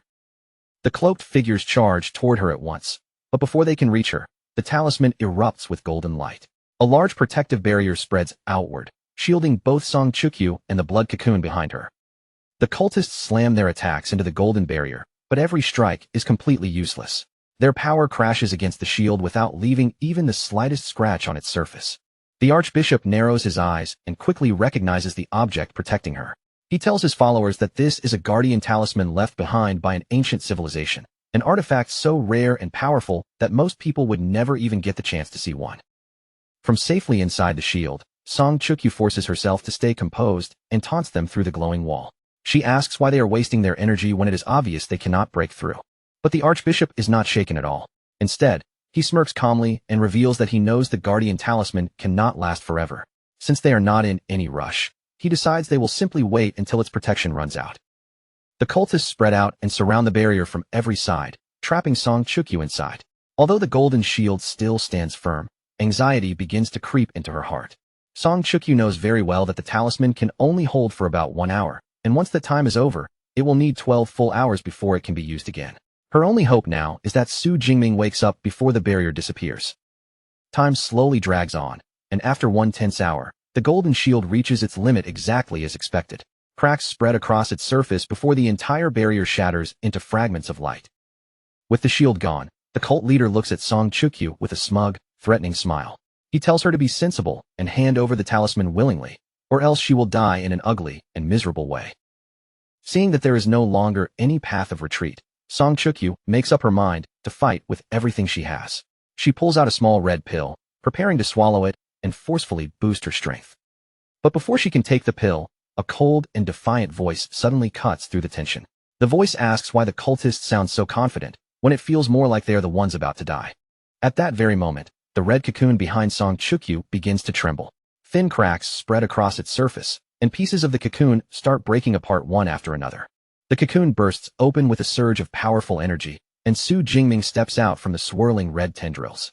His absorption has finally ended, and his transformation is complete. Su Jingming slowly opens his eyes, and his gaze lands directly on the stunned members of the Blood Moon sect.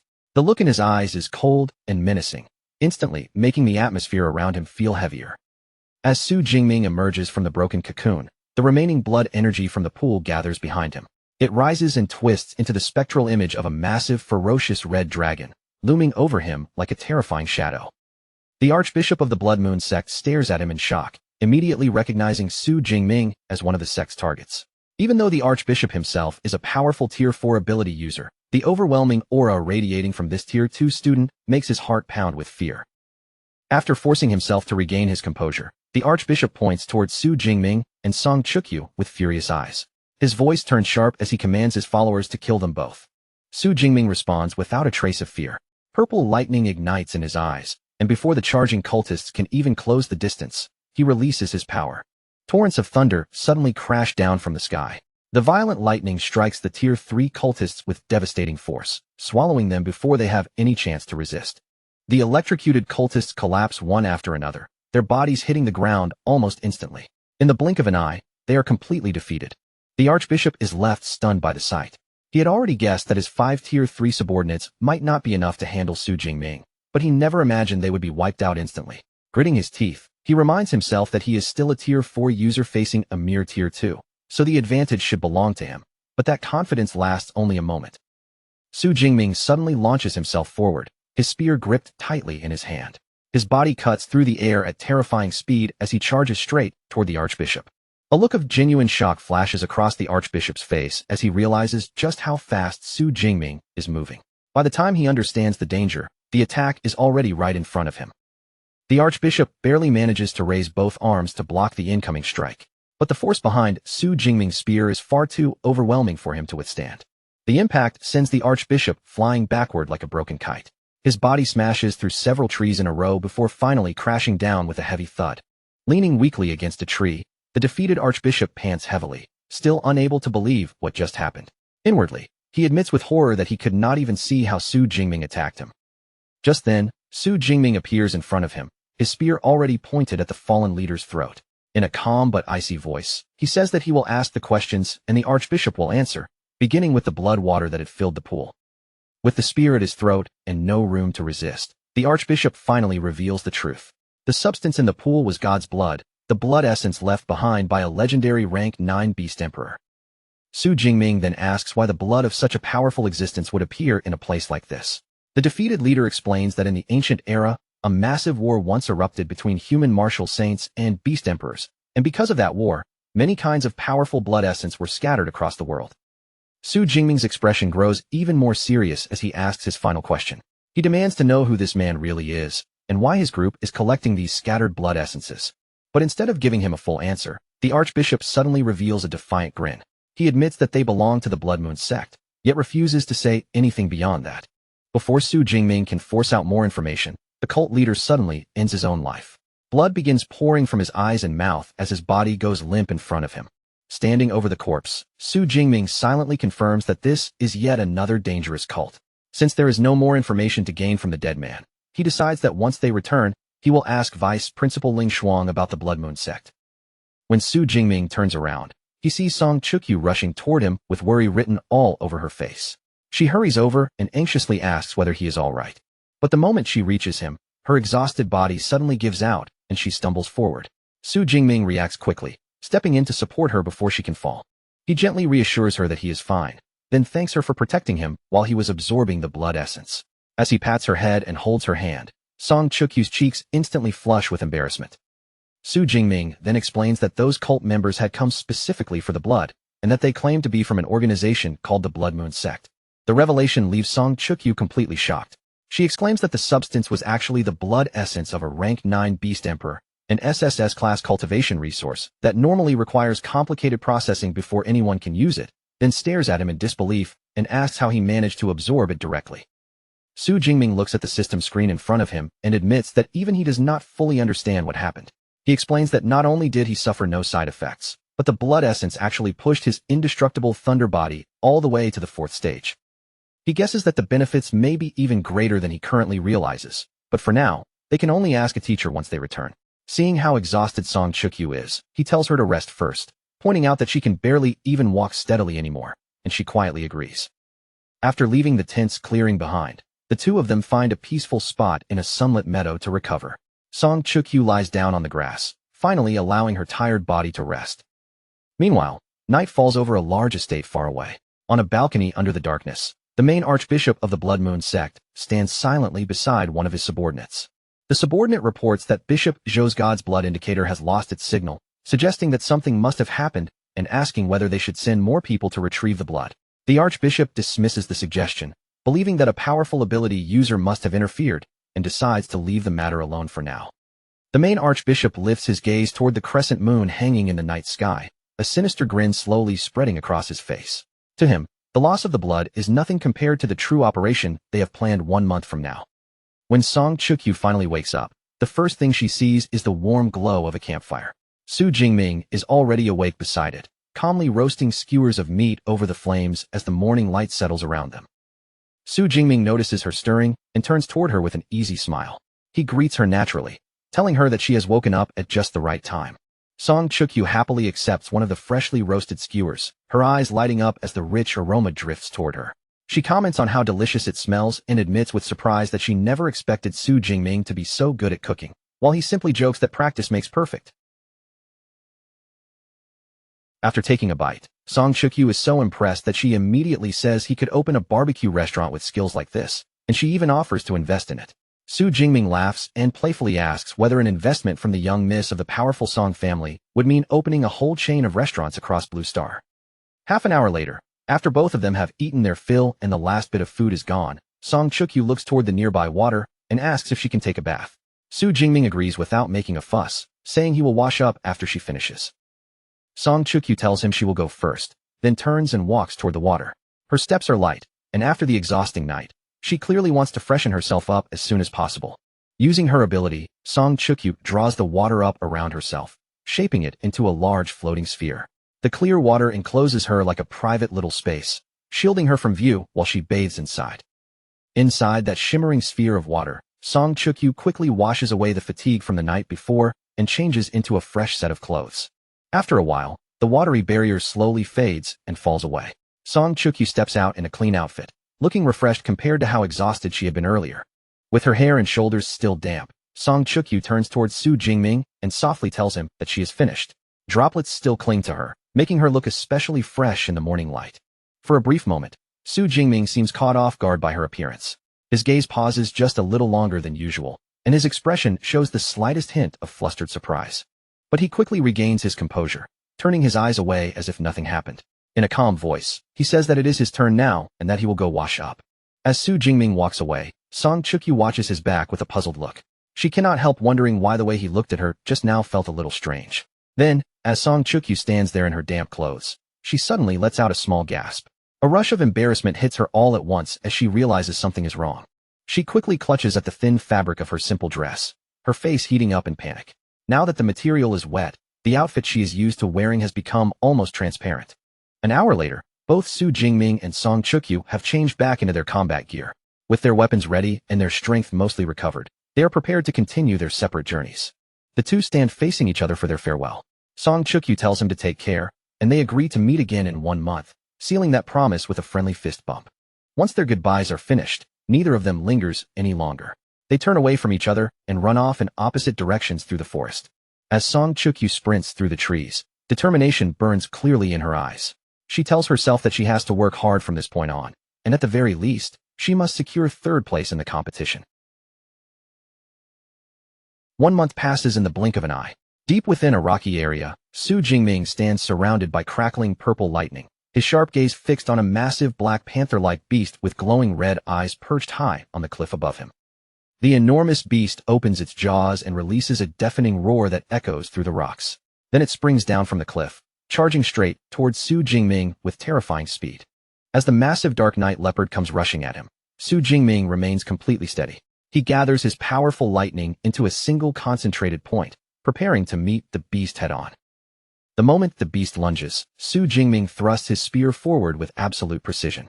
His attack pierces straight through the creature's chest, stopping its fierce charge in an instant. With one final movement, Su Jingming lifts the massive beast on his spear and slams it violently into the ground, killing it on the spot. A system notification then confirms the death of the peak Tier 3 beast and awards him 43 ability points. After defeating this final opponent, Su Jingming feels that the timing is finally right. He decides that it is time to attempt his breakthrough and step into the next level.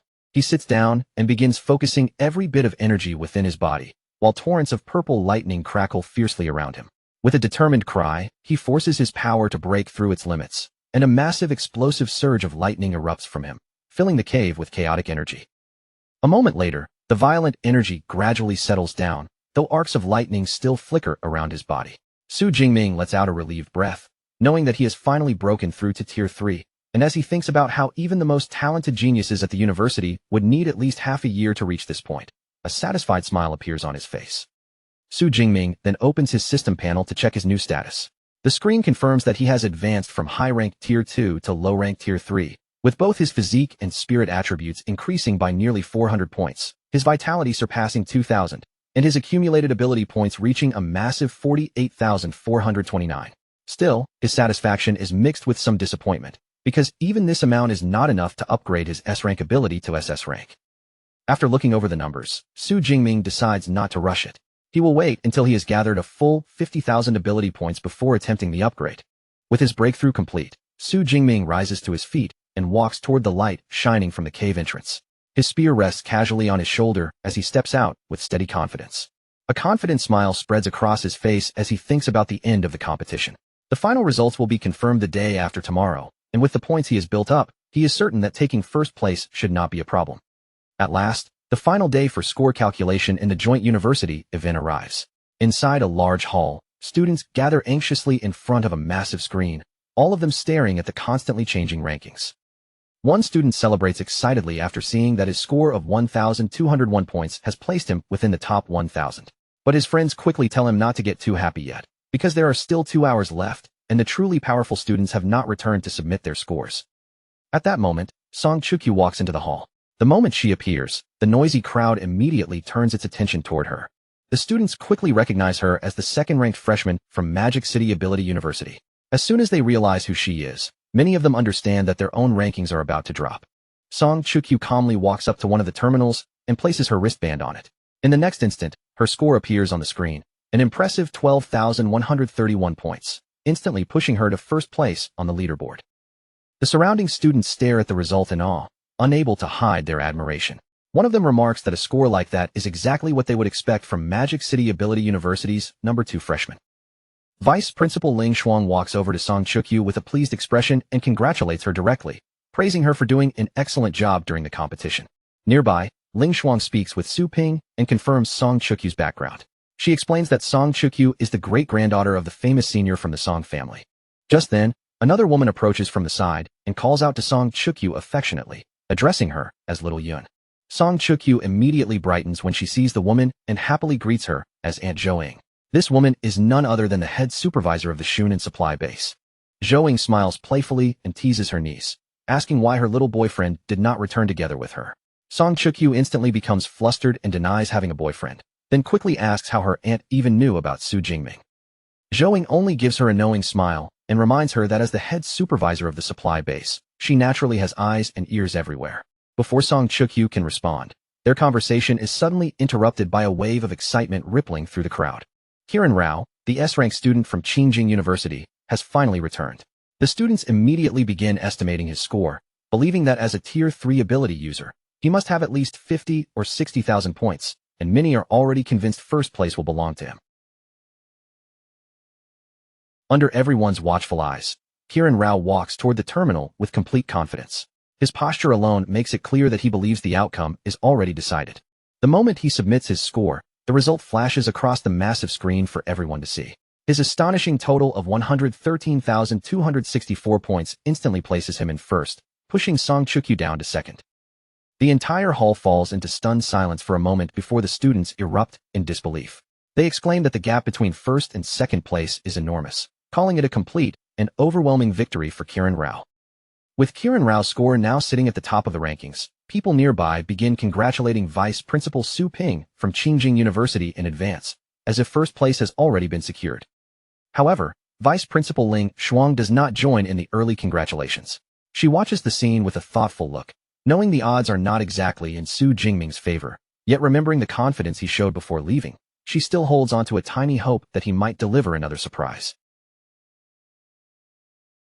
Just then, another impressive score suddenly appears on the leaderboard. Dong Sheng from Jincheng University has submitted 13,526 points, instantly climbing past Song Chukyu and taking second place for himself. When Song Chukyu sees the ranking change, surprise flashes across her face. Only then does she realize that with more strong students returning, she may not even be able to hold a spot in the top 3. She anxiously looks around the hall, scanning every entrance and every moving figure. With only 8 minutes left before the deadline, she cannot understand why Su Jingming still has not returned. The other students also begin whispering about Su Jingming's absence, wondering if something might have gone wrong.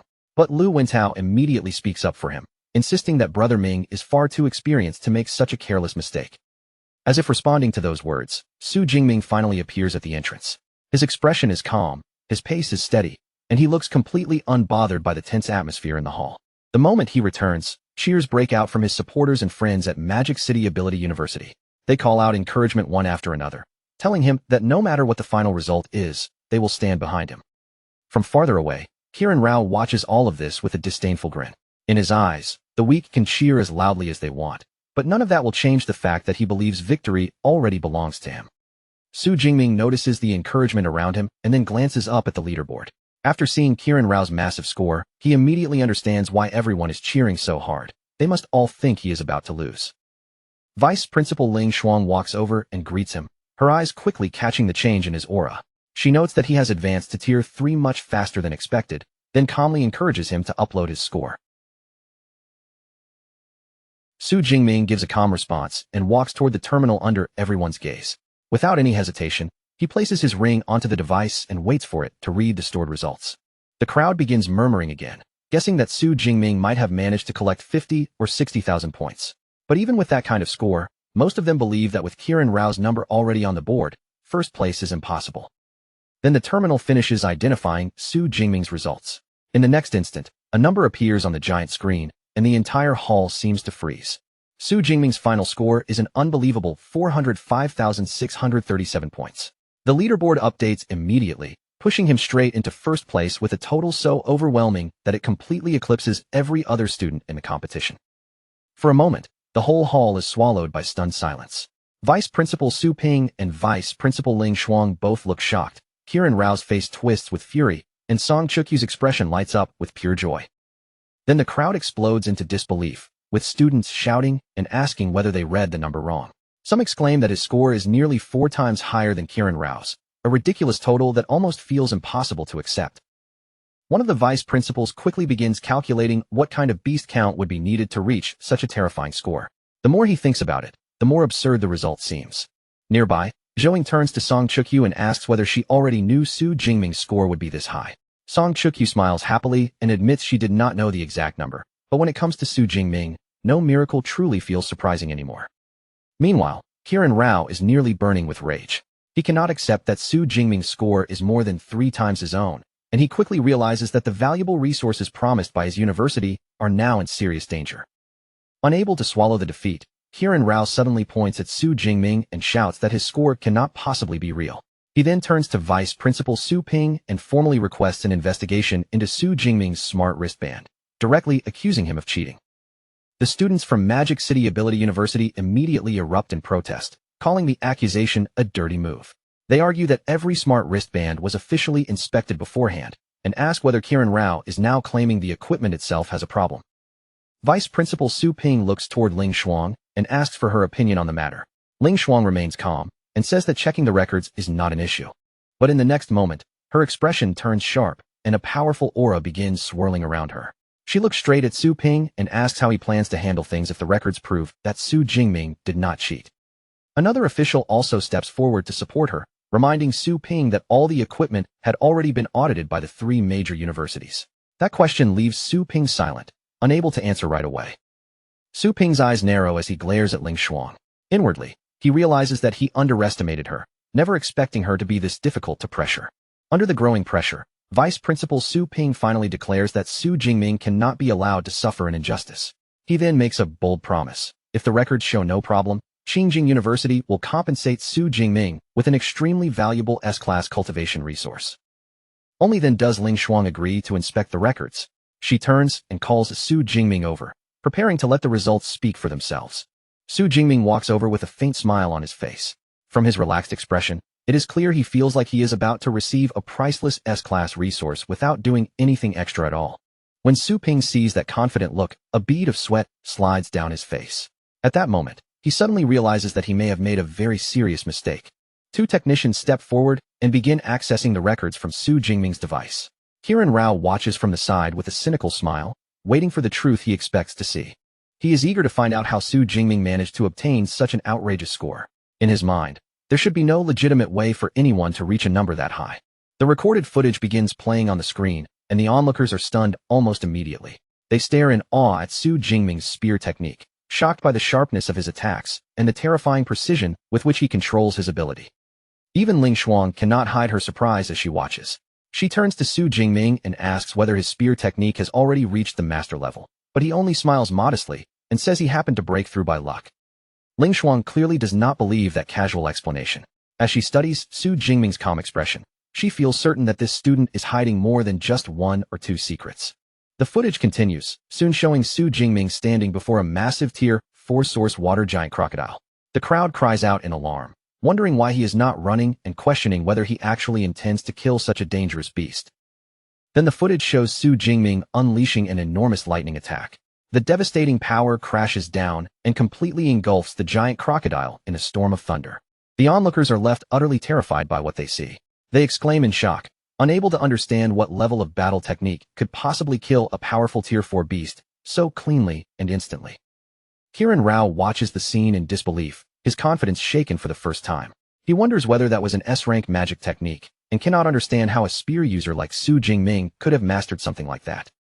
Vice Principal Ling Xuan immediately recognizes the move as the Heavenly Lightning technique from the Elemental Academy.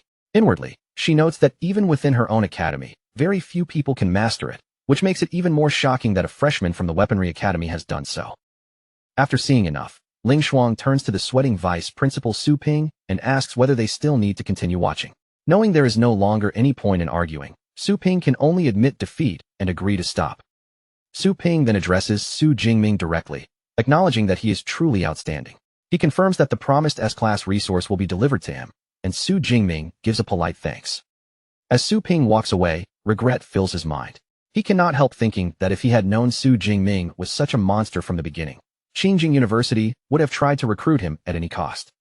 After the matter is settled, Vice Principal Su Ping stands before all the students and officially announces that the competition has ended, along with the final rankings.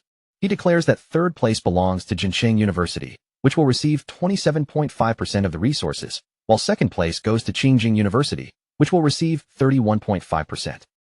Finally, he announces that 1st place belongs to Magic City Ability University. With that victory, they will receive 41% of the resources, along with priority in distribution. The students from Magic City Ability University immediately burst into celebration. Lu Wentao cheers loudly that Brother Ming turned the whole situation around, while the rest of the group celebrates their 5th consecutive championship. Su Ping continues explaining that the resources being divided are rare herbs growing in the outer region of the Devil's Cave. He instructs all freshmen to enter the next day under the guidance of their instructors to harvest them, and after that, each school will arrange its own half-month teaching schedule. But just as the crowd begins to disperse, Kiran Rao suddenly calls out, stopping the atmosphere from settling down completely. Still unable to accept the outcome, Kiran Rao declares that he is not satisfied and demands a direct fight with Su Jingming. He then proposes a wager. If he loses, his university will pay for the resources, but if he wins, the resources promised to Qingjing University will be handed over to them. Vice Principal Su Ping's interest is immediately stirred. He looks at Qiran Rao with a serious expression and asks how confident he is, and Qiran Rao begins explaining the reason behind his challenge. He is convinced that Su Jingming's S-rank technique needs at least a second or two before it can truly be unleashed, and in a direct one-on-one clash, that tiny delay is more than enough for him to seize the upper hand. When Su Ping hears this, his expression darkens as well. Still unwilling to swallow the previous result, he finally nods and agrees to Qiran Rao's proposal. Once the competition finally comes to an end, Vice Principal Ling Shuang finds Su Jingming and asks what he plans to do during the upcoming half-month teaching period. Su Jingming answers without much hesitation, saying he intends to head back into the Devil's Cave and keep hunting beasts there. Ling Shuang looks at him with a trace of worry in her eyes and asks whether he is truly not exhausted after nearly a full month of constant fighting. Su Jingming does not pretend otherwise. He admits that he is tired, but his tone remains steady as he explains that this harsh pace is the only method he has to keep his strength rising so quickly. Ling Shuang reminds him that battles on the edge of life and death can indeed sharpen a person the fastest, but even so, he still has to learn when to push forward and when to rest. Su Jingming accepts her advice respectfully and promises that once this trip is finished, he will properly recover. After that, he brings up the strange water pool he discovered deep inside the Devil's Cave. Su Jingming tells her everything in order, from the blood-red water hidden in the cave, to the unusual reaction that surged through his body after coming into contact with it, and then to the sudden appearance of the cultist from the Blood Moon sect. After hearing the full story, Ling Shuang's expression grows certain, confirming that Su Jingming's guess was not wrong. She explains that what he found was the blood essence of a rank 9 Beast Emperor, an SSS-class cultivation resource of terrifying value. However, she also makes it clear that the amount he absorbed had already been diluted many times over, because if it had been pure blood essence, there would have been no way for his body to withstand it. Ling Shuang then speculates that Su Jingming's ability to absorb even that diluted essence must be connected to his unusual body-forging technique. As for the Blood Moon sect, she does not treat them as any serious threat, casually dismissing them as a small-time religion and telling him there is no need to worry too much. Su Jingming listens and gives a calm nod. Seeing that the matter has been settled, Ling Shuang tells him to go back and get some proper rest. Su Jingming turns to leave, but just as he steps away, he notices Song Chukyu standing nearby, clearly waiting for him. Song Chukyu walks over with a woman beside her and introduces her with a light smile. The woman is her aunt, Zhou Ying, who holds the position of head supervisor at the Shunan supply base. Su Jingming immediately greets Zhou Ying with polite respect, keeping his attitude courteous and proper. Zhou Ying, however, waves off the formality with an easy smile and tells him there is no need to be so distant. He can simply call her Aunt Zhou. Then Zhou Ying brings out an extravagant gift for him, the Song family's black gold card. She explains that with this card in hand, Su Jingming will receive a 20% discount on every product sold under the Song family's name. Su Jingming is instantly taken aback, staring at the card as he realizes just how valuable it truly is. The Song family's business reach stretches across almost every part of an ability user's daily life, meaning this small black gold card is far more useful than it first appears. Song Chukyu gently encourages him to accept it, pointing out that his equipment changes and upgrades at an incredible speed.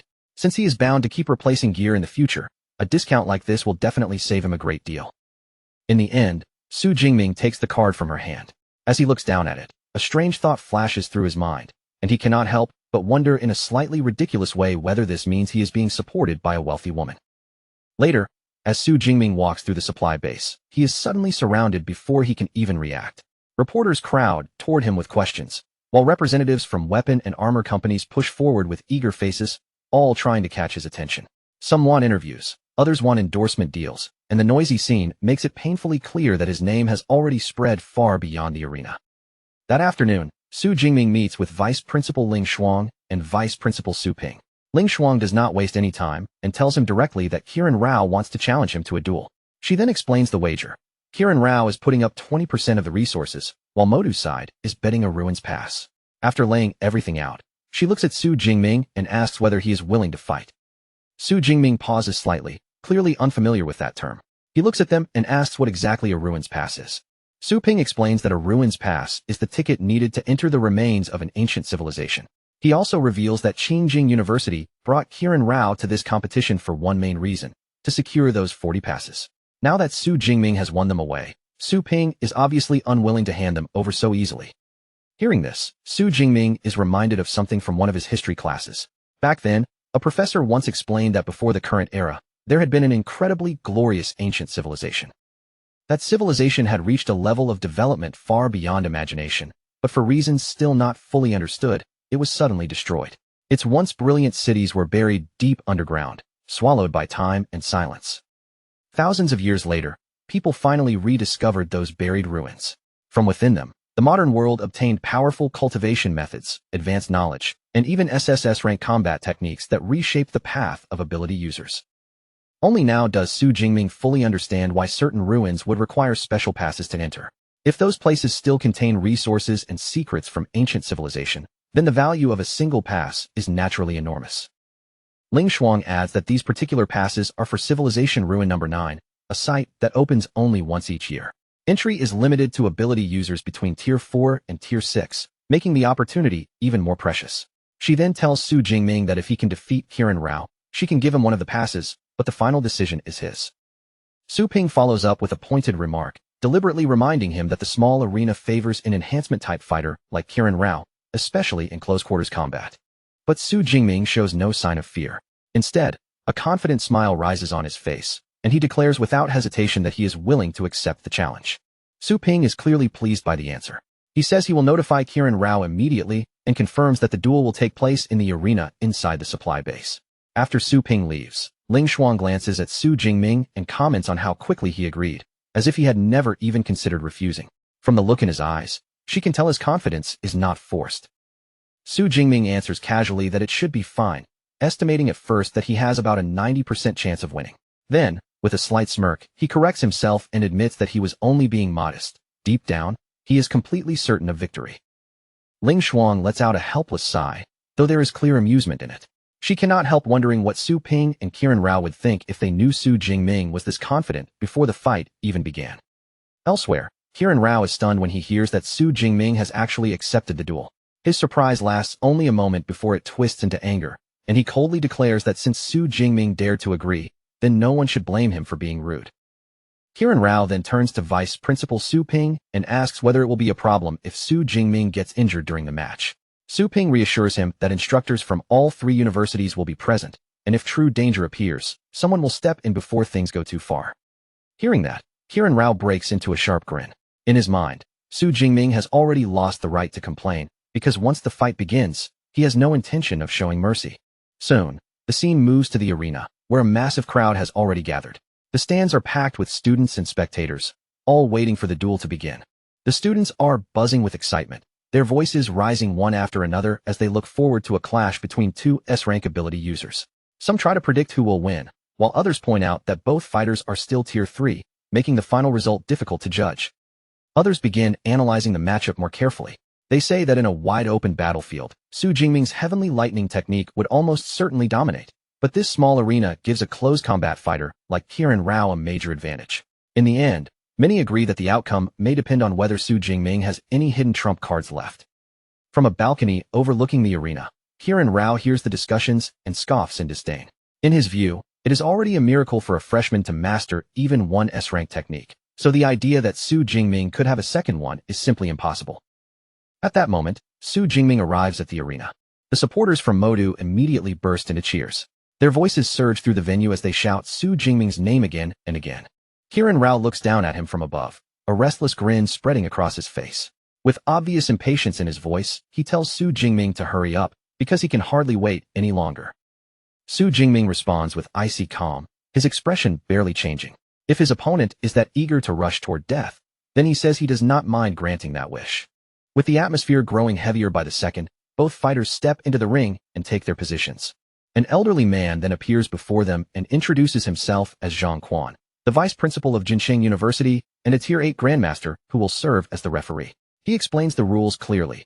The battle ends when one side either loses consciousness or admits defeat, and once that happens, further attacks are strictly forbidden. He also tells them there is no need to hold back, because powerful experts are watching closely and will prevent any loss of life. After speaking, Zhang Quan releases his power. A layer of water mist spreads outward and rises around the arena, forming a protective shield that separates the battlefield from the spectators. Once both sides are told to prepare, Zhang Quan begins the countdown. As the final number falls, the match officially begins.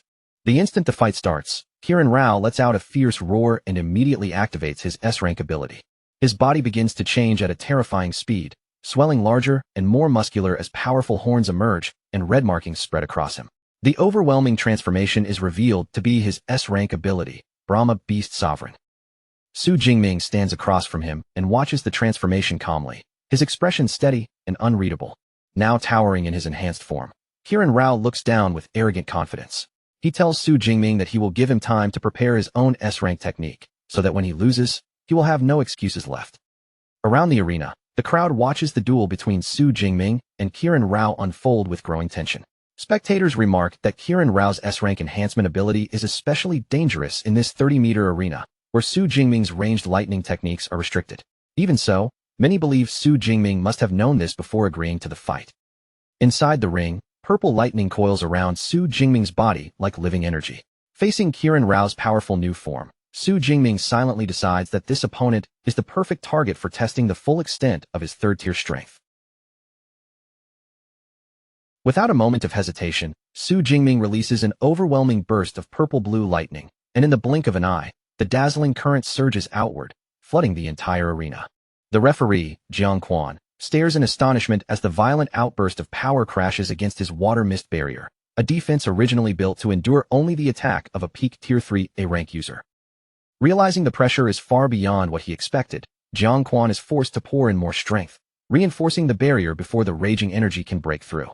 Up in the stands, the students are shaken pale by the purple cloud divine lightning, feeling as though a single stray bolt could erase them instantly, while the terrifying gap between these two freshmen becomes impossible to ignore. Even after transforming, Kirin Rao's expression twists with fury as Su Jingming's lightning keeps eating into his body, its strange destructive force far beyond anything ordinary lightning could ever do. Unable to tolerate being worn down like this, Kirin decides to finish the fight as quickly as possible, lowering his stance before charging straight ahead. As both warriors shoot toward each other, Kirin lets out a cold scoff, mocking Su Jingming for choosing to resist instead of running, and with his blade ready, he vows to show him the true power of an S-rank enhancement user. But before Kirin can fully seize the rhythm, Su Jingming strikes first, and the sudden speed of his spear flashes forward so sharply that it catches Kirin completely off guard.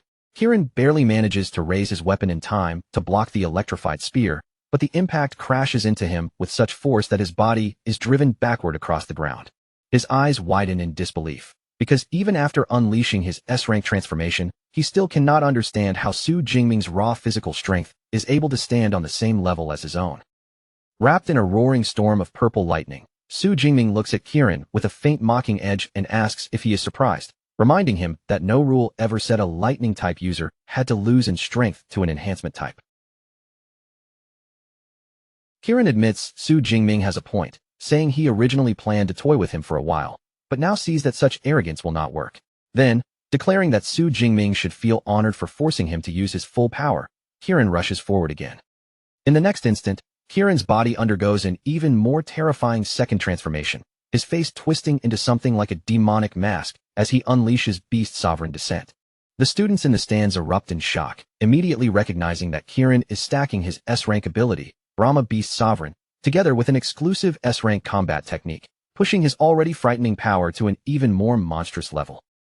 From the sidelines, Vice Principal Su Ping watches everything with a steady, unreadable gaze, while Vice Principal Ling Shuang studies the change more thoughtfully, remembering that Dean Yang Jintian possesses a similar S-rank combat technique and believing Su Jingming must know it too. Back in the arena, Kirin's newly strengthened form pushes against the purple lightning, forcing the crackling energy away from his body. With a dangerous grin spreading across his transformed face, Kirin taunts Su Jingming and asks whether he still has the courage to clash with him head-on in this new form. Then, in a shocking counter to Kirin's display, Su Jingming's hair turns pure white, his eyes shine with intense blue energy, and he calmly accepts the challenge without the slightest hesitation. A tremendous wave of power erupts from Su Jingming's body, bursting outward so violently that even the fully transformed Kirin is stunned for a moment. Su Jingming's eyes now burn with fierce, slitted pupils, and with that final change, his own terrifying power-up is fully complete. The audience is left completely baffled by what they are seeing. One student, who had only looked away for a brief moment, stares back in shock and blurts out that two monster bosses are suddenly standing in the arena. His friend quickly explains that they are Su Jingming and Kirin entering their second stages, but the first student insists that, no matter how they explain it, This is basically a boss fight. Kieran stares at Su Jingming's transformation in disbelief, quickly realizing it is also an S-rank combat technique. In his newly powered-up state, Su Jingming answers with icy calm, saying Kieran guessed correctly, but unfortunately, there is no reward for it. Without giving his opponent even a breath to regain balance, Su Jingming gathers a dense sphere of purple energy, compressing the lightning as he prepares to unleash his Thunder Prison technique. Kieran instantly recognizes the move as a control-type S-rank technique, and the moment he understands what it is, a sharp sense of danger grips him. Choosing to stake everything on one desperate rush, Kieran summons a layer of red vitality armor around himself and charges headfirst into the incoming lightning attack. He succeeds in tearing his way free, but the price is heavy. His body drops to one knee, and as Kieran lifts his head, his face is filled with shock at the terrifying power he just endured. Su Jingming gives him no chance to steady himself. A massive spear made of pure lightning erupts forward, narrowly missing Kieran, only for the explosion behind him to tear through the arena floor with devastating force. The destructive power leaves Kieran visibly shaken, because he knows perfectly well that if that lightning spear had struck him directly, he would have been seriously injured at the very least, and possibly killed on the spot. Before Kieran can even finish reacting, Su Jingming closes the gap in an instant with lightning gale break, his figure flashing forward like a streak of thunder. Kieran raises his weapon just in time to block the powerful spinning strike, but the force behind it is too overwhelming, sending his entire body flying backward across the arena. Refusing to let the advantage slip away, Su Jingming follows with a relentless storm of chain lightning spears, each attack moving with lightning-fast precision as they hammer into Kieran's body again and again. Even under that brutal assault, Kieran refuses to fall, gritting his teeth and clinging to the hope that if he can survive this technique, he may still have one final chance to turn the battle around. Convinced that he has endured the worst of it, Kieran suddenly roars out, declaring that now it is finally his turn to counterattack. But at that exact moment, Su Jingming reveals the real danger hidden within the technique. With a cold command for it to explode, the lightning energy buried inside Kieran's body detonates violently from within. Kieran's eyes widen in shock and helplessness as the savage energy bursts out from his chest, leaving him no time to defend. The explosion blasts him backward with terrifying force, swallowing his body in a violent surge of light and thunder. His body slams hard into the arena's protective barrier before collapsing to the ground, his transformation fading away as blackened wounds spread across his torso. Su Jingming steps forward and stands over his defeated opponent, the tip of his spear stopping just inches from Kieran's forehead. With no strength left and no path to fight back, the humbled Kieran weakly admits defeat. With the battle finally decided, Zhang Chuan raises his hand high and officially announces Su Jingming as the winner. The crowd immediately erupts into cheers. Su Jingming's friends celebrate excitedly, amazed that a fight they thought would last more than 10 minutes ended in only 2. They praise him for crushing Kieran in a direct contest of strength and admire how smoothly he linked each combat technique together. From the balcony, Vice Principal Ling Shuang also thinks back over Su Jingming's flawless performance. He first used Thunder Prison to control the battlefield, then followed with other techniques to force out a weakness, seized that opening with lightning gale break, and finally ended everything with chain lightning spears.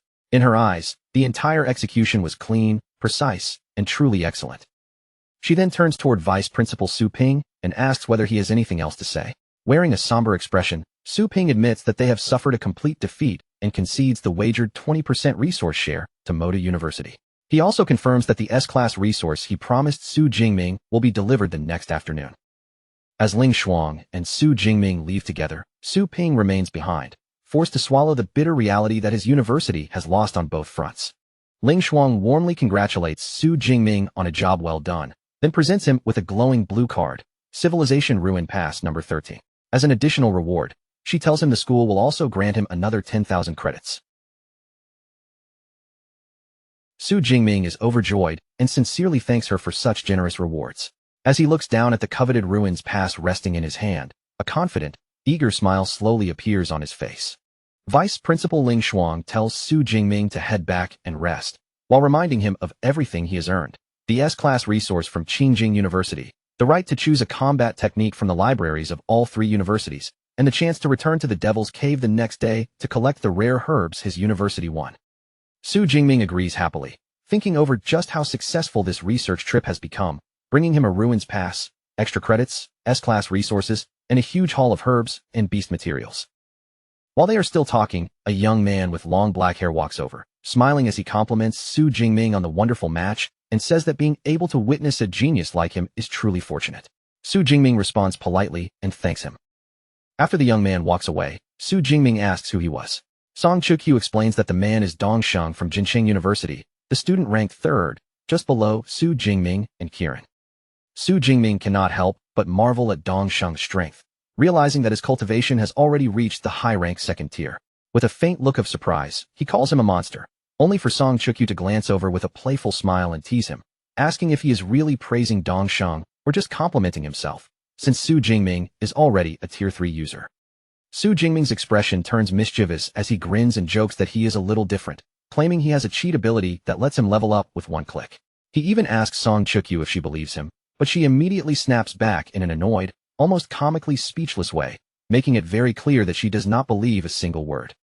Elsewhere, outside a towering Gothic-style building, the atmosphere suddenly turns cold and heavy, with the grand structure standing in the distance like a silent shadow.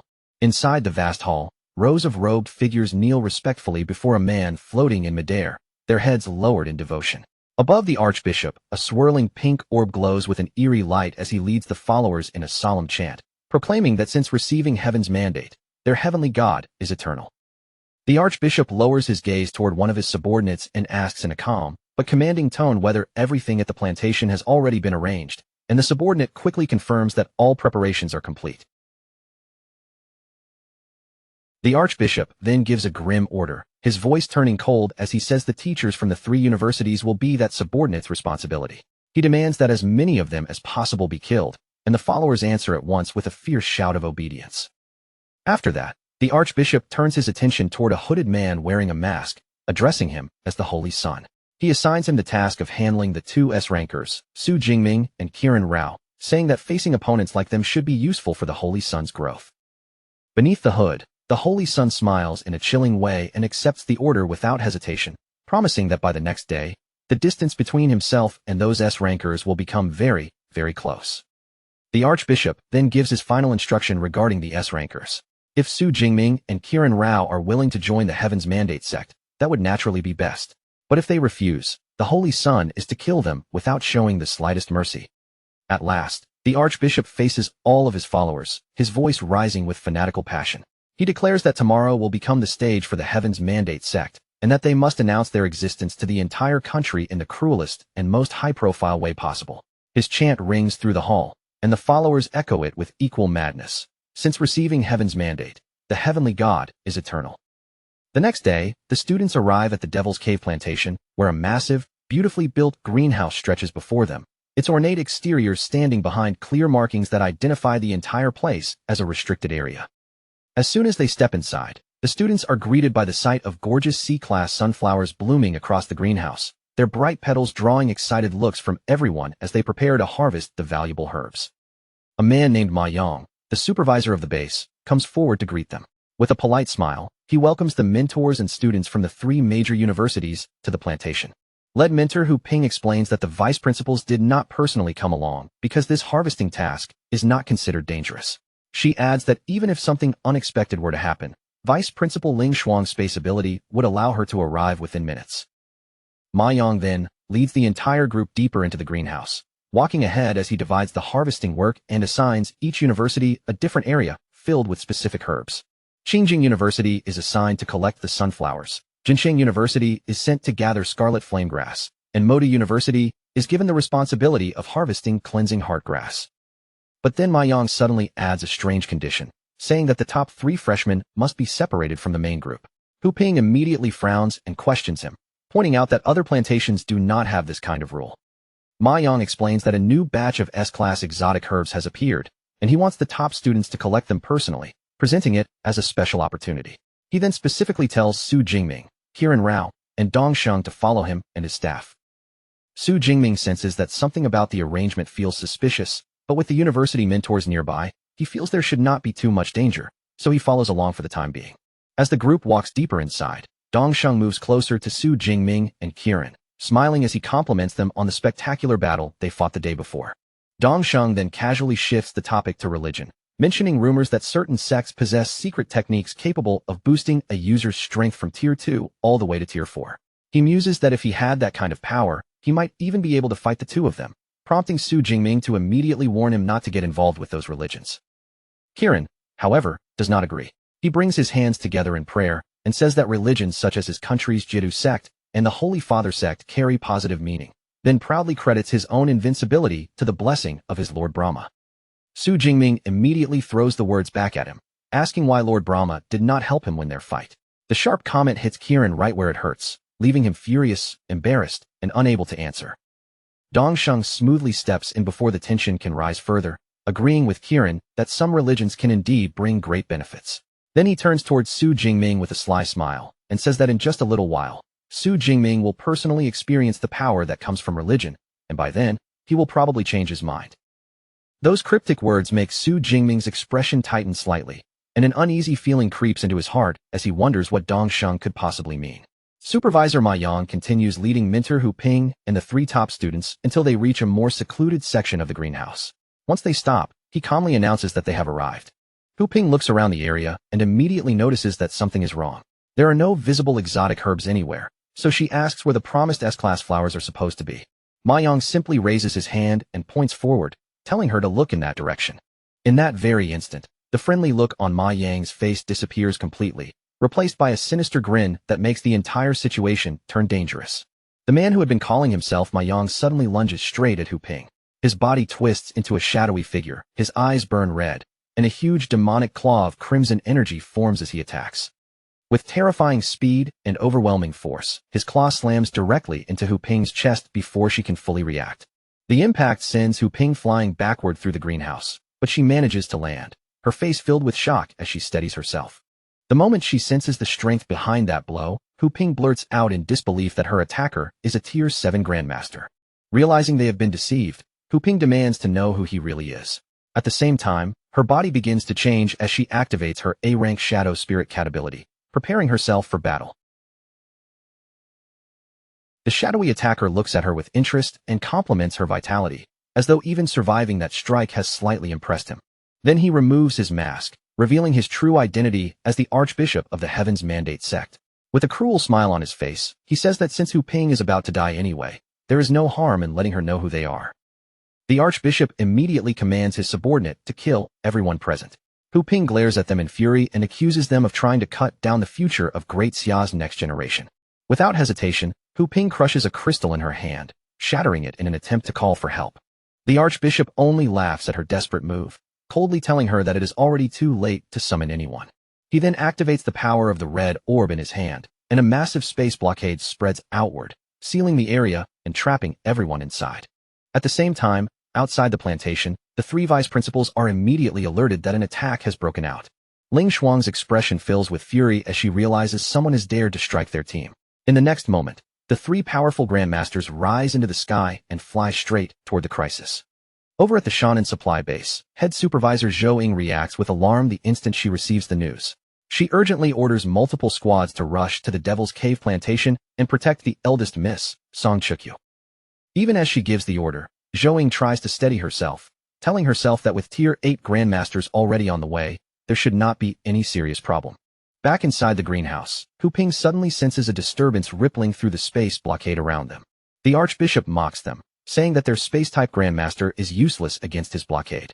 Deciding he should move quickly, he turns his murderous attention toward the cat-like Hu Ping and shouts that she will be the first to die. His attack takes shape as a gigantic red hand, descending with crushing pressure as if it intends to smash everything beneath it. Kirin curses under his breath in frustration, while Su Jingming instantly understands the danger.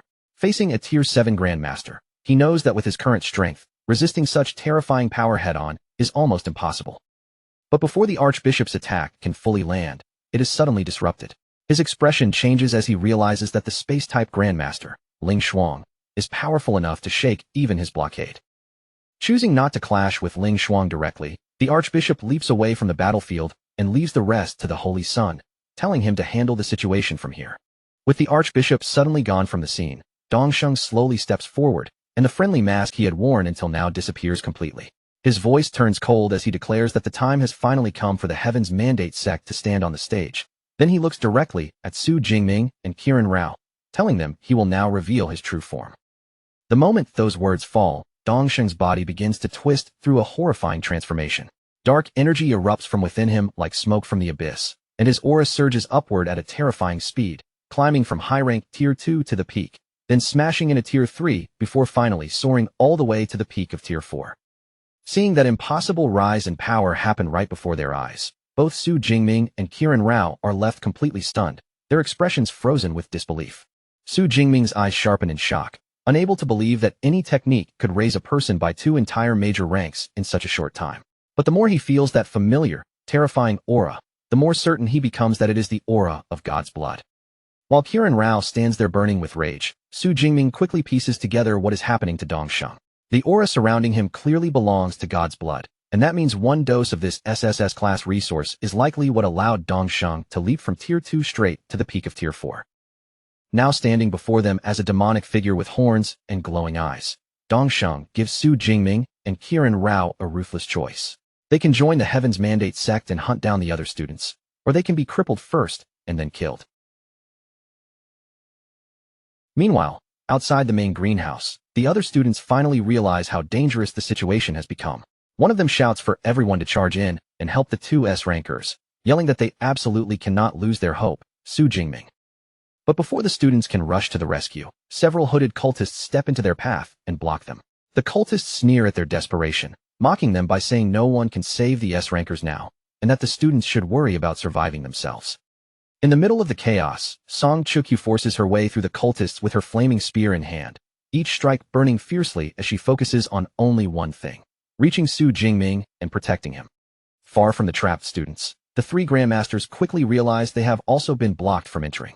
One of them urgently asks Vice Principal Ling Shuang why they do not simply teleport inside, but Ling Shuang explains that she already tried, and the space within the plantation has been completely sealed.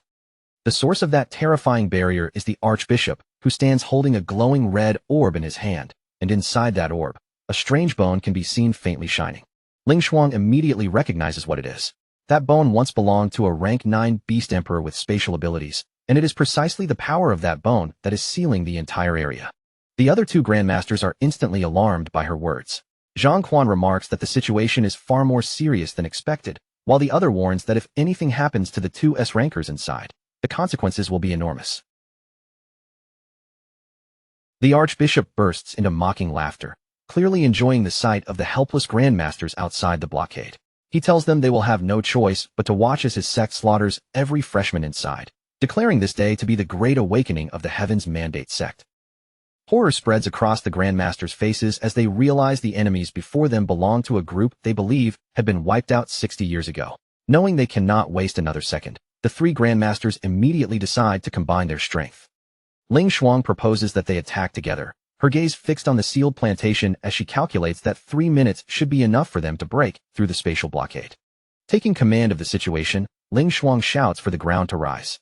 In an instant, an enormous surge of blue energy erupts from below, lifting the entire plantation base up into the air. While using her power to hold the plantation suspended above the ground, Vice Principal Ling Shuang continues analyzing the structure of the blockade with sharp focus. She announces that the underground space has been completely sealed off, but at the same time, she has located the weakest part of the barrier in the southeast direction. Responding to Ling Shuang's call, the other 2 Grandmasters, Su Ping and Jiang Quan, step forward and prepare to attack. Their auras explode outward as both of them undergo powerful transformations. Su Ping's body swells into the form of a ferocious ape beast, while Jiang Quan becomes a being wrapped in swirling blue energy, his entire figure glowing with destructive force. Together, they launch themselves toward the floating greenhouse, pouring their combined power into one focused strike aimed directly at the weak point Ling Shuang found. Inside the greenhouse, the remaining students suddenly hear a deafening roar as the entire building trembles from the massive impact outside. When the students see the powerful attacks crashing against the blockade, relief flashes across their frightened faces, and they cry out that the vice principals have finally come to save them. Even in the middle of the chaos, Su Jingming keeps his head clear. He checks his system panel and sees that he still has 49,000 ability points, then quickly calculates that if he spends them all to level up, he should be able to reach Tier 4 and gain enough strength to defeat the enemies before him. But Dongsheng suddenly turns toward the terrified freshmen and mocks them, asking if they have now witnessed the true power of his sect.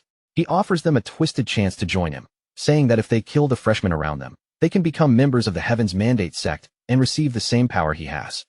For a tense moment, the students fall into hesitation, quietly looking at one another as fear and uncertainty ripple through the group.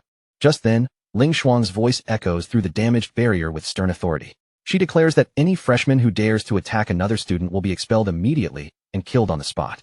Those words snap the students back to their senses, and they quickly make their decision, refusing to become traitors no matter how frightening Dongsheng's offer may be. Dongsheng's face twists with anger as he curses them as fools, furious that they would reject such an easy path to power. He then turns his attention back to Su Jingming and Qiran Rao, giving them one final choice. They have 3 seconds to submit, or they will die where they stand. Almost immediately, Qiran Rao drops his sword to the ground, bends down, and begs for his life, choosing to surrender and join the Heaven's Mandate sect without hesitation. Dongsheng looks pleased with Qiran Rao's decision and praises him for making the right choice. Then his gaze shifts towards Su Jingming, and he asks what answer Su Jingming will give. Su Jingming does not bother answering with words.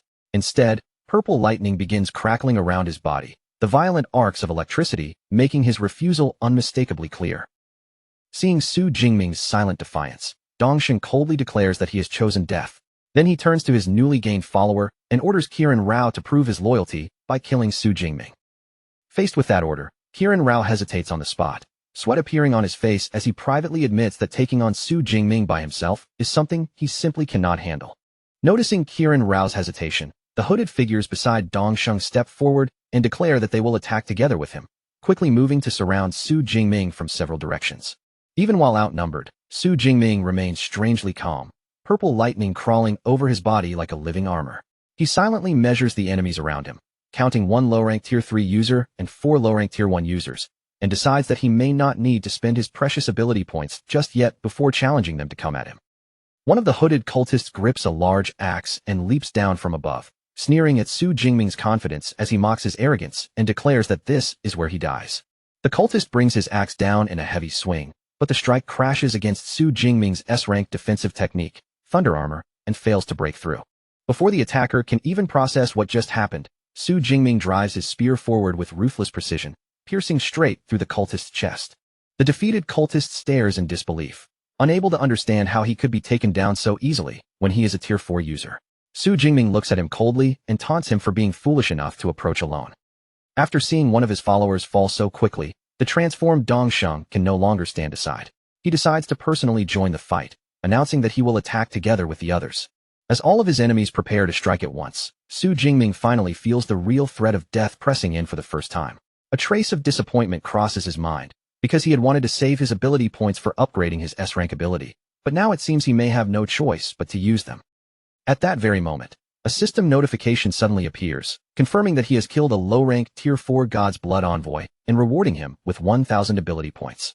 That reward pushes his total beyond the 50,000 point mark, and as soon as Su Jingming realizes he finally has enough, he makes a bold decision without the slightest hesitation. He immediately commands the system to upgrade his ability. The evolution of his S-rank Purple Cloud Divine Lightning begins at once. Golden bolts of thunder erupt around him, and a progress bar appears before rapidly climbing past 10%, then 20%. As the evolution continues, Su Jingming's body slowly rises into the air, and the raw power pouring out of him leaves the enemies around him visibly stunned. Golden lightning crackles wildly around Su Jingming, wrapping him in a brilliant storm as his strength continues to grow. Watching this sudden change unfold, Dongsheng's expression darkens with annoyance, and he dismisses it as nothing more than Su Jingming playing tricks. Dark red energy begins pouring out from Dongsheng's body, rolling around him like a violent mist as he prepares to attack. With Su Jingming still caught in the middle of his ability's evolution, Dongsheng seizes the opening and releases a massive blast of power straight toward his vulnerable opponent. Just as Dongsheng's terrifying attack comes crashing down, the evolution of Su Jingming's ability reaches its final stretch, the progress climbing all the way to 99% at the most critical moment. Then, in the very next instant, the process is completed. The system confirms that Su Jingming's original S-rank ability has successfully evolved into something even stronger, the SS-rank Dutian Divine Lightning. With the transformation finally finished, Su Jingming slowly opens his eyes, and they now shine with a dazzling golden glow. Around his body, golden lightning crackles violently, making his entire presence feel completely different from before. Without wasting even a single breath, Su Jingming unleashes his newly evolved ability. A massive torrent of golden thunder descends from the sky, crashing down with terrifying force onto the unsuspecting Dongsheng. Dongsheng lets out a miserable scream as that overwhelming golden power swallows him completely, and the attack he had been so confident in is wiped out before it can even reach Su Jingming. A moment later, another system notification appears before Su Jingming, confirming the death of the peak Tier 4 God's Blood Envoy and awarding him another 2,000 ability points. With the greatest threat in front of him already erased, Su Jingming slowly turns his gaze toward the remaining hooded cultists. He points at them one by one, his voice cold and merciless as he declares that none of them will be allowed to live. Golden thunder gathers once again above the greenhouse, and Su Jingming brings down a devastating storm of lightning. In an instant, the remaining cultists are blasted apart, destroyed so quickly they have no chance to resist. After every cultist falls, Su Jingming's figure appears before the terrified Kirin Rao, who has completely lost his earlier arrogance and can only plead desperately for his life. Kirin Rao drops to the ground and bows low, hurriedly explaining that he had only been threatened into submission. He insists again and again that he never actually attacked Su Jingming. From farther away, the Archbishop stares at the scene in stunned disbelief, his expression twisting as he struggles to accept that the Holy Son he had placed his hopes on has truly been killed. That confusion lasts only a brief moment before it turns into pure rage. The Archbishop roars Su Jingming's name with hatred in his voice, vowing that Su Jingming will be buried together with Dongsheng. Driven mad by anger, the Archbishop releases his own terrifying power. A gigantic demonic red hand forms high in the sky, then comes crashing down towards Su Jingming with crushing killing intent. As the massive red hand descends, Su Jingming feels an unbearable pressure lock his entire body in place. Gritting his teeth, he realizes with dread that he cannot move at all, and he wonders if this is the true, unreachable gap between himself and a Tier 7 Grandmaster. But right before the attack can crush him, the giant hand suddenly freezes in midair. Su Jingming looks up in surprise and immediately senses that another powerful space-type ability has intervened and saved him. In a flash of golden light, Vice Principal Ling Shuang appears beside him, her expression icy and her aura sharp enough to make the entire space feel still. The furious Archbishop glares at her and demands to know how she managed to break into the space blockade he had been maintaining. Ling Shuang only scoffs at him, mocking him for relying on an external item to hold the blockade and for being foolish enough to let himself become distracted. Then she strikes without hesitation, unleashing her own space-cutting technique. A blade of blazing energy slices forward and cuts clean through the Archbishop's arm, severing his demonic hand in one ruthless blow. Before the Archbishop can recover from the shock, Ling Shuang summons a glowing blue magic circle beneath him. Space tightens around his body, trapping him completely in her constriction technique. With her enemy bound in place, Ling Shuang makes her final move. A swirling vortex opens in front of her, and she snatches the space-sealing orb directly from the Archbishop's grasp, cutting off his control over the sealed area. Once the immediate threat is gone, Ling Shuang descends toward the shaken Su Jingming and calmly asks whether he is hurt. Su Jingming steadies himself and tells her that he is fine. Just then, the other two Grandmasters, Su Ping and Jiang Quan, finally arrive as well. Su Ping asks how they should deal with the remaining cult members, and Ling Shuang, still holding the captured orb, gives a chilling order. Since these people dared to lay hands on her students, any Tier 6 ability users are to be captured alive, while everyone else is to be killed without mercy.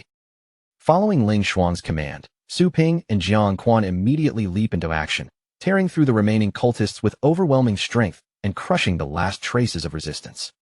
When the battle finally settles, Ling Shuang turns her cold gaze toward the terrified Kirin Rao.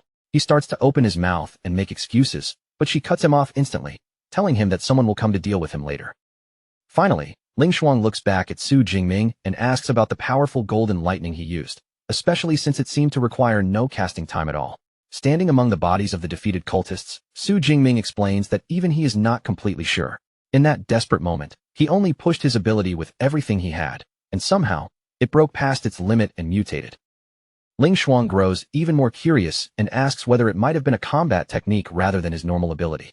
To confirm it, she tells Su Jingming to release his purple cloud divine lightning again. Su Jingming raises his hand and tries to summon the power he had always used before, but to his own surprise, the purple lightning never appears. Instead, only golden lightning crackles around his palm. Ling Shuang finds the situation strange and wonders whether his ability has undergone a fundamental change. Still, with the crisis not fully settled, she decides to postpone a deeper examination and tells him that once everything is over, she will test his ability again at the supply base. Su Jingming nods in agreement. Just as their conversation comes to an end, Song Chukyu rushes over with relief written all over her face, calling Su Jingming's name. She throws her arms around him in a tight hug and blurts out how worried she had been. Watching the two of them from the side, Ling Shuang's cold expression softens slightly, and a gentle smile crosses her face as she silently thinks that youth really is a wonderful thing. Su Jingming gently comforts the tearful Song Chukyu, speaking to her in a calm voice and telling her that everything is all right now. He holds her hands and gives her a reassuring smile, steady and warm enough to calm her racing heart, and Song Chukyu's cheeks immediately begin to blush. A moment later, Ling Shuang uses her space power again, carefully lowering the entire floating greenhouse back down until it rests safely on the ground. Afterward, she gathers the surviving students together and delivers a heavy announcement. In a grave voice, she tells them that 342 freshmen were killed by the cultists, and that the 3 universities will take full responsibility, with compensation provided to the families of the fallen. With a fierce look in her eyes, Ling Shuang officially declares the Heaven's Mandate sect an enemy of humanity and of the 3 universities. She announces an extermination order against the sect, requiring all students and teachers to accept missions aimed at wiping them out. Standing among the crowd, Su Jingming listens quietly while thinking about the ability points he can gain from killing the cult's god's blood envoys, and he decides that he will definitely accept some of those missions. Ling Shuang then makes one final announcement, officially bringing the research trip to an end. She orders all freshmen to gather the next morning so they can return to their respective schools. Later, back at the supply base, Ling Shuang carries out the test she had promised. She hands Su Jingming a circular detection device and instructs him to release his power into it. Su Jingming places his hand on the device, and brilliant golden lightning immediately crackles around its surface while Ling Shuang watches closely from beside him. As she observes the reaction, a shocking possibility suddenly crosses Ling Shuang's mind. She wonders if Su Jingming's original S-rank ability may have mutated into an even rarer SS rank ability. She quickly tells herself that such a thing should be extremely unlikely, but then the detection finishes, and the device announces an incredible result. Su Jingming's ability is Dutian Divine Lightning, an SS rank ability, leaving Ling Shuang stunned as she realizes it really has become SS rank. For a moment, Ling Shuang is left completely speechless. She thinks about the enormous gap between S-rank and SS rank abilities, and realizes that if Su Jingming is trained properly, he could become a force capable of changing the war against the beasts. Her shock quickly turns into genuine joy, and she begins praising Su Jingming with rare enthusiasm. Meanwhile, Su Jingming is still processing the result himself, wondering how the instrument was even able to recognize the name of his evolved ability. Ling Shuang explains that if the device can identify the ability, then it must have appeared before during the ancient civilization era. She adds that their modern detection instruments were created from technology recovered from ancient ruins. A smile appears on Ling Shuang's face as she looks at Su Jingming with growing admiration, thinking that his talent may even be comparable to the legendary powerhouses from ancient times.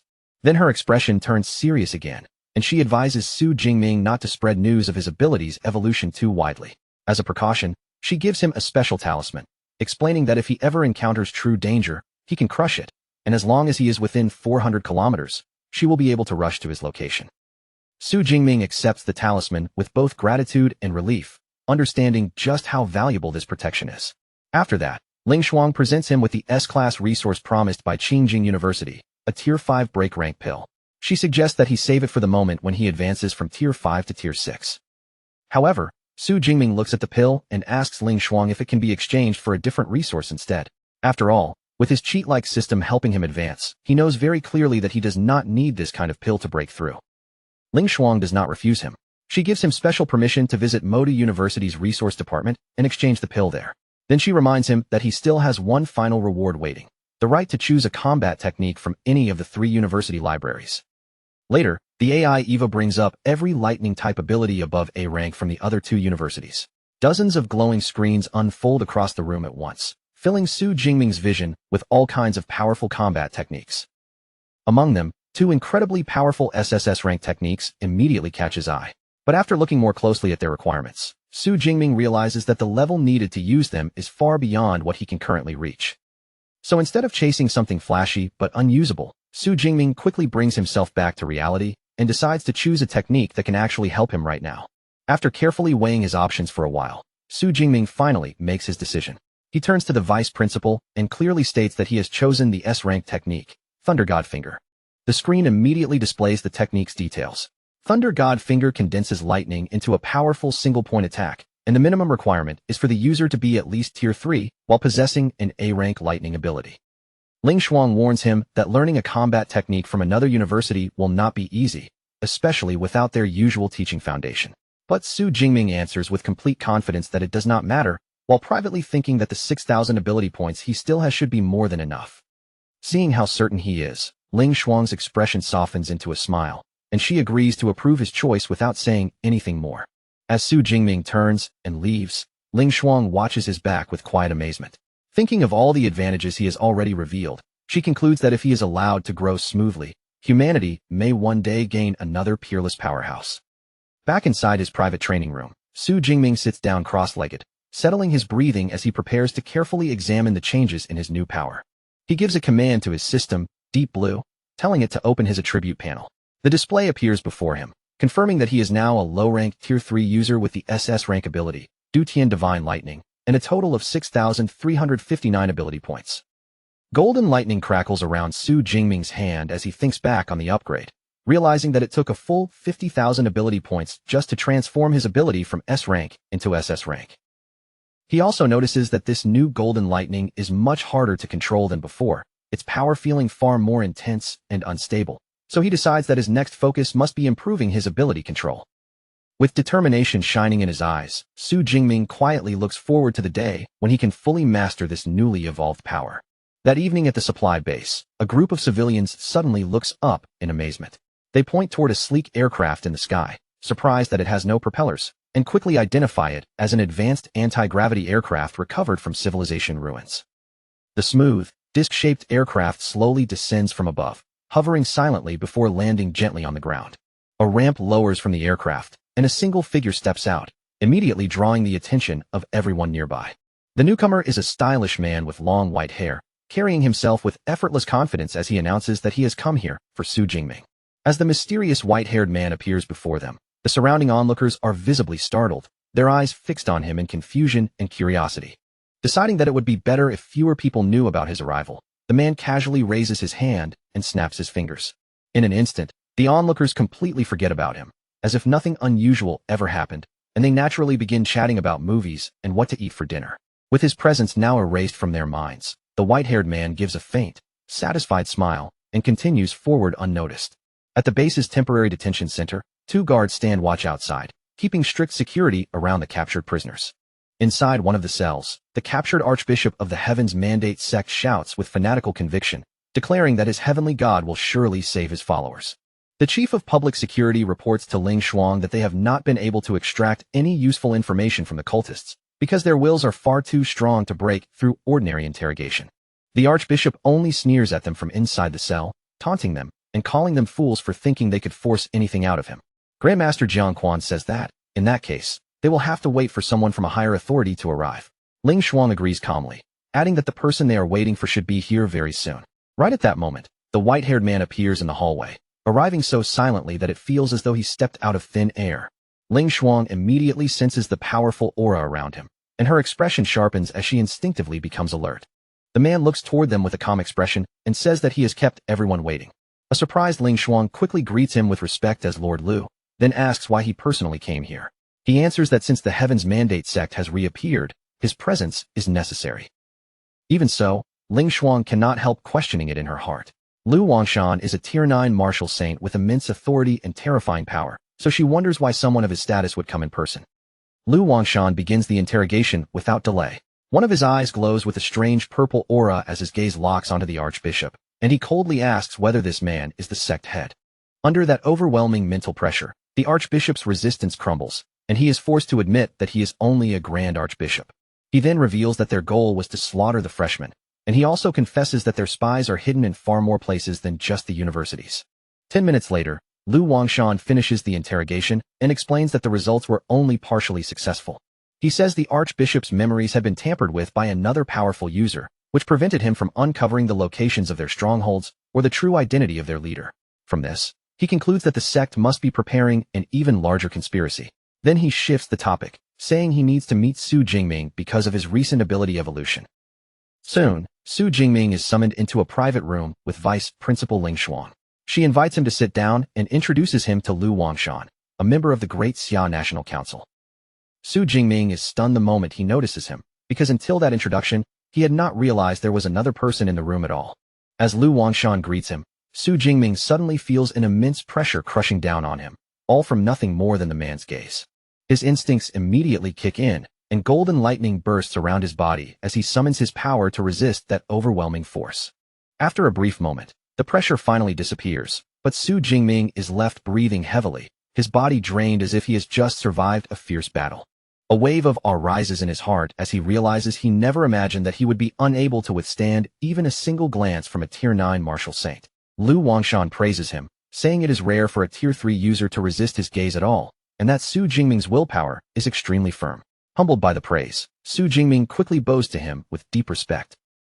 Lu Wangshan then explains just how valuable Su Jingming's potential truly is. Although S-rank users are born every year, fewer than 50 SS-rank users have been recorded across the past 200 years. He says he hopes Su Jingming can one day become one of humanity's top fighters. To help protect him, Lu Wangshan summons a glowing purple spirit soul seal, explaining that it will give Su Jingming extra protection against mental attacks. With a gentle touch, Lu Wangshan places the seal onto Su Jingming's forehead, and the act visibly drains even this powerful martial saint. As Su Jingming quickly helps him steady himself, Lu Wangshan explains that the seal is his own SS-rank psychic technique. Now that it has been placed on Su Jingming, even another Tier 9 psychic user would have to spend tremendous effort to break through it. Ling Shuang reminds Su Jingming to properly thank the counselor, and Su Jingming immediately reacts, expressing his gratitude with sincere respect. Lu Wangshan simply waved off Su Jingming's gratitude, as if those words of thanks were never what he wanted in the first place. His request was much heavier than that. Once Su Jingming truly grew strong, he only hoped the young man would stand for Great Xia and cut down as many enemies as he could.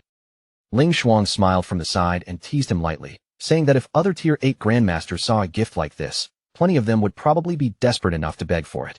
Su Jingming, however, showed no trace of modesty at all. With confidence in his eyes, he answered that he was, after all, the strongest student Modu University had produced. Seeing that confident attitude, Ling Shuang was amused enough to immediately throw another responsibility at him.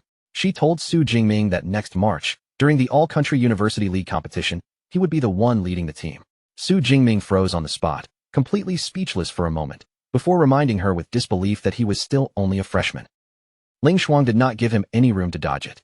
She warned him not to slack off, because his position had already been reserved in advance.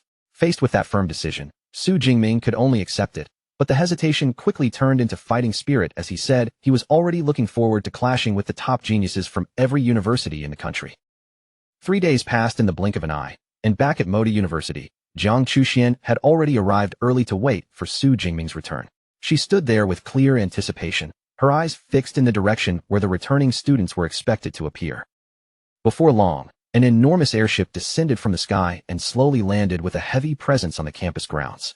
As the students began stepping down one after another, Jiang Chuxian immediately spotted Su Jingming among them and called out to him from where she stood. Su Jingming walked over together with Song Chukyu, and the two of them greeted Jiang Chuxian naturally. Song Chukyu then stepped forward with genuine gratitude in her expression, sincerely thanking Jiang Chuxian for the life-saving pills that had helped her survive. Jiang Chuxian accepted the thanks with a proud little smile, her mood clearly bright. Without wasting any time, she warmly invited both of them to join her for a celebratory meal, as if this return deserved to be marked properly. As the three of them walked together, Jiang Chuxian leaned closer and asked Su Jingming whether he had managed to bring back the rare herbs she had wanted. Su Jingming answered that he had, then teased her with a faint smile, saying the amount was so large that she might not even be able to deal with it all.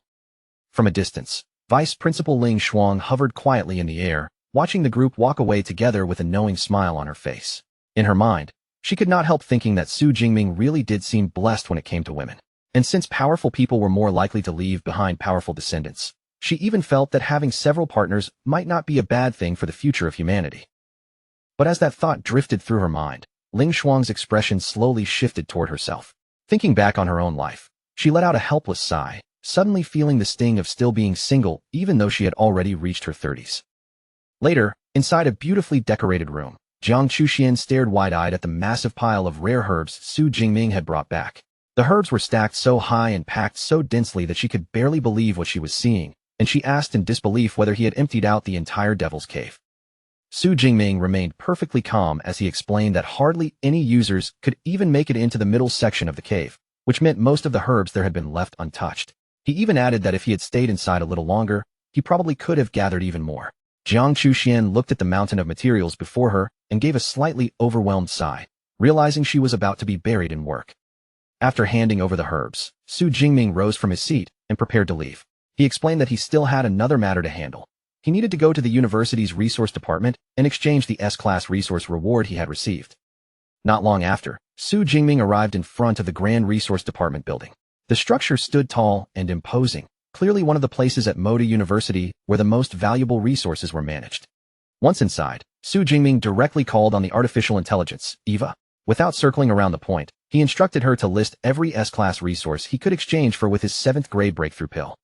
In response, bright holographic screens instantly unfolded around him one after another. Each glowing display presented a different powerful resource, filling the air with rows of tempting options that were clearly far from ordinary. Su Jingming looked over the options and could not help feeling a little surprised by how many choices there were. After a brief pause, he asked Eva which resource would be the most useful if his goal was to improve his control over lightning. Eva quickly narrowed everything down and presented a single recommendation before him. It was an S-class resource known as the Thunder Haze Secret Realm Pass, a special access item that would allow him to enter a unique training area. The moment Su Jingming saw the location attached to the pass, his attention sharpened. He thought to himself that Haidong City was quite close to his hometown, yet he had never once heard that such a secret place existed there. Eva explained that the secret realm had first appeared 87 years ago, before eventually being taken over by the Thunder Haze Martial Arts Hall. Since then, it had become a restricted area, hidden from ordinary public knowledge. Su Jingming's curiosity rose immediately, and he asked whether there were beasts inside. Eva confirmed that there were, and that most of them possessed the ability to control lightning. Hearing that, Su Jingming's lips curved into a confident smirk.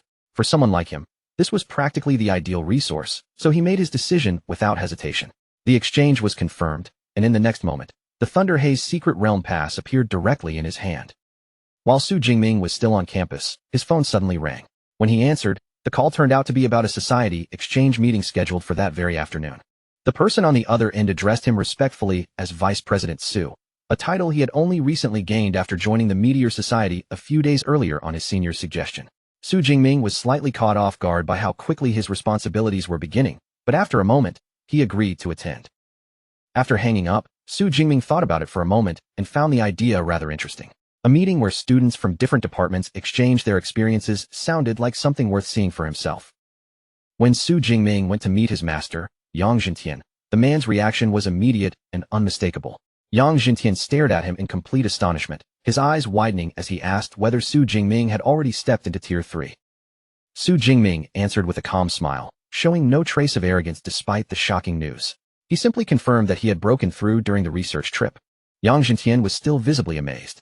He reached out and placed a hand on Su Jingming's shoulder, half joking and half stunned as he said that his disciple made breaking through a Tier 3 bottleneck sound as casual as eating a meal or drinking water. Eager to see exactly what had changed, Yang Jintian quickly told Su Jingming to follow him to the training room. He wanted to personally examine how Su Jingming's body had transformed after absorbing the god's blood. Inside the training room, Su Jingming released his power without holding back. In an instant, torrents of crackling golden lightning burst out around him, lighting up the space as Yang Jintian watched closely from nearby. The sight immediately left Yang Jintian confused. He wondered aloud why the purple cloud divine lightning had turned golden instead of carrying its usual blue-purple glow. But after observing it more carefully, he realized the change was not limited to color. The entire aura of the ability felt completely different. Su Jingming remained composed as he looked at his master, and said that Vice Principal Ling Shuang should have already mentioned it to him. Then he revealed the truth directly. His ability had evolved into an SS rank power, Dutian Divine Lightning. Yang Jintian was stunned by the revelation.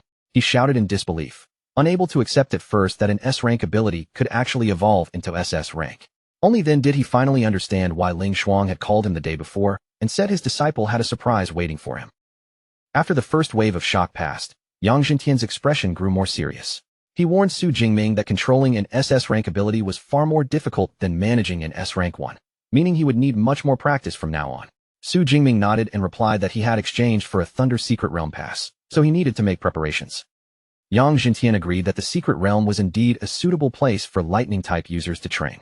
However, before letting Su Jingming focus on that, he wanted to check his current physique first, so he asked him to activate his Thunder Pulse state.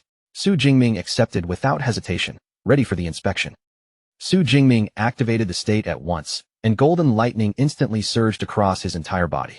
His appearance began to change under the glow of that power, with both his hair and eyes shining brightly as the transformation took hold.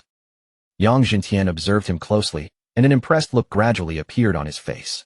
He commented that the foundation of Su Jingming's indestructible body had been strengthened by a tremendous amount, to the point where it had already reached the level of a high-rank Tier 2 user. As he continued examining the changes, Yang Jintian noticed something else hidden within that powerful physique. Su Jingming's body now carried the aura of a beast emperor-level bloodline mixed into it.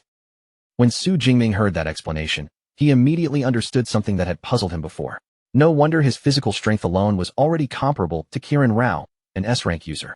Yang Jintian seemed satisfied with the inspection for now and told his disciple to take a short rest. He explained that although the changes looked impressive, the only way to truly understand the current condition of Su Jingming's body was through real combat. The dean began thinking through his other disciples, considering who might serve as a suitable opponent. But one after another, he found them unsuitable for the test. Then, with a faint sense of surprise, he realized that his junior brother Jingming now seemed to have surpassed even his other senior students. About 10 minutes later, the butler, Uncle Fu, entered and respectfully announced that the person Yang Jintian had called for had arrived. His timing was precise, as if the next part of the test had already been prepared. A muscular senior student with a mohawk stepped forward, his powerful build making him look intimidating at first glance. His name was Zhongshan, but despite his appearance, he looked noticeably nervous. In his mind, he was already wondering why the dean, the showman, as he secretly called him, had summoned him again, worrying that he might have somehow gotten into trouble. Seeing Zhongshan's tense reaction, Yang Jintian quickly reassured him. He explained that there was no punishment involved this time. He simply wanted Zhongshan to have a purely physical combat training match with his disciple, Su Jingming. Zhongshan was immediately surprised and could not help asking whether fighting only with physical strength would be the same as bullying Su Jingming. Yang Jintian, however, gave him no reason to hold back and told him to use his full strength, assuring him that he would personally watch over the match. With the dean's words making the situation clear, Zhongshan accepted the task. He rolled his shoulders and cracked his knuckles, his nervousness gradually shifting into a serious fighting posture. Then Zhongshan looked toward his junior and spoke with a straightforward warning. Since the dean had already told him to go all out, he said he would not be polite once the fight began. As the two prepared to begin, Yang Jintian turned slightly and asked Uncle Fu who he believed would win. Uncle Fu answered honestly that while Su Jingming was certainly stronger overall, if the fight was limited purely to physique, Zhongshan should have the advantage. Yang Jintian did not fully agree with that judgment. He admitted that Zhongshan was indeed a powerful peak Tier 3A rank user, but he also knew better than anyone that the unique experiences his disciple had gone through were far beyond ordinary imagination. On the training floor, Zhongshan settled into position and prepared for battle. Then he activated his A-rank beast-style ability, and his body rapidly transformed, growing into the form of a large, fierce gray wolf that radiated raw physical power. After transforming, Zhongshan sized up Su Jingming from across the training floor, his thoughts turning cautious. Since this opponent was an S-rank user personally valued by both the dean and the vice principal, he figured it would be safer to hold back a little, just in case his strength accidentally injured him. The match began in an instant. Zhongshan, already in his transformed state, gave his junior a sharp warning to watch himself, then drove forward with a heavy punch packed with raw force. Su Jingming did not retreat at all and raised his own fist to meet the attack directly. The two fists collided with a thunderous impact that seemed to shake the entire training room. But instead of Su Jingming being forced back, Zhongshan's expression changed in shock as the force pushed him stumbling several steps backward, leaving him unable to believe what had just happened. Zhongshan's mind raced as he steadied himself. As a peak Tier 3 user with an A-rank ability, he had assumed that even if he held back a little, his physical power should have been more than enough to crush Su Jingming with ease. Su Jingming looked at him with an almost innocent expression and asked whether his senior had not used his full strength just now. That simple question made Zhongshan's face stiffen, and he immediately realized that he had badly underestimated the junior standing in front of him. Unwilling to lose face or fall behind, Zhongshan's aura suddenly surged. He raised his head and let out a fierce howl, gathering the strength in his body as his fighting spirit erupted all at once. Seeing Zhongshan finally get serious, Su Jingming did not look nervous in the slightest. Instead, the corner of his mouth lifted into a calm, confident smirk. as if this was exactly what he had been waiting for. In the next moment, both of them charged forward again. Their fists blurred through the air as they launched into a rapid exchange of heavy blows, each collision sending deep, booming echoes across the training room. From the sidelines, Dean Yang Jintian watched every movement with sharp focus, silently breaking down the fight in his mind. He noticed that Su Jingming's blood was flowing even faster than Zhongshan's, clearly enhanced by the mysterious beast emperor blood now inside his body. After observing for a while, Yang Jintian reached a conclusion. Even though there was still a clear difference in their ranks, the two were surprisingly close when it came to pure physical strength. Seeing that the fight had fallen into a stalemate, he finally decided to interfere and called out, allowing Su Jingming to activate his Thunder Pulse state. The moment Zhongshan heard that, panic flashed across his face. He immediately protested, saying he was already being suppressed as it was. But Su Jingming's body had already begun to crackle with golden lightning, and his power continued to climb as he pushed himself even further.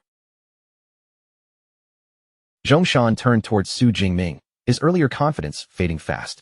With visible nervousness, he called him Brother Jingming and asked him to show mercy, clearly hoping the next exchange would not be too brutal. Now wrapped in a brilliant glow of overwhelming golden lightning, Su Jingming looked far more imposing than before. He simply smiled at Zhongshan's request and agreed, his relaxed attitude making the pressure feel even heavier. A few minutes later, the sparring match had already come to an end. Zhongshan lay sprawled on the training floor, completely drained, his chest rising and falling as he panted heavily for breath. Su Jingming crouched down beside him and handed over a small vial filled with red liquid. He explained that their sparring had given his teacher some useful inspiration, then sincerely thanked his senior for helping. Zhongshan accepted the gift with gratitude and immediately declared that if anyone online ever dared question Su Jingming's reputation, he would be the first one to stand up and defend him. While Zhongshan stayed there recovering, Su Jingming turned to Uncle Fu and asked when his teacher might come out of meditation. Uncle Fu answered calmly that it was hard to say, since this kind of meditation could end after only a few hours, or it might continue for several days. As they waited there, Su Jingming's phone suddenly gave a sharp beep. The sound broke the quiet in the room, drawing his attention away from the training floor. Su Jingming answered the call and was surprised to hear Vice Principal Ling Shuang's voice on the other end. She told him that the people from Jing University had arrived with the original copy of the S-rank combat technique, Thunder God Finger, and instructed him to come to the Battle Technique Library to pick it up. Inside a room lined with books, Ling Shuang paused for a moment and then decided not to wait for him to make the trip himself. Instead, she chose to personally bring him over. All of a sudden, a glowing golden portal opened right beside Su Jingming. He barely had time to react before Ling Shuang stepped out from within it, startling him with her sudden appearance. Ling Shuang did not waste a single word. She reached out, grabbed Su Jingming by the shoulder, and pulled him straight into the portal, dragging him off his feet as Zhongshan and Uncle Fu stared after them in stunned surprise. When the two emerged on the other side, they found themselves in a finely decorated room. A man was already seated on the sofa, waiting calmly as they appeared before him, still holding Su Jingming slightly suspended as if she had dragged him over like luggage. Ling Shuang introduced him to the man as Modi University's S-rank student. Then she turned to Su Jingming and introduced the seated man as Teacher Chen Lin from Jing University. Once Su Jingming finally landed back on his feet, he quickly composed himself and bowed respectfully. Teacher Chen smiled in return, greeting student Su with a friendly and polite tone. Ling Shuang then explained that Teacher Chen was a low-rank, Tier 7 Grandmaster who had already mastered the Thunder God Finger. She told Su Jingming that Chen Lin would be staying for half a month, and during that time, he had to ask for guidance often. Su Jingming nodded and agreed. Inwardly, Su Jingming felt it was a bit of a pity, because with his system, he could master the technique instantly without going through long instruction.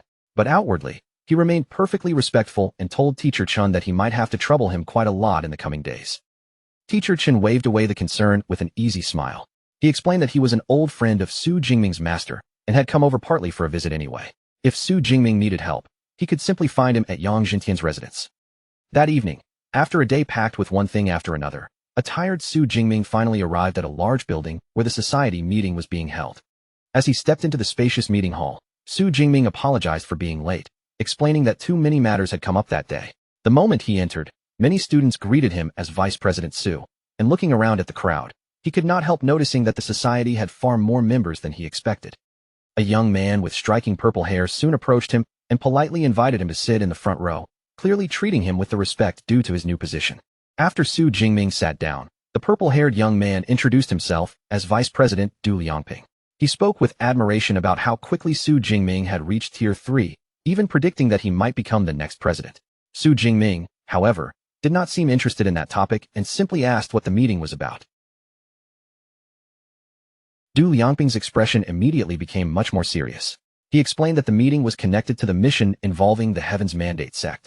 In his view, that sect must have been asking for death by daring to attack the freshman team, and he asked Su Jingming whether he was truly planning to accept the mission. Su Jingming gave his answer without the slightest hesitation. Of course he was going to accept it, as if there had never been any other possibility in his mind.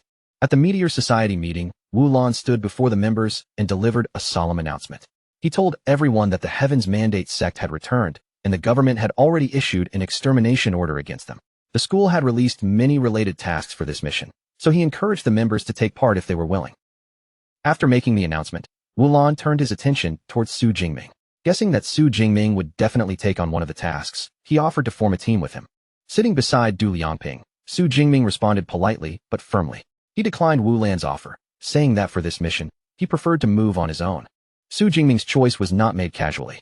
Before accepting any mission, his first priority was to master the Thunder God Finger. With another S-rank combat skill added to his arsenal, he believed he would be much safer when the real battles began.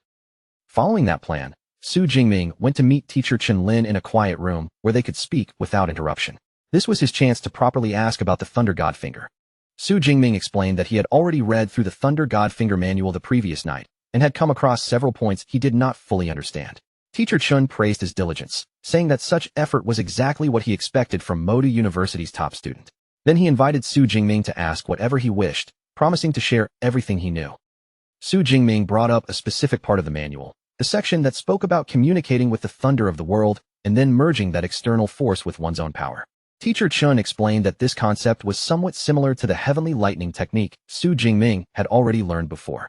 However, the Thunder God Finger was on a higher level, demanding that the energy be condensed much more tightly, while also producing more complicated transformations afterward. The two continued discussing the technique in depth, going back and forth over its key points for a long time. By the time their exchange finally came to an end, 3 full hours had already passed. Teacher Chin placed a supportive hand on Su Jingming's shoulder, clearly pleased with what he had seen.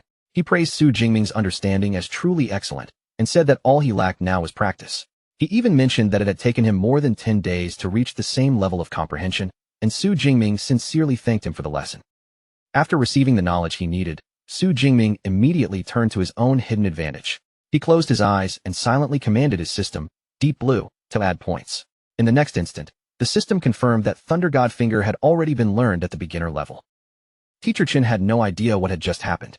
He simply suggested that Su Jingming try using the technique right away, so he could help point out any problems.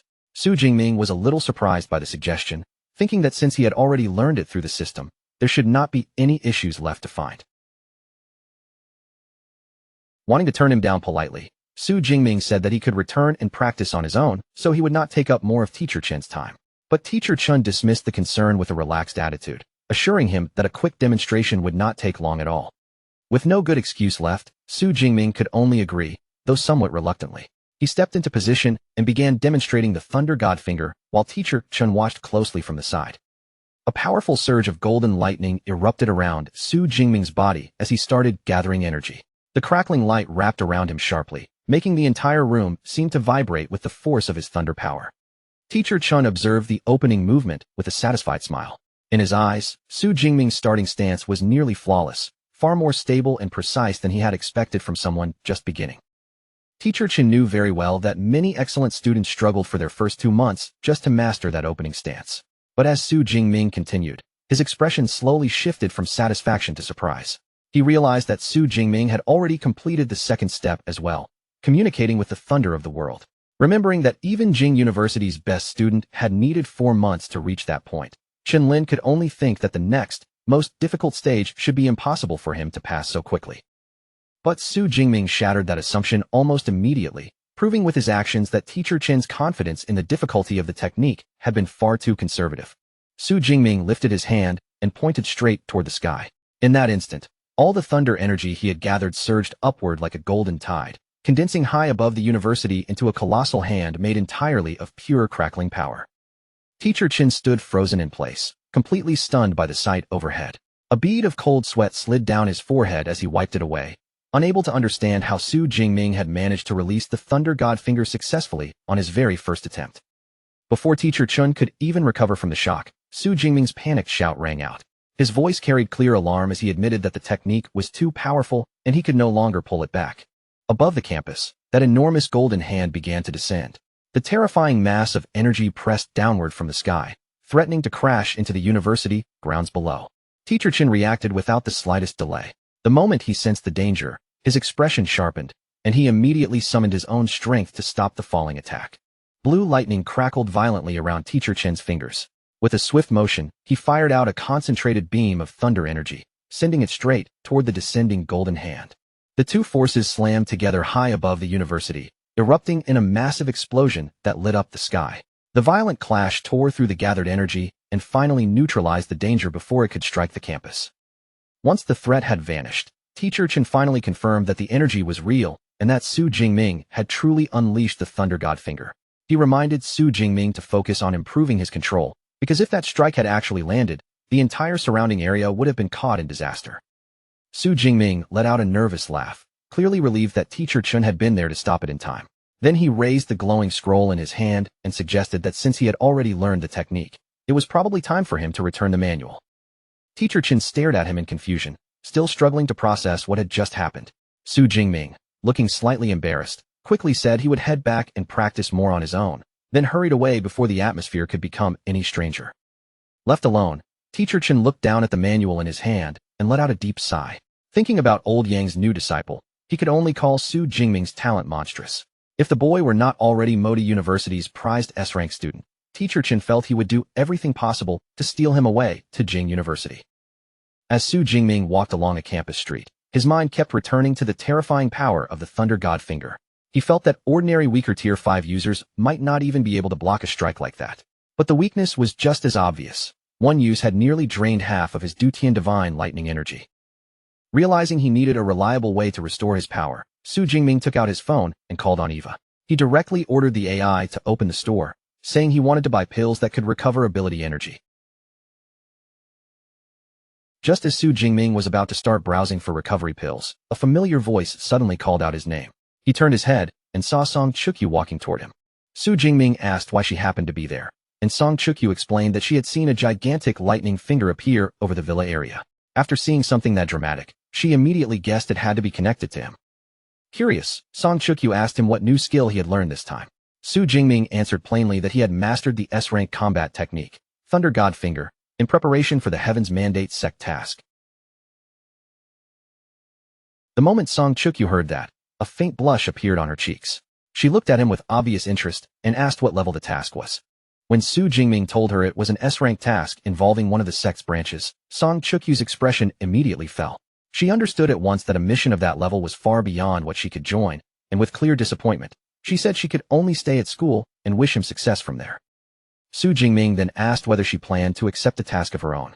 Song Chukyu admitted that she did want to take one, but the problem was that she still had not found suitable teammates. Su Jingming suggested that she try looking for senior sister Jiang Chuxian. Song Chukyu immediately thought the idea made sense and decided to go find her right away, even inviting Su Jingming to come along. He agreed, saying he also happened to need to discuss pill matters with Jiang Chuxian, and the two of them headed off together. Meanwhile, far away at Mushi Cafe in Jining City, a group of 4 people had already gathered and were waiting quietly. Among them, a short purple-haired woman turned to their blonde-haired captain and asked whether the people from Modi University had arrived yet. The captain remained calm and told her there was no need to rush, since their appointment was set for 8:30. Another member could not help complaining about having to wait around.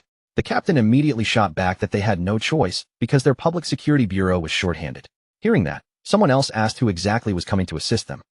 The captain explained that the person assigned to help them was Su Jingming, a 19-year-old freshman. As soon as those words came out, the entire team reacted with disbelief. One member questioned whether Modi University was sending a freshman straight to his death, while another bluntly called the whole thing a joke. The captain told them to let him finish, then revealed that Su Jingming possessed an S-rank ability, had already reached low-rank Tier 3, and his combat power was at the peak of Tier 3. That information instantly stunned everyone. They could not help exclaiming that a freshman with that kind of strength was terrifyingly fierce, truly a genius. The captain then warned them all to be serious when they met him. Just then, the cafe door opened. The movement immediately drew the attention of everyone waiting inside. Su Jingming stepped into the room with a calm expression on his face. With a polite smile, he apologized for making them wait. The blonde-haired man greeted him warmly and said they had only just arrived as well.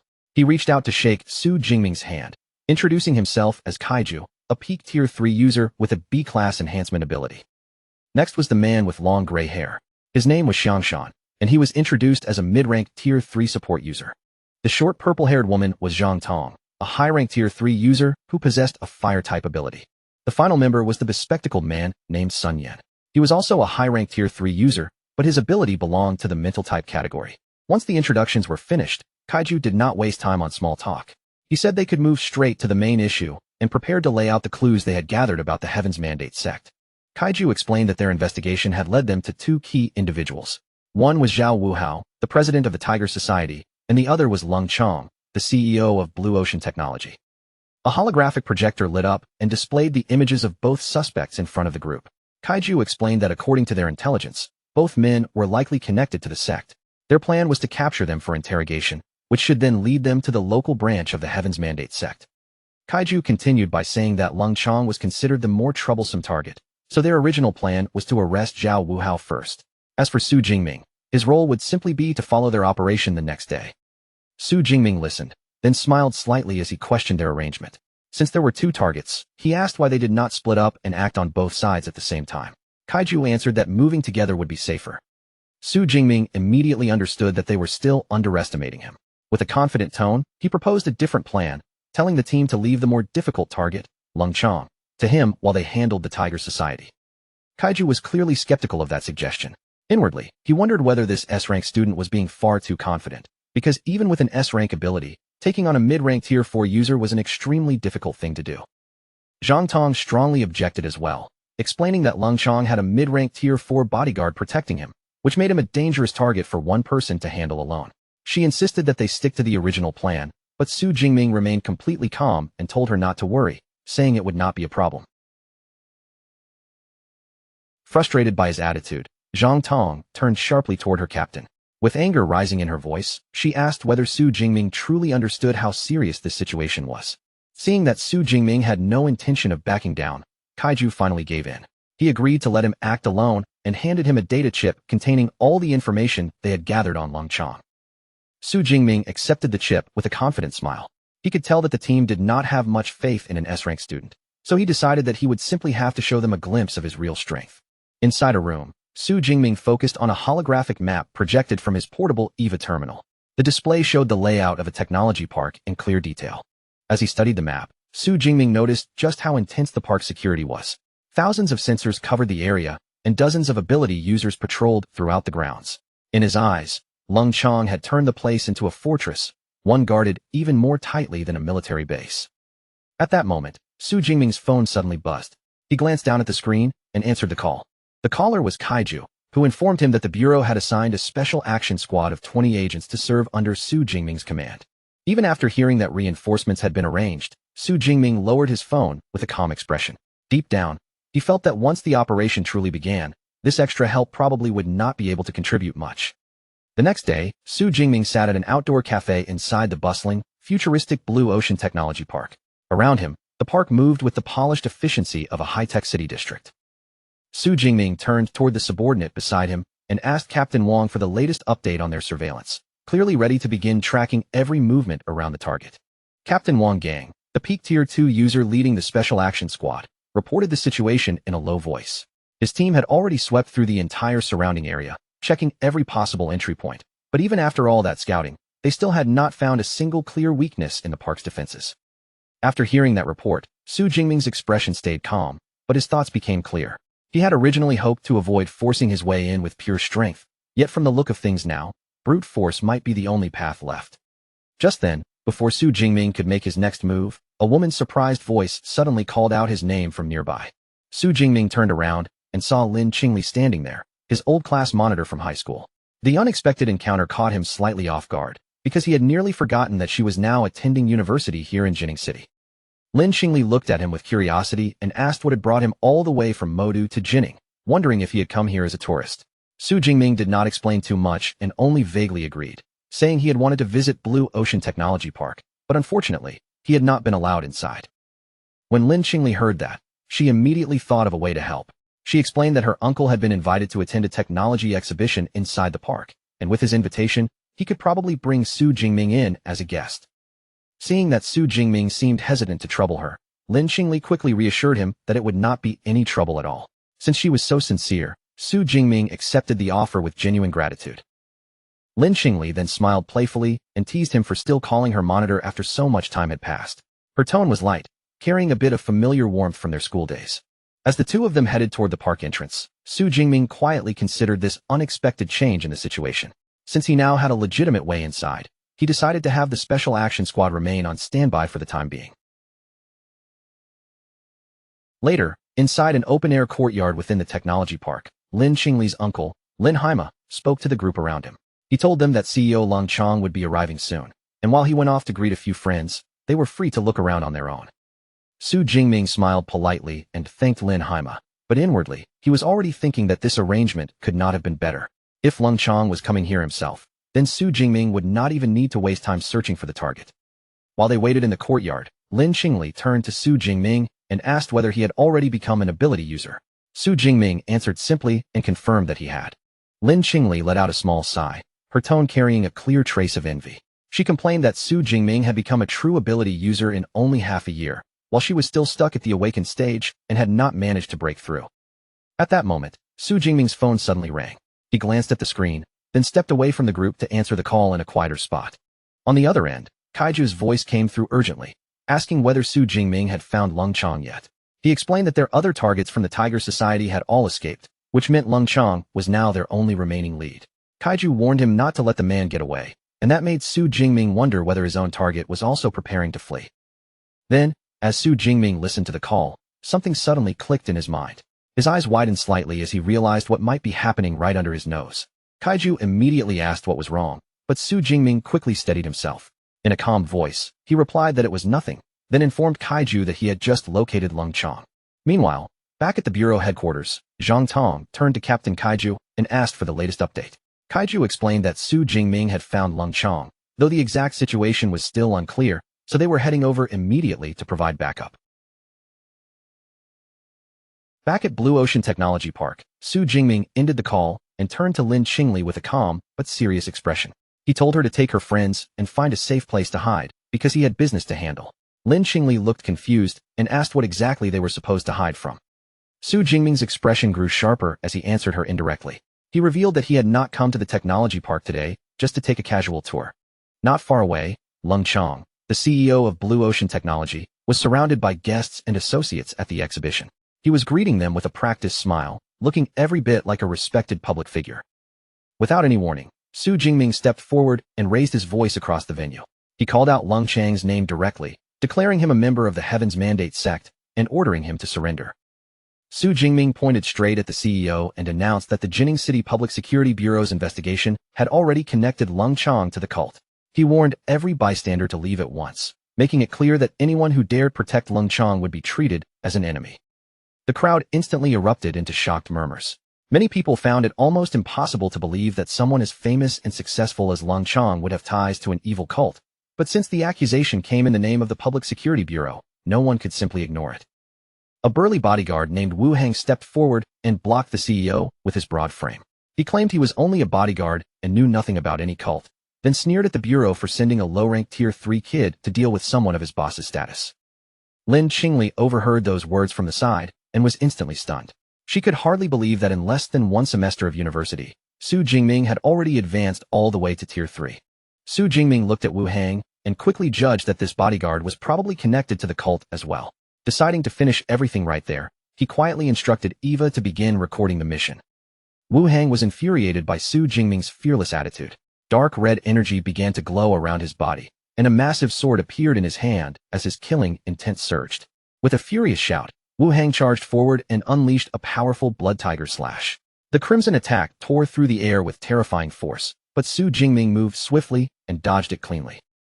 The surrounding guests were horrified by the power Wu Hang displayed. Some of them shouted in shock, recognizing that Master Wu, a mid-rank Tier 4 user, had finally made his move. Wu Hang sneered at Su Jingming and taunted him, saying that even if he had been fast enough to dodge once, he would not be lucky a second time. Su Jingming remained completely unfazed and replied that there was no need to dodge anymore, because he had already seen everything he needed to know about Wu Hang's strength. In the next instant, golden lightning burst to life around Su Jingming's body. As the crackling power surged over him, his hair turned into a brilliant spiky gold, and his eyes began glowing with overwhelming force. Wu Hang's face changed with fear as he mistook the transformation for deification, a technique he thought only the elite god's blood envoys could use. But almost immediately, he realized something was different. Su Jingming's body itself was not changing shape. Su Jingming looked at him coldly and called him stubborn. Then he raised one hand, gathering a dense and violent bolt of thunder in his palm. A moment later, Su Jingming hurled out a spear made entirely of pure golden lightning. The blazing spear shot forward and slammed into Wu Hang's chest with devastating force. Wu Hang's massive body collapsed to the ground almost instantly. The powerful bodyguard who had seemed so intimidating moments ago was defeated in a single hit. From the sidelines, Lin Haima stared in total shock. He turned to his niece and asked whether the person who had just taken down Master Wu in one strike was really her former classmate. Lin Qingli nodded slowly, admitting that even she was stunned by how incredibly strong Su Jingming had become. Seeing his strongest bodyguard fall so easily, Lung Chong finally began to panic. He wondered when the Public Security Bureau had managed to recruit such a monster, and without wasting another second, he turned and tried to escape. But Su Jingming, still in his transformed state, only scoffed at the attempt. He said it was already too late, then reached out his hand and unleashed the technique known as Thunder Prison. In an instant, tendrils of golden lightning erupted from the ground around Lung Chong. The crackling arcs rose and intertwined, forming a glowing cage that trapped the fleeing CO inside. Su Jingming descended and landed directly in front of him. His glowing eyes carried an ominous pressure as he blocked Lung Chang's path completely. With an icy tone, Su Jingming informed Lung Chong that his bodyguard was already dead. Then he warned him not to try anything foolish, or he could not guarantee that Lung Chong would still be brought in for questioning in one piece. Trapped inside the fiery golden lightning, Lung Chong stared at Su Jingming in shock and fear. He could not believe the Public Security Bureau had someone this ruthless and bloodthirsty on their side. As Lung Chong tried to demand what was happening, Su Jingming gave him no chance to continue. A crackling sphere of energy flew out and struck the CEO directly. Lung Chang's body stiffened, foam spilling from his mouth as his eyes rolled back. In the next moment, he collapsed to the ground unconscious. The other guests and staff trapped within the Thunder Prison immediately panicked. They shouted desperately to be let out, insisting over and over again that they were not cultists. Just then, a special action squad dressed in black suits rushed onto the scene. Their sudden arrival brought the chaotic venue under even tighter control. Su Jingming had already returned to his normal form by then. Standing with his squad behind him, he faced the frightened crowd and prepared to make his position clear. He declared that no one was allowed to leave until the investigation was complete. Anyone who tried to escape would be treated as a cult member. At the same time, he added that the Bureau would not wrong an innocent person, but it also would not allow a criminal to slip away, and those words left the entire crowd silent. Soon after, Kaiju's team finally arrived at Blue Ocean Technology Park, rushing into the area just as Su Jingming had already brought the situation under control. When Kaiju and his team rushed into the technology park, the scene in front of them was strangely calm. There were no raging shockwaves, no obvious signs of a fierce battle, and that made Kaiju's heart sink at once. He assumed they had arrived too late, cursed under his breath, and thought their only lead to the Heaven's Mandate Sect branch had slipped away. Kaiju quickly walked up to one of the Special Action Squad members, his expression tense as he asked whether Lung Chong had already escaped. The agent immediately reported that the situation was under control, the entire park had been secured, and Lung Chong had already been captured. Kaiju was even more confused after hearing that. He looked around the area and pointed out that none of the squad members seemed to show any signs of having gone through a serious fight.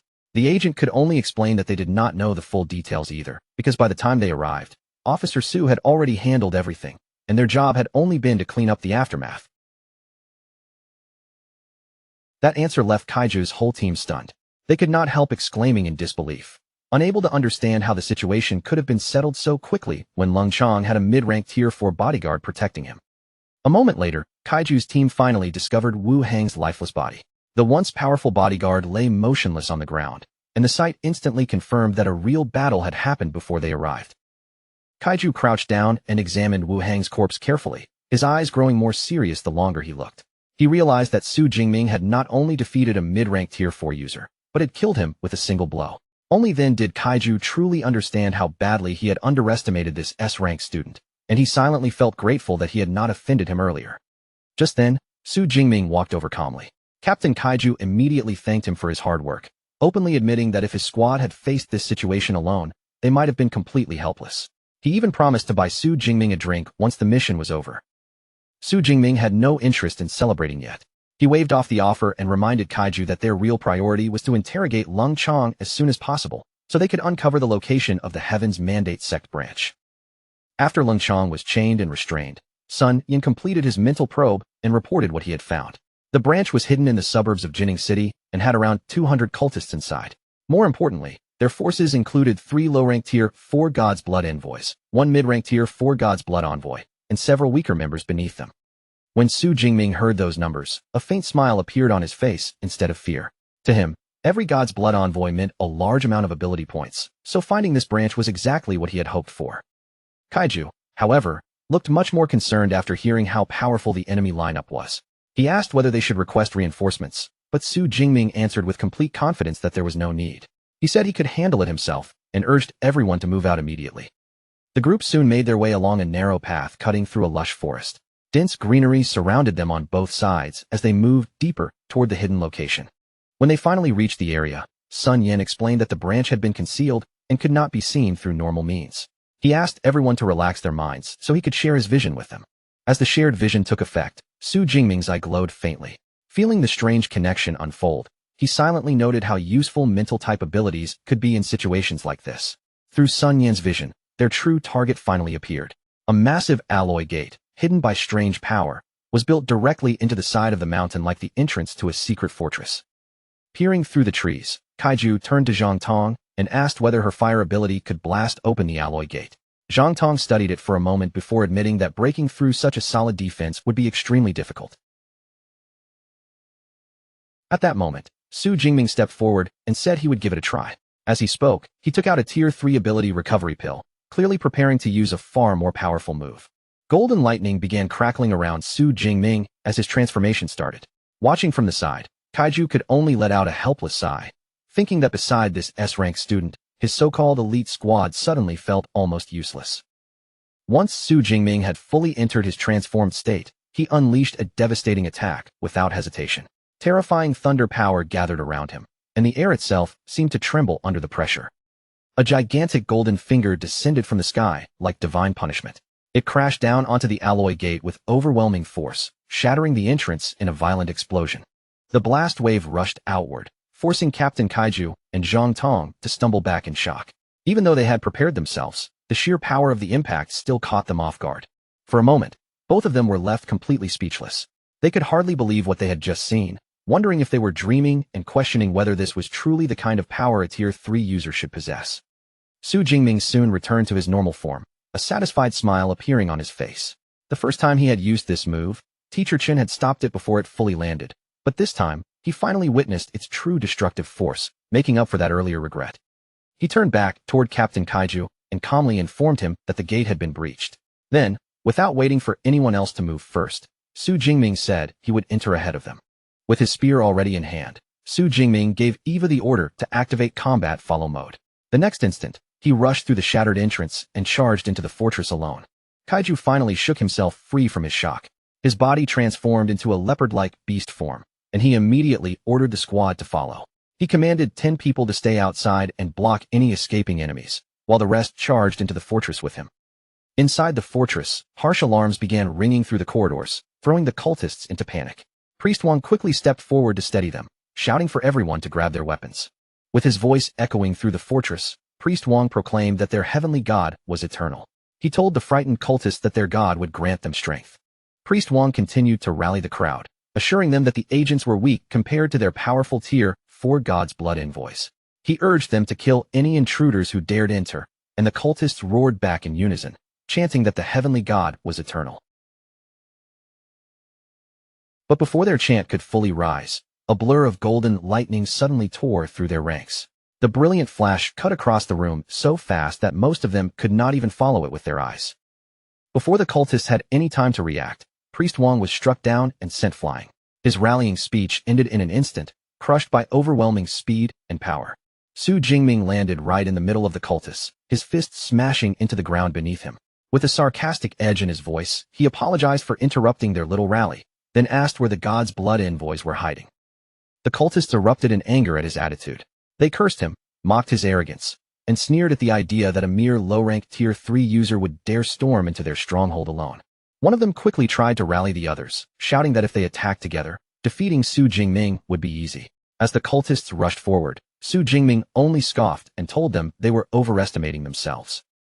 With just one cold word, perish, Su Jingming released a violent storm of golden lightning from his hands. The blazing thunder surged outward and swallowed the charging cultists in an instant.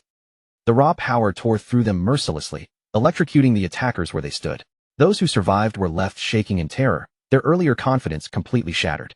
One terrified cultist could no longer endure the pressure. He dropped to his knees on the spot and surrendered, begging desperately for his life. Su Jingming looked down at him with a cold expression and agreed to spare him for the moment. Then he demanded to know where the god's blood envoys were. The cultist did not dare hesitate. He quickly revealed that the envoys were gathered at a blood pool located in the deepest part of the mountain. After receiving the information he needed, Su Jingming simply said he understood. Then, without the slightest pause, he released lightning and electrocuted the cultist who had just surrendered. The remaining cultists stared in horror. Some of them cried out in disbelief, asking why he would kill someone who had already given up and cooperated. Golden lightning crackled in Su Jingming's hand as a sinister smile appeared on his face. He looked at them and asked coldly when he had ever promised not to kill them just because they surrendered. The surviving members of the Heaven's Mandate sect immediately lost their nerve. They began begging for mercy, claiming they had only been deceived and bewitched into joining. Su Jingming was not moved by their pleading at all. With a calm command, he ordered Eva to scan their identities. As the scan results came in, Su Jingming's expression turned even colder.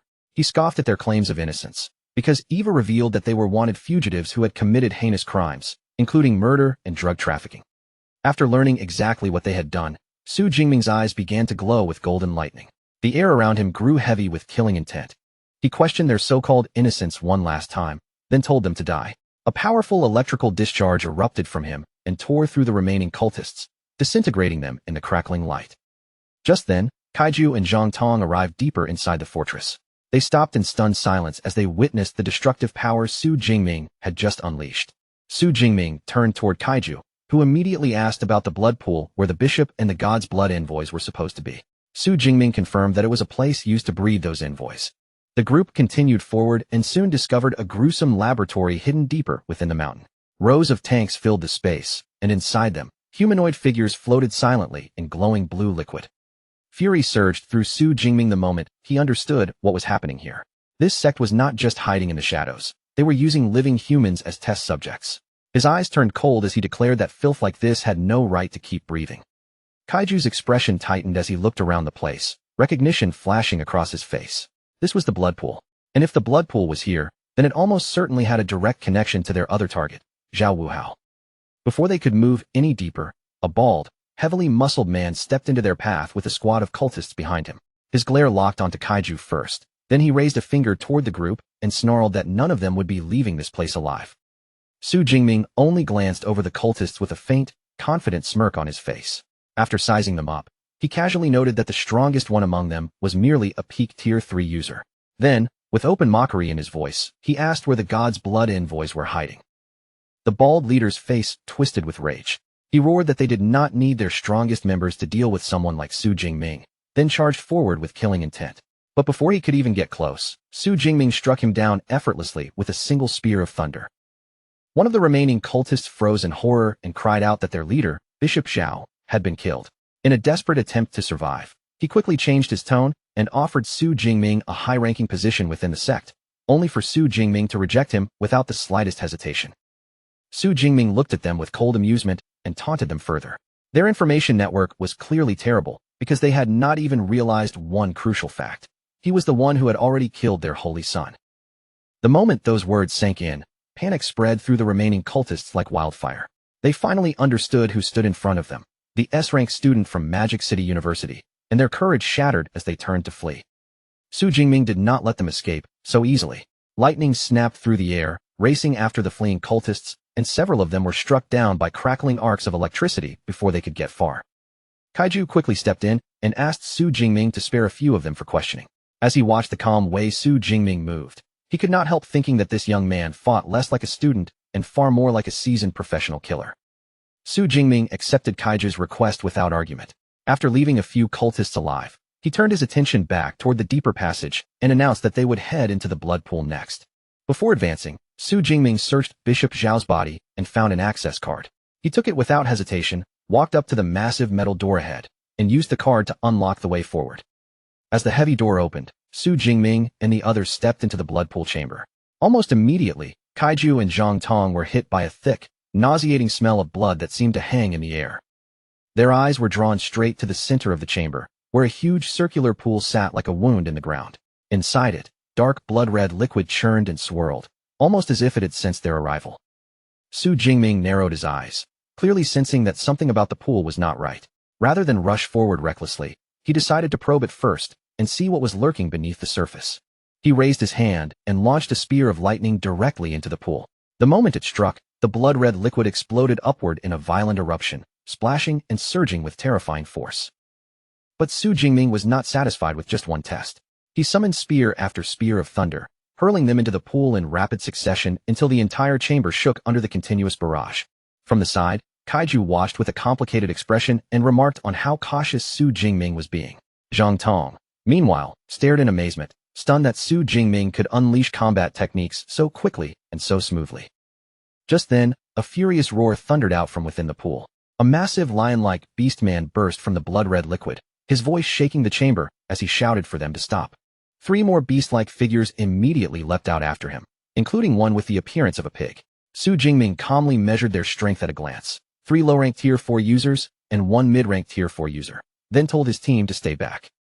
The lion-like leader stepped forward, glaring at Su Jingming with burning anger as he accused these lowly humans of daring to mock them. Su Jingming answered without flinching, pointing out that they did not seem to consider themselves human either. The beast-man lifted his head proudly and declared that they were divine envoys chosen by the heavenly god. In his eyes, that made them exist on a far higher level than ordinary humans. Su Jingming's lips curved into a faint smirk. He said he wanted to see for himself what made these divine envoys so different, then rushed forward with his spear, crashing directly into the lion-like leader. The lion-like leader met his attack and sneered at him. Even if Su Jingming was a powerful S-rank user, he reminded him with arrogance, there were still 4 divine envoys standing against him. At that exact moment, the other 3 envoys sprang into the air. They surrounded Su Jingming from multiple directions, raising their weapons as they prepared to bring him down in one combined strike. Their weapons came crashing down toward him, but Su Jingming did not show even the slightest trace of fear. He stood firm, completely unfazed by the attack closing in from every side. In the next instant, thunder armor formed around his body. A violent burst of lightning erupted outward from him, shocking the envoys at close range and blasting away their combined assault with effortless force. Wrapped in crackling lightning, Su Jingming looked at them with open disdain. Then he mocked them, asking if those weak little attacks were supposed to feel like a massage. Without giving them time to recover, Su Jingming began spinning his spear at terrifying speed. Golden lightning and surging energy gathered around the weapon, forming a destructive whirlwind that filled the chamber with pressure. Then, in one smooth and decisive motion, he released the spinning attack. The storm of golden thunder swept through all 4 gods' blood envoys at once, striking them down instantly before they could even resist. A series of system alerts flashed before Su Jingming, confirming each kill one after another. By the time the messages finished appearing, he had gained a total of 4,500 ability points. Standing over the fallen bodies of the envoys, Su Jingming remained perfectly calm. Looking at the rewards he had just gained, he quietly reflected that this harvest of points was not bad at all. After that, Su Jingming discovered even more spoils among them, including a space ring, pills, rare herbs, and a stash of cash. Judging from everything he had collected, this mission had turned out to be quite profitable. Kaiju and Zhang Tong walked over to Su Jingming, both still clearly shaken by what they had just seen. Kaiju could not hold back his excitement and exclaimed that Su Jingming was amazing, while Zhang Tong asked in disbelief whether everyone from Magic City Ability University was really this powerful. Su Jingming answered modestly, saying that they were, though he admitted he was a little more special. Kaiju noted that even his humility was impressive, then announced that since the mission was complete, they had to hold a celebration banquet that evening, and Su Jingming absolutely had to attend. Su Jingming looked at them with a friendly smile and agreed without making things difficult. After everything that had happened, joining the celebration did not seem like a bad idea. The next day, back at the university, students crowded near the mission terminals. The area was lively, with people checking rewards, turning in missions, and talking excitedly about their results. One girl complained that her D-class mission had been far harder than she expected. Nearby, another student proudly bragged that he had just completed his own D-class mission and earned 74 credits from it. In the middle of all that noise, someone suddenly noticed a familiar figure walking in. Their eyes widened as they blurted out that Su Jingming had arrived. Two nearby students immediately began guessing why he had come. One wondered whether Su Jingming had completed a C-class mission, while another went even further and mentioned an A-class mission. But someone scoffed at the idea, saying an elite Tier 4 student had only just turned in an A-class mission, so Su Jingming could not possibly be that strong yet. Su Jingming ignored every whisper around him. Without slowing down, he walked straight to one of the terminals and calmly placed his mission card onto the machine.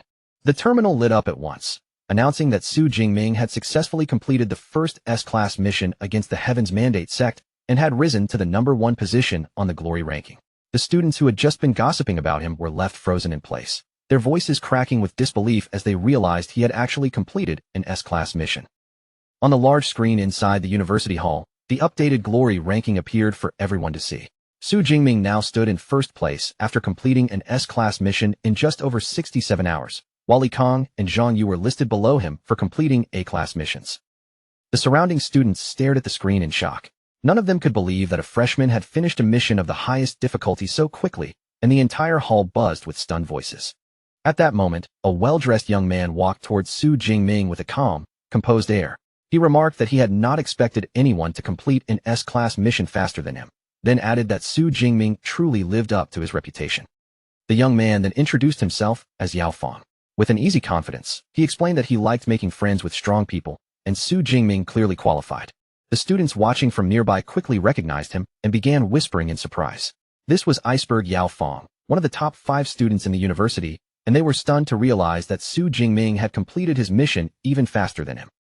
Su Jingming also remembered who Yao Fong was. He was a Tier 4 senior from the Element Academy, known for possessing a powerful A-rank ice ability. Su Jingming responded politely and reached out to shake Yao Fong's hand. With a calm smile, he said that he had heard quite a lot about him. Yao Fong explained that he and his friends had made a bet to see who could finish an S-class mission first, but Su Jingming had beaten every one of them. He promised to introduce Su Jingming to those friends later, and Su Jingming agreed, wondering to himself whether this meant he had finally been acknowledged by the school's elite.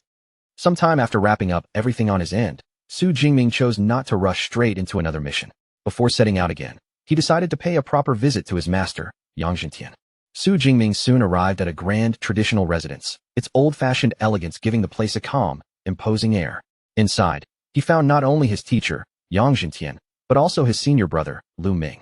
After greeting them respectfully, he turned to his master and asked whether there had been any progress in improving the indestructible thunderbody technique. Yang Zhentian, however, only gave a measured reply, saying he had just barely managed to discover one small clue. At that moment, Lu Ming looked over with a grin and warmly congratulated his junior brother. He pointed out that Su Jingming had not only completed an S-class mission by himself, but had even managed to become acquainted with the well-known Yao Fong. Lu Ming explained that he had learned about it from the university's official website, where the news had already spread. Then, with clear excitement in his voice, he guessed that after completing an S-class mission alone, Su Jingming might even have a chance to secure a place in the upcoming National University League.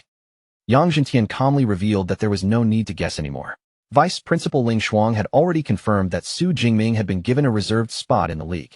The moment Lu Ming heard this, his eyes widened in disbelief, because that meant his junior brother would become the first freshman in their university's history to compete in the National University League.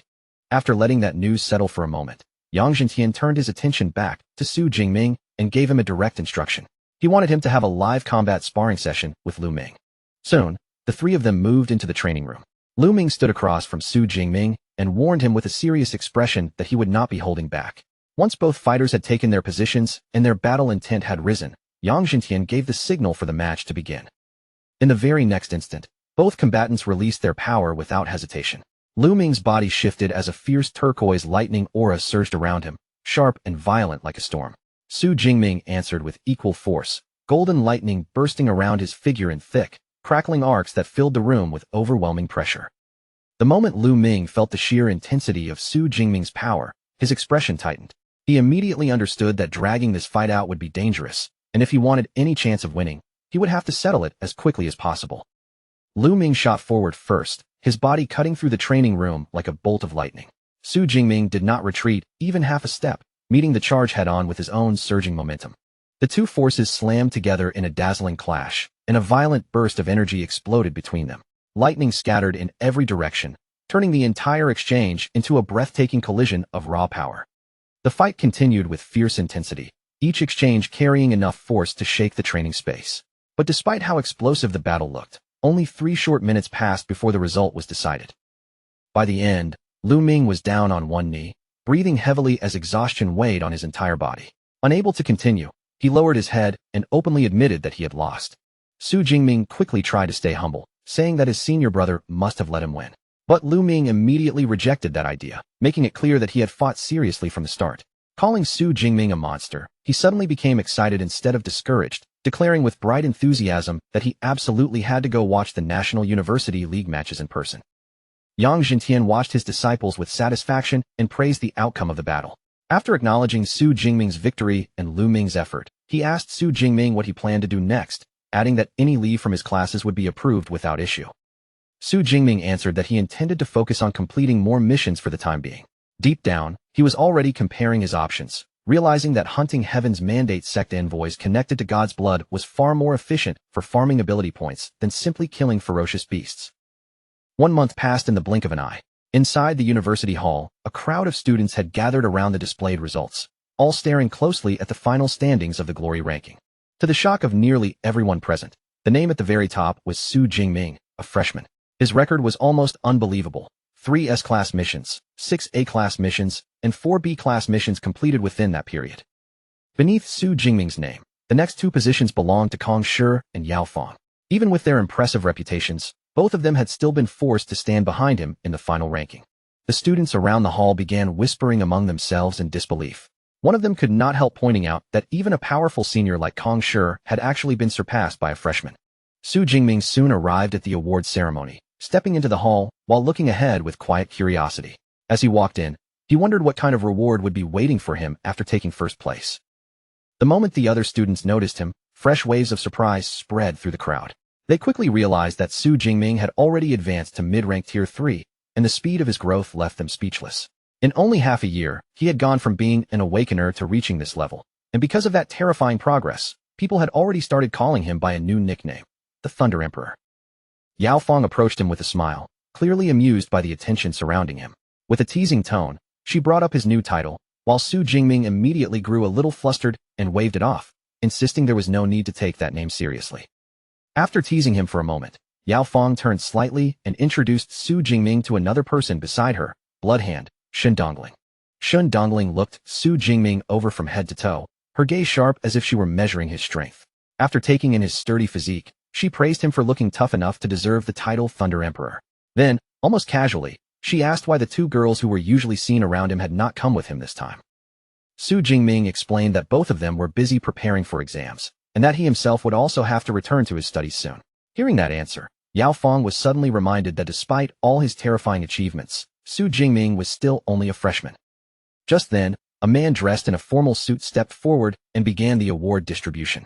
The noise in the hall slowly settled as everyone turned their attention toward the stage. The suited official announced that Su Jingming had taken first place on the glory ranking with a staggering total of 978 kills against members of the Heaven's Mandate sect. For that achievement, he would receive 1 S-class resource along with 3,000 credits. The entire crowd was stunned by the number, and murmurs immediately broke out as students called him a savage, saying he was even more ruthless than the infamous Bloodhand, Shun Dongling. Even Shun Dongling herself looked surprised, openly admitting that she had killed fewer than 500 cultists. Su Jingming, however, remained calm and simply explained that 2 of his missions had led him directly to sect branches. The official then presented him with his S-class resource, a bottle containing 10 grade 6 Guiwan pills, and encouraged him to aim for first place again in the next ranking. After the awards were handed out, Yao Fong leaned closer to Su Jingming and suggested with a teasing smile that instead of exhausting himself by constantly running missions, it would be much easier to get together with Song Chukyu, since her family belonged to a powerful clan. Su Jingming rejected the suggestion without hesitation, making it clear that he had no interest in relying on a woman for support. In his heart, he was even more certain of it, because no family connection could possibly help him grow faster than his own deep blue system. Later, after leaving the ceremony behind, Su Jingming sat alone in a private room and began planning his next step. Remembering the guidance his teacher had given him, he decided that his next focus should be cultivating a fist technique, believing it would become a powerful addition to his current combat style. He opened the holographic menu in front of him, and rows of techniques appeared in the air. His eyes moved quickly across the options, and before long, he had already settled on the one he wanted. The technique Su Jingming chose was the Thunder Dragon Fist, an A-class combat skill that matched his lightning ability and seemed perfectly suited to strengthen his close-range attacks. After making his decision, Su Jingming planned to use his system to raise the Thunder Dragon Fist to the beginner level first. Once that was done, he intended to find his teacher and test out its power. But just as the plan came together in his mind, his phone suddenly rang. When Su Jingming looked at the caller, he saw that it was Vice Principal Ling Xuan. Her message was simple and direct. She wanted him to come to her residence. After arriving at Ling Xuan's residence, Su Jingming immediately sensed something different about her. He saw her seated gracefully on an ornate sofa, and after a brief moment of surprise, he could not help asking whether she had advanced in her cultivation. Ling Xuan's lips curved into a faint smile as she looked at him. Rather than denying it, she praised him for having such sharp perception. Su Jingming quickly offered his congratulations, his tone filled with genuine admiration. Even as he spoke, he could not help marveling at the level she had reached. He remembered that the other two vice principals were already in their 50s and still had not managed to advance. Yet Ling Xuan, who appeared far younger than them, had already taken that step ahead. The thought made Su Jingming wonder just how old she truly was. To Su Jingming's shock, Ling Xuan gently chided him the very next moment, reminding him that casually guessing a woman's age was not polite. His expression instantly stiffened, and in a flustered panic, he blurted out a question, asking whether she could actually read minds. The moment those words left his mouth, Su Jingming realized he had made things worse. He panicked inwardly, feeling as if he had exposed exactly what he had been thinking. Since Vice Principal Ling was famous for being strict, he suddenly feared that he was about to face the anger of a terrifying Tier 8 Grandmaster. Ling Xuan, however, only smiled and calmly clarified the matter. She told him that she did not possess any mind-reading technique. It was simply that the spirit of a Tier 8 Grandmaster was so powerful that even the faintest emotional change could not escape her eyes. Su Jingming finally let out a quiet breath of relief. Ling Xuan then advised him not to reveal too many expressions in front of high-ranking ability users, and he immediately agreed, feeling grateful that she did not seem angry with him. Then, to Su Jingming's surprise, Ling Xuan revealed that she was only 34 years old, not some old woman like he had imagined. After saying it, even she seemed to pause for a brief moment, wondering why she had bothered explaining so much to a student. Su Jingming was genuinely astonished and could not help commenting on how unbelievably young she was. After all, the average age for a Tier 8 Grandmaster was 46, and even his own teacher, Yang Jintian, was already over 50 while still remaining at the peak of Tier 7. Ling Xuan brushed off the compliment without letting it linger. Instead, she smoothly changed the topic and asked Su Jingming what he planned to do during the upcoming winter break. Su Jingming answered that he planned to return to Jiangnan and spend a full month training in the Thunder Secret Realm. After saying that, he immediately asked his AI assistant, Ava, to calculate the straight-line distance to the Secret Realm. Ava quickly replied that the straight-line distance was 563 kilometers. Ling Xuan confirmed that this distance would not be a problem, explaining that now that she had reached mid-rank Tier 8, her teleportation range had expanded to as much as 600 kilometers. Before Su Jingming left, Ling Xuan reminded him in a serious tone that the Heaven's Mandate sect had recently begun counterattacking. If he ever encountered a life-threatening danger he could not handle, he had to crush the talisman she had given him without hesitation. Su Jingming felt a deep sense of security after hearing that, as though Ling Xuan's presence had become a solid shield protecting his life. At the same time, he quietly resolved to cultivate even harder, determined not to disappoint the expectations she had placed on him. Later, at his master's residence, Su Jingming stood in the training space and began practicing the Thunder Dragon Fist. As his punch tore through the air, crackling lightning surged out in waves, gathering into the shape of a fierce thunder dragon before crashing forward and detonating with overwhelming force. Yang Jintian watched from the side with clear satisfaction in his eyes. After seeing the technique take form, he nodded and told Su Jingming that he had already grasped the foundation. He then explained that the true core of the Thunder Dragon Fist lay in controlling one's ability and increasing punching speed. The more tightly condensed the ability became, and the faster the fist was thrown, the more terrifying the destructive power would be. After that, Yang Jintian took out a Grade 6 protective talisman and handed it to his disciple. He explained that once activated, it could block attacks from anyone below a Tier 7 Grandmaster for a full 3 minutes. Su Jingming accepted it with gratitude, while inwardly recognizing just how precious it was.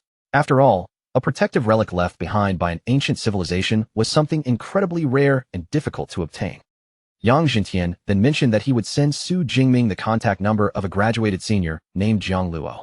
Zhang Luo had been transferred to the Thunder Secret Realm as a supervisor, so having his contact would likely make Su Jingming's trip much smoother and more convenient. Before letting him go, Yang Jintian reminded him to stay cautious, since the Thunder Secret Realm was more than 500 kilometers away. In his view, Vice Principal Ling Shuang should not be able to teleport across such a long distance. Su Jingming, however, calmly told his master that Ling Shuang had already broken through to mid-rank Tier 8, and her teleportation range had now reached 600 kilometers. The moment Yang Jintian heard this, visible shock crossed his face. After a brief silence, he could not help remarking on Ling Shuang's terrifying cultivation speed, calling her worthy of being the university's #1 S-rank ability user. Once he recovered from the surprise, Yang Jintian looked at Su Jingming with a more thoughtful expression. He said that Su Jingming's relationship with the vice principal must be quite good, otherwise there was no way he would have learned such important news so early. With Ling Shuang watching over him, Yang Jintian could finally feel a bit more at ease. 2 days later, Su Jingming arrived at the Jinghu community in Jiang City. As soon as he returned, his aunt Su Qingwan, his uncle Tang Daolin, and his cousin Tang Qi all welcomed him warmly. Su Qingwan looked him over with a gentle smile and happily remarked that he seemed to have grown taller again. Facing their warm welcome, Su Jingming smiled and told them that he had not come back empty-handed. This time, he had specially brought gifts for them. A little later, everyone gathered in the living room. Su Jingming placed a box in front of them and opened it, revealing 3 beautiful rings resting neatly inside. The moment Tang Qi saw them, her eyes widened in disbelief. She immediately exclaimed that those were space rings, saying that she had only ever seen one before at her mentor's place. Su Jingming explained calmly that each of the rings had a storage capacity of 1 cubic meter. Hearing this, Tang Qi became even more amazed, because that meant these rings could hold even more than the one owned by her mentor. But before Tang Qi could get too excited, Tang Daolin quickly stopped her and told her to put the ring down. His expression turned serious as he insisted that they could not accept something so expensive. Tang Daolin then explained the reason in a heavy tone. Even a single space ring was worth at least 50 million, an amount equal to decades of savings for their entire family. Tang Qi also nodded along with her father, agreeing that the gift was far too valuable. Su Jingming, however, did not take their concern to heart. He simply raised his hand and revealed that the space ring he was currently wearing had a capacity of 10 cubic meters. Since he had already advanced to mid-rank Tier 3, these smaller rings were no longer of much use to him. Tang Qi was completely stunned when she heard that. She stared at him in shock and exclaimed that he had already reached mid-rank Tier 3, while even the mentors at her school were only around Tier 4. Su Qingwan smiled proudly from the side, her voice full of affection as she said that their Jingming had truly become successful. After hearing all of this, Tang Daolin finally softened his stance. He decided that it would be fine for Tang Qi to keep one of the rings, but he still insisted that he and his wife would not accept theirs. With the mood in the room turning cheerful again, he turned around and headed off to finish preparing the meal. Later that day, Su Jingming returned to his room and sat down quietly. Once he was alone, he decided it was time to test the S-class cultivation resource he had received, the grade 6 Guyuan pill. He took out one pill from his storage, and a faint purple glow shimmered across its surface. Without hesitating for long, Su Jingming placed the pill into his mouth and swallowed it. The instant the pill entered his body, a powerful wave of energy burst outward from within him. His aura surged sharply, as if the force contained inside the pill had been released all at once. Half an hour later, Su Jingming opened his system panel and carefully checked the changes. The result immediately impressed him. As expected of an S-class resource, the pill was incredibly powerful, raising both his physique and spirit attributes by more than 10 points each. He could not help comparing it to normal cultivation, where a single session usually increased his attributes by only about 0.5 points. The only pity was that the Guyuan pills came with side effects, meaning he could take only one each day. Even so, this only strengthened his belief that the Deep Blue system was still the most reliable path for his advancement. The next day, Su Jingming arrived at the Thunder Secret Realm in Dongha City. Waiting there to greet him was his senior, Zhang Luo, who personally picked him up and drove him toward the entrance. As the vehicle moved forward, Zhang Luo pointed ahead and explained that the Thunder Secret Realm lay beyond the wall they were approaching. Su Jingming looked toward the distance and asked whether it was true that the sky inside the realm was always covered by dense thunderclouds, with lightning striking down throughout the entire day. Zhang Luo did not answer directly. Instead, he gave Su Jingming a sly smile and told him that once they entered, he would naturally see it for himself.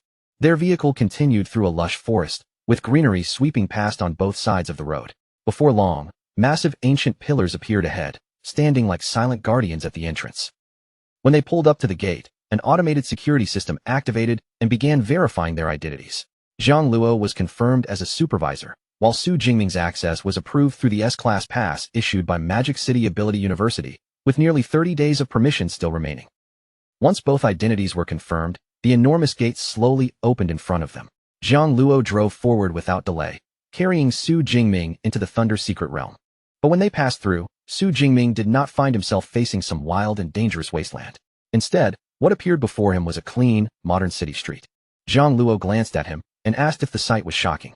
Su Jingming, still taking in the scene outside the window, admitted that it truly was. From the outside, no one would ever imagine that something like this existed beyond the gate. As the car continued deeper in, a massive metal wall gradually came into view. It stood tall and imposing, and beyond it, the sky churned violently with powerful green lightning rolling through the clouds. Su Jingming could not help saying that the Thunder Secret Realm was completely different from what he had imagined. He had expected something more primitive and untamed, not a city.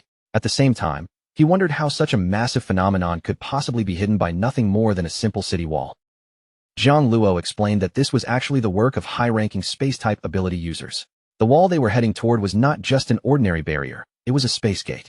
He went on to clarify that the city area was a sound isolated zone created for ability users to live, recover, and rest. The true Thunder Secret Realm was not here, but farther away, at the deepest thunderstorm zone. As they drove on, Zhang Luo introduced Su Jingming to one of the realm's special resources, the Thunder Crystal Core. These cores could be obtained from Thunder Beasts, though Tier 1 beasts would not drop them at all.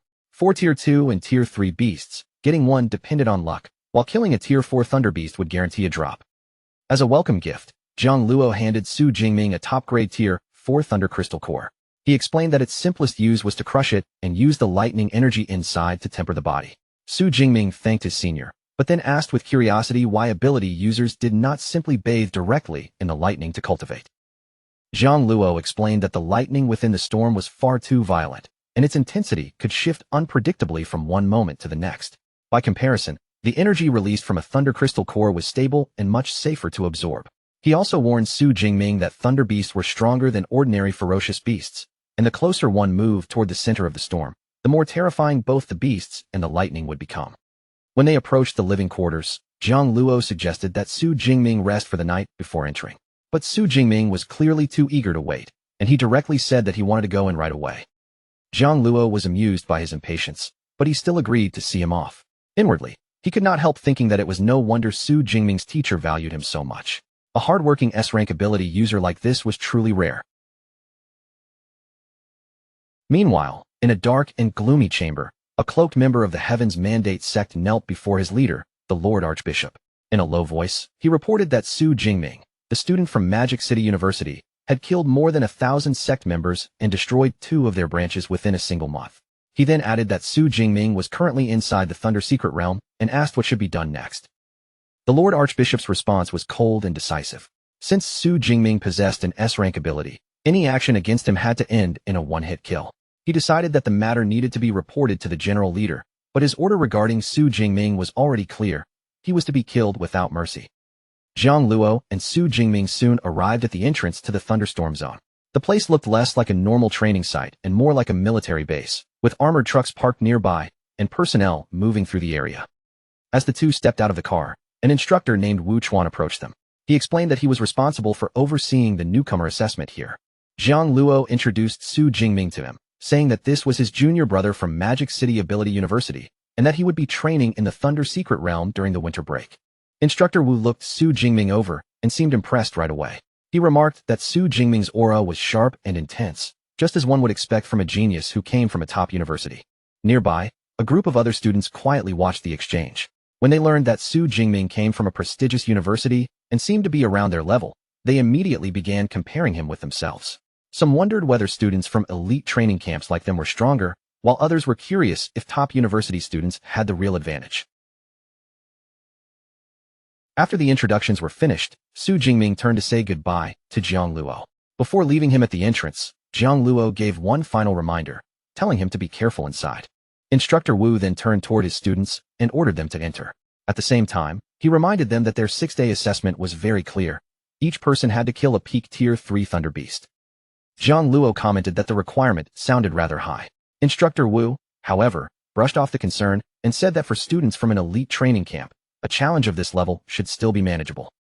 Instructor Wu then pointed toward a blue-haired student named Lei Yang and introduced him as the most outstanding student of the current term. He added that for someone like Lei Yang, even killing a Tier 4 Thunder Beast would not be a problem. Hearing that, Wu Chuan grew even more curious and asked whether Su Jingming's actual combat strength had already reached the peak of Tier 3 as well. Zhang Luo did not hide anything and calmly revealed that according to Lu Ming, Su Jingming's strength was already comparable to a peak Tier 4 ability user. Wu Chuan's eyes showed a hint of admiration after hearing that. Clearly impressed, he said that if there was a suitable chance later, he would really like Su Jingming to spar with the students under his command. After entering the thunderstorm zone, Su Jingming moved alone through a dense forest shrouded in flashing lightning. Thunder flickered constantly between the branches above him, lighting up the shadows again and again. As he walked deeper in, he planned to hunt a few local thunder beasts first, and afterward, find a quiet, secluded place where he could carefully study the natural lightning in this realm. But before Su Jingming could get very far, several figures stepped into his path. It was the group of students from the elite training camp, and standing at the front of them was Lei Junyang. One of the students looked at Su Jingming with open curiosity and said that they had always wanted to know just how strong the geniuses from top universities really were. Since they had all entered the thunderstorm zone, he suggested they have a friendly contest to see who could hunt more thunder beasts. Su Jingming rejected the idea without even pausing to think, flatly saying that he was not interested. In his mind, he had already dismissed the challenge completely. None of them had reached Tier 4, so to him, this so-called contest did not feel like real competition at all. With that simple refusal, Su Jingming walked past them and continued forward. The elite training camp students were left standing there, clearly caught off guard that he had turned them down so directly. The purple-haired student watched Su Jingming's back and let out a cold scoff. With a mocking tone, he questioned whether even people from top universities could be this cowardly. Su Jingming paid no attention to their taunts. He simply picked up his speed and rushed deeper into the forest, lightning flashing around him as the trees blurred past. Before long, a massive ferocious beast shaped like an ox blocked his way, its heavy body radiating danger. Su Jingming quickly identified it as a high-rank Tier 1 black armored thunder ox. Remembering what his senior brother had told him, that the thunder beasts here were stronger than ferocious beasts in ordinary wilderness regions, he decided to use this creature to test just how tough the local beasts really were. The black armored thunder ox lowered its head, lightning gathering violently around its body. In the next instant, it fired a powerful blast of electricity straight towards Su Jingming. The lightning attack struck Su Jingming head-on, crackling across his body in a dazzling flash. But when the light faded, he was still standing in the same place, completely unharmed. Su Jingming calmly looked down at the lingering arcs of electricity around him and gave a quiet assessment. The beast's lightning power was indeed quite formidable for its level. Now that he had tested its attack power, Su Jingming turned his attention to its body. Next, he wanted to see just how strong the Thunder Ox's physical defense was. As the black armored Thunder Ox charged forward with heavy, thundering steps, Su Jingming leapt straight toward it. He closed the distance in an instant and drove out a single devastating punch, killing the beast on the spot. Looking at the fallen Thunder Ox, Su Jingming noted that its defense really was far tougher than an ordinary beast's. Considering that its body had been tempered by lightning year after year, that result made perfect sense. At the same time, his system confirmed the kill and awarded him 15 ability points. Standing over the dead beast, Su Jingming thought back and realized that it had been nearly a month since he last fought ferocious beasts like this. His eyes sharpened as he made his decision. If he wanted to raise his rank quickly, then the slaughter would begin right here. For hours later, Su Jingming had successfully killed a mid-rank Tier 2 Swift Thunder Iron Wolf. As the beast collapsed, his system awarded him another 25 ability points. Even so, Su Jingming could not help frowning slightly. The density of thunder beasts in this zone was lower than he had expected, and after 4 whole hours of searching, he had only managed to kill 9 of them. While taking a short break to eat, Su Jingming opened a holographic map in front of him. Looking over the terrain, he began to wonder whether this place was designed more for training combat proficiency than for efficiently farming ability points. The map showed that the Thunder Secret Realm was divided into 4 areas: the outer area, the central area, the core area, and the innermost core area. After realizing that he was currently only in the central area, Su Jingming decided to head toward the core area instead, suspecting that more powerful thunder beasts might be gathered there. 5 hours later, Su Jingming finally stepped into the core area. The moment he arrived, a blast of natural lightning descended with fierce intensity, bursting through the air around him. Feeling the force of the thunder here, Su Jingming immediately noticed that it was strong enough to affect even his indestructible thunder body. From that point on, he understood that he would need to keep his ability active at all times just to move safely through this area. However, something still felt strange to him. Based on the intensity of this region, the thunder beasts here should have been at least tier 4, yet as he scanned the surroundings, he could not see a single one nearby. His confusion finally cleared when he spotted a massive green-feathered thunder eagle in the distance. Behind it flew an entire flock of thunder eagles, all wrapped in green lightning as they chased after the stronger bolts flashing through the stormy sky. Seeing that, Su Jingming's eyes lit up with realization. The thunder beasts were not wandering randomly, they were attracted to powerful lightning. That gave him a clear plan. He could use his Dutian divine lightning to lure thunder beasts toward him. But before putting that idea into action, he first needed to improve his proficiency and control. Su Jingming leapt up onto a high tree branch and settled himself there. From that elevated position, he began carefully observing the natural lightning across the sky, using it to deepen his understanding of his own power. Sitting quietly on the branch, Su Jingming watched different forms of lightning appear one after another. There was cloud-to-cloud lightning, ball lightning, sheet lightning, and even beaded lightning, each one showing a different shape and rhythm. The more he observed, the more he marveled at the fine details hidden inside the storm. The energy was both berserk and sharp, violent yet full of patterns. Su Jingming gradually concluded that studying natural phenomena like this was a highly effective way to improve his control over his lightning ability. 3 hours later, Su Jingming finally put everything he had observed into practice. Golden Dutian divine lightning gathered around him, crackling brightly as he summoned it into his control. As he felt the energy moving under his command, Su Jingming assessed his current skill level. His manipulation proficiency was roughly similar to what he had achieved with his previous S-rank ability, but he knew that if he wanted to liquefy the energy, he would still need much more training. He thought through the stages of power once again: energy, liquefaction, and solidification. Each stage would make the ability more terrifying than the last. After deciding that he had cultivated enough for the moment, Su Jingming prepared to return to the central area and test his beast-luring idea. Once he was back in the central area, Su Jingming released a torrent of golden lightning from his body. As the brilliant arcs spread through the forest, he knew that whether he could harvest more ability points would depend entirely on this plan. The result came almost immediately. From somewhere far in the forest, a beast's howl echoed through the trees, proving that his idea had worked. Su Jingming's confidence rose at once. He called for the thunder beast to come after him, then rushed deeper into the forest, letting his crackling golden energy act like a blazing beacon in the storm. 2 hours later, Su Jingming's plan had succeeded even better than he expected. Behind him, a large pack of powerful thunder beasts was charging through the forest, all of them drawn in by the aura of his lightning. Su Jingming glanced back at the horde chasing him, and a confident smile slowly appeared on his face. Now that they had all gathered, the real harvest could finally begin. Surrounded by the pack he had lured in, Su Jingming turned to face them without the slightest fear. He looked at the restless thunder beasts and taunted them, saying that since they were so eager to bathe in his thunder, he would gladly grant their wish. In the next instant, Su Jingming unleashed his thunder prison. A massive wave of golden lightning erupted outward, engulfing the entire pack and electrocuting the thunder beasts trapped within it. While the beasts were still locked inside the crackling prison, Su Jingming condensed a powerful spear made entirely of thunder. With one fierce motion, he hurled it straight into the center of the group, triggering a violent fiery explosion.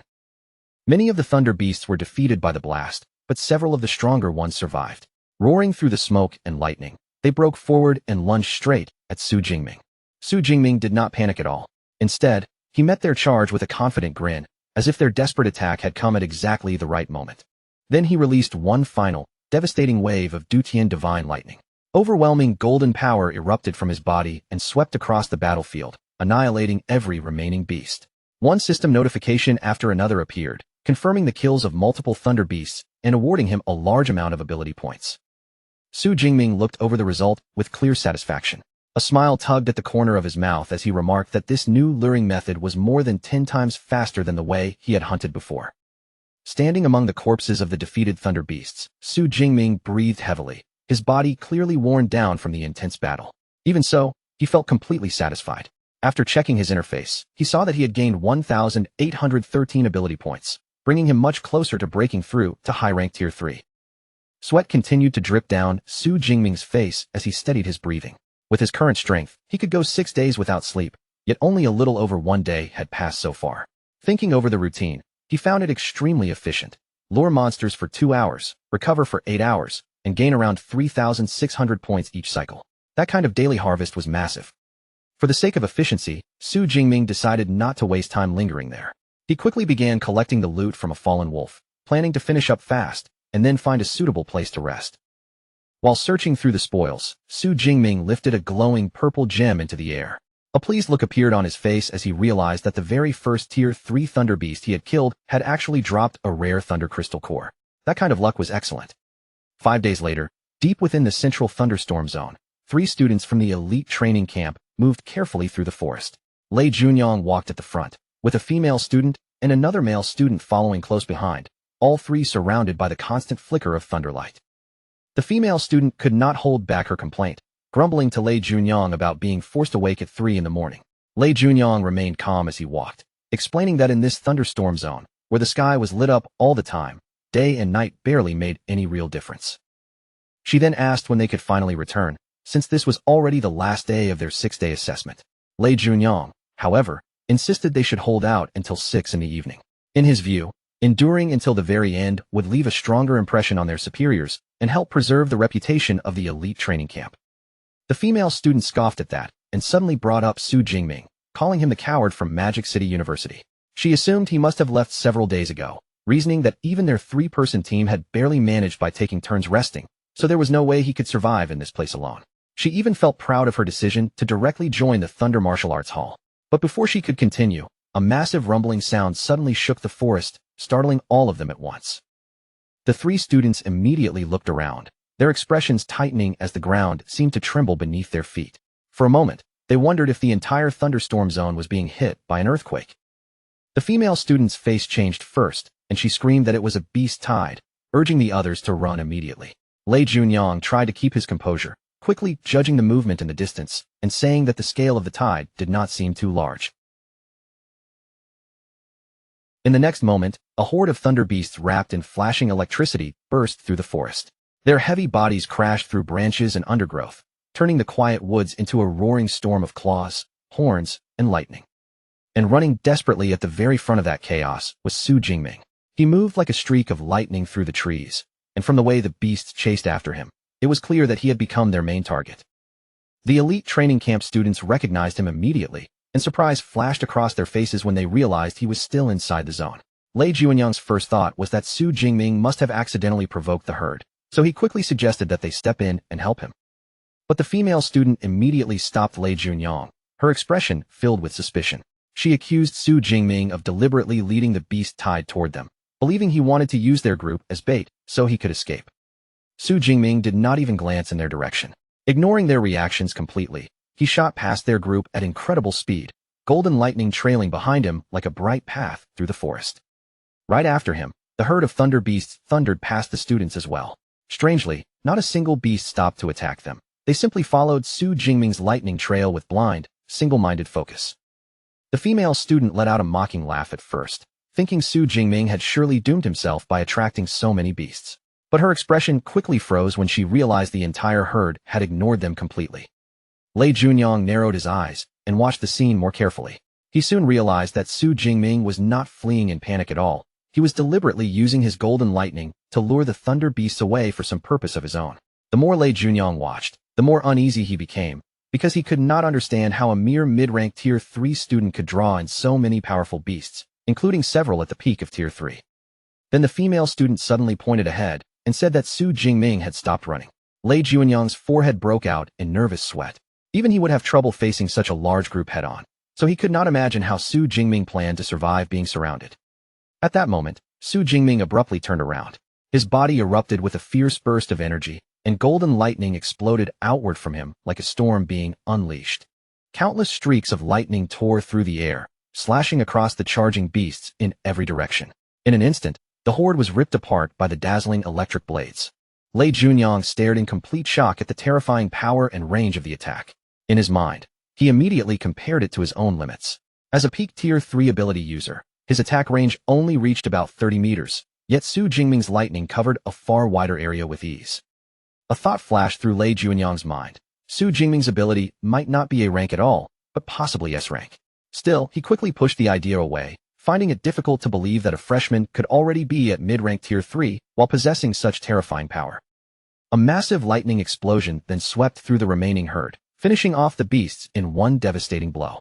The other male student stared blankly at the scene, muttering in disbelief that students from Magic City University were unbelievably fierce, watching Su Jingming slaughter the thunder beasts as easily as if they were stray dogs. Standing amid the aftermath of the massacre, Su Jingming checked his status. His ability points had finally reached 23,000, meeting the requirement for his next advancement. After going 5 days without sleep, exhaustion was pressing heavily on him, so he decided to find a safe place to upgrade before returning to the base. Looking at the destroyed battlefield, the male student could not help asking Lei Junyang whether he could have dealt with that hurt too. Lei Junyang answered honestly that he could handle it, but there was no way he could wipe them out with the same blinding speed. The male student wiped the cold sweat from his forehead, suddenly feeling deeply relieved. He was thankful that he had not insisted on forcing Su Jingming into a duel earlier. The female student also realized that if they had really fought, she probably would have been beaten badly. Still unwilling to fully admit defeat, she asked whether Su Jingming could kill a Tier 4 beast the way Lei Junyang could. Lei Junyang carefully judged Su Jingming's strength and estimated that he probably could not. Hearing that, she finally relaxed a little and concluded that Lei Junyang was still the stronger one.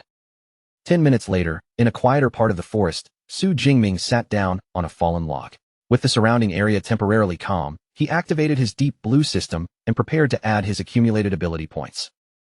As the upgrade began, golden lightning surged violently from his body.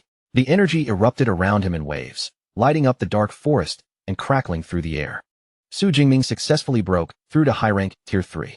His physique and spirit attributes both increased by nearly 500 points, and the effective range of his ability expanded to 40 meters. Looking over his improved stats, Su Jingming noted that he had now reached the level of an ordinary Tier 4A rank user. As his spirit rapidly recovered after the breakthrough, he changed his original plan to rest. Instead, he sprang up from the log and decided to make another trip into the core area to continue observing the natural lightning. Back at the base, Zhang Luo paced back and forth with clear anxiety on his face. Su Jingming had not returned for 5 full days and nights, and the longer he waited, the more worried he became. After all, even Zhang Luo himself could only endure the thunderstorm zone for 8 days, so he feared his junior brother might have encountered danger. Instructor Wu Chuan soon approached and noticed Zhang Luo waiting there again. He asked why Zhang Luo was still standing around the entrance, and Zhang Luo explained that he was waiting for his junior brother to come back. Wu Chuan confirmed that the student still had not returned. Zhang Luo frowned and pointed out that it had already been 6 days, so Su Jingming should have come back by now. Wu Chuan tried to reassure him, saying that he was about to enter the thunderstorm zone to hunt and could help keep an eye out for Su Jingming while he was inside. Hearing that, Zhang Luo immediately expressed his gratitude. Wu Chuan waved it off casually, saying there was no need to be so polite. Since they were colleagues, helping each other with something like this was only natural. 6 hours later, deep within the core area, Su Jingming sat high on a tree branch. Surrounded by flashing thunder and swaying leaves, he quietly observed the movement of the natural lightning around him. After spending enough time studying the storm, Su Jingming decided that it was time to head back. He shifted slightly on the branch and prepared to descend. With a light push, Su Jingming leapt down from the tree. His body dropped through the air and landed firmly on the forest floor below. As he steadied himself, Su Jingming reflected on the strength of his newly improved body. A high-rank Tier 3 physique was certainly impressive, but he knew very well that it was still far from the true peak. Just then, a ferocious roar suddenly echoed through the forest. The sound rolled between the trees, heavy and violent enough to make the air seem to tremble. A massive storm thunder bear soon emerged from the woods, its huge frame carrying the pressure of a high-rank Tier 4 beast. Su Jingming identified it at once. He considered using his heavenly lightning to kill it in one blow, but after a brief thought, he decided to use this chance to test his physical combat ability now that he had reached high-rank Tier 3. Su Jingming activated his transformation, and golden lightning wrapped around his body in brilliant arcs. Without hesitation, he launched himself toward the storm thunder bear, choosing to meet it head-on. Hidden behind a nearby tree, Wu Chuan's eyes widened in surprise. After searching for so long, he had finally found Su Jingming here in the core area. Wu Chuan quietly watched the battle begin and quickly noticed that Su Jingming had already broken through to high-rank Tier 3. What shocked him even more was the range of Su Jingming's lightning ability, which seemed far beyond what should be normal for his level. When Wu Chuan realized that Su Jingming intended to fight the storm thunder bear alone, a faint sense of amusement appeared in his eyes. He admired the student's courage, but he also believed that letting such a genius suffer a little setback might help him recognize his own weaknesses. The storm thunder bear let out a furious roar, its glowing eyes locking onto Su Jingming.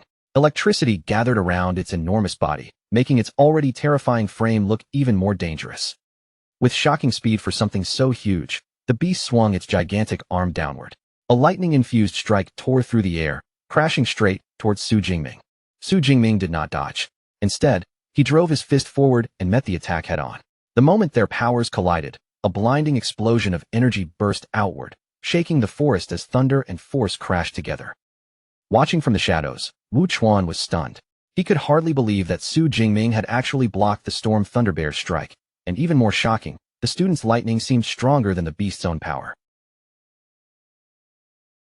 Wu Chuan reminded himself that this bear was a high-rank Tier 4 creature, a full major rank above Su Jingming. Cold sweat began to form on his face as he realized that something about this situation was completely abnormal. At last, Wu Chuan reached a conclusion. Su Jingming's ability was definitely not A rank, but very likely S rank, or perhaps even higher. Then the name suddenly struck him as familiar, and he finally remembered. Su Jingming was the famous S-rank lightning freshman from Magic City University.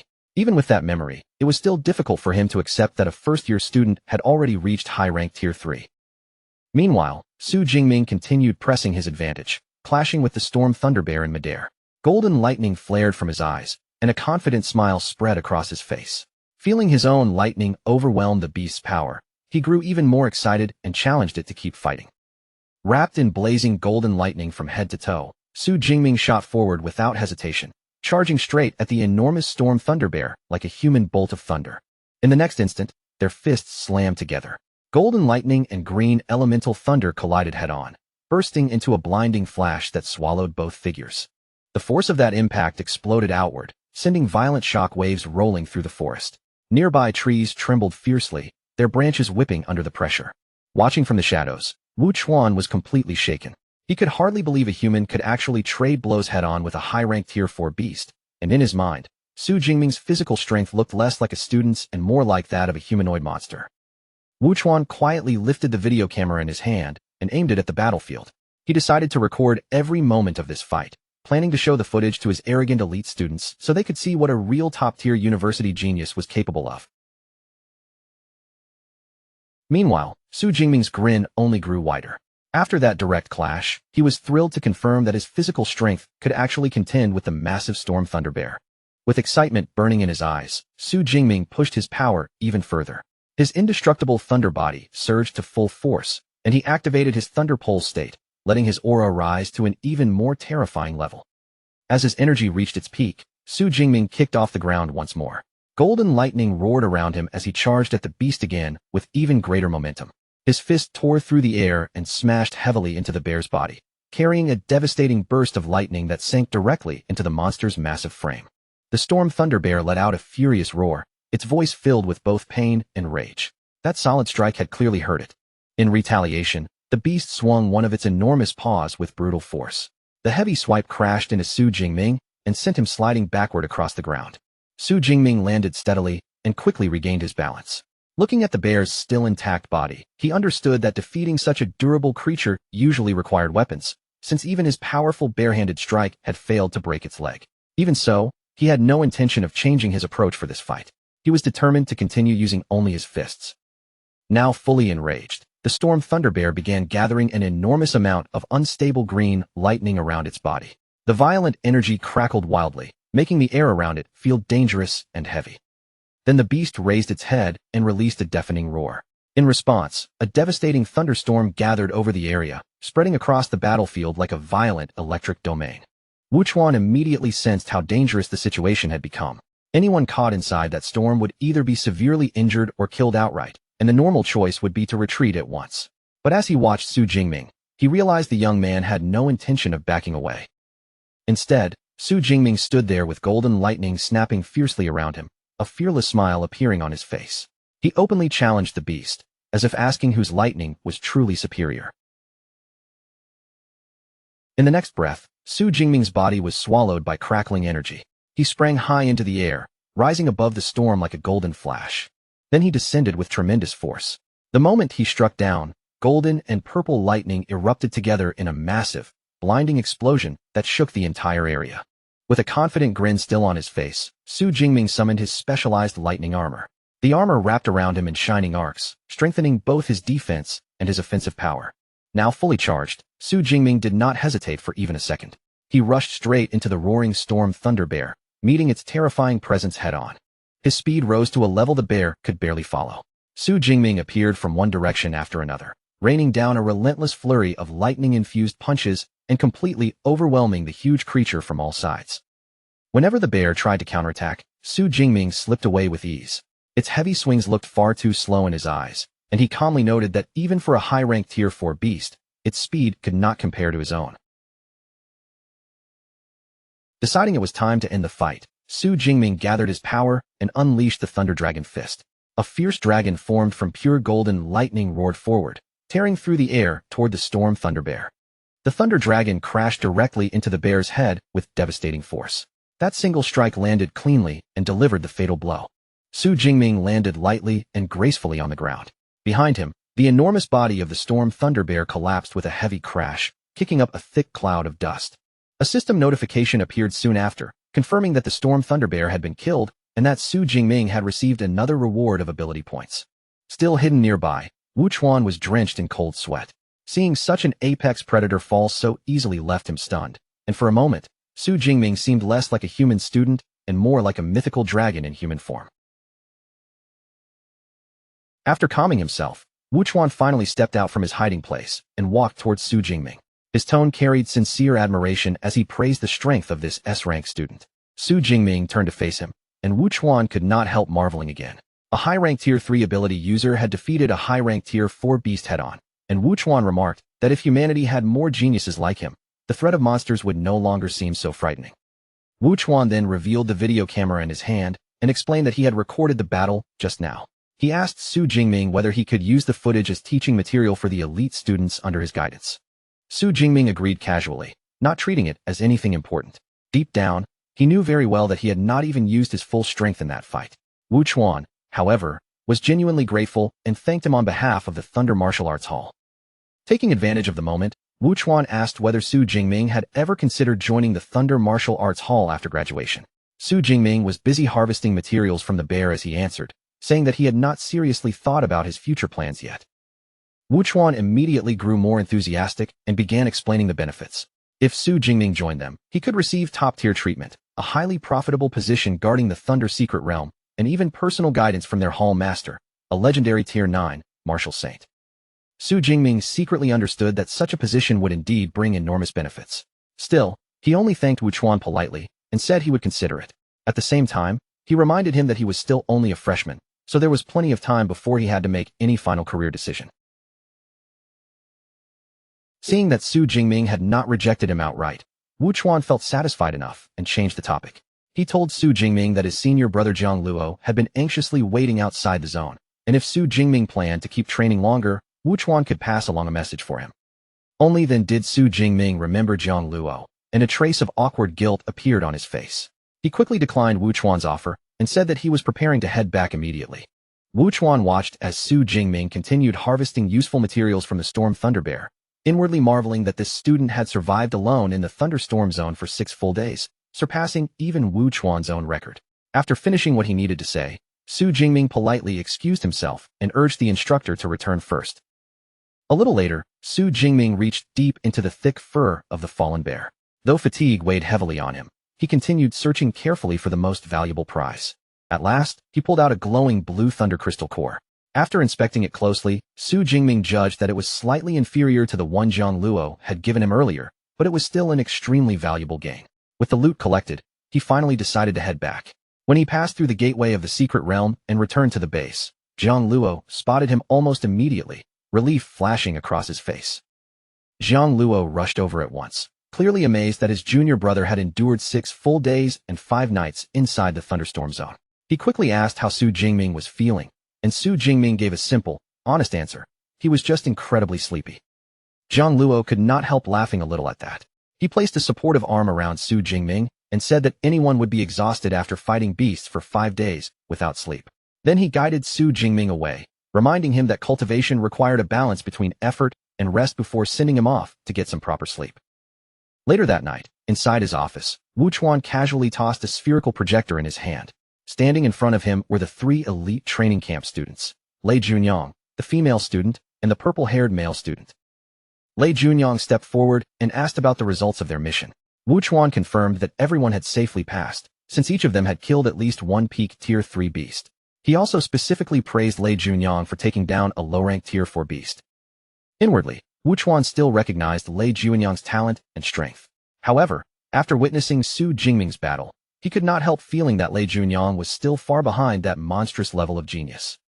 Outwardly, Wu Chuan congratulated the students for meeting his expectations. Then he shifted the topic and asked what impression they had of Jiang Luo's junior brother. Lei Junyang admitted that they had crossed paths inside the zone, and he acknowledged that Su Jingming was definitely strong.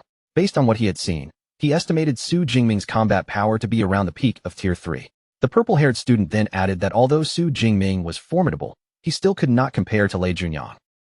Wu Chuan caught the projector in his palm and looked at them with a playful expression. He questioned whether they were really that confident. The purple-haired student insisted that he was right, firmly believing their elite training camp was superior to even a top university like Magic City Ability University. Wu Chuan did not bother arguing with them.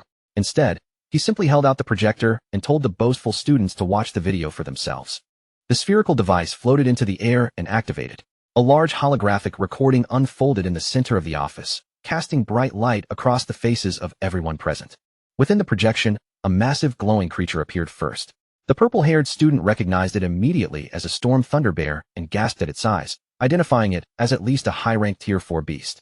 Lei Junyang's expression sharpened as he quickly drew everyone's attention to the creature's opponent. In the hologram, a figure wrapped in dazzling lightning stood locked in battle with the bear. The purple-haired student could barely get the words out, his voice breaking with disbelief as he stared at the image in front of him. Around him, the others froze as well, because the fighter they were looking at was unmistakably Su Jingming.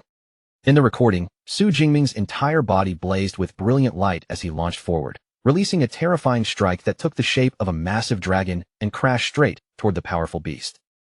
As the projection continued to play, Lei Junyang and the two students watched without blinking, completely drawn into the scene. One of the students murmured that Su Jingming's aura was actually comparable to the Storm Thunderbear's, then wondered aloud how he could have become this strong in such a short time. Wu Chuan turned to them and calmly asked what they thought after seeing it. Lei Junyang and the male student both admitted that Su Jingming's strength was almost monstrous, so far beyond common sense that they could hardly believe he was only a mid-ranked Tier 3. Wu Chuan then revealed that when he personally met Su Jingming, the young man had already reached high-ranked Tier 3. The male student's eyes widened on the spot, his mind struggling to accept how anyone could improve at such a ridiculous speed. Lei Junyang pointed out that a Tier 4 high-rank beast was powerful enough to wipe out most ability users at the same level with ease. The male student immediately added that what made it even more insane was that Su Jingming had beaten it in close-range combat. Desperate to make sense of it, he wondered if Su Jingming was some special exception, maybe even the principal's own son. Wu Chuan shut down that guess right away. Su Jingming's advantage, he explained, did not come from some hidden background, but from his astonishing talent as an S-rank ability user. Lei Junyang and the male student were stunned all over again when they realized a university freshman had already reached high-rank Tier 3. Wu Chuan made it even clearer, confirming that Su Jingming was only 19 years old and still just a first-year student. That single fact landed like a heavy blow on everyone in the room. Their average age was already around 23, yet a 19-year-old freshman had surpassed them by such a huge margin that they suddenly felt as if all their years of training had been wasted. Wu Chuan noticed the frustration and defeat spreading across their faces, so he spoke up again. He told them he had not shown the video to crush their confidence, but to give them a living target, someone like Su Jingming whom they could chase with everything they had. Those words lit a fire in them. Lei Junyang and the male student quickly nodded in agreement, their gloomy expressions fading as determination returned to their eyes. Lei Junyang then asked if he could get a copy of the recording. The instructor considered it, and said he planned to upload the video to the martial arts hall's internal webpage. But before that decision could settle, the male student suddenly raised a concern. He reminded Wu Chuan that the National University League was about to begin soon. Only then did Wu Chuan realize the problem, and he let out a helpless sigh. He decided not to post the video after all, reasoning that if the other universities saw Su Jingming's battle footage, they would definitely target him during the tournament. Magic City University had only taken second place last time, but with Su Jingming's current strength, they now had a real chance to compete for first. 2 days later, Su Jingming finally opened his eyes to the sharp ringing of his phone. Still groggy, He glanced around and realized with surprise that he had actually slept for 2 full days. When he answered, Principal Ling Zhao's voice came through the line. The principal warned him that the Heaven's Mandate sect was already preparing a retaliation. Principal Ling Zhao assured Su Jingming that his family and friends were already under protection, but his tone remained serious. He urged Su Jingming to crush his protective talisman the moment he ran into danger, because among all possible targets, Su Jingming himself was most likely their main focus. Su Jingming listened carefully and acknowledged the warning. After ending the call, Su Jingming thought it over calmly. With the strict security around his current location and the protective talisman in his possession, he judged that he was still relatively safe, so he decided not to waste time and continued with his training. Meanwhile, inside the dark headquarters of the Heaven's Mandate sect, 2 hooded subordinates knelt before their general leader. In low voices, they reported that the Magic City branch had grown deeply concerned over the rapid rise of the S-rank freshman Su Jingming, and they requested permission to assassinate him. The leader's voice turned cold as he asked where Su Jingming was currently located. One subordinate, named Bloodkill, answered that Su Jingming was training inside the Thunder Secret Realm and would not be leaving anytime soon. After hearing that, the sect leader gave his order without hesitation. Bloodkill was to eliminate Su Jingming and, at the same time, destroy the Thunder Martial Arts Hall's secret realm. Bloodkill accepted the command eagerly, his excitement impossible to hide. To him, hunting down human geniuses was not a burden at all, but something he genuinely enjoyed. The other cult member showed complete confidence in Bloodkill's success. Since Bloodkill was a Tier 8 mid-rank user, he believed there was no room for failure, even if Vice Principal Ling Shuang personally intervened with her Tier 8 space-type abilities. Back in the city, Su Jingming walked through a bustling market filled with spring festival decorations. Lanterns, crowds, and festive colors surrounded him, but the lively atmosphere only made him feel a little wistful, because once again, he would likely spend the holiday alone. As he walked, he silently reviewed his recent cultivation progress. Absorbing the Thunder Crystal core had given him a noticeable boost, but from his point of view, that rate of improvement still felt far too slow.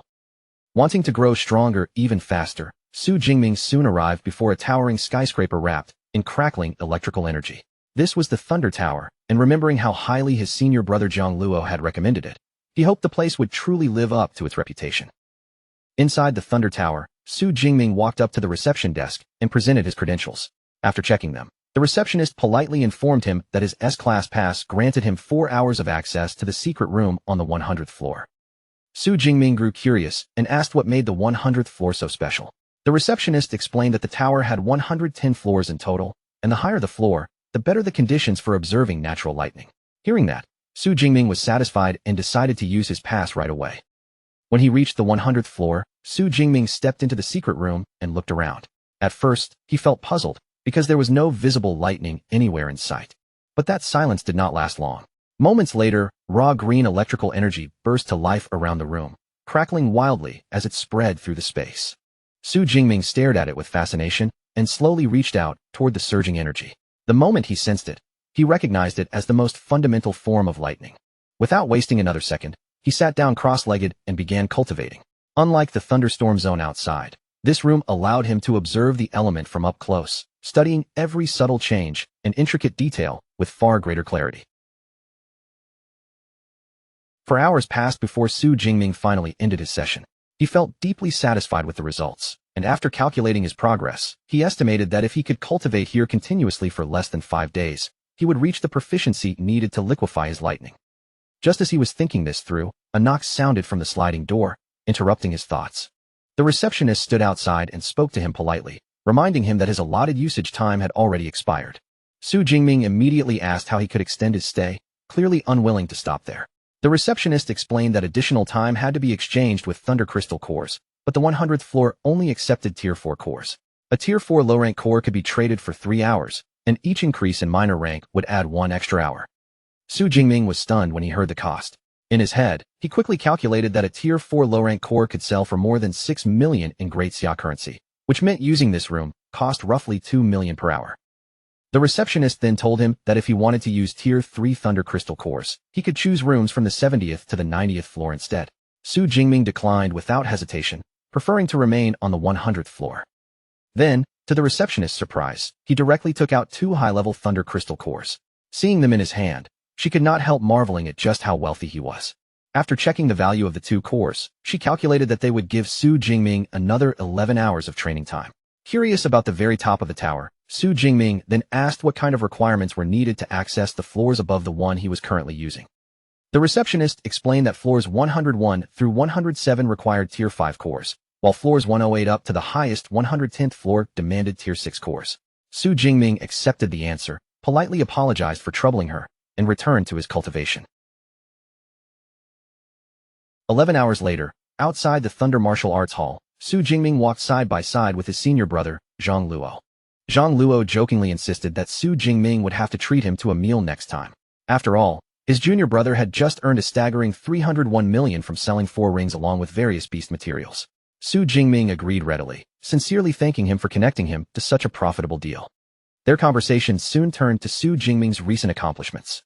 Zhang Luo mentioned that he had heard from Instructor Wu about Su Jingming killing a Tier 4 high-rank Storm Thunderbear, and he could not help remarking that this freshman's growth speed was simply absurd. Su Jingming only brushed it off modestly, saying it was probably just because his talent was decent. Zhang Luo clearly did not buy that humble answer, but he moved on and asked what Su Jingming planned to do for the Spring Festival. Su Jingming said he intended to return to the Thunderstorm Zone, and most likely would not come back for the holiday. Zhang Luo praised his dedication, but still advised him to come back briefly during the festival. He explained that the Thunder Martial Arts Hall would be holding an auction, and there might be items there that Su Jingming would find useful. That immediately caught Su Jingming's interest. Su Jingming thought of his current spear and realized it was no longer enough for his needs. The auction suddenly seemed like the perfect chance to find a stronger weapon and replace it. Seeing that Su Jingming was interested, Zhang Luo promised to reserve an entry spot for him. With that matter settled, Su Jingming said his farewell and set off once again toward the thunderstorm zone. At the same time, in a comfortable bedroom somewhere else, Song Chukyu sat on the bed with Jiang Chuxian, her face bright with excitement. She eagerly shared her plan to visit the Thunder Secret Realm during the Spring Festival, and her real reason was very clear. She wanted to see Su Jingming. Full of anticipation, she excitedly asked the older girl to come with her. Jiang Chuxian accepted the invitation at once, the corners of her lips curling into a sly and delighted smile. Deep down, she could not help thinking that her little friend seemed more than willing to share Su Jingming's company with her. 6 days passed in the blink of an eye, and once again, bright lightning flashed and twisted around the towering Thunder Tower, making the entire building look as if it were wrapped in a storm. Inside the tower, Su Jingming stood before the female receptionist and placed a handful of thunder crystal cores in front of her. With a calm expression, he asked her to calculate how much training time these cores could buy him on the 100th floor. The receptionist carefully examined each core, checking their quality and rank before giving him the answer. Together, these thunder crystal cores could be exchanged for a total of 37 hours of usage time. As she processed the transaction, the receptionist's cheeks flushed faintly while she stole a glance at him. Su Jingming was so young and handsome, yet he had brought out 9 Tier 4 cores at once, and she could hardly imagine what kind of strength it took to obtain that many, especially when even she rarely saw such a large amount. Su Jingming then asked whether the usage time had to be spent all at once, or if it could be split into separate sessions. The receptionist quickly confirmed that it was possible, explaining that he only needed to swipe his pass to pause the timer, and that answer immediately put him in a better mood. On the afternoon of New Year's Eve, Su Jingming was fully absorbed in cultivation, his focus fixed on the flow of lightning energy around him, when the sudden ringing of his phone broke the quiet rhythm. He answered the call, and a holographic image of Song Chukyu appeared in front of him. With a playful look on her face, she leaned closer and challenged him to guess where she was. Su Jingming looked at the projection for only a moment before giving his answer calmly. Without the slightest hesitation, he said that she was already inside the Thunder Secret Realm. Song Chukyu was instantly bewildered and asked how he had figured it out so quickly. Su Jingming simply pointed out the obvious. The flashing lightning behind her had already given away her location. Only then did Song Chukyu realize her little mistake, and she hurriedly explained that she and Jiang Chuxian had planned to surprise him, but they had forgotten to ask for his exact address. When Su Jingming noticed her companion in the projection, he asked whether senior sister Jiang had come along as well. Jiang Chuxian leaned into the frame with a teasing smile, her eyes bright as she playfully asked if he was not willing to welcome her. Su Jingming warmly reassured both of them that of course they were welcome, then asked for their location so he could go pick them up.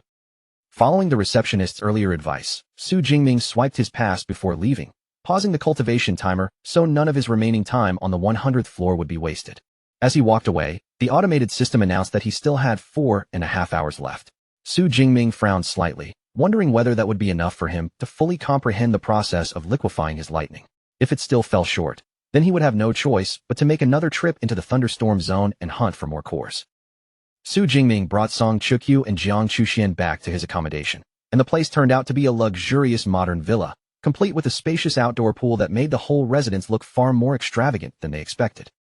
Once they were inside, both girls were stunned by the changes in Su Jingming's aura and cultivation. Song Chukyu could not help pointing out that only 20 days had passed, yet his rank had somehow jumped forward again. Su Jingming smiled modestly and did not make a big deal out of it. He simply explained that he had run into danger during training, and through a bit of luck, that pressure had helped him break through to the high rank of Tier 3. Song Chukyu dramatically raised a hand to her forehead, looking completely defeated as she complained that comparing her progress to his was just too painful. Then she half-jokingly said that at this rate, he might already be a Tier 7 Grandmaster by the time graduation came around. Su Jingming smoothly changed the topic and asked how many credits the two of them had spent on their passes. Song Chukyu told him they had bought B-class passes, each one costing 1,000 credits and allowing them to stay for 2 days. Su Jingming was secretly startled when he heard the price. After a quick mental calculation, he realized that 1,000 credits was equal to around 10 million in Great Xia currency. After that, he offered the girls their choice of 2 rooms from the 4 upstairs. Jiang Chuxian, however, declined with a relaxed smile, deciding that the two of them could simply share 1 room. Su Jingming told them to get settled first, and said he would take them out to eat afterward. But Song Chukyu immediately insisted that since it was New Year's Eve, they should have a proper home-cooked dinner. As if she had already prepared for this, Jiang Chuxian surprised him by manifesting a floating cluster of fresh ingredients they had brought along. Su Jingming looked at the ingredients, then glanced back at the 2 girls with obvious suspicion. He asked whether they actually knew how to cook, only for Song Chukyu to answer with complete confidence, proudly claiming that the 2 of them were culinary experts. Su Jingming was amused by their confidence, so he agreed to stay in for dinner and even offered to help the 2 so-called master chefs. Jiang Chuxian happily accepted his offer, and the 3 of them headed toward the kitchen together. Later that evening, after a huge New Year's Eve feast, Su Jingming finally set down his chopsticks with a long, satisfied sigh. He had eaten so much that he felt completely stuffed. Leaning back at the table, which was now covered with empty plates and even a bottle of wine, Su Jingming rubbed his stomach and praised their cooking from the heart. The meal had been far better than he expected. The 2 girls accepted his praise with proud smiles, clearly pleased that all their effort in the kitchen had paid off. Just then, brilliant fireworks suddenly burst outside the window, lighting up the night sky and immediately catching Song Chukyu's attention. Her eyes brightened with delight, and she quickly suggested that they go up to the rooftop and take a group photo to remember the moment. Su Jingming happily agreed without hesitation. Up on the terrace, the 3 of them stood beneath the night sky, watching as fireworks bloomed one after another in dazzling colors above the city. Song Chukyu lifted her phone, and the 3 friends leaned together for the shot. With the fireworks glowing behind them, they smiled warmly and took a cheerful group selfie. As Su Jingming watched the colorful lights spread across the sky, a soft smile appeared on his face. Ever since obtaining his system, his life had changed little by little for the better, and on this wonderful New Year's Eve, he felt truly grateful to be surrounded by friends. The next day, the group made their way to the Thunder Martial Arts Hall. Su Jingming apologized for dragging them to an auction on the very first day of the new year, but Song Chukyu playfully scolded him for overthinking it, while Jiang Chuxian gently reassured him that she had already planned to go anyway because she needed to buy some equipment. While walking through the hallway, they happened to cross paths with Zhang Luo. When Zhang Luo asked about the 2 girls beside him, Su Jingming introduced Song Chukyu and Jiang Chuxian as his friends from Magic City University. Zhang Luo greeted them with a warm and friendly attitude, but inwardly, he could not help marveling at his junior brother's charm. Su Jingming had somehow arrived with 2 beautiful companions at his side. Without making things difficult, Zhang Luo offered to take care of their entrance tickets for the auction. Su Jingming immediately thanked him, clearly appreciating the help. Their conversation was suddenly interrupted by a group of well-dressed people walking nearby. One man loudly praised a pink-haired woman, calling her sister Wei and boasting that she had easily gotten them into the auction, unlike those fools who had to spend millions just to buy a pass. Li Weining laughed haughtily at his words, saying anyone who paid that kind of fee was nothing but a sucker. Song Chukyu frowned in annoyance after hearing that arrogant tone. She turned to Zhang Luo and asked what kind of prominent family this woman came from. Zhang Luo explained that the pink-haired woman was Li Weining, the eldest daughter of the Li family, which ranked as the leading family among the 6 great families of the Secret Realm. He went on to say that her father served as the honorary vice master of the Thunder Martial Arts Hall, while her older brother had already reached the peak of Tier 4, so with that kind of background, her arrogance was almost expected. After hearing all of that, Su Jingming had to admit that her attitude at least made sense. Zhang Luo then added that Li Weining's brother, Li Shanglin, also used a spear, though unlike Su Jingming, he was an enhancement-type ability user. Zhang Luo then led Su Jingming toward a set of enormous double doors. Standing before the entrance, he welcomed him to the Thunder Secret Realm auction. Beyond the doors was a vast auction hall, dimly lit and filled with rows of seats facing a bright stage at the front. Zhang Luo explained that this spring festival auction had gathered roughly 800 important guests, and every one of them possessed liquid assets of more than 100 million. After they took their seats, Zhang Luo began explaining how the bidding worked. Each chair had an electronic screen built into the right armrest, allowing guests to enter and confirm a price before raising their hand to finalize the bid. Zhang Luo then encouraged his junior brother to take a look through the auction catalog in advance. Su Jingming followed his suggestion and began browsing through the listed items. As he scanned the catalog, Su Jingming was genuinely impressed. There were 108 items in total, covering everything from rare exotic flowers to valuable S-class cultivation resources. Zhang Luo pointed out that the items only went up to S-class, but in his view, that was already ideal for them, since anything beyond that level would be far outside their budget. Su Jingming nodded in agreement, finding that reasoning very practical. Sitting beside them, Song Chukyu leaned over and asked whether he had found anything he wanted. Su Jingming replied that a few things had caught his interest, but he preferred to wait and hear the host's introduction before making a decision. As the auction prepared to begin, Su Jingming quietly narrowed his focus to two particular items. One was the S-class Qingxiao Black Dragon Spear, with a starting price of 500 million, and the other was a bundle of 5-tier, 4 low-rank Thunder Crystal cores starting at 40 million, which could save him a huge amount of time he would otherwise spend hunting. On the stage, the female host stepped forward and warmly welcomed everyone in the hall. She then introduced the first item, a 30-year-old A-class frostgrass that could increase the spirit of anyone below Tier 5, with the starting bid set at 20 million. The moment the bidding opened, offers began flying in from all around the hall. In no time, the price climbed rapidly and pushed past 22 million. About an hour later, the auction had already moved deep into the catalog. When the female host reached the 36th item, she introduced a bundle of 5-tier, 4 low-rank Thunder Crystal cores, and the starting price was set at 40 million. Su Jingming's eyes sharpened slightly when he heard the announcement, a hint of relief passing across his face. Without any hesitation, he leaned toward the electronic screen on his armrest and confidently entered his bid. The female host quickly noticed the new offer on her display and announced it to the entire hall. Seat number 0310 had placed the first bid, raising the price to 41 million. But Thunder Crystal cores were clearly in high demand. Before the hall could even settle, other attendees began placing competing bids one after another, quickly pushing the price up to 41.8 million. Su Jingming watched the price climb with a serious look in his eyes. Seeing how many people were fighting for the same item, he realized that small increases would only drag the battle out. So the best way forward was to raise the price sharply and scare the other bidders into retreating. With that decision made, Su Jingming placed an aggressive bid of 46 million for the 5-tier 4 Thunder Crystal cores. The sudden jump was so forceful that the surrounding competition fell silent almost instantly. The female auction host announced the new price clearly, her voice echoing across the hall. She also reminded everyone that these Thunder Crystal cores were rarely released for public sale, which made this bundle even more valuable. She called out the 46 million price once, then twice, and finally a third time. When no one else responded from the crowd, she brought the bidding to an end and finalized the sale. Su Jingming was slightly surprised by how smoothly it had gone. He had expected the fight over the cores to be more troublesome, yet in the end, he had secured them far more easily than he imagined. Sitting beside him, Zhang Luo explained the situation in a low voice. The major families in the Thunder Martial Arts Hall already had their own steady channels for Thunder Crystal cores, so the only real buyers here were independent fighters. With Su Jingming suddenly raising the price by 5 million, it was only natural that the remaining competitors lost their nerve.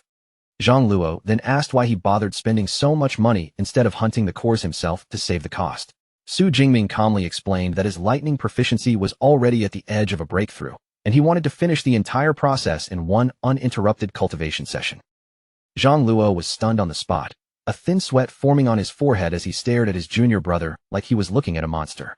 To think Su Jingming had reached the liquefying realm this quickly was absurd, especially when Zhang Luo himself had nearly been a senior before achieving the same thing. 2 hours later, the auction finally arrived at the 98th item. On stage, the female host unveiled an S-class weapon called the Flowing Cloud Golden Edge Spear, a rare masterpiece personally forged by Artifact Master Yuan. She began explaining the spear's construction in detail, drawing attention to its special shaft made from A-class Kermer alloy, as well as its incredibly hard spearhead forged from S-class Extreme Edge alloy. The moment those materials were mentioned, A wave of murmurs spread through the hall. Many of the guests leaned forward with excitement, clearly realizing that this was no ordinary weapon, but a top-tier piece crafted from premium resources. Su Jingming's lips curled into a satisfied grin as he listened. He knew exactly what Kermer alloy could do, because once ability energy was injected into it, the weapon's weight would increase dramatically. The host soon confirmed his thoughts, explaining that the spear could reach a maximum weight of 100 tons when fully powered. With that shocking detail revealed, she officially opened the bidding at 500 million. The hall came alive almost immediately. Bids rose from every direction, and in just a short time, the price of the flowing cloud golden edge spear had already surged past 530 million. Hoping to repeat the success he had with the Thunder Crystal cores, Su Jingming raised his hand casually and made a bold leap in price. His bid shot straight up to 600 million. But this time, the strategy did not frighten the wealthy attendees at all.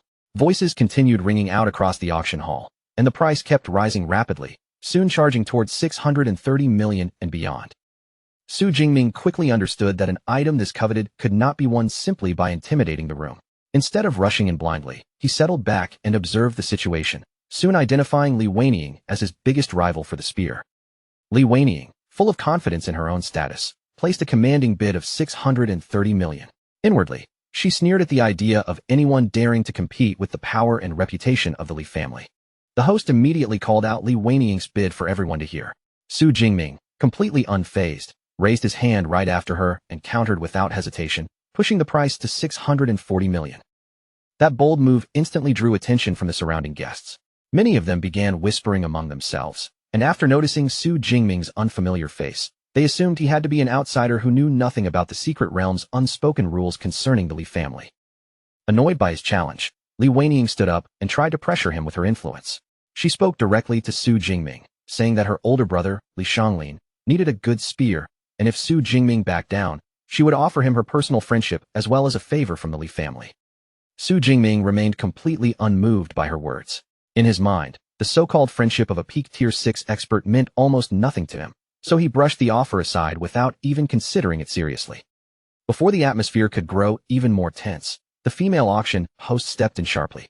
She reminded Li Weining that the auction rules forbade buyers from speaking too directly or privately during bidding, and warned that if it happened again, her right to bid would be cancelled on the spot. Li Weining had no choice but to sit back down, though she shot Su Jingming a furious glare before entering a bid of 650 million. Su Jingming met her gaze without flinching, then immediately countered with 660 million. The crowd let out a collective gasp at his audacity. They could hardly believe he was openly provoking Li Weining like this, and many were already imagining how the Li family might retaliate later, making the confrontation even more thrilling to watch. Li Weining trembled with rage, her fists clenched so tightly that her knuckles nearly turned white. Ever since her father had advanced to the peak of Tier 6, no one had dared disrespect her so openly, and Su Jingming's indifference made her anger burn even hotter. The rising tension did not affect the host at all. Remaining calm and professional, she announced Su Jingming's 660 million bid to the entire auction hall. A sinister smile slowly appeared on Li Weining's face as she decided to keep pushing. She raised the price to 670 million, determined to test just how deep her opponent's pockets really were. Su Jingming realized that if the bidding war continued like this, his own funds might not be enough. He turned to Song Chukyu and Jiang Chuxian to ask for a loan, only for Song Chukyu to casually offer 500 million, while Jiang Chuxian just as calmly offered 1 billion, and even said her family could transfer more if needed. Su Jingming smiled with genuine gratitude and told them that would be more than enough. In his mind, he reasoned that if an ordinary S-class weapon ever climbed beyond 1 billion, it would be more worthwhile to hire an artifact master directly and have a custom weapon forged. Beside them, Zhang Luo was left completely dumbfounded. Sweat ran down his face as he stared at Su Jingming's companions, inwardly marveling at their absurdly wealthy backgrounds and how casually they could talk about throwing around hundreds of millions. With his funding problem solved, Su Jingming remained perfectly calm. He leaned back toward the bidding screen and casually pushed the price all the way up to 700 million. A fierce bidding war broke out between Su Jingming and Li Weining. The numbers kept jumping back and forth, rising higher and higher, until Su Jingming finally placed a confident bid of 830 million. Li Weining shook with fury, but the female companion beside her quickly urged her to stop, reminding her that they were already over budget and that pushing the price past 1 billion just to spite him was not worth it. Gritting her teeth, Li Weining finally backed down, though she coldly thought that there were other ways to deal with him. With no one else willing to raise the price, The auctioneer struck the gavel and officially finalized the sale. The flowing cloud golden edge spear now belonged to Su Jingming. Su Jingming quietly considered the final cost in his mind. 830 million was expensive, but still within a range he could accept, and now he only hoped this premium weapon would truly be worth its price. Half an hour later, the female auction host personally brought Su Jingming his purchased items, the 5 Thunder Crystal cores and the S-Class spear. The total came to 874 million, and she invited him to inspect everything before completing the transaction. Su Jingming reached out and wrapped his hand around the spear's dark metal shaft. The instant he gripped it, golden lightning burst and crackled around the weapon, flowing through it as if the spear naturally resonated with his power. Feeling its excellent conductivity and satisfying weight, Su Jingming was extremely pleased with the weapon. Without any further hesitation, he handed his card to the host and completed the purchase. Meanwhile, inside a luxurious private lounge, Li Weining summoned an older retainer named Uncle Li along with 2 suited subordinates. Still burning with humiliation, she coldly ordered them to assassinate the man who had outbid her and strip him of all his equipment. When Uncle Li asked for more details, Li Weining revealed that she had already investigated him. The man's name was Su Jingming, a high-ranked Tier 3 student who had entered using a pass from Magic City Ability University. Uncle Li cautiously suggested that they should look into him further, since someone connected to a prestigious university might not be simple. But Li Weining dismissed the concern immediately, pointing out that students often entered the Thunder Secret Realm and ordering them to wait until Su Jingming went into the danger zone before ambushing him. A sadistic smile spread across Li Weining's face as she pictured it. Inside the secret realm, ferocious beasts would devour his corpse within hours, leaving no trace of their crime. And as for the stolen S-Class spear, a little fresh paint and a few modifications would easily hide its original appearance. Following her reasoning, Uncle Li turned to his 2 men and gave the order. They were to stake out the entrance to the Thunder Secret Realm at once and report back the moment Su Jingming appeared. Li Weining then instructed Uncle Li to notify her when everything was ready. She wanted to go with them personally, because she intended to watch Su Jingming regret the moment he ever dared to cross her. Back at his accommodation, Su Jingming began testing the S-Class flowing cloud golden edge spear he had just acquired, feeling out the weapon's weight, balance, and response in his hands. Holding the dark metal shaft firmly in both hands, Su Jingming could feel just how perfectly balanced the spear was. Remembering that its Kermer alloy could supposedly increase all the way to a terrifying weight of 100 tons, he decided to pour his lightning ability into it at full power and test exactly how heavy this weapon could become. Golden electrical energy surged from his body and flowed straight into the spear, wrapping around the weapon before sinking deep into its metal core. In the very next instant, the spear's weight exploded upward.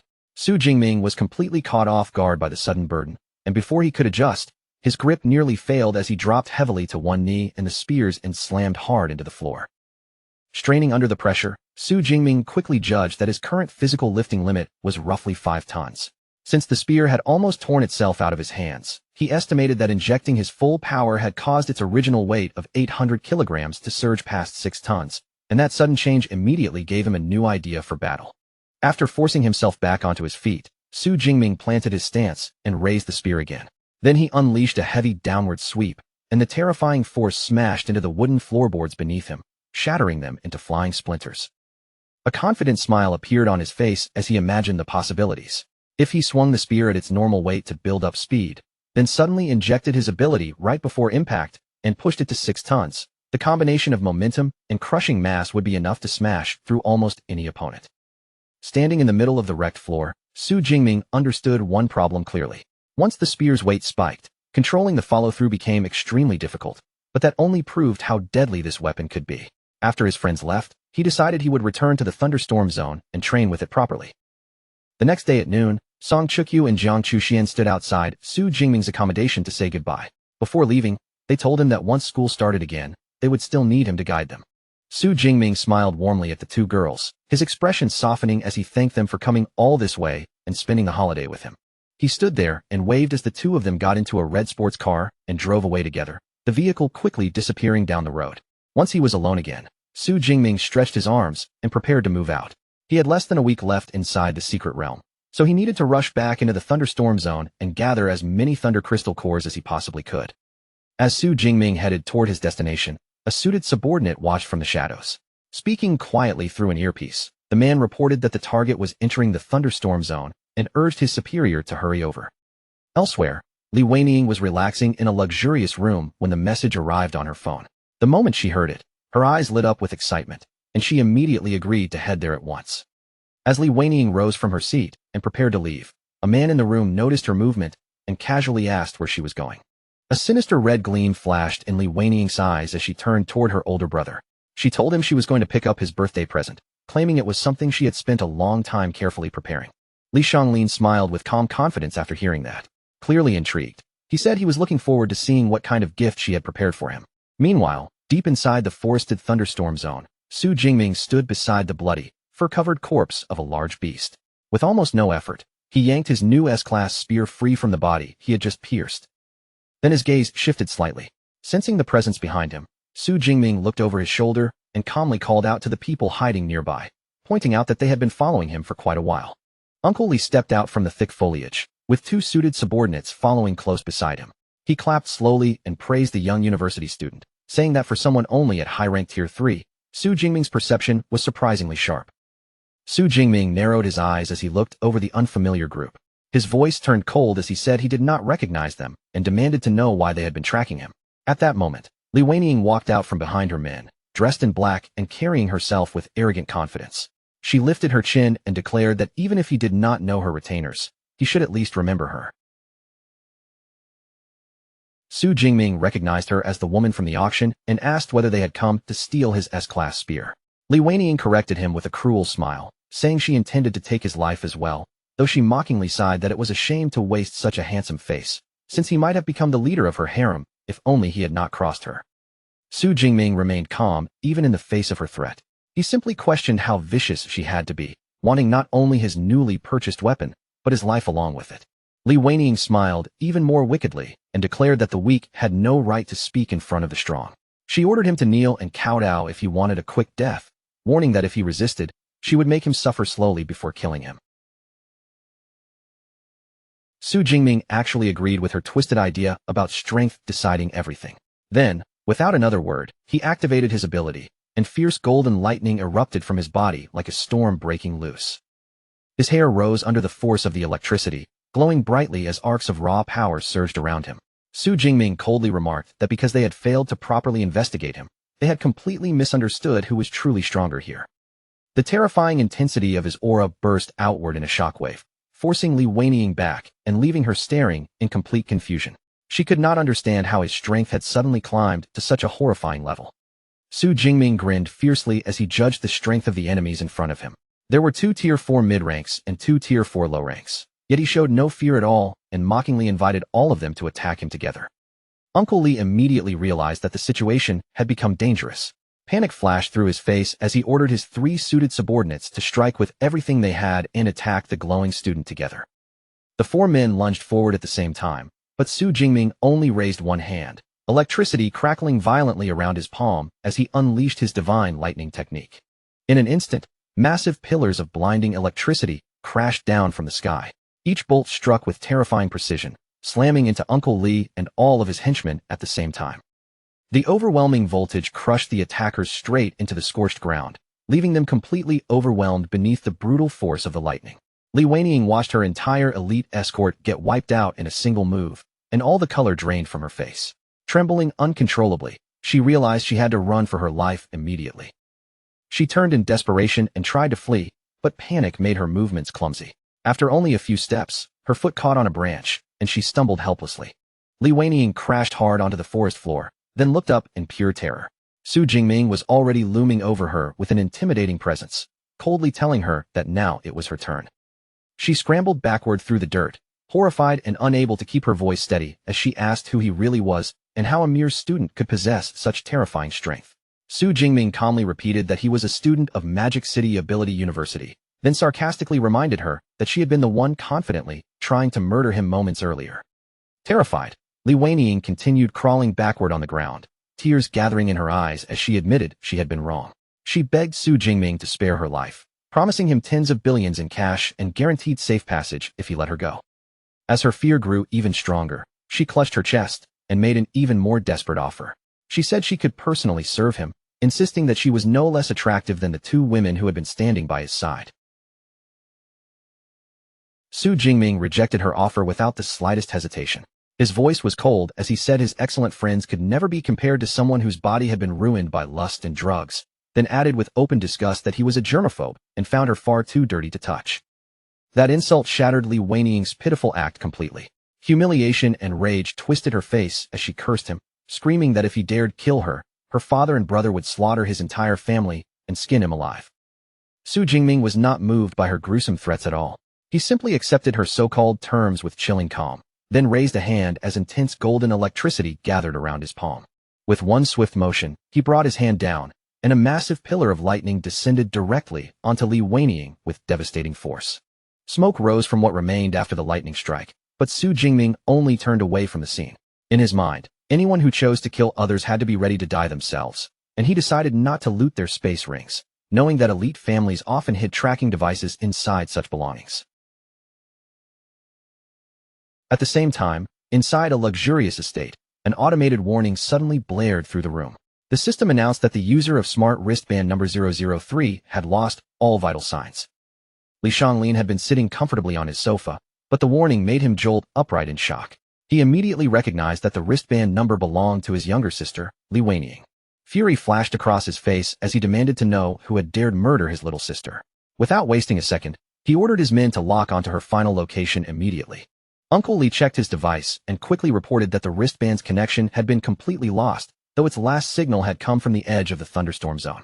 Li Xianglin was bewildered, unable to understand how she could have suffered a fatal accident there when she was supposedly going to collect his birthday present. He quickly ordered Uncle Li to contact his sister's guard squad and find out exactly what had happened. But after checking a tablet, Uncle Li's expression turned grim as he reported that all 4 members of the squad had also lost their vital signs and could no longer be reached. Li Xianglin's eyes narrowed with anger and disbelief as he realized the truth. Uncle Li and the entire escort team had been wiped out, and he could not imagine who had enough overwhelming strength to kill those veteran guards before they could even send a warning. Uncle Li theorized that the killer might have been a peak tier 4 expert, or perhaps the guards had simply underestimated their opponent. He also noted that whoever did it had been cautious enough to leave the storage rings behind, which made tracking the culprit much harder. When the uncle cautiously asked whether they should report this to the family head, Li Xianglin rejected the idea immediately.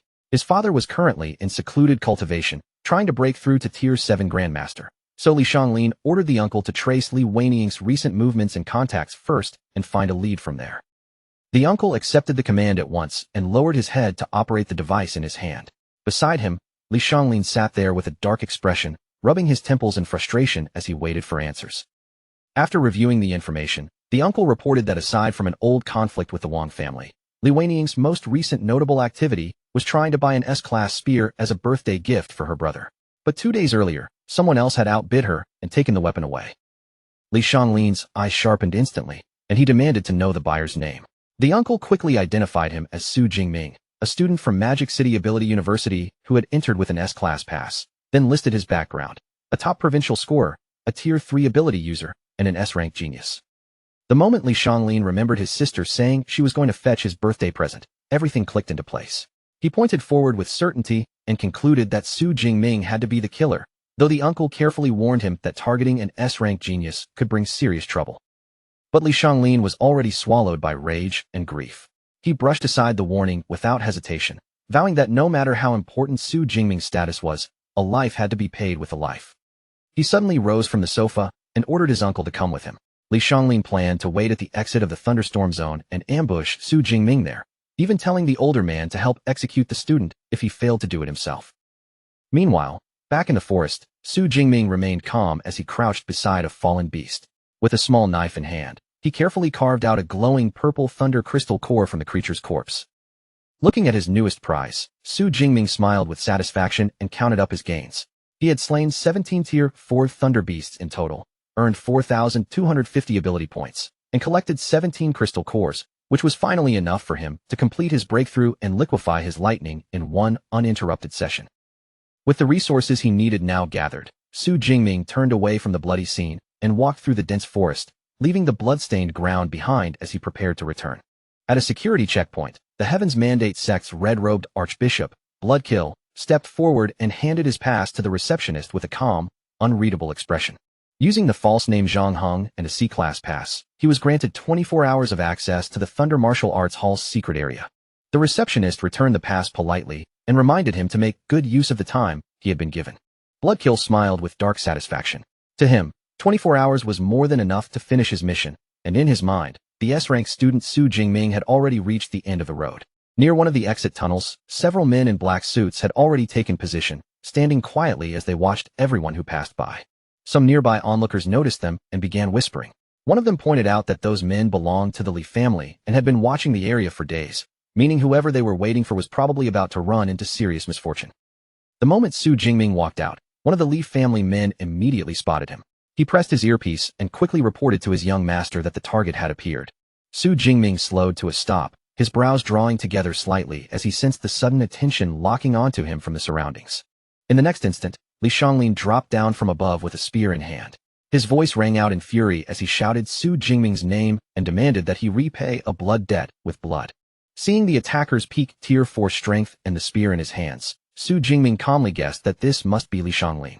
Even with the attack coming straight at him, he remained unbothered and even regretted that if he had known they would find him so quickly, he should not have destroyed the rings he took earlier, since that had cost him millions. Li Xianglin landed heavily, anger written all over his face, and demanded to know whether Su Jingming had killed his sister, Li Weiniang. Su Jingming replied with perfect calm, asking why he bothered asking when he clearly already knew the answer. The bystanders heard the exchange and immediately erupted in shock. None of them expected Li Weiniang to be dead, and while one person muttered that her arrogance had finally brought disaster on herself, another could not help feeling sorry for Su Jingming, knowing the powerful Li family would never let this go. Li Xianglin trembled with anger, his eyes burning as he demanded to know why Su Jingming had killed her. Su Jingming showed no guilt at all. He simply said that Li Weiniang had tried to kill him and steal his belongings, but failed, so he killed her instead. What other reason could possibly be needed? Li Xianglin snarled that even if his sister had made mistakes, Su Jingming had no right to kill her, because the Li family stood behind her. Su Jingming did not bother arguing with that twisted logic and only said that words were meaningless, since fights were always decided by whoever was stronger. As his power erupted, Su Jingming's form changed before everyone's eyes. His hair turned white, golden lightning wrapped around his body, and he coldly challenged Li Xianglin to prove whether he or the Li family truly had the ability to hurt him. The crowd stared in awe as they recognized him as the S-rank genius from Magic City University. They were amazed that a 19-year-old freshman had already reached high-rank Tier 3, though someone in the crowd still believed that such a genius would probably die young today. Li Xianglin laughed at Su Jingming's rank and activated his own ability. His body expanded into a huge, muscular, wolf-like beast with glowing purple eyes, and he arrogantly declared that he alone was enough to kill this student. Su Jingming gripped his spear as golden lightning surged around him, then charged straight at the towering beast without the slightest fear. Li Xianglin met him head-on, refusing to retreat even half a step. He mocked Su Jingming for daring to fight him at close range, calling it nothing but a death wish. Their spears slammed together with explosive force, and the collision released a blinding burst of energy that swept across the area. But to Li Xianglin's shock, he was the one completely overpowered. The impact blasted him backward before he could even steady his footing. His massive beast body crashed hard onto the concrete, tearing up the ground as he slid helplessly across the surface. Pain shot through Li Xianglin's body, and he ground his teeth in disbelief. He could not understand how Su Jingming, a lower-ranked student, could possess physical strength that surpassed his own. Forced down onto one knee, the battered beast finally realized how absurd the situation was. As a peak Tier 4 physical type user, he should have been able to crush a lower-ranked lightning ability user with raw strength. Yet here, he was losing in a direct clash. Su Jingming gathered powerful golden lightning into his hand and looked down at his enemy coldly. He said that he usually enjoyed taking his time in a fight, but today, he wanted to finish this quickly. Then Su Jingming unleashed his heavenly lightning attack. A huge pillar of golden electricity tore down from above and struck Li Xianglin directly. The beast roared in agony as the lightning scorched his body. Fear finally surged through Li Xianglin's heart, because he knew that if this fight continued, he really would die here. Collapsed on the ground and badly beaten, Li Xianglin no longer cared about pride. He shouted desperately for his uncle to save him. The older man immediately sprang into action. Flames burst around his fists as he charged toward Su Jingming with terrifying speed. From a distance, the watching crowd recognized the attacker as Butler Li Quan, a powerful Tier 5 expert. Seeing such a massive gap in strength, they instantly assumed Su Jingming was doomed. But Su Jingming did not turn his focus away from Li Xianglin. He unleashed heavenly lightning once more, calling down another deadly pillar of golden electricity onto the already defeated young master. Butler Li Quan's face twisted in horror as he realized what was happening.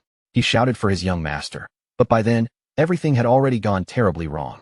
When the dust began to clear, the crowd was left stunned. Su Jingming had used that second lightning strike to kill Li Xianglin instantly, and while everyone was shocked by the lethal force of an S-rank ability, they were even more confused about how the student had survived the butler's fiery attack. As the smoke faded, Su Jingming stood there completely unharmed. A blue energy shield surrounded him, blocking the flames from reaching his body, and he realized that he had been forced to use the life-saving item his teacher had given him, an incredibly powerful ancient protective item. Butler Li Quan immediately understood that breaking through that shield would not be easy. He leapt backward to create distance, deciding that he had to contact his master right away. Pressing his earpiece, the butler quickly delivered the devastating news to the Li family head. He confirmed that both the young master and the young miss had been killed near the entrance. That terrible report soon reached the vast Li family estate. Consumed by rage, the Li family head smashed straight through the roof of his mansion and shot high into the air, his fury shaking the entire estate. The grieving father roared his son's name into the sky, his voice filled with unbearable pain and murderous anger. Driven forward by that overwhelming power, he cuts through the open sky like a blazing meteor, his body tearing toward the battlefield at terrifying speed. Su Jingming's expression turns sharp and grave in an instant, as he suddenly feels a frightening presence descending from high above and rushing straight toward them. The Li family head slams down into the ground with explosive force, cracking the concrete beneath his feet and blasting a heavy shockwave outward in every direction.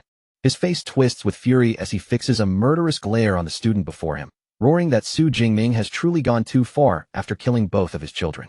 Still burning with rage, the family head suddenly turns his anger toward the butler, Li Quan, snarling at his servant and calling him useless for failing to protect his children.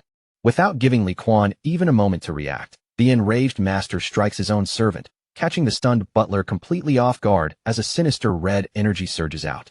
Li Quan lets out a horrible scream as the red aura wraps around him like a choking curse, draining away his life force until the once powerful expert shrivels into a dry, lifeless husk.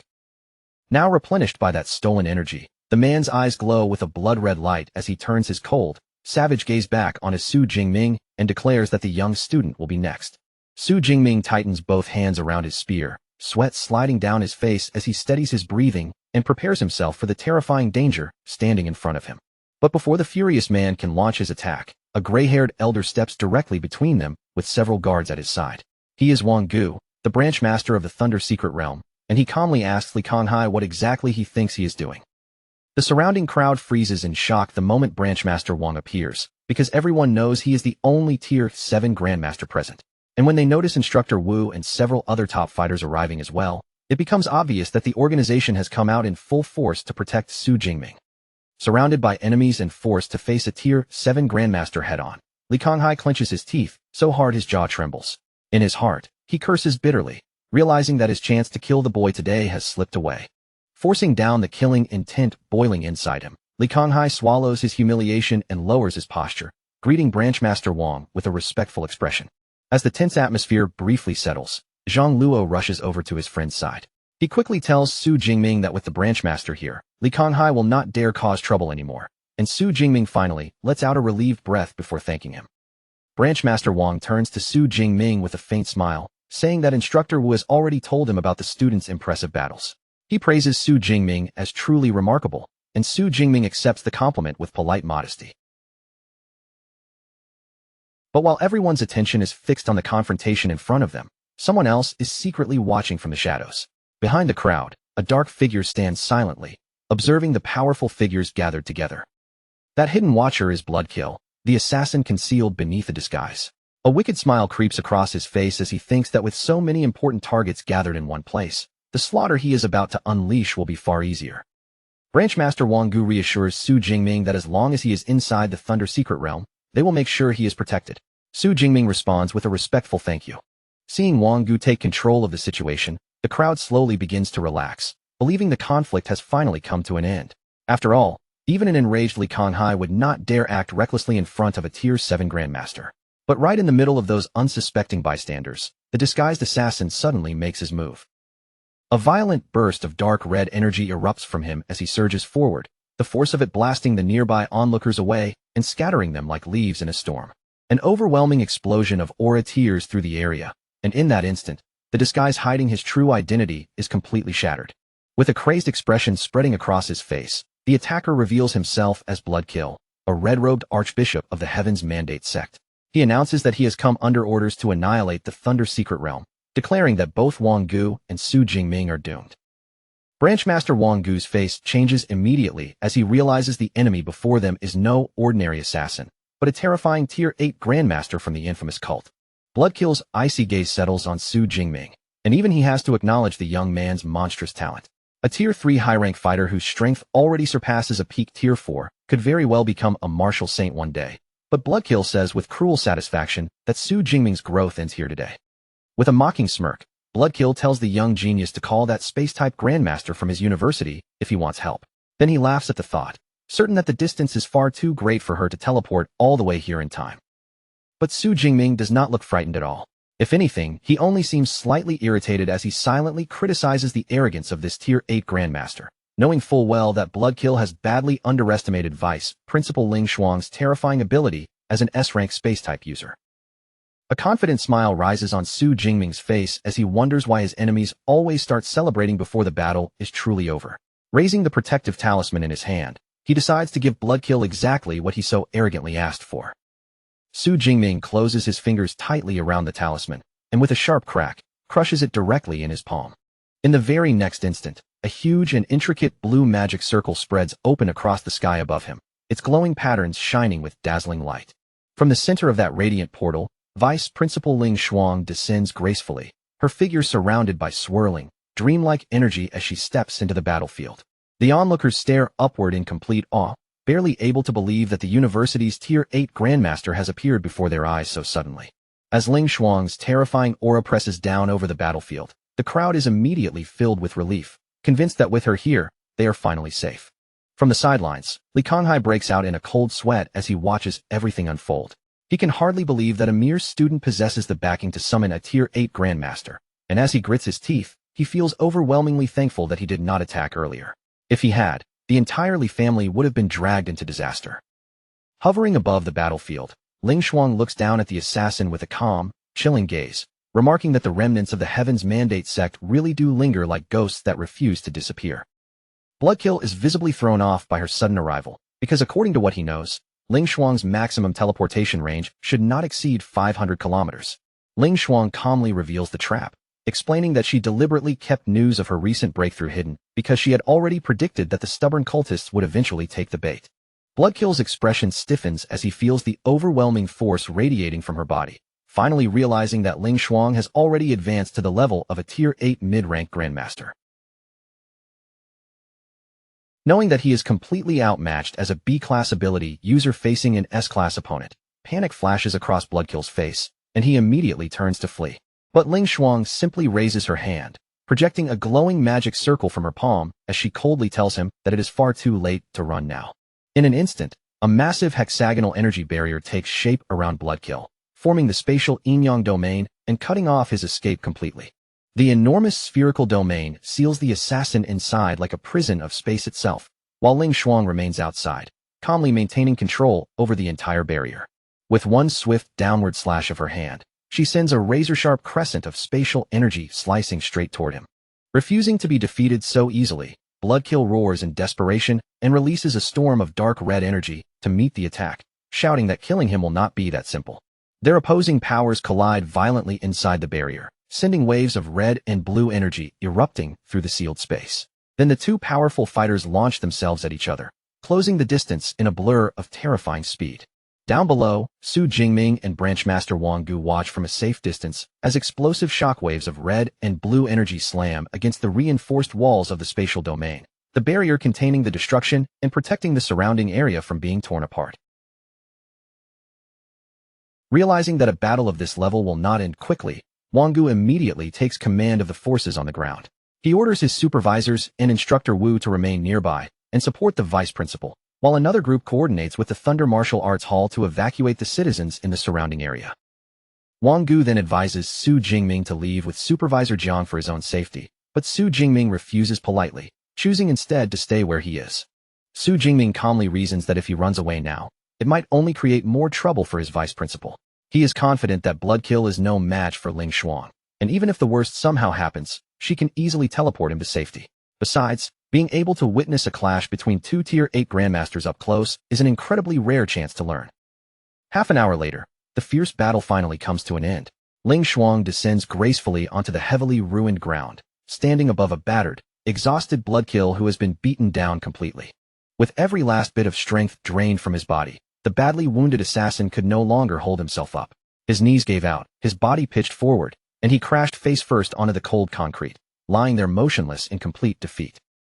Su Jingming stared at the fallen Grandmaster, his eyes narrowing slightly as his mind drifted straight to his system. After all, this man had cultivated the god's blood secret art, and Su Jingming couldn't help wondering how many ability points an expert like that would be worth if he died here. Not far away, Zhang Luo was still sweating from the pressure of everything he had just witnessed. Looking at Vice Principal Ling's terrifying strength, he could only marvel in silence. From the very beginning, the assassin had been completely locked down, trapped, and overwhelmed, as if his defeat had already been decided before the fight even truly began. Su Jingming turned toward his senior brother and asked whether he had ever personally seen Ling Shuang take action before. Zhang Luo shook his head and admitted he never had, explaining that she was even harder to catch sight of than the university's head principal. Then, glancing at Su Jingming, he couldn't help pointing out how unusually well she treated him, especially after giving him something as precious as a space talisman. Su Jingming let out a helpless sigh, his gaze dropping slightly as he muttered that the talisman had been his only life-saving trump card, and now it was completely used up. Zhang Luo looked at him with a half-amused expression and reminded him that just having one of those treasures was already an unbelievable luxury, then teasingly asked if he was seriously expecting to receive another one. Zhang Luo continued joking, saying that if Su Jingming really got another one, then Vice Principal Ling might as well be his personal nanny. But the words had barely left his mouth when Ling Shuang quietly appeared behind them, her calm voice cutting in as she asked what exactly they were talking about. The moment Zhang Luo realized who had come up behind them, his entire body froze stiff. Cold sweat rushed down his face as he awkwardly straightened up, then forced out a trembling greeting to the intimidating Grandmaster standing right there. Ling Shuang paid no attention to the awkward atmosphere and simply turned her gaze towards Su Jingming. With a composed expression, she reminded him that the Heaven's Mandate sect was still active and might strike again. As she spoke, a fresh blue glow gathered in her hand, forming into another space talisman. She handed it to him and told him to crush it if he ever encountered danger again. Su Jingming accepted it immediately, so excited that he almost called her his nanny before catching himself and correcting the words at the last second. Watching this happen right in front of him, Zhang Luo felt as if his mind had been struck by lightning. His earlier joke had actually come true, and he was practically screaming inside. She had really given Su Jingming another priceless artifact, as if she truly had become his personal protector. After that, Ling Shuang walked over to Branchmaster Wang Gu and began giving instructions for the aftermath. Her voice remained calm, but every word carried authority. She ordered that the true details of the battle be locked down completely and never spread outside. Instead, she wanted him to release a false statement claiming she had suffered heavy injuries and was temporarily unable to use her space-type abilities. Wang Gu immediately understood and agreed to carry it out. As Wang Gu listened, his eyes sharpened with admiration. He quickly realized just how clever the plan was. If the Heaven's Mandate sect believed the false report, they would think Ling Shuang was weakened and vulnerable, only to walk straight into her trap, and with any luck, the cult might lose yet another Tier 8 archbishop. Ling Shuang then gave Wang Gu one more order. Su Jingming's battle records had to remain sealed as well, so his true capabilities would stay hidden before the National University League. Once that matter was settled, the softness in her face disappeared, and her attention shifted coldly toward the Li family. Her gaze swept over them as she condemned what the Li family had done. Killing someone for treasure was already unforgivable, and trying to silence the victim afterward made the crime even worse. Her voice turned stern as she demanded to know where the family head, Li Konghai, was hiding. A terrified Li Konghai stepped forward at once, his face tense and drained of confidence. Ling Shuang looked down at him and harshly rebuked him for allowing his children's crimes to grow so far, then declared that his own deliberate attempt to murder a student was an extremely serious offense. As punishment, she sentenced him to 20 years in prison and coldly asked whether he accepted her judgment. Li Konghai was completely stunned. The moment he heard the words, 20 years, the color drained from his face, and he stood there in disbelief, as if the sentence had crushed the last bit of strength in him. But faced with a Tier 8 Grandmaster, he had no room to resist and no courage to argue. His legs finally buckled beneath him, and he dropped to his knees, lowering his head as he accepted the punishment forced upon him. The surrounding crowd immediately broke into low murmurs. Some people whispered about how fiercely the university protected its students, while others shook their heads, and said the Li family had only themselves to blame for ending up in such a ruined state. Wang Gu looked at Li Konghai kneeling there like a broken man and silently reached his own conclusion. The Li family was finished. With its core members dead and its leader locked away for decades, there was no chance this family would ever rise again. After settling the Li family's fate, Ling Shuang turned back to Su Jingming and warned him to remain cautious, since the Heaven's Mandate sect might still come after him again. Seeing that she seemed to be in a surprisingly agreeable mood, Su Jingming put on a bold little smile and cheekily asked whether he deserved a reward for successfully acting as bait. Off to the side, Zhang Luo nearly lost control of his expression again.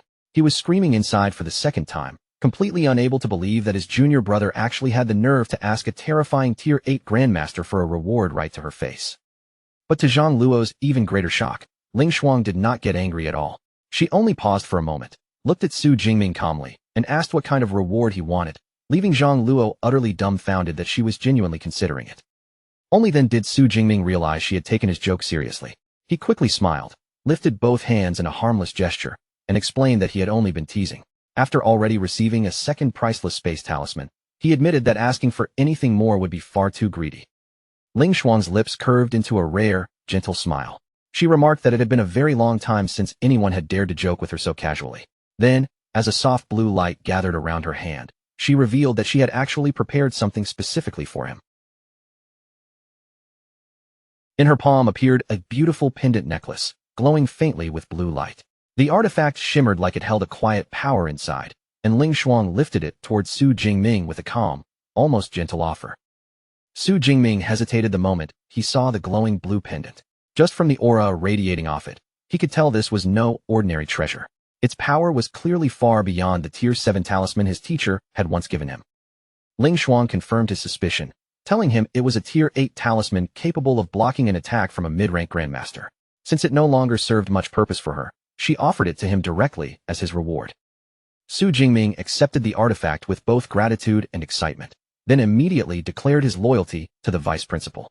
Ling Shuang, however, calmly brushed the promise aside and told him there was no need for such words. What mattered most was that he focused properly on his cultivation.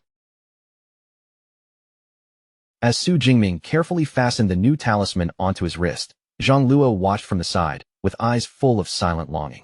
He said nothing, but deep down, he couldn't help wishing he had one of those treasures too. Seeing Ling Shuang rise lightly into the air, Wang Gu's thoughts shifted. From the way she treated Su Jingming, it was obvious just how much she valued this young student, and Wang Gu silently decided that from now on, it would be wise to stay on Su Jingming's good side. Ling Shuang then looked towards Su Jingming and asked whether he had finished handling everything here. She suggested that they return to Magic City Ability University together for the start of the new term. Su Jingming answered politely, but he shook his head and explained that he still had some unfinished business to take care of. When Ling Shuang asked how much more time he needed, Su Jingming thought for a moment before answering that it would probably take another 2 days. To his surprise, Ling Shuang did not urge him to hurry or refuse his request. Instead, she calmly decided that she would wait for him, promising that once his cultivation was complete, she would personally escort him back. Su Jingming smiled and accepted her offer without hesitation, while Zhang Luo stood nearby with sweat sliding down his face and envy practically written all over him. In his mind, he still couldn't believe that such a high-ranking Grandmaster was really acting like a personal guardian for one student. Later, inside his luxurious villa, Su Jingming slowly woke up in bed. His eyes were still heavy with sleep, his expression groggy, and he reached for his phone almost out of habit to check the time. The instant he saw it, every trace of sleep vanished from his face. Panic rushed through him as he realized he had slept for 2 entire days without waking up. He bolted out of his room in a hurry, complaining under his breath that he only had 2 hours left inside the Thunder Secret Realm to comprehend the liquefying lightning. Every second suddenly felt painfully precious. Su Jingming sprinted down the hallway, but after only a short distance, he suddenly stopped in his tracks. Ahead of him, Ling Shuang was calmly meditating in midair, her figure floating within rings of glowing blue magical runes. Without even turning around, Ling Shuang quietly asked whether he had rested well. Su Jingming answered that he had, but his voice was tight with anxiety as he quickly added that he had almost no time left to finish his lightning training. Ling Shuang calmly told him not to panic, then revealed that the time limit no longer mattered. Branchmaster Wang had upgraded his S-Class pass into a permanent one, meaning he could continue using the realm without rushing. Relief instantly washed over Su Jingming, and he thanked her with obvious gratitude. Ling Shuang clarified that she had not done very much herself. The upgrade had been Wang Gu's own decision because he valued Su Jingming's potential. But Su Jingming immediately guessed the real reason behind it, understanding that Wang Gu had most likely made the gesture out of respect for her. Ling Shuang did not deny it, but she added that Wang Gu still did not know about Su Jingming's true SS rank talent. If he had known that, the permanent upgrade would have been guaranteed regardless. Then her tone became more serious as she warned Su Jingming to prepare himself, because once the National University League began, his true rank would inevitably be exposed. When Su Jingming asked what exactly he needed to prepare for, Ling Shuang listed the dangers one by one: wealth, power, fame, and women. She reminded him that an SS rank talent like his had not appeared in 4 years, so once people learned the truth, countless temptations would be placed in front of him, and he had to guard his mind carefully. Su Jingming listened respectfully and assured her that he understood. Ling Shuang continued, saying that compared with wealth and power, the thing she was most worried about was temptation from women. In her eyes, that was the most common and dangerous trap used by foreign factions against young geniuses. Then she stepped a little closer, her gaze becoming strangely intense as she made an unexpectedly suggestive offer. If the 2 girls beside him were unable to satisfy his needs, he could tell her directly, and she would personally help him resolve the issue.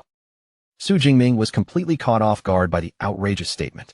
His face flushed red almost instantly, and he stumbled over his words in embarrassment, awkwardly insisting that such extreme measures would definitely not be necessary.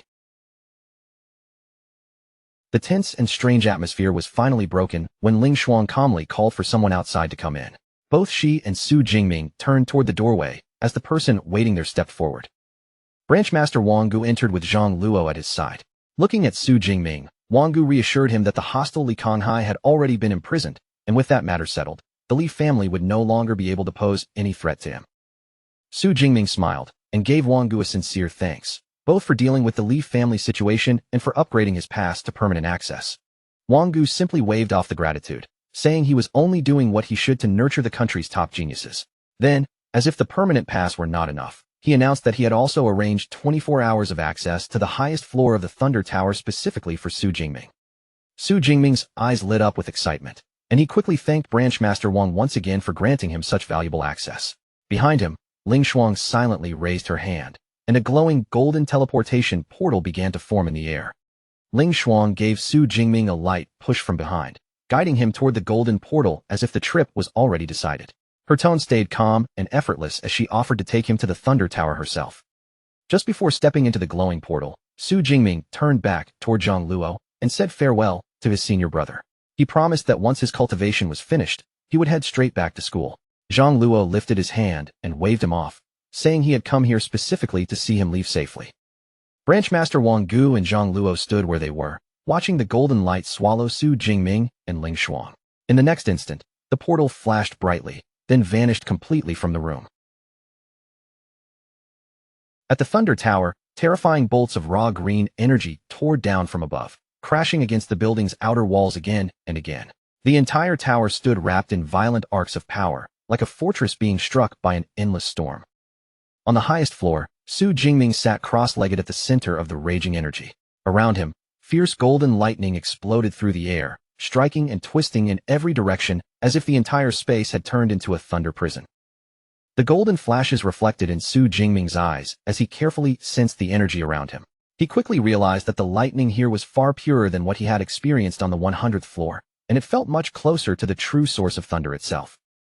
He slowly raised one hand into the storm, focusing all of his attention on the violent arcs gathering around him. Bit by bit, he drew the raw, jagged lightning into his palm, trying to feel its structure and uncover the true nature hidden inside its chaos. 17 hours passed in that terrifying environment, and at last, his relentless training began to bear fruit. The unstable arcs flickering across his hand gradually compressed inward, turning denser and brighter until they began flowing like a glowing liquid. Su Jingming opened his eyes, and a satisfied smile spread across his face. As the liquid lightning slipped and curled over his fingers, he knew without a doubt that he had finally crossed the threshold and mastered the liquefaction stage. Rising to his feet, he casually controlled the liquid energy and shaped it into a swirling golden sphere, tightly condensed and pulsing with power. Just looking at it, he could tell that if he threw lightning in this form, the damage it caused would be devastating. Wanting a clear picture of how much he had improved, Su Jingming called up his holographic system interface. The glowing panel appeared in front of him, ready to display every change in his current attributes. The screen lit up with his full stats, showing his SS rank ability, his greatly increased vitality and spirit, his various combat skills, and a remaining balance of more than 18,000 ability points. After looking over the numbers, Su Jingming quickly judged that 18,000 points still would not be enough to push him into Tier 4. Instead of forcing it, he decided to strengthen his combat techniques first and wait for the National University League to earn the ability points he needed for the next level. In his mind, he pictured the survival match of the upcoming tournament, where the main focus would be hunting beasts. Since that event was certain to contain plenty of Tier 4 monsters, it would be the perfect chance for him to gather a massive amount of ability points. With his plan settled, Su Jingming chose to invest his points directly into his combat techniques. First, he upgraded his body forging skill, the indestructible Thunder Body, pushing it all the way to the 5th stage. The moment the upgrade took effect, a huge burst of energy erupted from his body. Lightning surged around him, his aura sharpened violently, and even his hair turned bright and wild as the transformation swept through him. Standing there in his enhanced state, Su Jingming could barely hide his excitement. The upgrade had cost him 15,000 points, but the result was incredible. His vitality had risen by nearly 1,000 points in one breath. But after feeling how much stronger his physique had become, Su Jingming immediately realized his offensive power needed to keep up as well. So he made another decision and prepared to raise his fist technique to the master level 2. To test the strength of his upgraded power, Su Jingming stepped forward and threw out a thunder fist. A concentrated blast of golden lightning erupted from his punch, roaring straight ahead with terrifying destructive force. Su Jingming looked at the deep cracks left across the reinforced wall and smirked with satisfaction. Judging from that strike, he estimated he could now kill a peak Tier 4 beast in a single blow, and even in close combat against a Tier 5 monster, he should be able to fight on equal footing. With his training complete and his strength greatly improved, the wild brightness in his hair gradually settled back down. Su Jingming turned away from the battered training space and walked toward the exit. When he stepped into the hallway, Ling Xuang was already waiting there. She looked at him closely, and a hint of surprise appeared in her eyes as she sensed the changes in his body. Ling Xuang noted that not only had he achieved lightning liquefaction, but his physical strength had also increased at an astonishing speed. Su Jingming naturally hid the existence of his system and simply claimed he had been lucky enough to break through his indestructible Thunder Body to the 5th stage. The vice principal immediately remembered that this body forging technique had been created by Su Jingming's teacher. She also recalled that she had personally approved his teacher's request for a precious SS rank Tier 8 Thunder Tyrannosaurus blood essence to support his cultivation. Now that Su Jingming's business at the Thunder Tower was finished, Ling Xuang raised her hand and summoned another golden teleportation circle. As the light spread beneath them, the two prepared to return to the university. Inside a grand Gothic castle, two hooded subordinates knelt before the leader of the Heaven's Mandate sect. They reported that Archbishop Bloodkill had been slain by Ling Xuang, and because they had fallen for the university's false information, they believed Ling Xuang was heavily injured and could no longer protect Su Jingming. With that assumption, they requested permission to resume the assassination attempts. One hooded cultist, his jagged teeth showing beneath the shadow of his cloak, could barely suppress his eagerness. He stepped forward and volunteered for the mission, swearing that he would personally execute the young genius. But the leader of the Heaven's Mandate sect did not agree. He told his followers that the sect had already lost far too much combat power under the country's extermination order, and at this point, continuing to target Su Jingming was no longer a wise move. Instead, he ordered every cultist to stay hidden and wait quietly for the peak of the origin energy tide. That would be the moment their supreme god descended and granted them eternity. Hearing this, the loyal followers lowered their heads and began chanting praises to their god. Back at Magic City University, an exhausted Su Jingming met with Vice Principal Ling Xuang. His face still carried the fatigue of his training as he explained that he had forced his ability into an extreme state for 17 straight hours just to break through. Seeing how drained he was, Ling Xuang calmly took out a glowing packet of sunbae crackers and offered it to him. The snack looked simple at first glance, but the faint light around it made it clear that it was no ordinary food. Su Jingming was immediately surprised when he recognized it. This was a rare B-class resource from a secret realm, something he had only heard about before, and this was the first time he had ever seen it in person. He took a bite, and the effect was almost instant. His exhausted body seemed to refill with energy in a single wave. Ling Xuang smiled gently and explained that the snack also brought good luck, hoping it would help him defeat Jing University in the National University League and claim first place. After that, Ling Shuang looked at Su Jingming and directly asked him to take on the role of captain for Magic City University's team in the upcoming league. Su Jingming glanced down at the packet of Sunbae crackers in his hand, then looked back at her with renewed determination. He accepted the position and vowed that no matter what happened, he would lead the team to the championship. Ling Shuang was clearly pleased with his answer. She told him that the final team roster would be posted on the school website the next morning, making his captain position official. The next morning, excited students gathered all across campus, many of them standing outside with their phones already in hand. Everyone was refreshing the school website, eager to see the newly announced team roster. The announcement quickly spread through the student body. Freshman Su Jingming had been named team captain, senior Kong Shi was listed as vice captain, and senior Yao Fong was included as one of the official members. Some students immediately worried that letting a freshman lead the team was far too risky and argued that Kong Shi should have been captain instead. Others pushed back, pointing out that Kong Shi was only a mid-ranked Tier 4 fighter and could not defeat Jing University's high-ranked Tier 4 opponents, which meant Su Jingming was their only real hope of winning. Li Qingji stared at the announcement on his phone, his expression frozen with shock. The fact that Su Jingming had become captain proved just how powerful he had become, and Li Qingji could only bitterly admit that there was no way he could compare himself to a monster like that. Elsewhere on campus, Qi Dongxiao walked beside Song Chukyu and cheerfully congratulated her friend, teasing that her man had officially become captain. Song Chukyu quickly tried to brush it off, insisting that nothing had actually been confirmed between her and Su Jingming. Qi Dongxiao immediately brought up New Year's Eve, pointing out that Song Chukyu had gone to visit Su Jingming that night. She was surprised her friend had not managed to win him over when they had such a rare chance to be alone. Song Chukyu then awkwardly revealed that she had actually brought senior sister Jiang with her.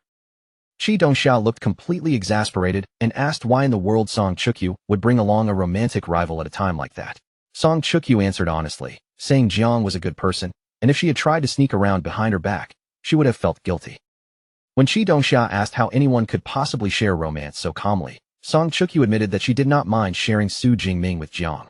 In fact, Jiang seemed to feel the same way about the situation. Qi Dongxiao could not take it anymore. She raised a hand to her face and facepalmed hard, staring at her friend in complete disbelief. Song Chukyu continued reasoning it out, saying that with Su Jingming's frightening growth speed, he was bound to attract more and more women in the future.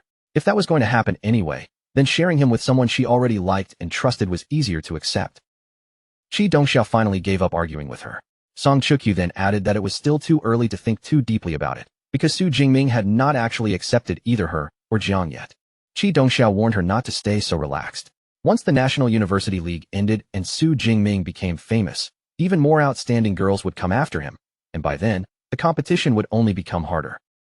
The moment Song Chukyu imagined even better girls approaching Su Jingming, her calm expression changed. Qi Dongxiao's warning had clearly touched the one thing she could not ignore. Song Chukyu's eyes grew serious as she finally realized she could not keep hesitating forever. If she wanted a place beside Su Jingming, then she really did need to hurry up and make her move. At his master's house, Yang Jintian listened to everything that had happened in the secret realm, his expression growing more approving as senior brother Zhang finished explaining the details. Looking at Su Jingming, he praised him directly, saying that his decisions had been sharp, decisive, and exactly what the situation demanded. Yang Jintian then told Su Jingming that when a threat appeared, the cleanest solution was to remove it completely, because leaving loose ends behind would only create greater trouble later. Su Jingming lowered his attitude respectfully and replied that he had only dared to take those risks because he had the protective talismans given to him by Yang Jintian and Principal Ling. Yang Jintian waved off the matter of his own talisman, saying that he had given it to Su Jingming precisely so it could be used in a life-or-death moment. But when it came to Principal Ling, his tone became more serious, urging Su Jingming to remember her protection and repay that favor properly. Su Jingming nodded without hesitation and agreed. After that, Yang Jintian looked at him with curiosity and asked just how strong his current combat power had become. Su Jingming answered honestly, saying that in his normal state, his strength had already reached the peak of Tier 4, and if he entered his Thunder Pole state, he should be able to fight against a low-ranked Tier 5 opponent. Yang Jintian's eyes widened slightly when he heard that. Even with all his experience, he was still shocked that a Tier 3 student could already possess enough combat power to stand against a Tier 5 expert. Su Jingming explained with a calm expression that he had been lucky during cultivation. His indestructible thunder body had unexpectedly broken through to the 5th stage, which was why his physical strength had improved so dramatically. Yang Jintian then mentioned that Principal Ling was currently being criticized heavily online because of the team roster she had approved. Since so many people were questioning her judgment, He told Su Jingming to use his strength and make everyone understand that she had chosen correctly. Su Jingming immediately asked whether he should challenge Vice Captain Kong Shi directly. Yang Zhentian, however, gave him a much simpler solution. There was no need for a personal duel. He only had to take first place on the school's glory ranking, the very spot Kong Shi currently occupied. Only then did Su Jingming suddenly remember the university's virtual training system. He had almost forgotten it existed, and he admitted with a slightly embarrassed expression that he used to think the system was not very useful. Yang Zhentian looked at him and encouraged him to give it a proper try.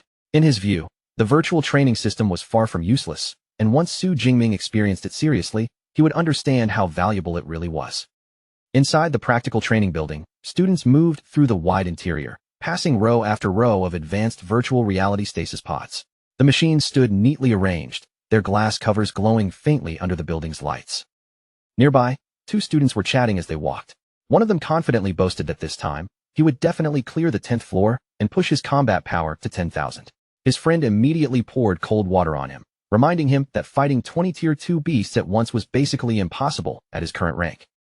A staff member led Su Jingming deeper into the building, guiding him toward a top-tier virtual cabin reserved exclusively for S-class students. Compared with the ordinary pods around it, this one looked far more advanced and carefully maintained. The students nearby quickly recognized Su Jingming the moment he appeared. Their eyes lit up with excitement when they realized the S-rank freshman was finally entering the virtual trial, and several of them immediately posted the news online, eager to see whether he could surpass Kong Shi. In almost no time, the campus forums exploded with heated debate. People argued non-stop over who was stronger, the Thunder Emperor or the Iron Bear, and everyone wanted to see what Su Jingming's true combat power would look like once the ranking finally updated. Su Jingming stepped into the stasis unit and lay down inside the cabin, his expression calm as the machine prepared to connect him to the virtual system. The glass cover slowly lowered over him, sealing the cabin with a soft mechanical hiss. Outside, the staff member stood by the terminal, carefully watching the data and making sure everything operated normally. Inside the virtual system, the AI named Eva appeared and explained that the system would create a simulated body perfectly matched to Su Jingming's real physical strength. To complete the calibration, she asked him to release his combat abilities. Su Jingming answered without hesitation and told her to begin. The pod immediately began scanning his physical data. Streams of information flowed across the terminal as the system synchronized with his body, locking onto every detail before starting the transfer process. Su Jingming slowly closed his eyes as a bright white light surrounded him. In the next moment, his consciousness was pulled away from the cabin and transported into the simulation. When he opened his eyes again, he found himself standing inside a grand hall. Towering white pillars rose on both sides, and in front of him stood a massive marble monument that immediately drew his attention. Su Jingming quickly recognized the monument as the university's ranking board. Looking over the long list of names displayed on it, he was genuinely impressed to see that more than 4,200 students were recorded there. At the very top of the board, Kong Shi held first place with a combat power of more than 500,000. Seeing that massive number, Su Jingming finally understood why so many students doubted him. To outsiders, the gap between an unranked freshman and the strongest senior on the board looked impossibly large. Just then, a fairy-like holographic girl appeared in front of him, her figure glowing softly in the air. She introduced herself as Eva, welcomed Su Jingming to the system, and told him to select a B-class battle suit along with a weapon. A wide array of holographic weapons immediately floated around him, each one shining with a different outline. Eva explained that he only needed to tap the weapon he wanted to equip, and if necessary, he could also adjust its weight to match his preference. Su Jingming's gaze moved across the floating weapons before settling on a long spear. Without much hesitation, he reached out and chose it. A moment later, Su Jingming was fully equipped in a dark combat suit, the long spear now held firmly in his hand. Eva looked at him and asked whether he was ready to start, and Su Jingming gave a calm confirmation.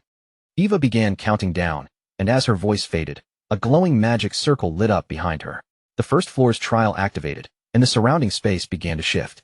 Su Jingming was transported into a quiet grassy field, the open space stretching out around him beneath a pale sky. He stood there with his spear in hand, waiting calmly for the trial to begin. Soon, heavy footsteps thundered from within the mist. A herd of massive rhino beasts with blood-red eyes charged out, lowering their heads as they rushed straight towards Su Jingming. Su Jingming did not even move from where he stood. He simply raised his free hand, and golden lightning burst from his palm in a dazzling flash. The next instant, a massive explosion swallowed the charging beasts completely. Their huge bodies were destroyed in a single strike before they could even get close to him. Su Jingming was immediately returned to the Grand Hall, where Eva announced that he had cleared the first floor and asked whether he wanted to rest before continuing. Su Jingming remained completely calm and told her to proceed without stopping. Meanwhile, in the senior dormitory, several senior students were gathered together, clearly unhappy about the newly announced team lineup.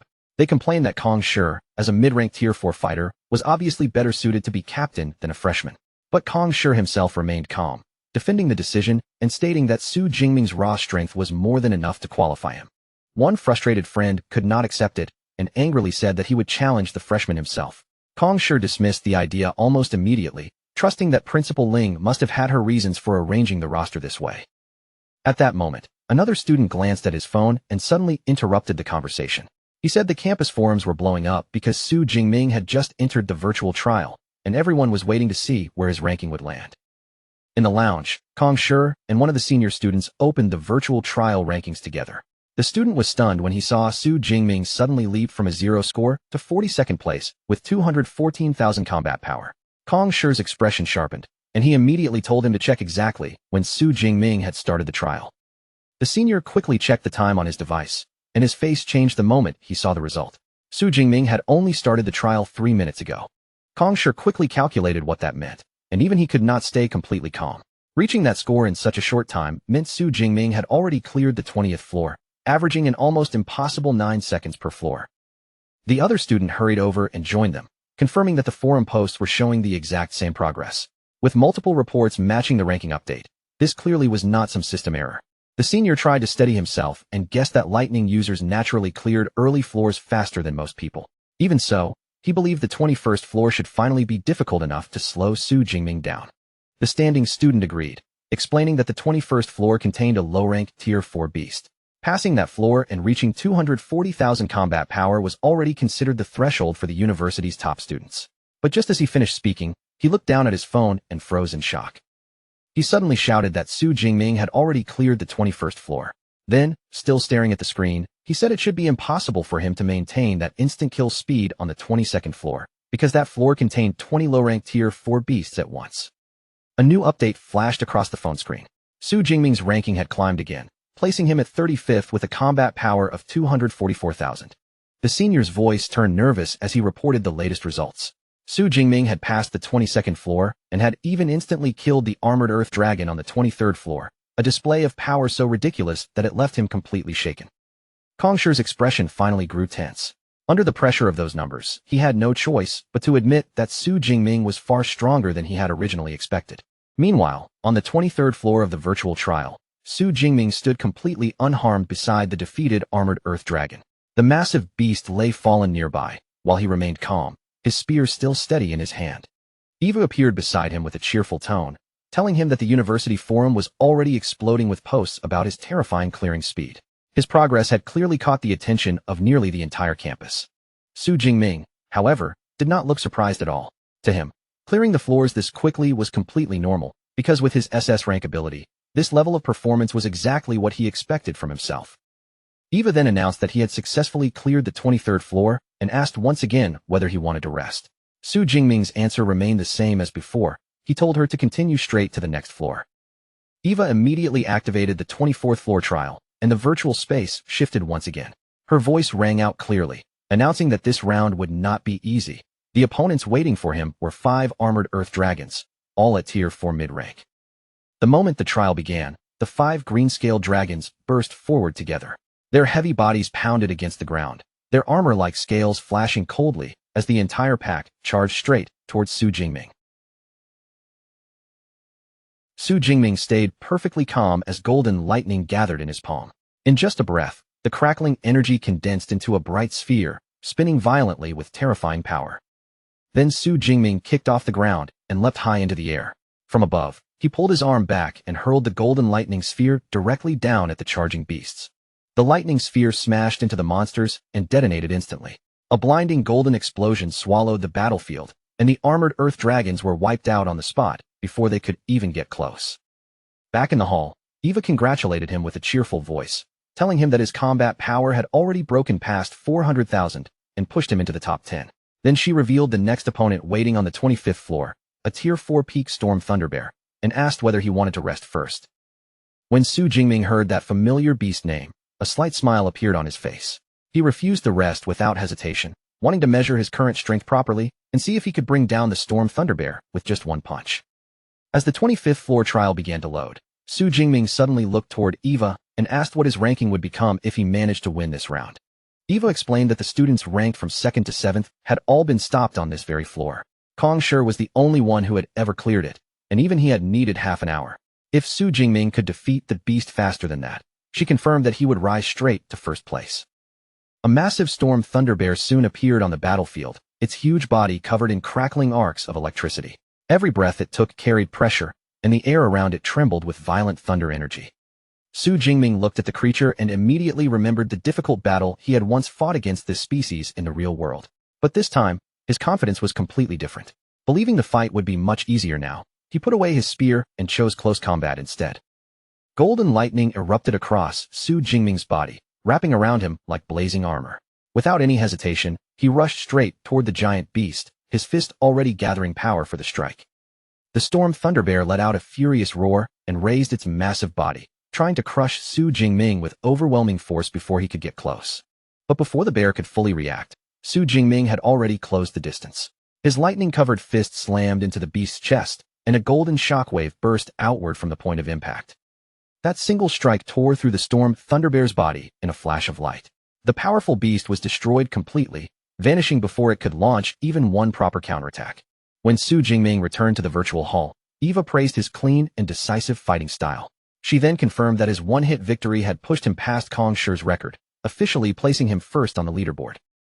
Outside the simulation, the students erupted into chaos the moment the rankings updated. Everyone stared in disbelief as Su Jingming claimed first place with 510,000 combat power. Not only had he surpassed Kong Shi with ease, but he had cleared the entire climb in only 5 minutes, which felt almost impossible to believe. Kong Shi stared at the leaderboard, his eyes fixed on Su Jingming's name in shock. He turned to his friends and asked how long it had taken Su Jingming to jump from 400,000 combat power to 510,000. The senior beside him answered tensely that it had taken less than 20 seconds. The other student was just as stunned. He knew very well that the 25th floor contained a Tier 4 peak storm thunderbear, yet Su Jingming had somehow crushed it almost instantly. He could not help wondering what kind of monster that freshman really was. The senior muttered in disbelief, wondering if an S-rank ability could truly be that terrifying. Kong Shi listened quietly, then finally admitted the massive gap between himself and Su Jingming. At that moment, he fully accepted that Principal Ling had been right to make the freshman the team captain. Back inside the virtual hall, Eva created a glowing digital pen and a floating board in front of Su Jingming.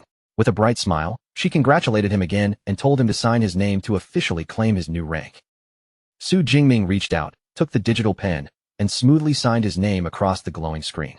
The system updated immediately after his signature appeared. Su Jingming's name rose to the very top of the ranking board, displaying his new score of 514,000 for everyone to see. Feeling a bit proud of himself, Su Jingming looked at the ranking and asked Eva if he was the first high-ranked Tier 3 student in history to clear the 25th floor. Eva smiled and teased him for a moment before revealing that, surprisingly, he was not the first.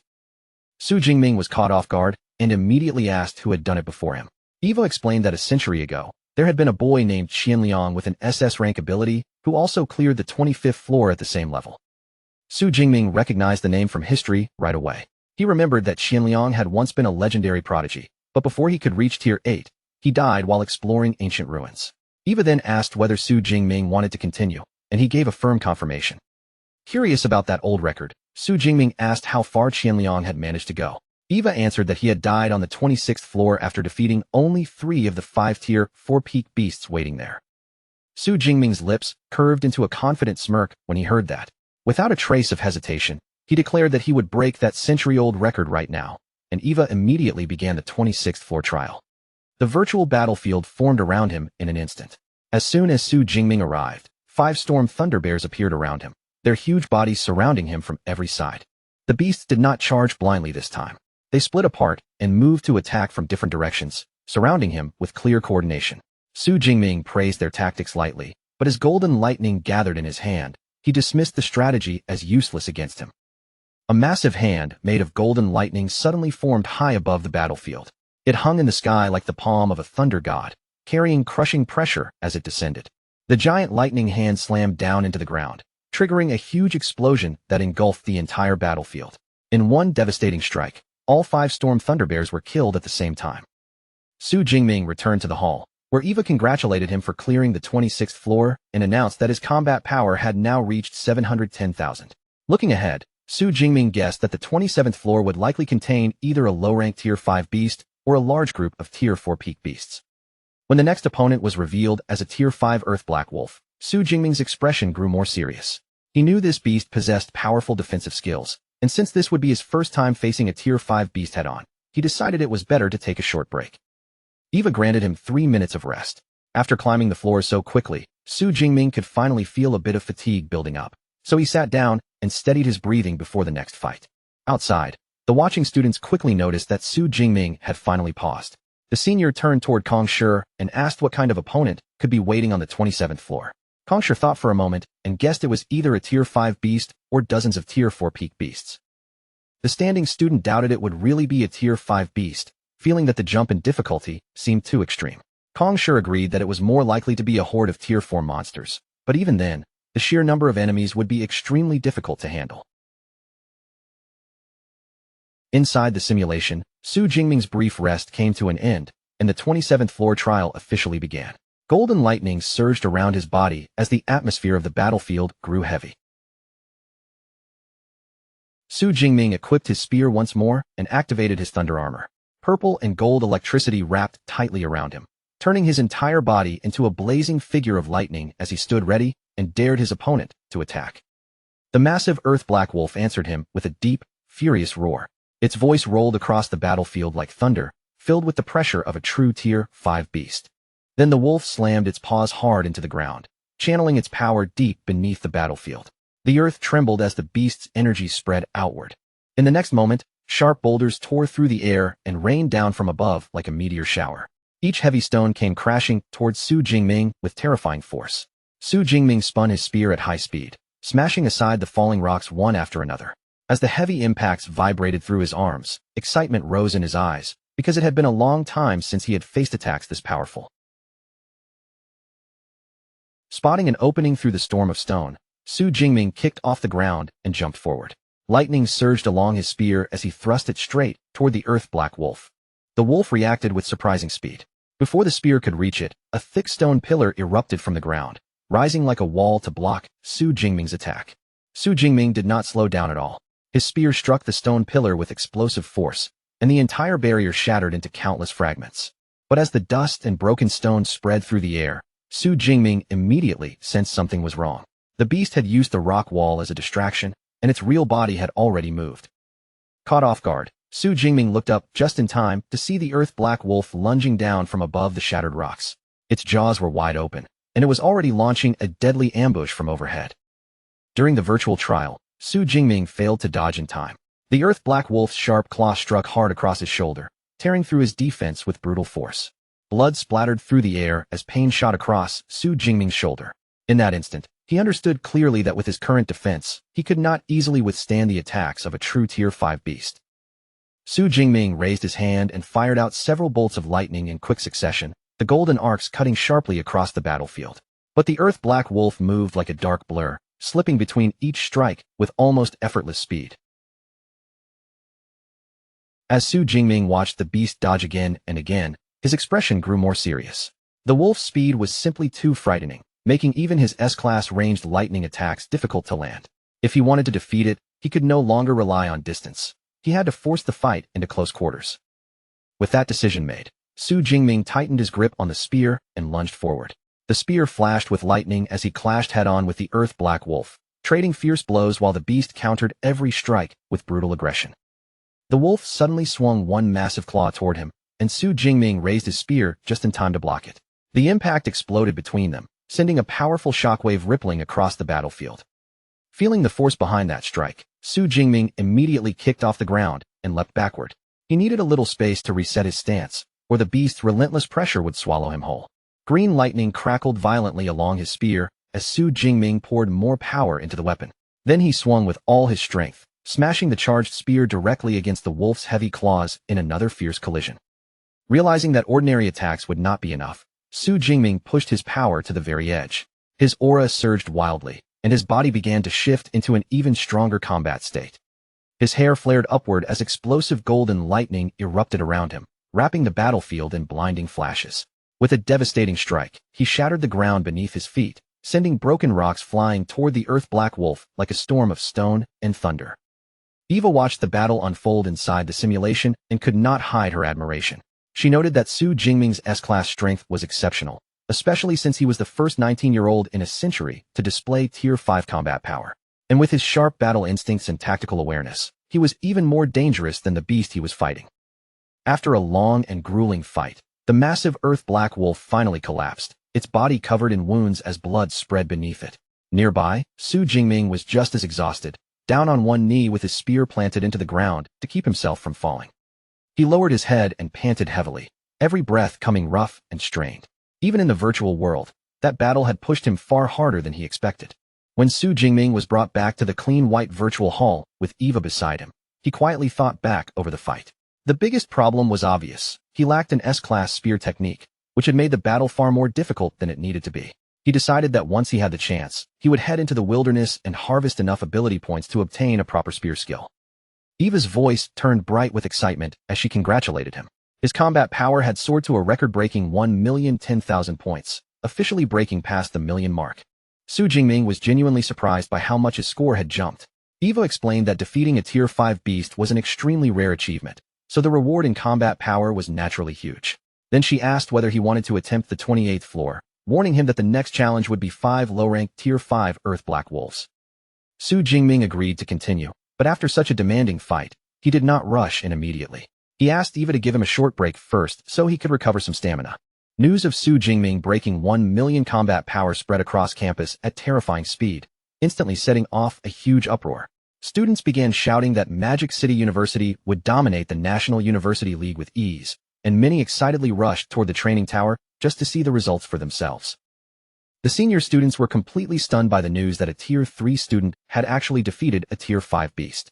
Kongsher glanced at his friend with a faint teasing look and asked whether he still planned to challenge Su Jingming for the captain position. The student who had been so confident earlier went pale and nervously dropped his phone. His voice lost all its arrogance as he admitted that someone with 1 million combat power could probably crush him with a single finger.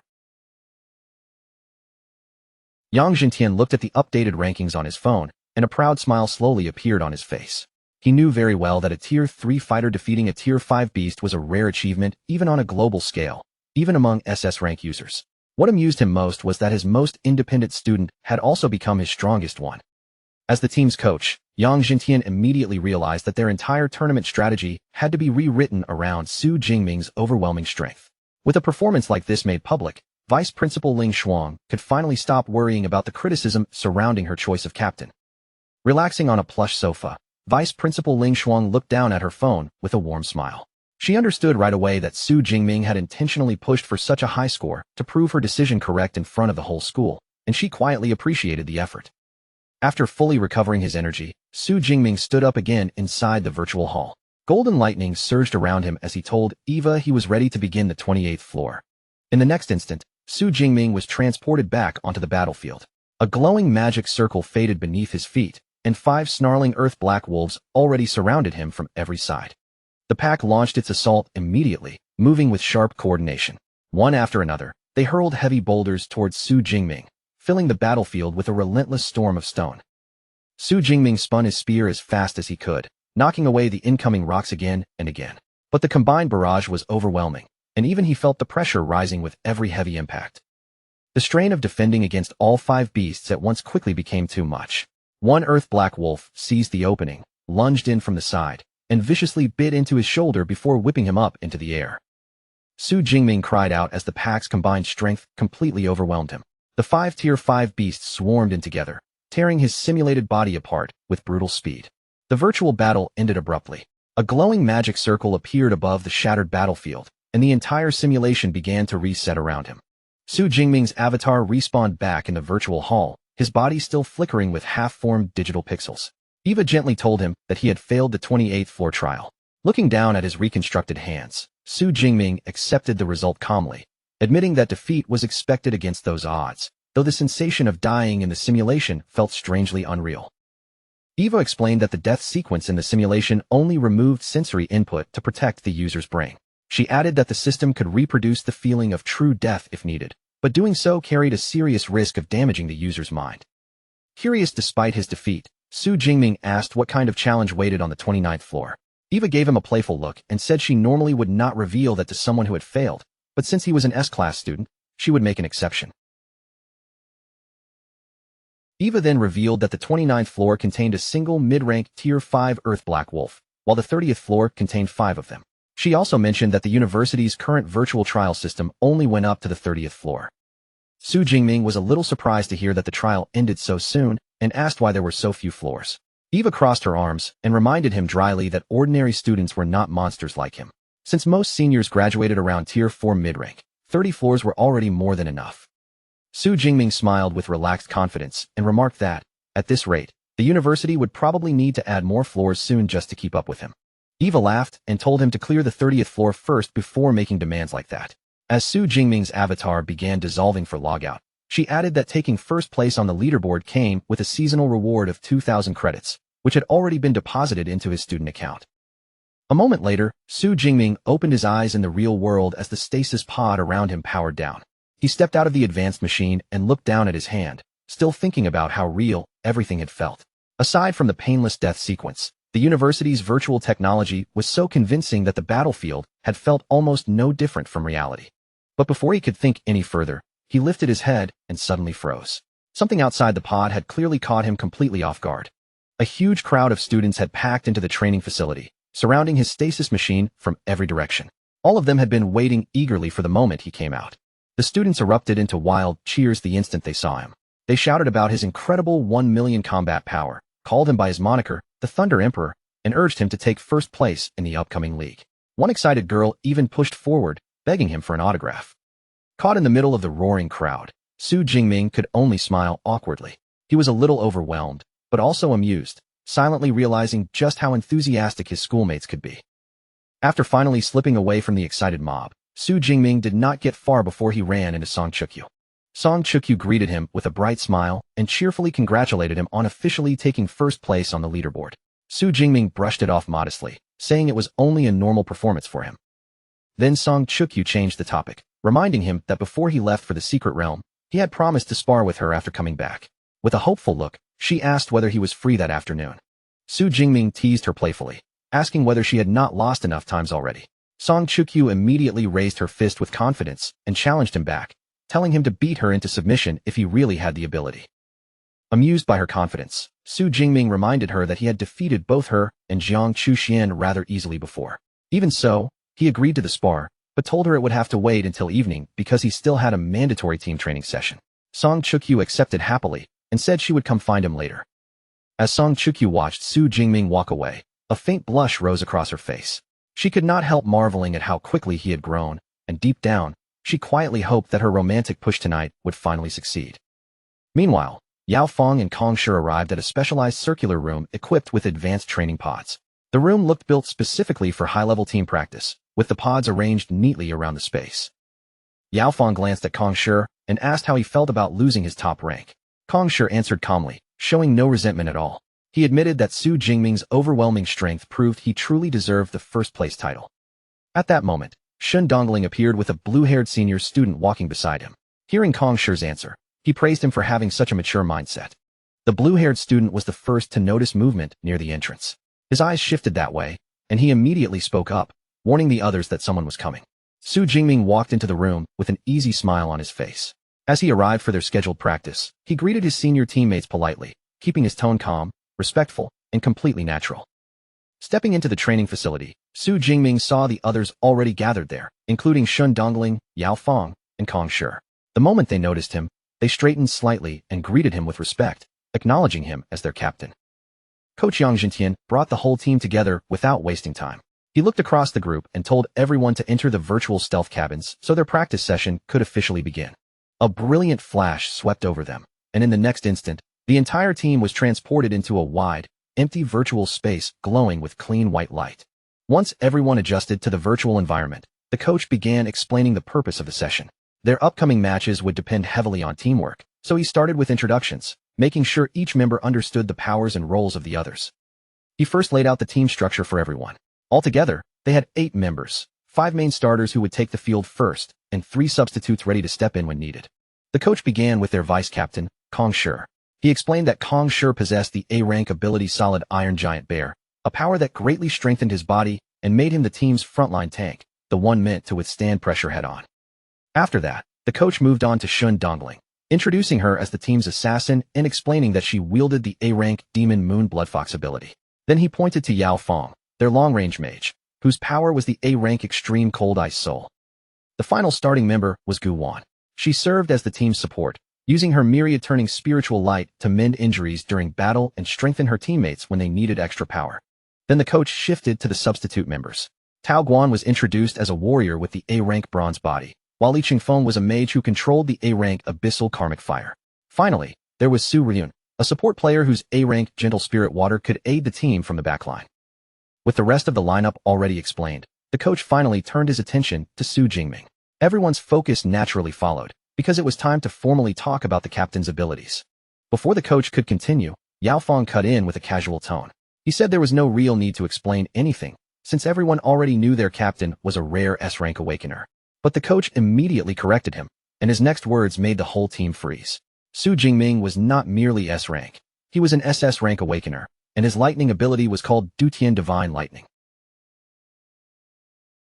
Yao Fong and Shun Dongling could only stare at Su Jingming in stunned silence. Their eyes stayed fixed on him, as if they were still trying to process what they had just heard. A heavy wave of amazement spread through the group as the truth sank in. Yao Fong suddenly realized that this was why their captain's lightning had turned golden, while the others began whispering among themselves, wondering how an ability could possibly evolve all the way into SS rank. The coach quickly pulled their attention back, telling them not to obsess over how it happened, and to focus on the fact that Su Jingming now possessed an SS rank ability. Then he moved on to the tournament rules, explaining that all players would be limited to A-class battlesuits and S-class weapons to keep the matches balanced. As he spoke, holograms of powerful armor and weapons appeared around them, floating in the empty virtual space. The coach explained that they could choose from the available virtual equipment, and if they wanted, they could also upload the data of their real-life weapons for later practice sessions. Su Jingming reached out and picked up a standard virtual spear. Holding it in his hand, he quickly understood the reason behind the restrictions. Without limits, elite universities could simply hand their students SSS-class gear and crush ordinary schools before the battle even began. Because of that, Su Jingming silently decided that before the next session, he would upload the data for his own flowing cloud golden edge spear. Before moving into teamwork drills, the coach asked everyone to demonstrate their skills so the team would know what each person could do in battle. He told Su Jingming to start first, and Su Jingming looked back at him, asking whether he should show everything. The coach nodded without hesitation. He explained that if the team could see Su Jingming's full strength clearly, they would have a much better chance of building proper strategies around him. Su Jingming adjusted his grip on the spear and faced the group. He told them that his combat style combined spear techniques, close-range fighting, and long-range spell attacks, and that he would demonstrate each part one at a time. The moment his fingers tightened around the weapon, golden lightning burst out around his body. The bright arcs snapped and twisted through the air, instantly changing the atmosphere around him. Everyone watched in awe. They had seen recordings before, but standing there in person, they realized his SS rank energy was far more intense, more beautiful, and far more dangerous than any video could capture. Su Jingming began with speed. His figure blurred forward, and in a rapid series of strikes, he unleashed multiple chain lightning spears that ripped through the virtual air with crackling force. Without breaking his rhythm, he flowed straight into the next set of techniques. A thunder prison descended to seal off the area, then a focused thunder spear shot forward, and finally he drove out a heavy lightning punch to display the destructive force of his close-range attacks. Watching from the side, Li Chengfeng and Gu Wan were completely shaken by the captain's strength. Li Chengfeng said with total confidence that victory was practically guaranteed, while Gu Wan quietly wondered whether her support skills could even make a difference for someone already this powerful. Su Jingming finally paused, standing there with his spear still sparking in his hand. Then, as if the terrifying display had been nothing special, he calmly told his stunned teammates that what they had just seen was only a warm-up, and now he would show them his S-rank combat skills. Li Chengfeng and Gu Wan were left speechless. They stared at him in disbelief, only now realizing that the attacks they had just witnessed were not even close to the limit of what he could do. Su Jingming then activated his S-rank indestructible thunder body and layered it together with his hell thunder armor, wrapping himself in an even denser storm of lightning. His hair flared upward as golden energy surged wildly around him. Tao Guan immediately broke into a sweat, because he could tell at a glance that the captain's lightning armor was far tougher than his own bronze body. Then Su Jingming shifted back into offense and released his heavenly lightning technique. A massive blast of magic tore across the virtual field, leaving the team stunned once again as they realized he had mastered yet another S-rank move. Even after causing that level of destruction, Su Jingming remained completely calm. He simply said that the attack was still not his strongest, then raised his hand as blazing red lightning gathered at his fingertip, preparing to reveal his ultimate trump card. He fired the attack, and a gigantic fiery finger descended from the sky. It crashed down into the ground with overwhelming force, as if the heavens themselves had struck the battlefield. The impact erupted into a massive explosion. Blinding light and raging fire swallowed the field, washing over the virtual battlefield until almost nothing could be seen. When the smoke finally thinned, Shen Dongling and Yao Fong slowly approached the edge of a huge glowing crater. They stared down into it in shock, unable to believe that a student could unleash damage on such a terrifying scale. Kong Shi, clearly shaken by the blast, turned to the coach and asked just how durable the virtual floor really was. When the coach answered that it was as strong as C-class alloy, Kong Shi's face went pale, because anyone hit directly by that attack would have been reduced to ashes in an instant. After witnessing such outrageous power, the rest of the team suddenly felt a little unnecessary. Tao Guan gave a nervous laugh and said they might not even need to fight if the captain opened with that move, while Shen Dongling sighed, admitting that their presence really did seem pointless. Tao Guan, realizing how ridiculous the situation had become, pleaded with the coach to make Su Jingming hold back during the actual matches. The coach only brushed the concern aside, telling them that if they wanted any chance to fight, they had better move fast before their captain wiped out the opposing team. Looking at his powerful student, the coach could not help smiling to himself. He remembered how badly they had lost to Jing University the year before, but now, with Su Jingming standing on their side, he was certain they would not suffer that kind of defeat again. Su Jingming brought his demonstration to an end and said that those were all the combat techniques he had learned so far. The coach then turned to the rest of the team, telling them it was their turn to show their abilities so they could finally begin real cooperative practice. The teammates quickly activated their powers one after another, filling the virtual space with brilliant bursts of ice, flames, flowing water, blood-red energy, and heavy defensive armor. Curious about whether her ability would work well with his, Guwon walked over to Su Jingming. She asked if she could test her buffs on him, still unsure whether her A-rank support skills would have any real effect on an SS-rank fighter. Su Jingming agreed without hesitation, and Guwon immediately released her ability. A soft green light spread over him, wrapping his body in a gentle glow. The result surprised him more than he expected. Feeling his strength rise by a full 30%, Su Jingming immediately understood why every serious team needed a reliable support player. After they finished running through their teamwork drills, the coach finally called the session to a close. He dismissed everyone else, but specifically told Su Jingming to stay behind. The other teammates waved goodbye one after another and logged out of the virtual space. Their bodies faded from sight, leaving the training field quieter with each disappearing figure. Now that they were alone, the coach looked at Su Jingming and said they needed to discuss the team's battle plan. Su Jingming simply nodded, telling his teacher to speak freely. The coach explained that the tournament format would be extremely demanding, forcing them to fight several top schools one after another. Then he asked Su Jingming whether he was prepared to stay on the battlefield for every single match without resting, and Su Jingming only smiled, accepting the challenge without the slightest hesitation. Su Jingming had just finished team practice and was on his way out when his phone suddenly started ringing, breaking the quiet moment right as he was about to leave. When he answered, Song Chukyu's flustered voice immediately came through the phone. She asked him to come directly to her dorm, explaining in an embarrassed rush that her new battlesuit was far too inconvenient to wear outside. Su Jingming did not pause or ask too many questions. The moment he understood where she wanted him to go, he agreed right away and immediately set off toward her place. But as he walked, the thought kept circling in his mind. He could not help wondering what she meant, because a battlesuit was supposed to be practical equipment, so how could it possibly be inconvenient to wear outside? Before long, Su Jingming arrived in front of her luxurious residence. Standing at the front gate, he reached out and rang the bell, waiting for someone inside to respond. The one who greeted him was her roommate, Chi Dongxia. She welcomed him in with a smile that looked like she knew more than she was saying, then pointed him toward the second-floor training room, where Song Chukyu was already waiting. Su Jingming noticed that mischievous look on Chi Dongxia's face and found it a little strange. Still, he did not think too deeply about it. brushing off the odd feeling as he headed upstairs. When he reached the training room, he pushed the door open as usual. But the instant he saw what was inside, his whole body froze in place, completely caught off guard by the sight before him. Song Chuk-Yu was standing there in a brand new futuristic battlesuit. The blue and white armor fit close to her body, and the design had a large revealing cutout around her stomach, making it look far bolder than ordinary combat gear. Su Jingming's face flushed almost instantly, and he quickly turned his eyes away before he could stare. Song Chuk-Yu explained that it was a new high-tech suit made to reduce wind resistance, then noticed his reaction and nervously asked if it looked strange on her. Still visibly flustered, Su Jingming tried to keep his voice steady. He hurriedly reassured her that it looked completely fine and that there was nothing strange about it at all. Song Chuk-Yu's face lit up the moment she heard his answer. Secretly, she was celebrating the success of her little plan, because she had deliberately bought the battle suit in a smaller size just to test his reaction, and through her light ability, she could clearly sense his excitement. Ready to begin their spar, Song Chuk-Yu raised her hand, and her halberd appeared from her storage ring in a flash of fiery light. As she took her fighting stance, she set the rules clearly. Su Jingming had to suppress his strength down to Tier 2 low rank, giving her a real chance to finally defeat him. Su Jingming accepted the challenge with a relaxed smile. Then, with a calm and confident motion, he began taking off his long coat. He tossed the coat aside and stood there with an easy confidence.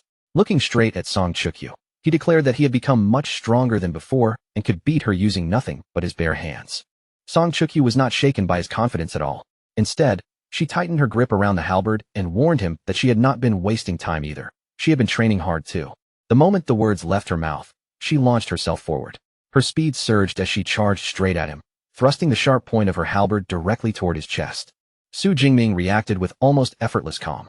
He leaned his upper body back just enough, and the tip of the halberd swept past him by only a hair's breadth. In the next instant, his hand shot forward with lightning-like speed. His fingers locked around the shaft of her weapon, stopping the attack so suddenly that the halberd froze in place. Using the force of his grip as her pivot point, Song Chuk-Yu flipped up into the air. Her body arced gracefully over his head, and at the same time, she slipped cleanly past the counterpunch he threw her way. She landed lightly behind him, steady and smooth, then let out a playful giggle. Su Jingming turned slightly and could not help complimenting her, clearly impressed by how agile her escape had been. From there, the spar instantly sped up, and the two of them fell into a sharp, rapid exchange of attacks. Song Chuk-Yu unleashed strike after strike, her halberd cutting through the air in quick succession. Su Jingming dodged and shifted with ease, weaving through every attack while steadily closing the distance until they were suddenly face to face. But the intense pace quickly drained Song Chuk-Yu's strength. Soon she was panting heavily, sweat beading across her skin as she leaned on her halberd for support, while Su Jingming stood nearby looking as calm and unaffected as ever. Seeing her worn-out state, Su Jingming smiled with a triumphant look. He asked if she was finally ready to admit defeat and submit. Song Chuk-Yu looked up at him, still catching her breath, but the mischievous smile on her face had not disappeared. She admitted that she had lost the spar, then cheekily added that losing did not mean she would submit, and if he wanted to force that, he would have to actually make it hurt. Su Jingming took her words seriously. The playful look in his eyes faded, and his expression suddenly became much sharper. His power erupted in an instant. Golden yellow energy blazed through his hair like lightning catching fire, and he lunged forward with terrifying speed. Song Chuk-Yu was completely caught off guard by the sudden burst of strength. She barely had time to gasp before Su Jingming crossed the distance in a flash, stopping only inches away from her face as his hand grabbed her halberd. The moment his battle focus broke, Su Jingming seemed to realize what had happened. He quickly stepped back, looking awkward as he apologized and admitted that, for a brief moment, he had lost control.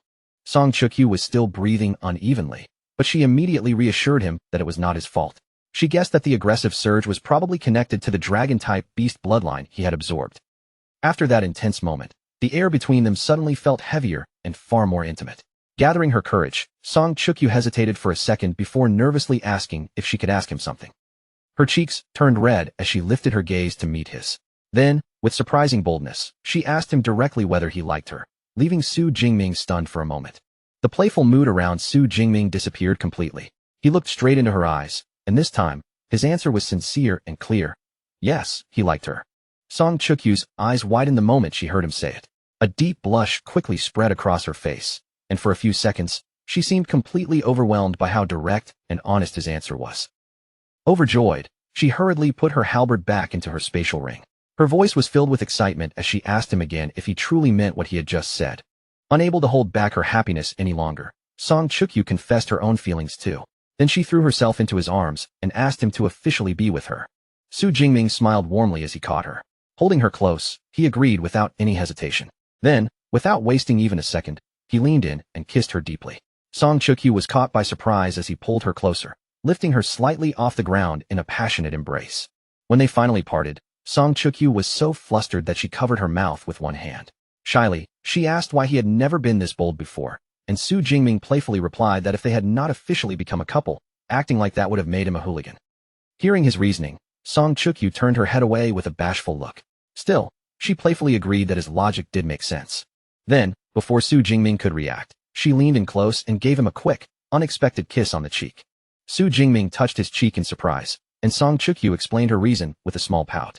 Since Jiang Chuxian had left a mark on him before, she wanted to leave one of her own too, making him marvel at just how close the two of them really were. Song Chukyu then began praising her senior sister's character without hesitation. She even boldly said that she would not mind if Su Jingming liked Jiang Chuxian as well, and the unexpected remark left him completely confused.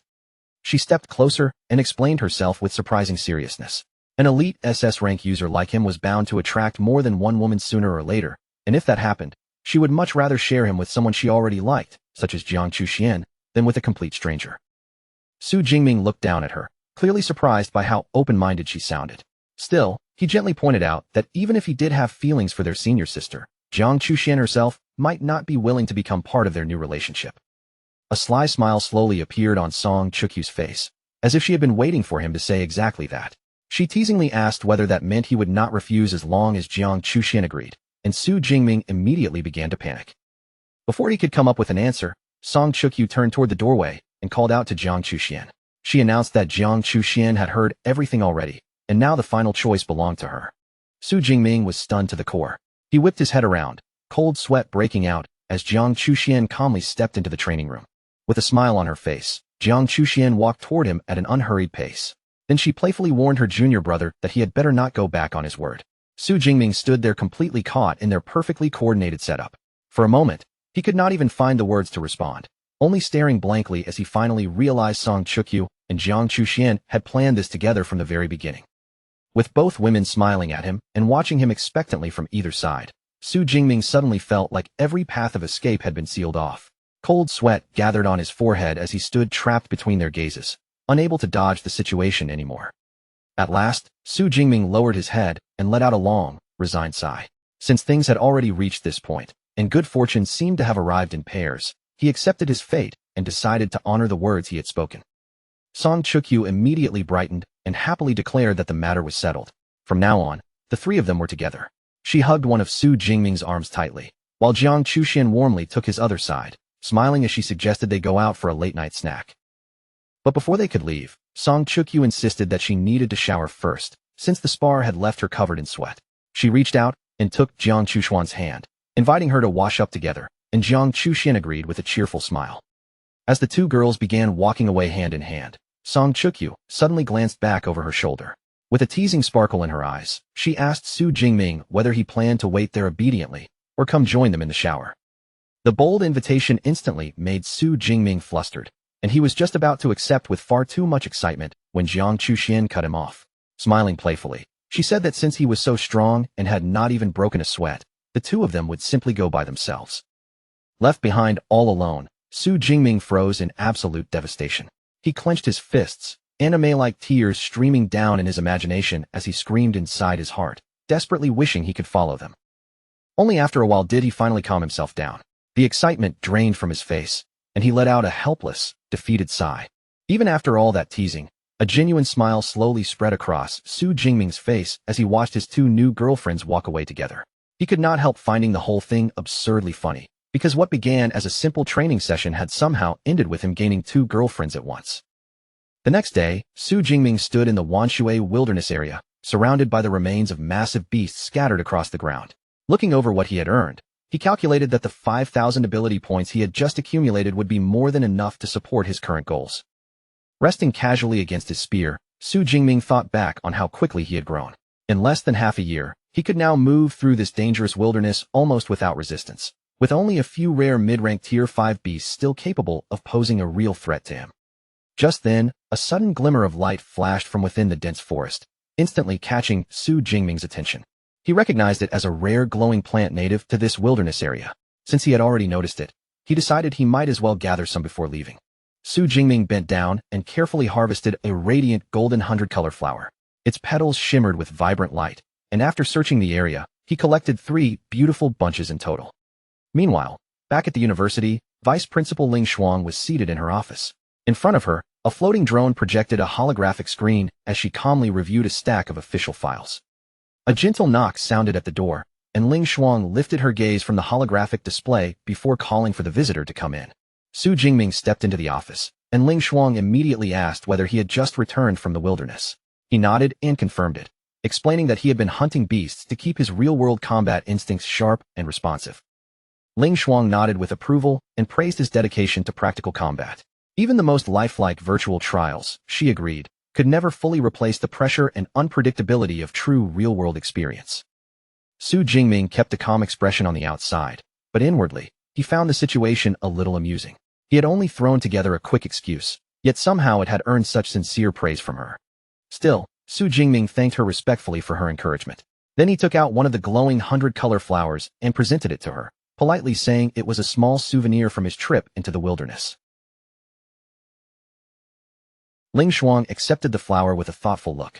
As a Tier 8 Grandmaster, she was used to receiving all kinds of extravagant treasures, yet strangely enough, no one had ever given her something as simple and gentle as a flower.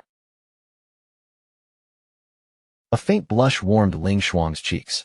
She lifted the petals slightly, hiding the delighted smile that appeared on her face behind the radiant flower.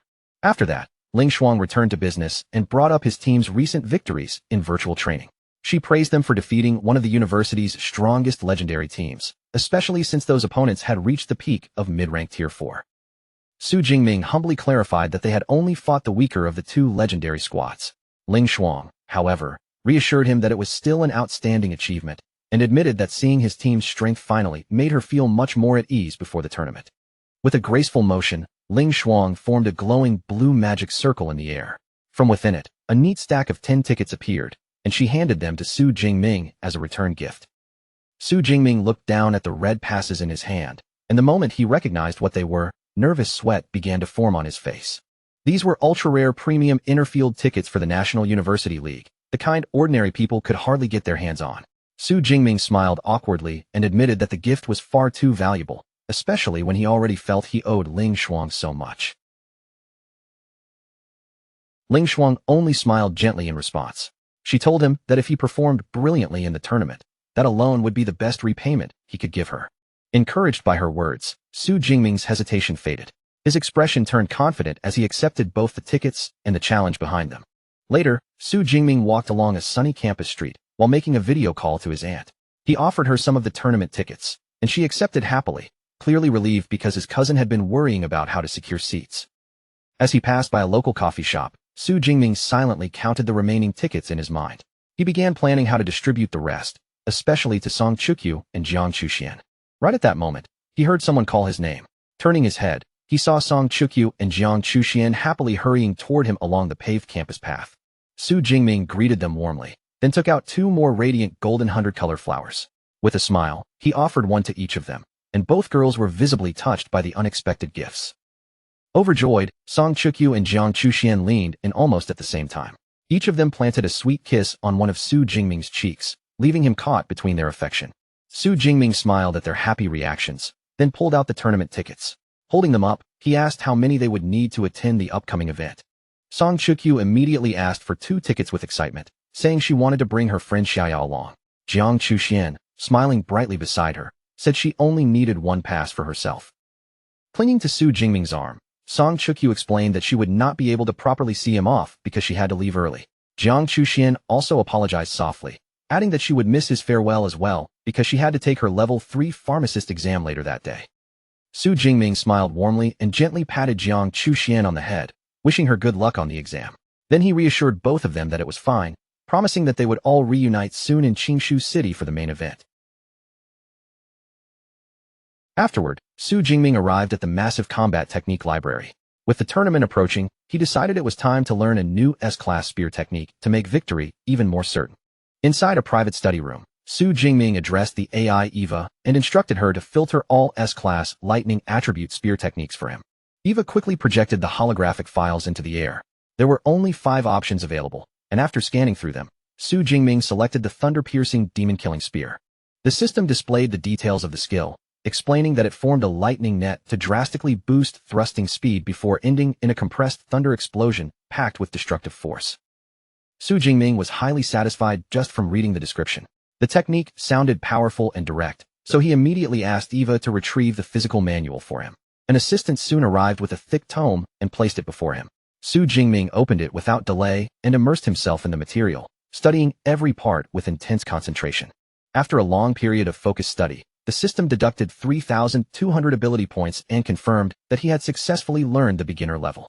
Su Jingming closed the book with a crisp clap, smiling as he realized the technique's explosive power matched his combat style perfectly.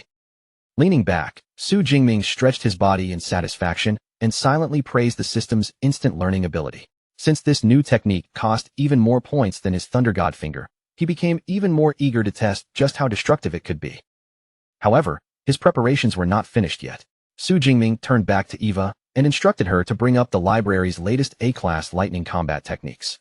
Among the newly projected holographic files, one A-class technique immediately caught his attention: Lightning Shadow. It used energy to create a trailing clone that mirrored the user's attacks, and each follow-up strike could deal up to 30% of the original damage, making combos flow almost seamlessly. The more Su Jingming considered it, the more he recognized its tactical value. A clone that could follow up on his attacks would perfectly cover the openings in his combat rhythm, making his offense far harder to interrupt. Used properly, this technique could offer the same kind of practical value as an S-class skill. Su Jingming made up his mind almost immediately, pointed firmly at the holographic display, and selected Lightning Shadow, while Eva quickly confirmed his choice. By the next morning, a massive transport airship was already waiting for the team on the athletic field, its huge frame casting a long shadow across the open ground. Near the boarding ramp, Zhou looked over the team's official new uniforms with obvious satisfaction. The sleek design, clean lines, and imposing style clearly suited the image of a university team heading into a major tournament. A huge crowd of students had gathered to send them off, their cheers rising one wave after another from Magic City U. Many of them were especially shouting for the Thunder Emperor, begging him to show no mercy and sweep through the competition. As Su Jingming walked up the ramp with his teammates, he turned slightly toward the cheering students. With a calm but confident smile, he raised his hand and waved, acknowledging their passionate support. The airship's engines roared to life, and the enormous vessel slowly lifted from the field. Under the clear sky, the team officially set off toward the tournament. Meanwhile, in Qingshu City, the sprawling host city for the event, Su Ping stood before a neat formation of uniformed students and addressed them with a serious expression. He reminded them that the city's close proximity to the number 5 demon lair meant security had to be absolutely flawless.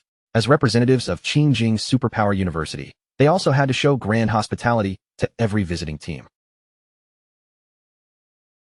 Not long after, Magic City U's transport airship appeared above the landing zone, its massive silhouette descending toward the host city. Watching the grand arrival from below, Su Ping turned to his assistant and gave a calm order to activate the guiding lights. The heavy transport ship descended smoothly onto the designated landing pad. As it touched down, powerful gusts swept outward, forcing the surrounding air to ripple with the force of its arrival.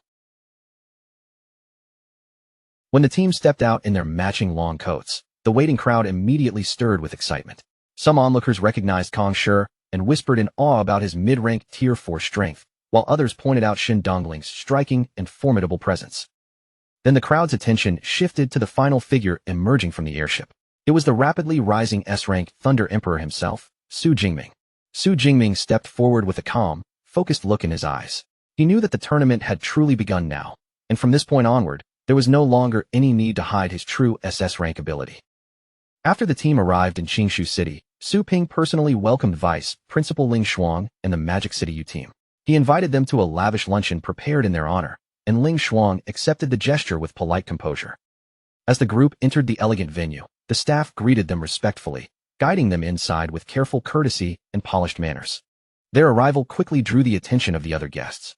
2 bystanders began gossiping about Su Jingming, with one praising the handsome S-rank captain, while the other scoffed at his Tier 3 level and assumed Magic City U was only using him as a promotional figurehead.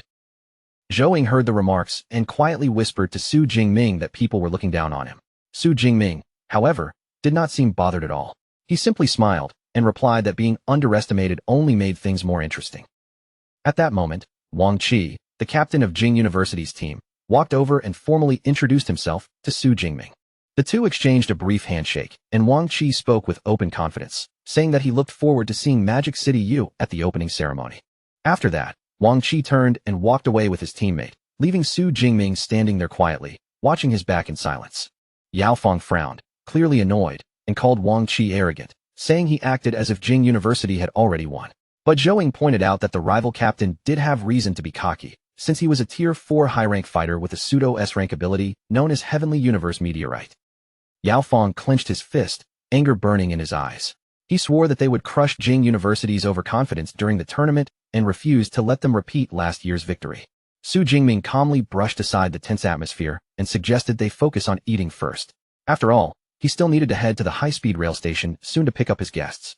At the same time, a train pulled into the city's rail station, slowing to a stop amid the noise and movement of the busy terminal. Tang Qi, Zhou Mingyang, and Meng Di stepped off the train together. Looking around, they admired the city's beautiful station architecture and the high-quality service offered throughout the bustling terminal. Standing in the station, Tang Qi glanced around with anticipation.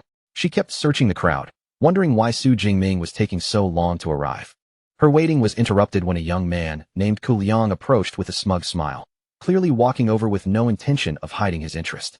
Looking Tang Qi up and down, Ku Liang called her a long-legged beauty and boldly asked if they could exchange contact information. Tang Qi was not impressed in the slightest. Her expression turned cold, and she rejected him firmly, making it clear that she did not give her number to strangers. Ku Liang's teammates immediately burst into laughter. A spiky-haired student teased him for finally getting rejected despite his good looks, while a pink-haired girl laughed so hard that she said she had to tell their captain about it. Ku Liang's face twisted with humiliation and anger. Unable to swallow the rejection, he insulted Tang Qi, calling her a snob and claiming she should feel honored that he had bothered to ask at all. Zhou Mingyang's expression darkened at once. Angered by the insult, he stepped forward protectively as wind energy began swirling around him, demanding that Ku Liang repeat what he had just said. Ku Liang only smirked, clearly amused that someone in front of him actually dared to step up and challenge him. Then he released his own aura, and the pressure that erupted from him was far stronger. The shocked bystanders immediately realized his power had already reached the peak of Tier 3. The growing commotion quickly drew a crowd around them. Some people recognized Ku Liang's group as the team from Bishan Superpower University, identifying him as their vice-captain and wondering nervously whether a fight was about to break out. Feeling the huge gap in strength, Zhou Mingyang broke into a nervous sweat. Tang Qi sensed the danger too, so she grabbed his arm and urged him to leave, telling him not to lower himself to the level of a bully. One of Ku Liang's teammates finally stepped in to calm the situation. He reminded Ku Liang that they were here for the tournament and should not create trouble that would damage their university's reputation. Ku Liang reluctantly held back, but his arrogance did not fade. Pointing fiercely at Zhou Mingyang, he warned that if not for the tournament, he would not let them off so easily, then mocked Zhou Mingyang's weak Tier 1 strength as unworthy of playing hero. After spitting on the ground in contempt, Ku Liang turned around and stormed off. But after only a step, he suddenly slammed into someone standing directly in his path. Startled, Ku Liang lifted his head, only to find Su Jingming standing over him with an imposing presence. Su Jingming's eyes glowed with a cold, intimidating light as he stared down at him. In a chilling voice, he asked whether his own strength was enough to stand up for his friends. Ku Liang was too frightened to answer. Seeing his silence, Su Jingming gathered golden lightning in his palm and coldly said that the lack of a reply was already an answer. Without the slightest hesitation, Su Jingming swung his hand and delivered a lightning-infused backhand slap across Ku Liang's face. The blow landed with terrifying force, and blood sprayed from Ku Liang's mouth as his head snapped to the side. Before Ku Liang could even recover, Su Jingming grabbed him by the hair and yanked him forward. Then he drove a brutal knee deep into his stomach, sending a heavy shockwave bursting through the air. Ku Liang crashed heavily to the floor, coughing up blood as he clutched his stomach in pain. Above him, Su Jingming stood tall and unmoved, looking down at him with icy pressure. Tang Qi and Zhou Mingyang's faces instantly lit up with relief. The moment they recognized him, they called out to Su Jingming like they had finally found someone they could rely on. The Bishan students rushed forward to help their injured vice-captain. But once the spiky-haired student recognized Su Jingming as Magic City U's formidable captain, He quickly warned the others not to fight back and decided they should wait for their own captain instead. Nearby, an excited bystander had already taken out his phone and started recording the scene. Speaking loudly to his viewers, he announced that Magic City U's S-rank captain had just beaten up Bishan's vice captain. The spiky-haired Baishan student glared fiercely at Su Jingming, anger written all over his face. He demanded to know why Su Jingming had suddenly attacked their vice captain when, in his eyes, Liang had done nothing to provoke him. Su Jingming simply raised his hand and pointed toward Tang Qi and Zhou Mingyang. His voice stayed cold as he explained that they may not have provoked him directly, but they had made the far bigger mistake of harassing his cousin and his friend. When Liang heard those words, his bloodied face immediately stiffened. He looked up in panic, finally realizing that the people he had offended were connected to Su Jingming. Just then, the surrounding crowd began to part. A young man with grayish-blue hair pushed his way through the onlookers, and everyone quickly recognized him as Ji Hui, the captain of the Baishan team. Ji Hui looked at the mess in front of him and let out a tired sigh. He asked his team how they had managed to cause such a huge scene in the short amount of time it took him just to pay a bill. Then Ji Hui turned his attention to Su Jingming and acknowledged who he was. Although he admitted his own team had been in the wrong first, he still criticized Su Jingming, saying that using such extreme violence against fellow tournament participants was completely unacceptable. Su Jingming did not seem affected by the lecture at all. Instead, he looked at Ji Hui calmly and asked which university they came from, casually noting that they must also be participating in the tournament. Ji Hui's expression darkened at once, clearly insulted that Su Jingming had beaten his vice-captain so badly without even knowing who they were. He introduced himself as the captain of Baishan, then pointed accusingly at Su Jingming and threatened to report the incident, reminding him that private fights violated tournament rules and could lead to disqualification unless he apologized. Su Jingming only smiled with calm confidence, showing no fear of the threat whatsoever. He casually told Ji Hui to go ahead and file the report if that was what he wanted. Ji Hui gritted his teeth, realizing that his words had no way of intimidating Magic City U's captain. Cursing Su Jingming's ruthless attitude under his breath, he had no choice but to order his team to retreat. The Baishan students hurriedly supported their battered vice-captain and began walking away. Su Jingming's group remained where they were, watching them leave the station in defeat. Tang Qi looked at Su Jingming with nervous worry and asked whether the incident might affect his right to compete. Su Jingming reassured her calmly, explaining that they were the ones in the right, and the organizers would never disqualify a major team over such a small dispute. After leaving the station area, the spiky-haired student could not help asking Ji Hui if they were really just letting the matter go. Ji Hui sighed in frustration and admitted that his threat had only been a bluff, because a top team like Magic City U would not be removed from the tournament over a minor fight. Rubbing the bridge of his nose with visible stress, Ji Hui voiced the real problem weighing on him. He warned his teammates that the conflict was not truly over, because he suspected Su Jingming would not let Baishan off so easily. Liang clutched his bruised stomach, still looking battered and miserable. Shocked by Ji Hui's warning, he wondered aloud whether Su Jingming would really come after him privately after already beating him so badly. Ji Hui turned back with a grim expression and corrected him immediately. What he feared was not some hidden private retaliation, but Su Jingming taking revenge openly and legally once they met inside the tournament arena. The moment the Baishan students understood what he meant, panic spread through the group. None of them wanted to imagine being brutally crushed by Su Jingming in an official match where there would be no way to avoid him. Liang, now sporting a black eye and missing teeth, was completely traumatized. He clasped his hands together like he was praying to the heavens, begging that Baishan would not be matched against Magic City U. Ji Hui then reminded his team how difficult it had been for them to reach the tournament's top 10. He turned to Wang Ming and told him to prepare as a substitute, ready to step onto the field if Liang's injuries became too serious in the coming matches. Liang was still kneeling on the floor, bruised and shaken. He nervously asked if things were really that bad, and Ji Hui, already frustrated, scolded him for being so frightened, while silently hoping that Magic City U would not be too cruel when the time came. Outside the train station, Tang Qi urged Su Jingming to hurry up. Su Jingming checked his phone, paused for a moment, and then casually said that he was still waiting to pick someone else up. Tang Qi immediately grew curious. She looked at him with interest and asked who exactly he was waiting for. Su Jingming smiled calmly and answered without hiding anything. He told her that he was waiting for his girlfriend. Tang Qi was instantly surprised by the answer. Meng Di, however, immediately joked that this mysterious girlfriend was probably a beautiful girl with long legs. Not long after, Song Chukyu appeared in the distance. She waved happily as she walked over, with her roommate Qi Dongxiao following beside her. Su Jingming naturally introduced Song Chukyu to the group as his girlfriend. After that, He also introduced Chi Dongxia, making sure everyone knew who she was. Song Chukyu looked over the unfamiliar faces with a friendly smile. Then she turned to Su Jingming and asked him to properly introduce the new people to her as well. Su Jingming then introduced his cousin Tang Chi, along with his friends from Jiang City, Zhou Mingyang and Meng Di, to Song Chukyu. Tang Chi quickly complimented Song Chukyu on how beautiful she was. Meng Di immediately looked proud of herself and reminded Tang Chi that her earlier guess about Su Jingming's girlfriend had been completely right. Song Chukyu smiled warmly at Tang Chi, then used her power to create 3 glowing red potion bottles. She handed them to Su Jingming's friends as gifts, casually saying they were affordable B-class items that might be useful to them. Tang Chi, Zhou Mingyang, and Meng Di each held one of the glowing bottles, but Zhou Mingyang was completely stunned.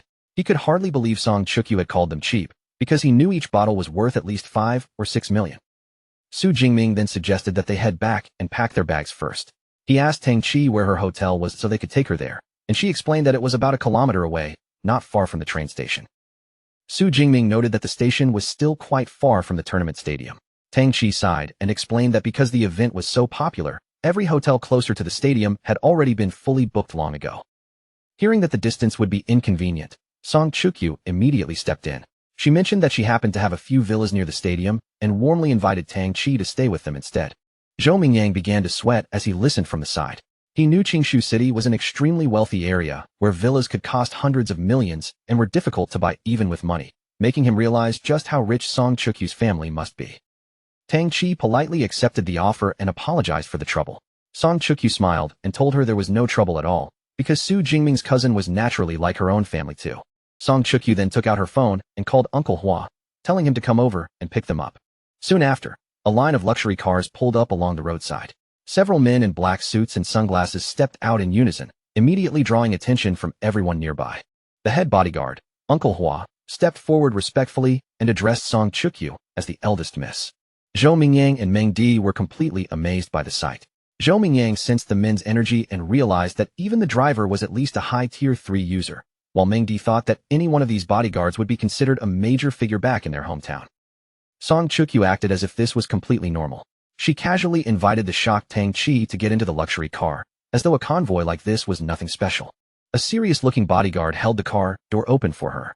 Tang Chi, still visibly nervous, carefully climbed into the spacious back seat. Inside the car, Song Chukyu leaned closer to Su Jingming and asked for praise, clearly wanting to know if she had handled everything well. Su Jingming told her she had done a good job, but gently added that there was no need to bring her staff all the way from Sichuan province.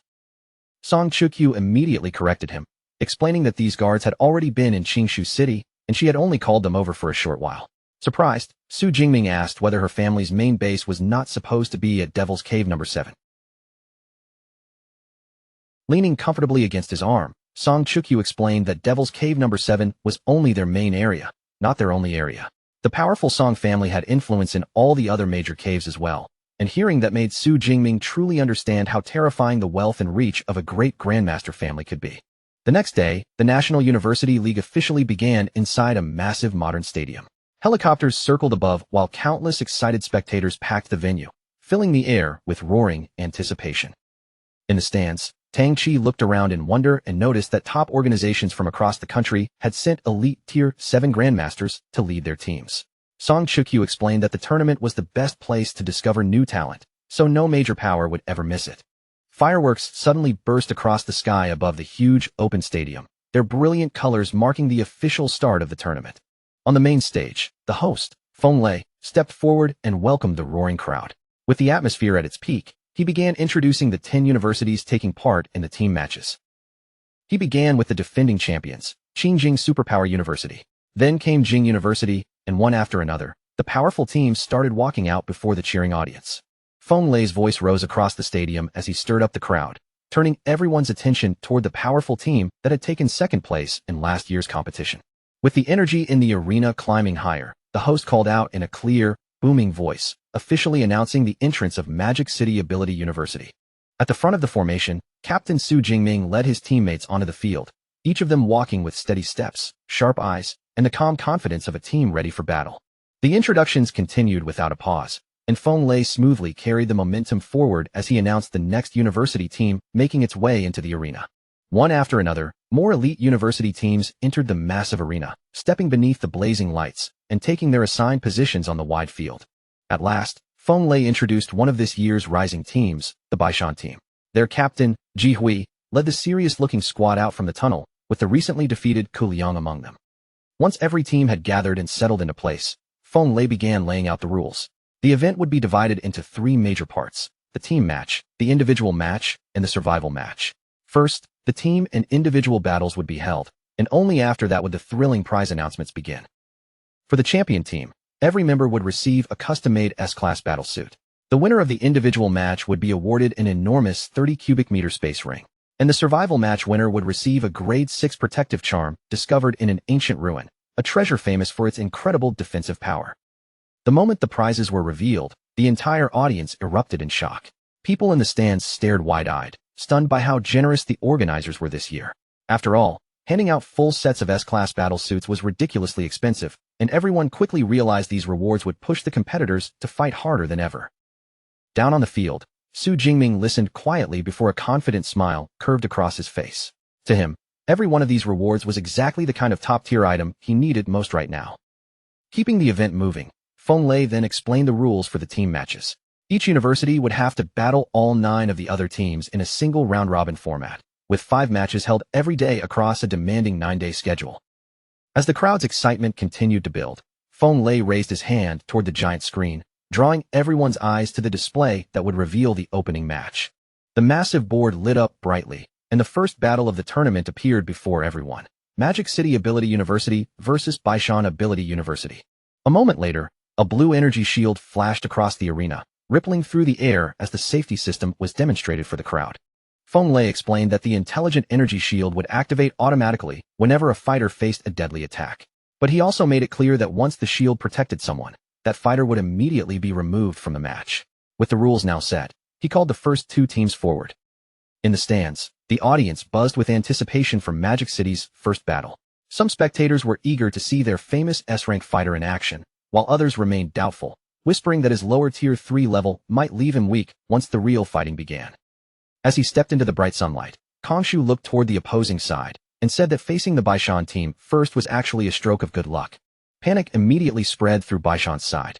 Ku Liang, already frightened, begged Captain Ji Hui to replace him before the match began. But Ji Hui refused, telling the team they had to follow their original plan and put on a strong front, even if defeat was waiting for them. The rest of the Baishan team stood firmly behind their captain's decision. The spiky-haired boy and the pink-haired girl both agreed, their expressions hardening as they resolved to protect their pride and face Magic City head-on. Ji Hui drew his sword with a sharp motion and ordered his team to move out. Behind him, Ku Liang followed slowly, sweat running down his face as he forced himself forward. The 2 5-member teams spread out on opposite sides of the vast white arena floor, standing under the lights while the crowd watched closely from above. The difference between the 2 teams was obvious to everyone. Magic City had 2 mid-tier 4 fighters, 2 low-tier 4 fighters, and 1 high-tier 3 fighter. Baishan, on the other hand, had only 1 mid-tier 4 trying to carry 4 high-tier 3 teammates, making many in the audience pity them before the fight even began. The countdown echoed through the stadium, each number tightening the tension, until the signal finally rang out and the match officially began. The Baishan team stood tense and alert, ready to react at any moment, while the Magic City team looked almost completely relaxed, as if the pressure barely touched them. Yao Fong turned towards Su Jingming and asked what strategy they should use against Baishan. At that same moment, golden lightning began flickering wildly around Su Jingming's eyes. Su Jingming calmly said they did not need a strategy at all. Then red and golden lightning exploded around his body, and he shot forward alone, charging straight toward the enemy team. The sudden solo charge stunned the crowd. Many spectators immediately thought he was throwing his life away by abandoning his formation and rushing in without his teammates. Ji Hui saw Su Jingming's reckless charge as the perfect opening. Without hesitation, he ordered Ku Liang and Ma Long to advance with him, while Old Li and Old Wang attacked from the rear to provide support. In an instant, the Baishan team surged forward together, aiming to crush the lone captain before Magic City could respond. The battle opened with one of Baishan's members unleashing a massive gust of wind, sending the violent current roaring straight towards Su Jingming. The spectators quickly realized Baishan was not holding back at all. They had launched an S-class wind technique right from the start, clearly trying to end things quickly. To many of them, Su Jingming's arrogant decision to separate from his team had made him the easiest possible target. But Su Jingming did not look shaken in the slightest. Golden lightning surged into his spear as he leapt through the air, cutting through the incoming wind blades and knocking them aside with almost effortless control. The crowd fell into stunned disbelief at how easily he had defended himself. No one expected him to block an S-class attack so cleanly, and many could only stare at the overwhelming force of his lightning. From the VIP area, Su Ping calmly explained to his assistant that Su Jingming had withstood the attack because of his advanced control over energy condensation. The assistant was astonished, unable to believe that a freshman had already reached such a refined level of technique. Su Ping's expression slowly turned serious. With skills like that at such a young age, Su Jingming's potential was far beyond ordinary expectations, and his future seemed almost impossible to measure. Back in the arena, Ji Hui continued pressing the attack. He knew Baishan could never defeat the full Magic City team in a direct fight, but Su Jingming's foolish decision to break formation had given them one precious chance to take him down. Seizing that chance, Ji Hui leapt forward and brought his sword down in a furious slash, aiming his full strength at Su Jingming. Su Jingming did not retreat. He simply planted himself in place, letting golden lightning gather and coil around his body. The two captains collided in the center of the arena. Su Jingming met Ji Hui's full-force sword strike with his spear, and the impact sent violent shockwaves of wind and electricity bursting outward. The power behind Su Jingming's parry completely overwhelmed Ji Hui.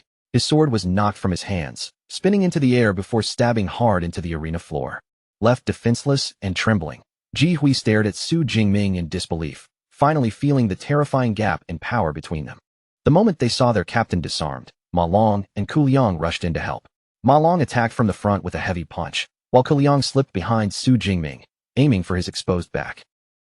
Even with enemies closing in from both sides, Su Jingming merely smiled, calm and completely unbothered. Before either attack could land, Su Jingming's body flared with violent energy. A burst of golden lightning exploded outward, forming a shockwave that blasted both attackers away in an instant. The lightning explosion washed across the arena floor. Old Li and Old Wang, the remaining Baishan members, raised their arms to shield their faces from the blinding light and scorching heat as Su Jingming walked toward them with casual ease.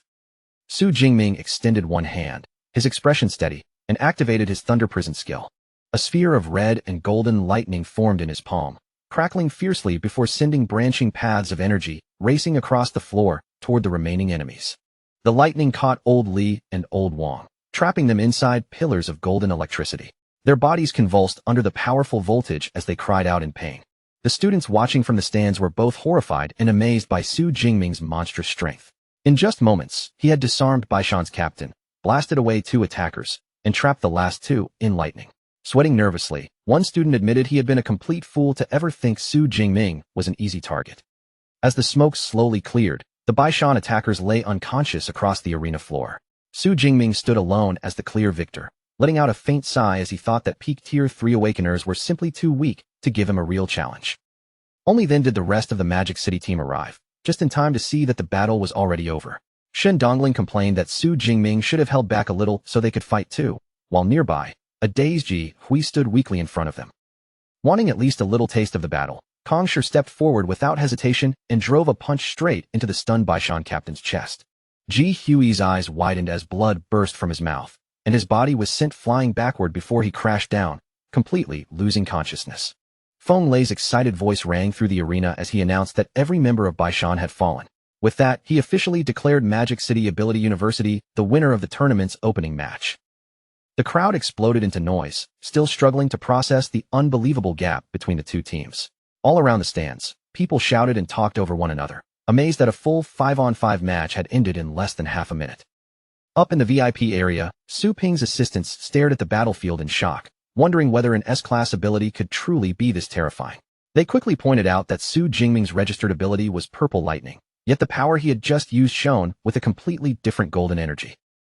Su Ping's expression tightened as he spoke with absolute certainty. The destructive force they had just witnessed was far beyond what an ordinary S-class ability should be capable of producing. Su Ping turned to Lu Wangshan and asked whether the AI had finished checking Su Jingming's true power.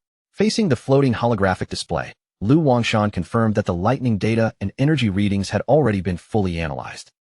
A crisp system chime rang out, signaling that the final scan had been completed. Lu Wangshan stared at the results, his face changing instantly. In a stunned voice, he told Su Ping that Su Jingming's real power was the Dutian Divine Lightning, a legendary SS class ability. Su Ping froze as he looked at the data in front of him, disbelief filling his eyes. Cold sweat slowly formed on his forehead as he realized they were truly looking at an actual SS class ability. He murmured that an SS class talent appeared only once every 10 or 20 years, and the more he thought about it, the more confused he became over how Su Jingming had pushed his power to such an extreme level. Turning toward Vice Principal Ling Shuang, Su Ping finally understood why the council had reacted with such alarm. He praised Magic City University for hiding such a massive secret so well, while Ling Shuang simply smiled and explained that secrecy had been necessary to protect their star student. Su Ping let out a heavy sigh, knowing that once this revelation spread, rival nations and foreign organizations would definitely be thrown into panic. Shifting his focus back to the tournament, Su Ping asked Lu Wanshan when the Jing University team was scheduled to take the stage. After learning that their match would be held the very next day, Su Ping immediately ordered Lu Wanshan to gather their captain and the rest of the team at the villa for an urgent strategy meeting. Watching the Jing University staff leave in a hurry, Ling Shuang could easily guess that they were rushing off to build tactics against Su Jingming. Even so, she remained perfectly calm, because in her eyes, no strategy would be enough to overcome him. Back in the rest area, Coach Yang looked over the Magic City team with clear satisfaction, praising them for ending their first battle so quickly and cleanly. Support player Gu Wan joked that the rest of them had barely done anything at all, since their captain had taken down the entire opposing team by himself. Coach Yang admitted that Bai Shan had been a weaker opponent, but his tone quickly turned serious as he warned them not to get careless. Their next enemy, Suang Ability University, had ranked 4th, so he told everyone to gather at his villa that night to discuss how they would face them. Before the meeting wrapped up, Coach Yang brought up one more matter, reminding everyone that registration for the individual tournament had officially opened. When he asked who wanted to participate, Su Jingming, Kong Shi, and Shen Dongling immediately raised their hands, their eagerness clear from the speed of their response. Coach Yang looked at the three of them, gave a small nod, and agreed to sign them up for the solo competition. A short while later, Vice Principal Ling Shuang called Su Jingming aside, pulling him away from the others for a private conversation. She told him that Jing University had already discovered his SS class power, and it would not be long before others learned the truth as well. She then promised that once his secret spread, the university would provide whatever support he needed to handle the pressure. Su Jingming was visibly surprised, not expecting his true power level to be exposed to rival schools so quickly after the match. Ling Shuang gave him a warm smile and assured him that she would personally protect him from any threats that came from the outside. Nearby, Yao Fong and Shun Dongling stared in disbelief, almost unable to believe what they were seeing. Their usually strict vice principal was actually smiling at their captain with such kindness. Yao Fong whispered in amazement about how gentle Ling Shuang was acting towards Su Jingming. Shen Dongling quietly replied that anyone with a rare SS class ability would naturally receive that kind of special treatment. Kong Shi leaned closer and reminded them in a low voice that with the vice principal's level, she could hear every bit of their gossip. The realization hit Yao Fong and Shun Dongling at once, and dread immediately spread across their faces. Ling Shuang heard their whispers clearly, and the warmth in her expression faded as her mood darkened. A frightening aura began to seep from her as she glared at the trembling students. Without saying much, she silently decided that once the tournament ended, their training would be increased.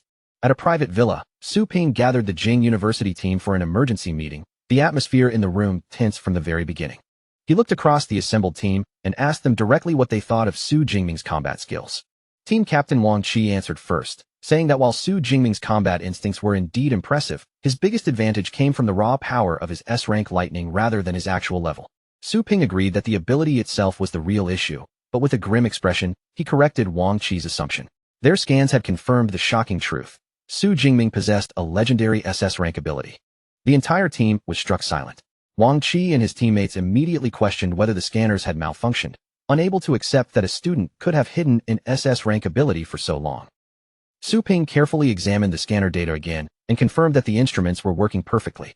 From the readings, he concluded that Su Jingming's ability must have evolved during his study tour the previous year. Wang Qi grew uneasy as he connected that timing to the Heaven's Mandate sect ambush during the trip. Even then, he found it hard to believe that a near-death crisis could push an ability from S rank all the way to SS rank. Lu Wangshan added that this revelation also explained the battle records rumored around Magic City University, confirming that Su Jingming had most likely defeated dozens of peak Tier 4 beasts on his own. Wang Qi admitted that the freshman was an absolute monster and would probably become unbeatable within a year. Even so, he still spoke with confidence, saying that because Su Jingming was only a freshman right now, he could still defeat him in this tournament. Su Ping placed a hand on his captain's shoulder, clearly relieved.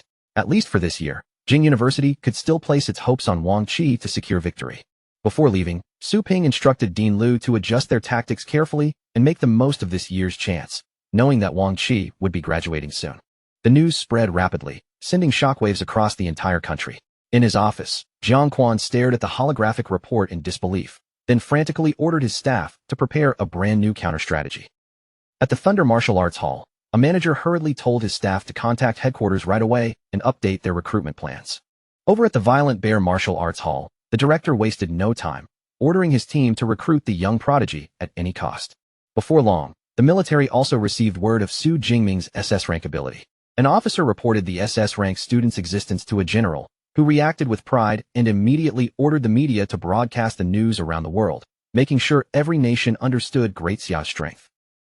News outlets and social media platforms exploded almost instantly, filling with headlines celebrating Su Jingming and his Dutian Divine Lightning, praising him as the first SS-rank talent to appear in 23 years. Inside a grand traditional estate, an assistant approached two men seated over a chessboard and informed them that Su Jingming's SS-rank news was now trending everywhere online. She then pointed out that foreign factions were actively pushing the news even higher, and she asked whether they should step in to stop it. Counselor Wang Jun barely gave the matter any weight, dismissing those foreign factions with a calm wave of his hand, as if they were nothing more than tiny insects not worth paying attention to. His confidence did not waver for even a moment. In his eyes, Great Xia had more than enough strength to protect one SS-rank student, no matter how much noise the outside world tried to make. Then Wang Jun turned the conversation towards Su Jingming's protection and asked who had been assigned to guard him. Lu Wangshan answered at once, explaining that the responsibility had fallen to Ling Shuang, the vice principal of Magic City University. Wang Jun looked genuinely surprised when he heard that name. He immediately recognized Ling Shuang as the genius from the Thunder Martial Arts Hall, someone who possessed a rare S-class space ability, and he could not help wondering why a talent like her had stayed at a university instead of continuing to climb higher in status. Lu Wangshan explained that Ling Shuang had offended the powerful Li family and had taken shelter at the school because of it. Even so, there was admiration in his voice as he pointed out that she had still managed to reach mid-rank tier 8 in only 3 years, despite not having extra resources behind her. Wang Jun gave a knowing smile, clearly familiar with Ling Shuang's famously stubborn personality. He remarked that most people would dream of marrying into a family as powerful as the Li family, yet she had run from them, as if they were some kind of deadly plague. After placing the final move and winning the chess game, Wang Jun smiled with satisfaction. With someone as powerful as Ling Shuang personally guarding Su Jingming, he could finally put his worries aside. That afternoon, the tournament stadium was packed with roaring spectators. Host Feng Lei stepped onto the arena floor beneath the lights and officially announced the start of the individual tournament. He explained to the crowd that 64 fighters from 10 different schools would compete that day, fighting for the 32 spots in the next round, with the stadium's AI randomly generating each matchup. A huge holographic bracket suddenly appeared above the arena, glowing in midair as the names and match numbers spread out before everyone's eyes. Kong Shi quickly found his name listed in the 6th match against Swang Ability University, which made it a perfect chance for the team to scout their next opponent. Shen Dongling, looking pleased with her own draw, happily said that she had been placed in the 12th match against a Baishan substitute. Su Jingming checked the bracket and noticed that he would be the first among them to fight. His match was scheduled 3rd, and his opponent was Zhou Chao from Jincheng University. Feng Lei kept the atmosphere burning hot, raising his voice as he announced that the first round would begin with 4 matches running at the same time across the arena. Su Jingming walked calmly onto the arena floor, his spear in hand as golden electricity crackled around it, flashing like restless lightning under the stadium lights. From the stands, his friends immediately burst into cheers, calling out loudly for their captain and chanting the name Thunder Emperor with rising excitement. Across the arena, Zhou Chao, his green hair catching the light, broke into a nervous sweat the moment he saw who he had to face. He cursed his rotten luck for drawing the Magic City captain right at the start, but he still forced himself to stay positive. After all, if he somehow defeated an SS-ranked genius, the glory would be unimaginable. The instant the match began, Zhou Chao wasted no time and wrapped himself in a defensive vortex of wind, the spinning air forming a protective shell around his body. Using the powerful updraft beneath him, Zhou Chao lifted off the ground and shot high into the air, quickly putting distance between himself and Su Jingming.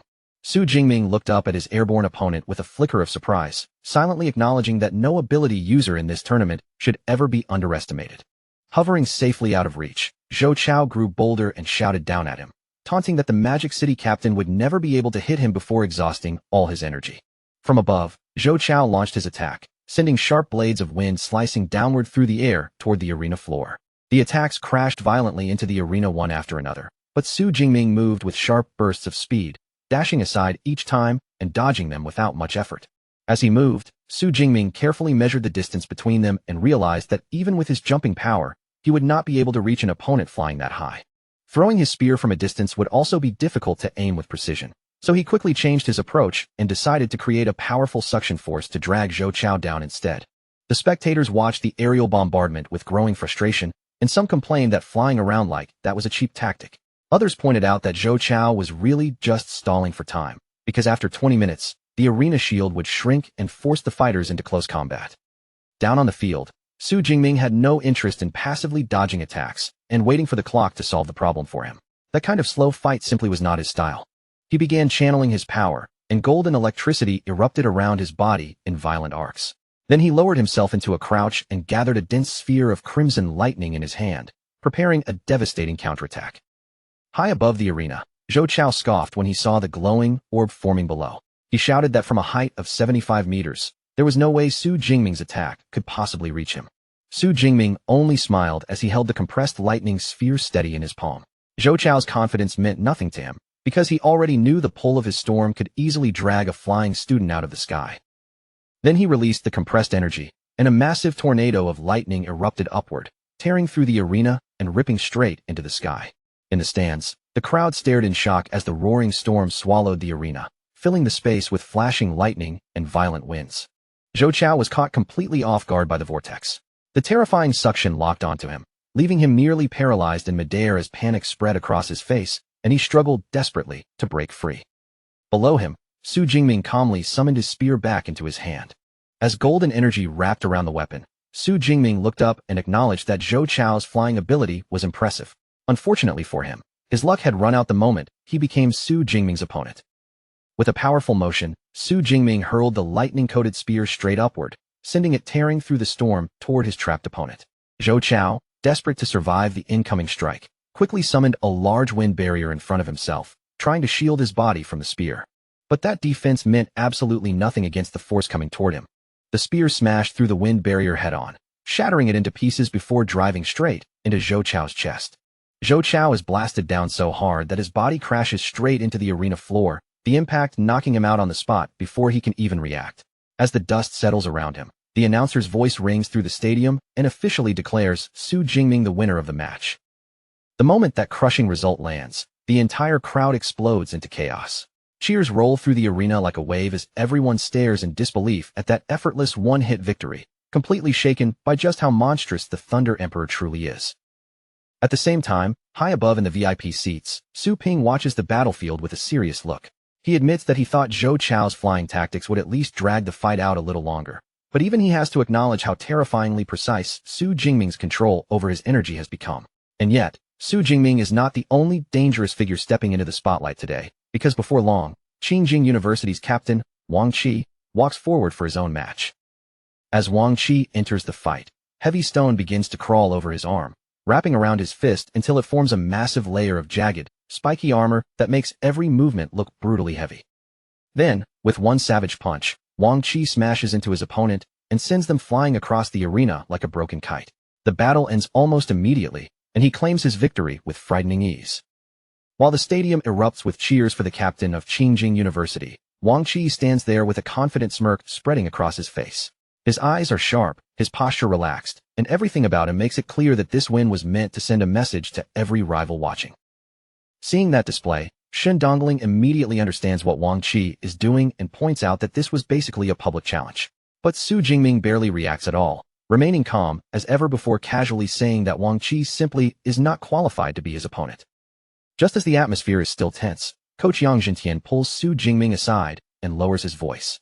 He reveals that several top martial arts halls and huge guilds have already sent exclusive recruitment invitations, all hoping to meet Su Jingming privately and discuss their offers. But Su Jingming does not show even the slightest interest in those power games. Without hesitating, he tells his coach to refuse every single invitation, and judging from Yang Jintian's reaction, this answer is exactly what he expected from him. Yao Fong, however, is completely confused by this decision. He cannot understand why their captain would not at least listen to what those enormous organizations are willing to offer. But Su Jingming answers simply, saying that right now, those things are of no use to him at all. Deep down, Su Jingming already knows the reason better than anyone. With his unbelievably overpowered Deep Blue system, along with the strong support and resources of his university behind him, he has no need to bind himself to some outside faction just to chase power. He is going to become ridiculously strong on his own terms.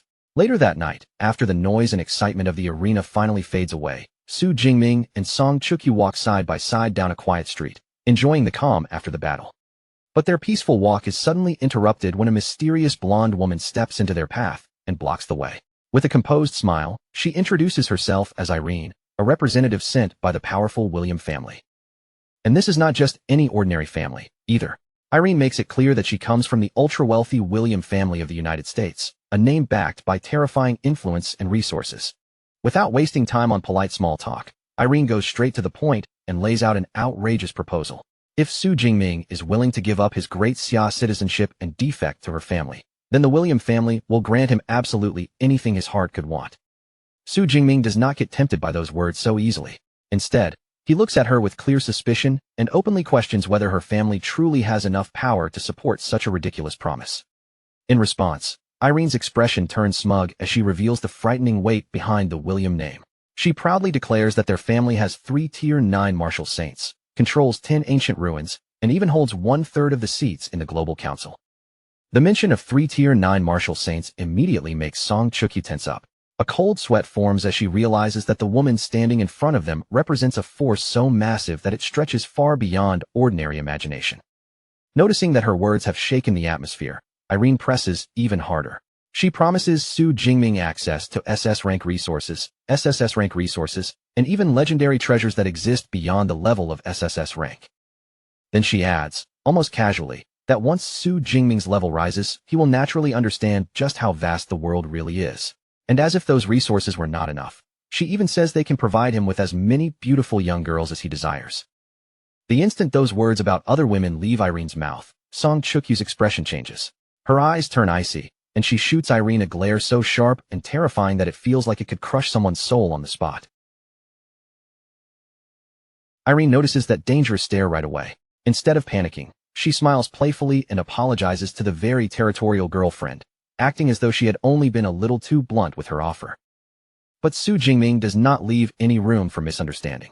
Without pausing for even a second, he firmly rejects the entire proposal, making it clear that he has absolutely no interest in betraying his homeland. Then he tells Irene to stop wasting her breath and never come bother him again. Once Irene realizes there is nothing else she can say to move him, she has no choice but to leave empty-handed. With her recruitment attempt completely failed, Su Jingming and Song Chukyu are finally able to continue their night together in peace. After walking away and finding herself alone on the street, Irene lets out a frustrated sigh. Her face tightens with annoyance, clearly irritated that what should have been a perfect recruitment pitch ended in total failure. Because of that failure, Irene immediately contacts her handler and reports what happened. She explains that she could not even use her mental manipulation ability on Su Jingming, because his soul is protected by the powerful aura of a Tier 9 martial saint. When the handler hears this, his patience disappears instantly. His voice turns angry as he asks whether they should stop wasting time with persuasion and move straight to Plan B, eliminating Su Jingming for good. But Irene shuts that idea down almost immediately. She points out that assassination is completely impossible right now, because the target is under constant protection from a Tier 8 Grandmaster. And sure enough, high above the night sky, Vice Principal Ling Shuang is silently watching over Su Jingming like a hawk. With Ling Shuang hovering above and keeping such a sharp, vigilant watch, any attempt to attack Su Jingming would be no different from throwing one's life away. The moment an assassin moved, they would be crushed before they could even succeed. Realizing they have no realistic way to reach Su Jingming for the time being, the handler can only swallow his anger. In the end, he reluctantly orders Irene to retreat and officially call off the mission. The next day, the focus returns to the packed stadium as the announcer's excited voice welcomes everyone to the 4th round of the team matches. This time, the battle is between Magic City Ability University and Swang Ability University. Not long after, both teams step onto the grand stage beneath the thunderous cheers of the crowd. Because Swang Ability University has such a strong reputation, the spectators are especially fired up, whispering and shouting that this team placed fourth in last year's competition. Because of that record, many people believe Suang might actually have the strength to pressure the legendary Thunder Emperor today. For the first time, the audience wonders whether Su Jingming will finally be forced to reveal his true power. To ignite the atmosphere even further, Feng Lei raises his voice and gets the entire stadium counting down with him. Then, under the eyes of countless spectators, he officially announces the start of this highly anticipated battle. But instead of taking a careful formation against a top-4 school, Su Jingming does something that instantly shocks everyone. He completely ignores the movements of his own teammates and steps forward alone. In the very next moment, he bursts straight toward the enemy formation by himself, charging directly into Suhong's ranks without waiting for backup from anyone. The crowd is immediately stunned by his reckless move. People begin questioning whether Su Jingming is being far too arrogant, especially since he is using the exact same one-man tactic for the second day in a row. Naturally, the Suang team takes his solo charge as a blatant insult. Their leader's face darkens with anger as he declares that they are not some weak, cheap pushovers like Baishan University. To prove that point, Suhong's main elementalist immediately releases his trump card. Purple electricity crackles violently through the air, twisting into the shape of a massive, terrifying lightning snake as it lunges straight towards Su Jingming. But Su Jingming looks completely unimpressed when he sees another lightning user in front of him. With calm confidence, he remarks that the opponent's purple sparks are nothing compared to his own golden energy, and then he releases his power without holding back. In the center of the arena, the two elemental attacks slam into each other with explosive force, golden lightning and purple electricity colliding in a violent burst of light. The impact sends huge shockwaves ripping outward through the air, making the entire battlefield tremble as the energy clash spreads across the stage. But the difference in strength is simply too absurd. Su Jingming's golden lightning crushes forward almost instantly, overpowering the purple lightning beast and swallowing it whole like it was never a threat to begin with. When the spectators see this happen, the whole stadium practically loses its mind.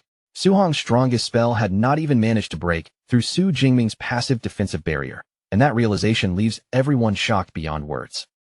The Suang captain's expression finally shifts into panic. He realizes that if they do not take Su Jingming down immediately, then once the rest of the Magic City team joins the fight, their chance will disappear completely. With no time left to hesitate, he quickly orders their support player to cover the team with defensive barriers. At the same time, the others prepare themselves for one last desperate charge. Putting everything on the line, the entire Suang squad rushes forward together. Their weapons are raised, their formation tight, and every one of them is betting everything on this final attack. But against Su Jingming, that desperate rush is completely useless. He simply calls down a rain of golden lightning from above, and in an instant, the defensive shields around them shatter apart like thin glass.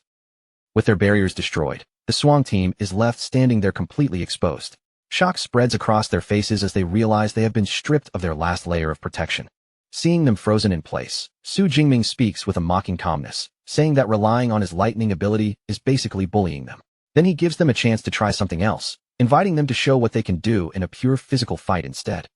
Even after being mocked right to his face, the Suang captain refuses to shrink back. His expression twists with anger as he roars at his teammates, ordering the entire squad to launch a perfectly synchronized assault all at once. The moment that command leaves his mouth, all 5 members of Suhong's team explode into motion. They rush Su Jingming from every side at the same time, surrounding him in a tight formation and trying to crush him through pure numbers. But Su Jingming doesn't so much as flinch. Standing calmly in the middle of their attacks, he flicks his spear into motion, spinning it into a flawless circular defense that catches every weapon almost simultaneously. The audience can hardly believe what they're seeing. Some spectators even start joking that Suang is fighting Su Jingming like he's some legendary raid boss, except their full team assault still can't land a single real scratch on him. Then Su Jingming suddenly shifts from defense to offense without missing a beat. His spear cuts through the chaos with brutal precision, and with one clean, heavy physical strike, he sends one of his opponents crashing out of the fight. At that exact moment, Yao Fong and Gu Wan finally reach the battlefield. With their captain already dominating the match, the two of them step in to support him and help bring this one-sided battle to an end. The instant the Suang captain sees the rest of Magic City's squad arriving, cold sweat begins to bead across his forehead. He understands right away that their last tiny chance to turn things around has completely disappeared. From the stands, Wang Qi watches the pathetic struggle with open contempt. He lets out a disgusted scoff, calling the Suang team complete trash for failing to push Su Jingming hard enough to reveal even one S-class skill. In the end, Magic City needs only 3 minutes to tear straight through Suhong's entire lineup. Before the crowd can even settle into the match, another clean and crushing victory is already locked in. The speed of the ending leaves the whole stadium stunned, with spectators staring at the arena as if they still haven't processed how quickly the match collapsed. People in the crowd can't stop marveling at the Thunder Emperor's terrifying strength. To them, Su Jingming's power is so absurd that it feels like he could drag the entire Magic City team to victory all by himself. Up in the stands, the Baishan captain finally feels a little vindicated. He points toward the field and tells his teammates that their own squad was never the real problem. Su Jingming is simply a monster beyond normal standards. Time quickly moves ahead to Day 8 of the National University League. By now, the entire stadium is packed with excitement, because everyone is waiting for the long-anticipated showdown between Magic City and Jincheng University. Backstage, Yang Jintian gathers the Magic City squad together before the final 2 matches. With a serious expression, he lays out their plan and orders everyone to follow the team's standard formation without improvising. Knowing exactly how his star student usually behaves, Yang Jintian gives Su Jingming an extra warning. He tells him not to underestimate Jincheng, and definitely not to charge off alone again. Su Jingming simply agrees to behave himself. Out on the main stage, the announcer's voice booms across the arena. The crowd erupts as he passionately welcomes both powerhouse universities onto the battlefield for the match everyone has been waiting to see. As the 2 teams walk onto the field, Jincheng University's captain, Han Shan, looks towards Su Jingming with a confident smile. He admits that Su Jingming's SS rank power is famous, but still declares that Magic City's odds in a team battle are below 10%. Su Jingming doesn't get angry at all. He simply fires back in a relaxed tone, saying they'll know who is truly stronger once the fight begins, while Shun Dongling listens nearby with obvious skepticism. Shun Dongling can't help wondering where this rival captain is getting so much confidence from. At the same time, the official matchup flashes across the giant stadium screens, and both teams move into position on opposite ends of the massive arena. But the moment the lineup appears, the crowd immediately notices something strange.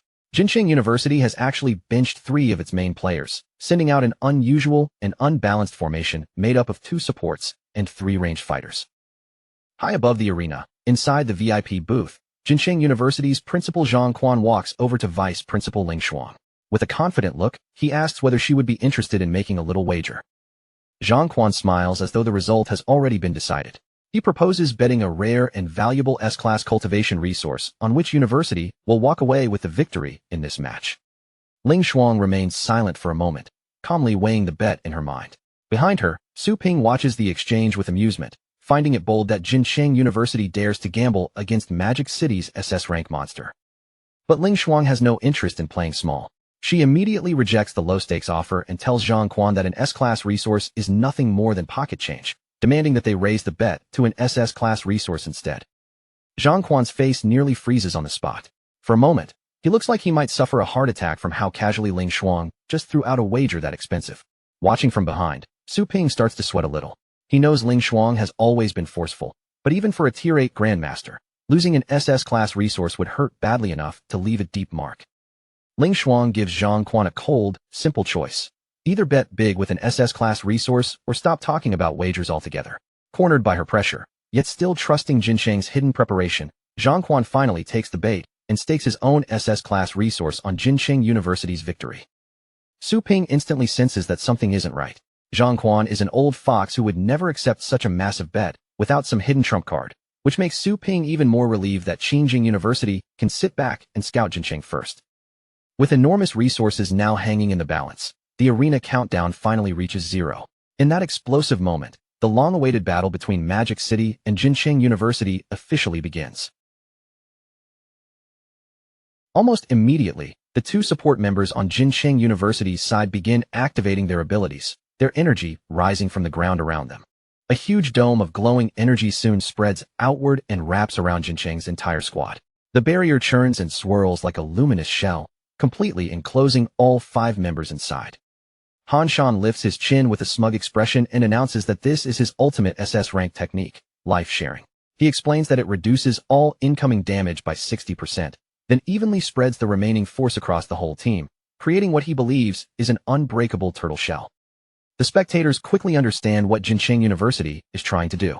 By combining damage sharing with healing support, they've built a dirty stalling strategy designed to drag the battle out endlessly and wear down their opponents through sheer frustration.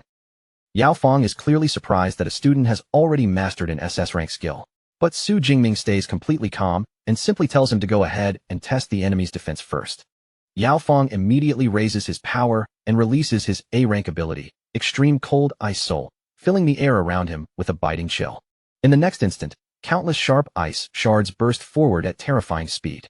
They tear through the air like a deadly frozen barrage, all aimed straight at the enemy captain, Han Shan. But the moment the massive ice attack reaches the glowing barrier, it is shattered apart and swallowed almost effortlessly. Not even a faint scratch is left on Han Shan's body. Han Shan barely reacts, treating the attack like nothing more than a slight itch. With a mocking smile, he even invites Magic City to keep attacking with everything they have for 1 full minute, completely free of charge. Shin Dongling quickly points out that Jincheng University has prepared more than just life-sharing supports. They also have 3 S-class elemental defense techniques active at the same time, making that protective shell incredibly troublesome to break. Kong Shi offers to charge forward with his shield and personally test the barrier's limits, but Shun Dongling immediately stops him. She warns that Jincheng's 3 hidden ranged fighters would tear him apart before he could even close the distance. Even though Su Jingming still remembers the coach's order to use their primary formation, he decides it's time to give Jincheng a real surprise. Golden energy suddenly erupts around his body as he triggers a berserk physical transformation. The crowd is instantly thrown into shock. No one expected a pure lightning-type mage to suddenly reveal a terrifying body-forging transformation technique, and in that blazing golden form, Su Jingming looks almost impossible to stop. Even in the face of that overwhelming aura, Han Shan keeps his arrogant smile. He claims that no matter how much Su Jingming's lightning form boosts his physical stats, it still won't be enough to break their shared defensive shield. Su Jingming looks at him calmly and calls him far too overconfident. Then, without any panic, he turns to Gu Wan and casually asks her to hit him with her strongest support buff. Gu Wan responds immediately. A brilliant healing light bursts from her and flows into Su Jingming, pushing his already monstrous strength to an even more terrifying level. With the massive support buff now active, Su Jingming lifts one hand and points toward the sky. At his fingertip, a dense sphere of golden lightning begins to gather, crackling with raw destructive power. Then he calls down his legendary Thunder God finger. A gigantic finger formed from pure thunderous destruction roars out of the sky, descending toward the arena with terrifying pressure. The entire Jincheng University squad feels that devastating force bearing down on them, and sweat immediately breaks out across their faces as fear starts to overwhelm their confidence. As the apocalyptic attack comes crashing down, panic spreads through Jincheng's formation. Han Shan's expression finally changes, and he desperately shouts for everyone to pour every last bit of energy into their defense. With their safety hanging by a thread, the whole Jincheng team raises their hands and funnels everything they have into the shared shield. At that same moment, the colossal lightning finger slams directly into their position with earth-shaking force. With the crushing impact bearing down on him, Han Shan was pushed into a corner with nowhere left to run. In one final desperate attempt to stay alive, he threw his head back, screamed with everything he had, and activated his ultimate defensive skill, Life Tide, trying to use it to swallow up the incoming shockwave. But the power behind that SS rank strike was far beyond anything his defense could withstand. The moment the attack landed, a blinding explosion erupted across the battlefield, swallowing the ground, the air, and every figure in sight inside a roaring wave of light and destruction. The spectators in the stands were left completely frozen, their faces pale with disbelief. Some even cried out in panic, saying they could feel it clearly. That single finger attack was releasing an aura so overwhelming. It was almost like the pressure of a god descending onto the arena. Then, as the thick smoke and dust began to drift apart little by little, everyone in the arena finally saw the answer with their own eyes. Jincheng University's so-called absolute defense, the formation they had trusted as unbreakable, had been blasted apart until nothing remained. Their entire team lay collapsed face down on the battlefield, scattered across the ground like they had been crushed all at once. And in the middle of that ruined arena, Su Jingming was still standing perfectly upright, his posture steady, his body untouched, as if the explosion had never even reached him. The announcer quickly recovered from the shock and raised his voice, confirming that Jincheng University's entire squad had been wiped out. With that, he officially declared Magic City Ability University the clear and undeniable winner of the match. High above the arena in the VIP booth, Jincheng University's principal was drenched in cold sweat, his face stiff from the humiliation of the defeat. What truly terrified him, though, was the thought of Su Jingming's future. Because if he was already this monstrous before reaching Tier 4, then once he advanced, his strength would become completely unreasonable. Ling Shuang naturally seized that perfect moment. With a graceful smile on her face, she turned toward them and calmly pointed out that Magic City University had, once again, managed to stay one full step ahead of everyone else. With no arguments left and no way to defend the loss, Zhang Quan could only lower his head in shame. His earlier confidence had vanished completely as he admitted defeat and agreed to hand over the precious SS-class cultivation resource he had wagered. Principal Zhang Quan had no choice but to pay the price of his bet. With a heavy heart and obvious reluctance written across his face, he brought out the legendary SS-class Red Flame Spirit Fruit and slowly held it forward. The fruit was then handed over to Vice Principal Ling Shuang, who accepted it with calm satisfaction. She could tell at a glance how valuable it was, noting that this rare treasure had the potential to cause a massive evolution for fire-type ability users. Su Ping quietly watched the whole exchange from the side, and a bead of cold sweat slipped down as he realized Jincheng University's principal was probably bleeding tears inside. At the same time, his mind had already shifted to Su Jingming's Thunder God Finger, a terrifying move they could no longer afford to underestimate. Even so, Su Ping found at least one thing to comfort himself with. Luck had placed Qingjing University in the final match slot, which meant they now had the best possible chance to study Su Jingming closely and gather crucial information before facing him. Meanwhile, back on Magic City's side, Yang Jintian was practically burning with excitement. He looked at his team with a fierce grin and promised that if they managed to crush Qingjing University the next day, he would personally double all of their credit rewards. The team immediately burst into celebration over the huge promised payout, their spirits rising all at once. But right in the middle of that excitement, Vice Principal Ling Shuang suddenly appeared and quietly called Su Jingming aside. Once they were apart from the others, Ling Shuang brought out a grade 6 Gui-Wan pill and placed it before him. This was no ordinary reward. It was a highly sought-after S-class cultivation resource. Ling Shuang explained that she had won big from her wager against Jincheng University, and since Su Jingming had been the key reason behind that victory, this S-class pill naturally belonged to him as his share of the spoils. Su Jingming accepted the pill with genuine gratitude, but inwardly, he could not help feeling amazed. To Tier 8 Grandmasters, even SS-class resources seemed to be thrown around at the betting table like spare change. Yao Fong, Shun Dongling, and Kong Shi watched from nearby, as their captain somehow obtained an S-class resource out of nowhere. Their eyes nearly turned green with envy, and the jealousy on their faces was impossible to hide. Realizing this might be a rare chance, Su Jingming casually looked at Ling Shuang and asked her to include him in any future bets as well. He even added, as if it were nothing, that using a simple S-class resource as the wager would be perfectly fine. Yao Fong almost lost control on the spot. He stared at Su Jingming in total disbelief, unable to process how their captain had the nerve to ask a Tier 8 legend to basically become his personal gambling partner. But to everyone's complete shock, Ling Shuang did not get angry at all. Instead, the corners of her lips lifted into a calm, amused smile. Then she actually agreed, as if Su Jingming's outrageous request was perfectly reasonable. Yao Fong was left standing there in stunned silence, completely overwhelmed by his captain's terrifying boldness. By that afternoon, the individual tournament moved into its next stage, and the atmosphere around the arena grew even heavier as the second round of the top 8 bracket officially began. Suwon University's Sun Jai stepped onto the field under the eyes of the crowd, trying to steady his breathing. But the moment the announcer revealed his opponent, his expression tightened, because the name belonged to none other than the tournament's most terrifying favorite. It was the man everyone had already begun calling the Thunder Emperor himself. Cold sweat instantly gathered on Sun Jai's forehead.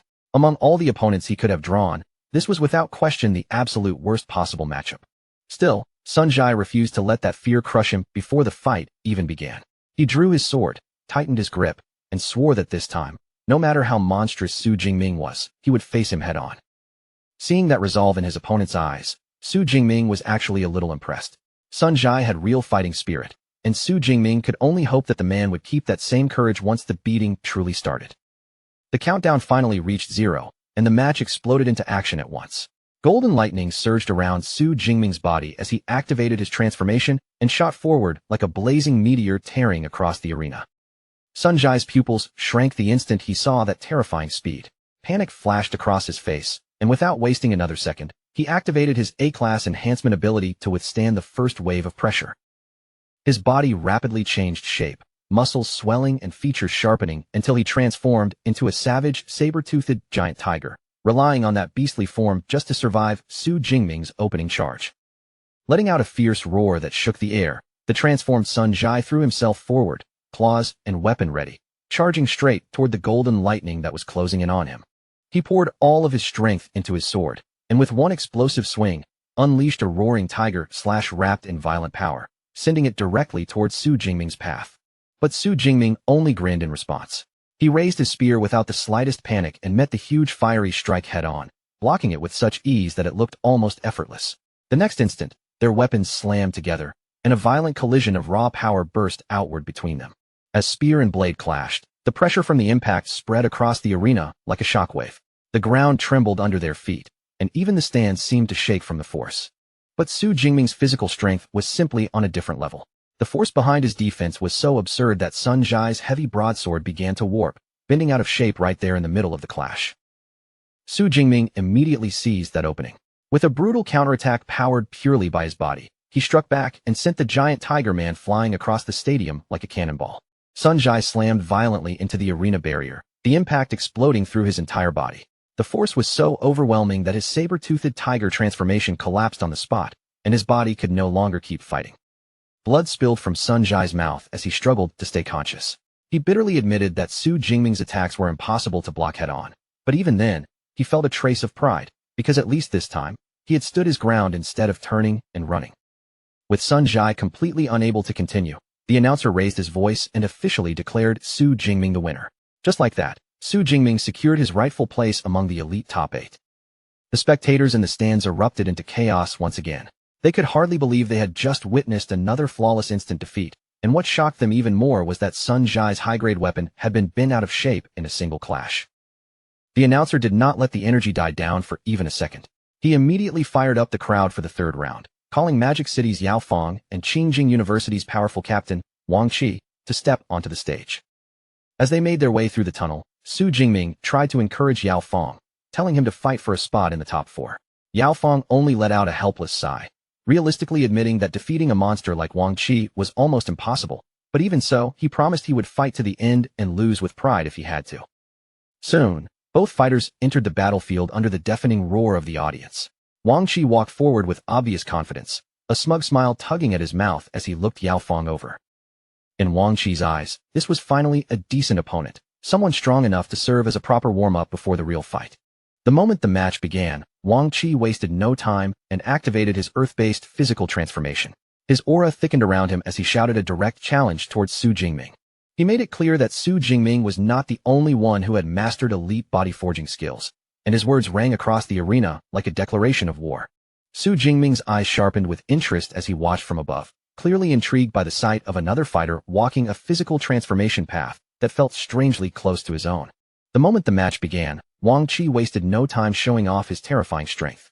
With one explosive burst of power, he unleashed an absolute earth sandstorm, and in an instant, the entire arena was swallowed by a choking vortex of spinning dust and raging sand. Caught inside that blinding storm, Yao Fong moved as fast as he could, his figure darting across the battlefield while he desperately searched for openings, trying with everything he had to keep his distance and avoid being trapped. But the sandstorm was never just meant to block his vision. It was the perfect cover for Wang Qi's next move, and before Yao Fong could steady himself or even figure out where his opponent had gone, Wang Qi had already closed in. A shadow suddenly broke through the curtain of dust, and Wang Qi appeared right in front of Yao Fong, so close that there was barely any space left between them.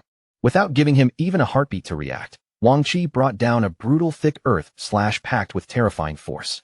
Yao Fong had no chance to dodge, so in a panic, he poured out his power and summoned his strongest cold ice barrier to take the attack head-on.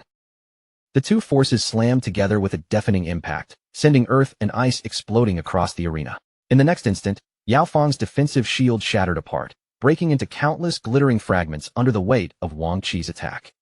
When the storm of dust and broken ice finally began to clear, Yao Fong was already down on one knee, his body lowered in defeat.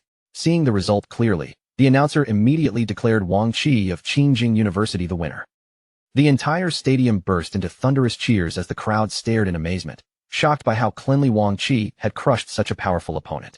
People could not help comparing him to Su Jingming, saying that this year's tournament had produced two terrifyingly similar monsters, Qingjing University's Stone Lord, Wang Qi, and Magic City's own Thunder Emperor, Su Jingming.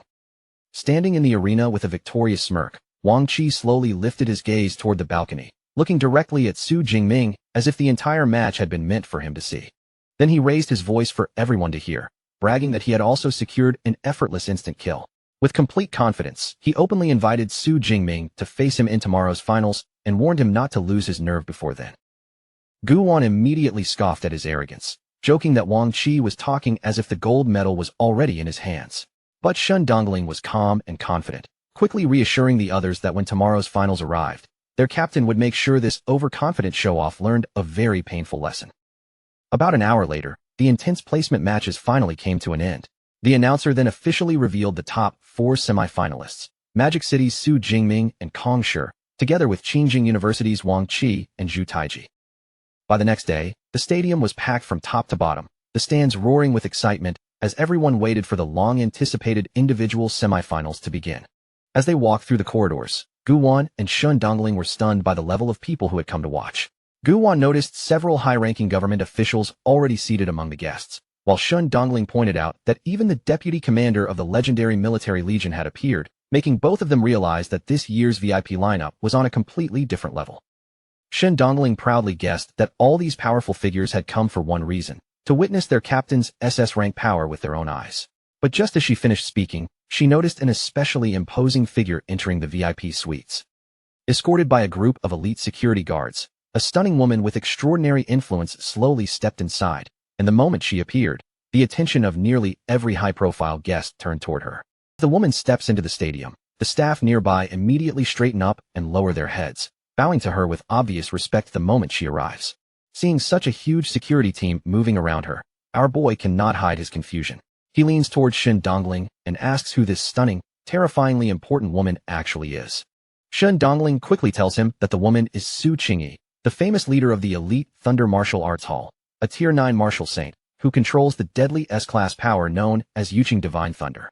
Su Jingming is caught off guard, because he clearly remembers hearing that the director of that martial arts hall was supposed to be a middle-aged man. Shen Dongling then explains that the former boss vanished 4 years ago, and when Su Qingyi rose up to replace him, the news shook the entire country. Our boy awkwardly scratches his head and admits that 4 years ago, he was still just a middle school student who barely paid attention to national news. Shen Dongling hears that and immediately complains that the generation gap is starting to hurt. High above the arena inside the VIP suite, Su Qingyi quietly asks her manager whether they have succeeded in arranging a private meeting with Su Jingming. Manager Sun can only sigh and explain that Su Jingming's teacher has rejected every invitation sent by outside organizations. Manager Sun offers to make another attempt, certain that nobody would dare turn down a personal invitation from Su Qingyi herself. But Su Qingyi tells him not to rush, deciding that once the solo tournament ends, she will simply go down and meet Su Jingming in person. The manager is visibly stunned, unable to understand why a god-tier martial saint would personally approach a mere Tier 3 freshman. Meanwhile, Su Qingyi looks down toward the arena, calmly studying Su Jingming's dense and stable energy, his monstrous physical strength, and that natural beast-like aura around him, clearly impressed by how flawless his foundation is. Down on the main stage, the energetic host Feng Lei raises the atmosphere to a boiling point, firing up the crowd as he announces the long-awaited first semi-final match between Su Jingming of Magic City and Zhu Taiji of Jingyu. Zhu Taiji walks onto the stage with a smug look, cracking his knuckles as he calls out to Su Jingming. Since he knows Su Jingming has solid fist techniques, he boldly challenges the Thunder Emperor to put away his spear and settle everything with pure fists instead. Up in the stands, the crowd immediately starts laughing at how obvious the bait is. Everyone can tell Zhu Taiji is only trying this cheap mind game because if weapons are allowed, he knows he will be completely destroyed. But then, to everyone's shock, our boy simply grins and accepts the challenge without hesitation. His fans instantly panic, shouting from the stands as they realize their idol might be getting a little too confident for his own good. Even Zhu Taiji freezes for a moment, completely dumbfounded that the Thunder Emperor actually swallowed the bait. Sweat starts to show on his face as he asks whether Su Jingming is just messing with him. Su Jingming only lets out a cold little scoff, staring at him calmly, and telling him he can believe whatever he wants. Deep down, Zhu Taiji is absolutely thrilled. He has trained his fists for 15 full years, and is already close to mastering his craft. So in his mind, Su Jingming choosing to box against him is basically no different from walking straight into his own grave. From the VIP lounge, rival Dean Lu Wangshan watches with a smug expression and tells Yang Zhentian that Su Jingming's arrogance is finally going to ruin him. He even brags that if Magic City's star student throws this match, his own school can easily sweep the top spots, but Yang Zhentian cuts him off without the slightest hesitation. With complete confidence, Yang Zhentian tells him that his student simply does not know how to lose. At the same time, on the stage below, Zhu Taiji wastes no time unleashing his beast transformation. With a furious roar, his body swells violently until he becomes a huge and terrifying demonic ape. The massive ape throws a brutal punch straight towards Su Jingming, powerful enough to shake the air around it. But Su Jingming slips past it with almost no effort, casually mocking him by saying his strength is decent, but his speed is embarrassingly slow. Golden lightning begins to crackle around Su Jingming's fist as he calmly raises his hand. Then he tells the monkey that he is about to show him what a real god-level punch looks like. But the moment Su Jingming strikes, Zhu Taiji suddenly leaps away and avoids the blow. While dodging, he screams that choosing to fight him with fists is the final mistake Su Jingming will ever make. Su Jingming then decides to bring out the technique he has just learned.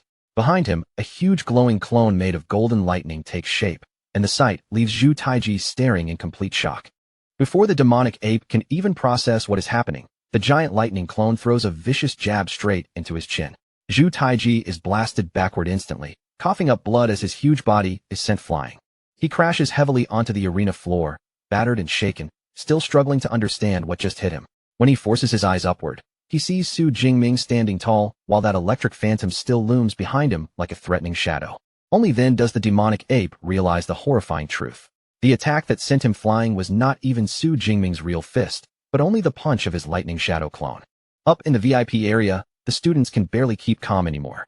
They turn to the principal in disbelief, frantically asking whether the Thunder Emperor has really summoned a fully functional electric clone that can fight together with his main body. Vice Principal Su Ping is just as stunned, but he quickly recognizes the move as the elite A-class technique, Lightning Shadow. He explains that at basic mastery, the clone can only unleash 30% of Su Jingming's raw power. That explanation only makes the students even more horrified. They cannot believe that a punch carrying just 30% of Su Jingming's strength was already enough to tear through the defenses of a Tier 4 powerhouse. At that moment, they finally understand that Su Jingming is not only terrifying because of his lightning abilities. His physical stats are also insanely high, meaning he has secretly trained elite body-tempering combat techniques alongside his magic. Zhu Taiji clenches his teeth tightly, anger and pressure mixing on his face as he curses under his breath, finally realizing exactly what kind of technique he is facing. Su Jingming, however, only smirks at him and asks whether knowing the name of the skill will somehow help him block the next beating. Zhu Taiji refuses to accept that he has already lost. He insists that he was only struck because he lacked information, then roars as he activates a war drum defense skill, boosting his physical stats by another 20% for one final head-on clash. The demonic ape draws back his arm and charges forward with his strongest strike, while Su Jingming gathers golden lightning around his own fist. In the next instant, both attacks collide violently in the center of the arena, shaking the entire battlefield. As their fists lock together, Zhu Taiji's expression twists with pure horror. He finally realizes that Su Jingming's boxing skill is not merely advanced at all, but has actually reached the legendary master level. With a grin, our boy congratulates him for guessing correctly. Then he follows up with his signature Thunder Dragon Fist, a devastating electric blow that sends the giant ape man smashing violently into the arena's safety barrier. The host immediately confirms that Zhu Taiji has been knocked completely unconscious, then officially declares Su Jingming the winner of the semifinal match. In an instant, the entire stadium explodes into deafening cheers for the Thunder Emperor. Amid the fading crackle of leftover lightning, Su Jingming stands there completely calm, looking almost disappointed. He lets out a sigh and complains that his opponent's fist technique was far too weak, saying he had gotten his hopes up for nothing.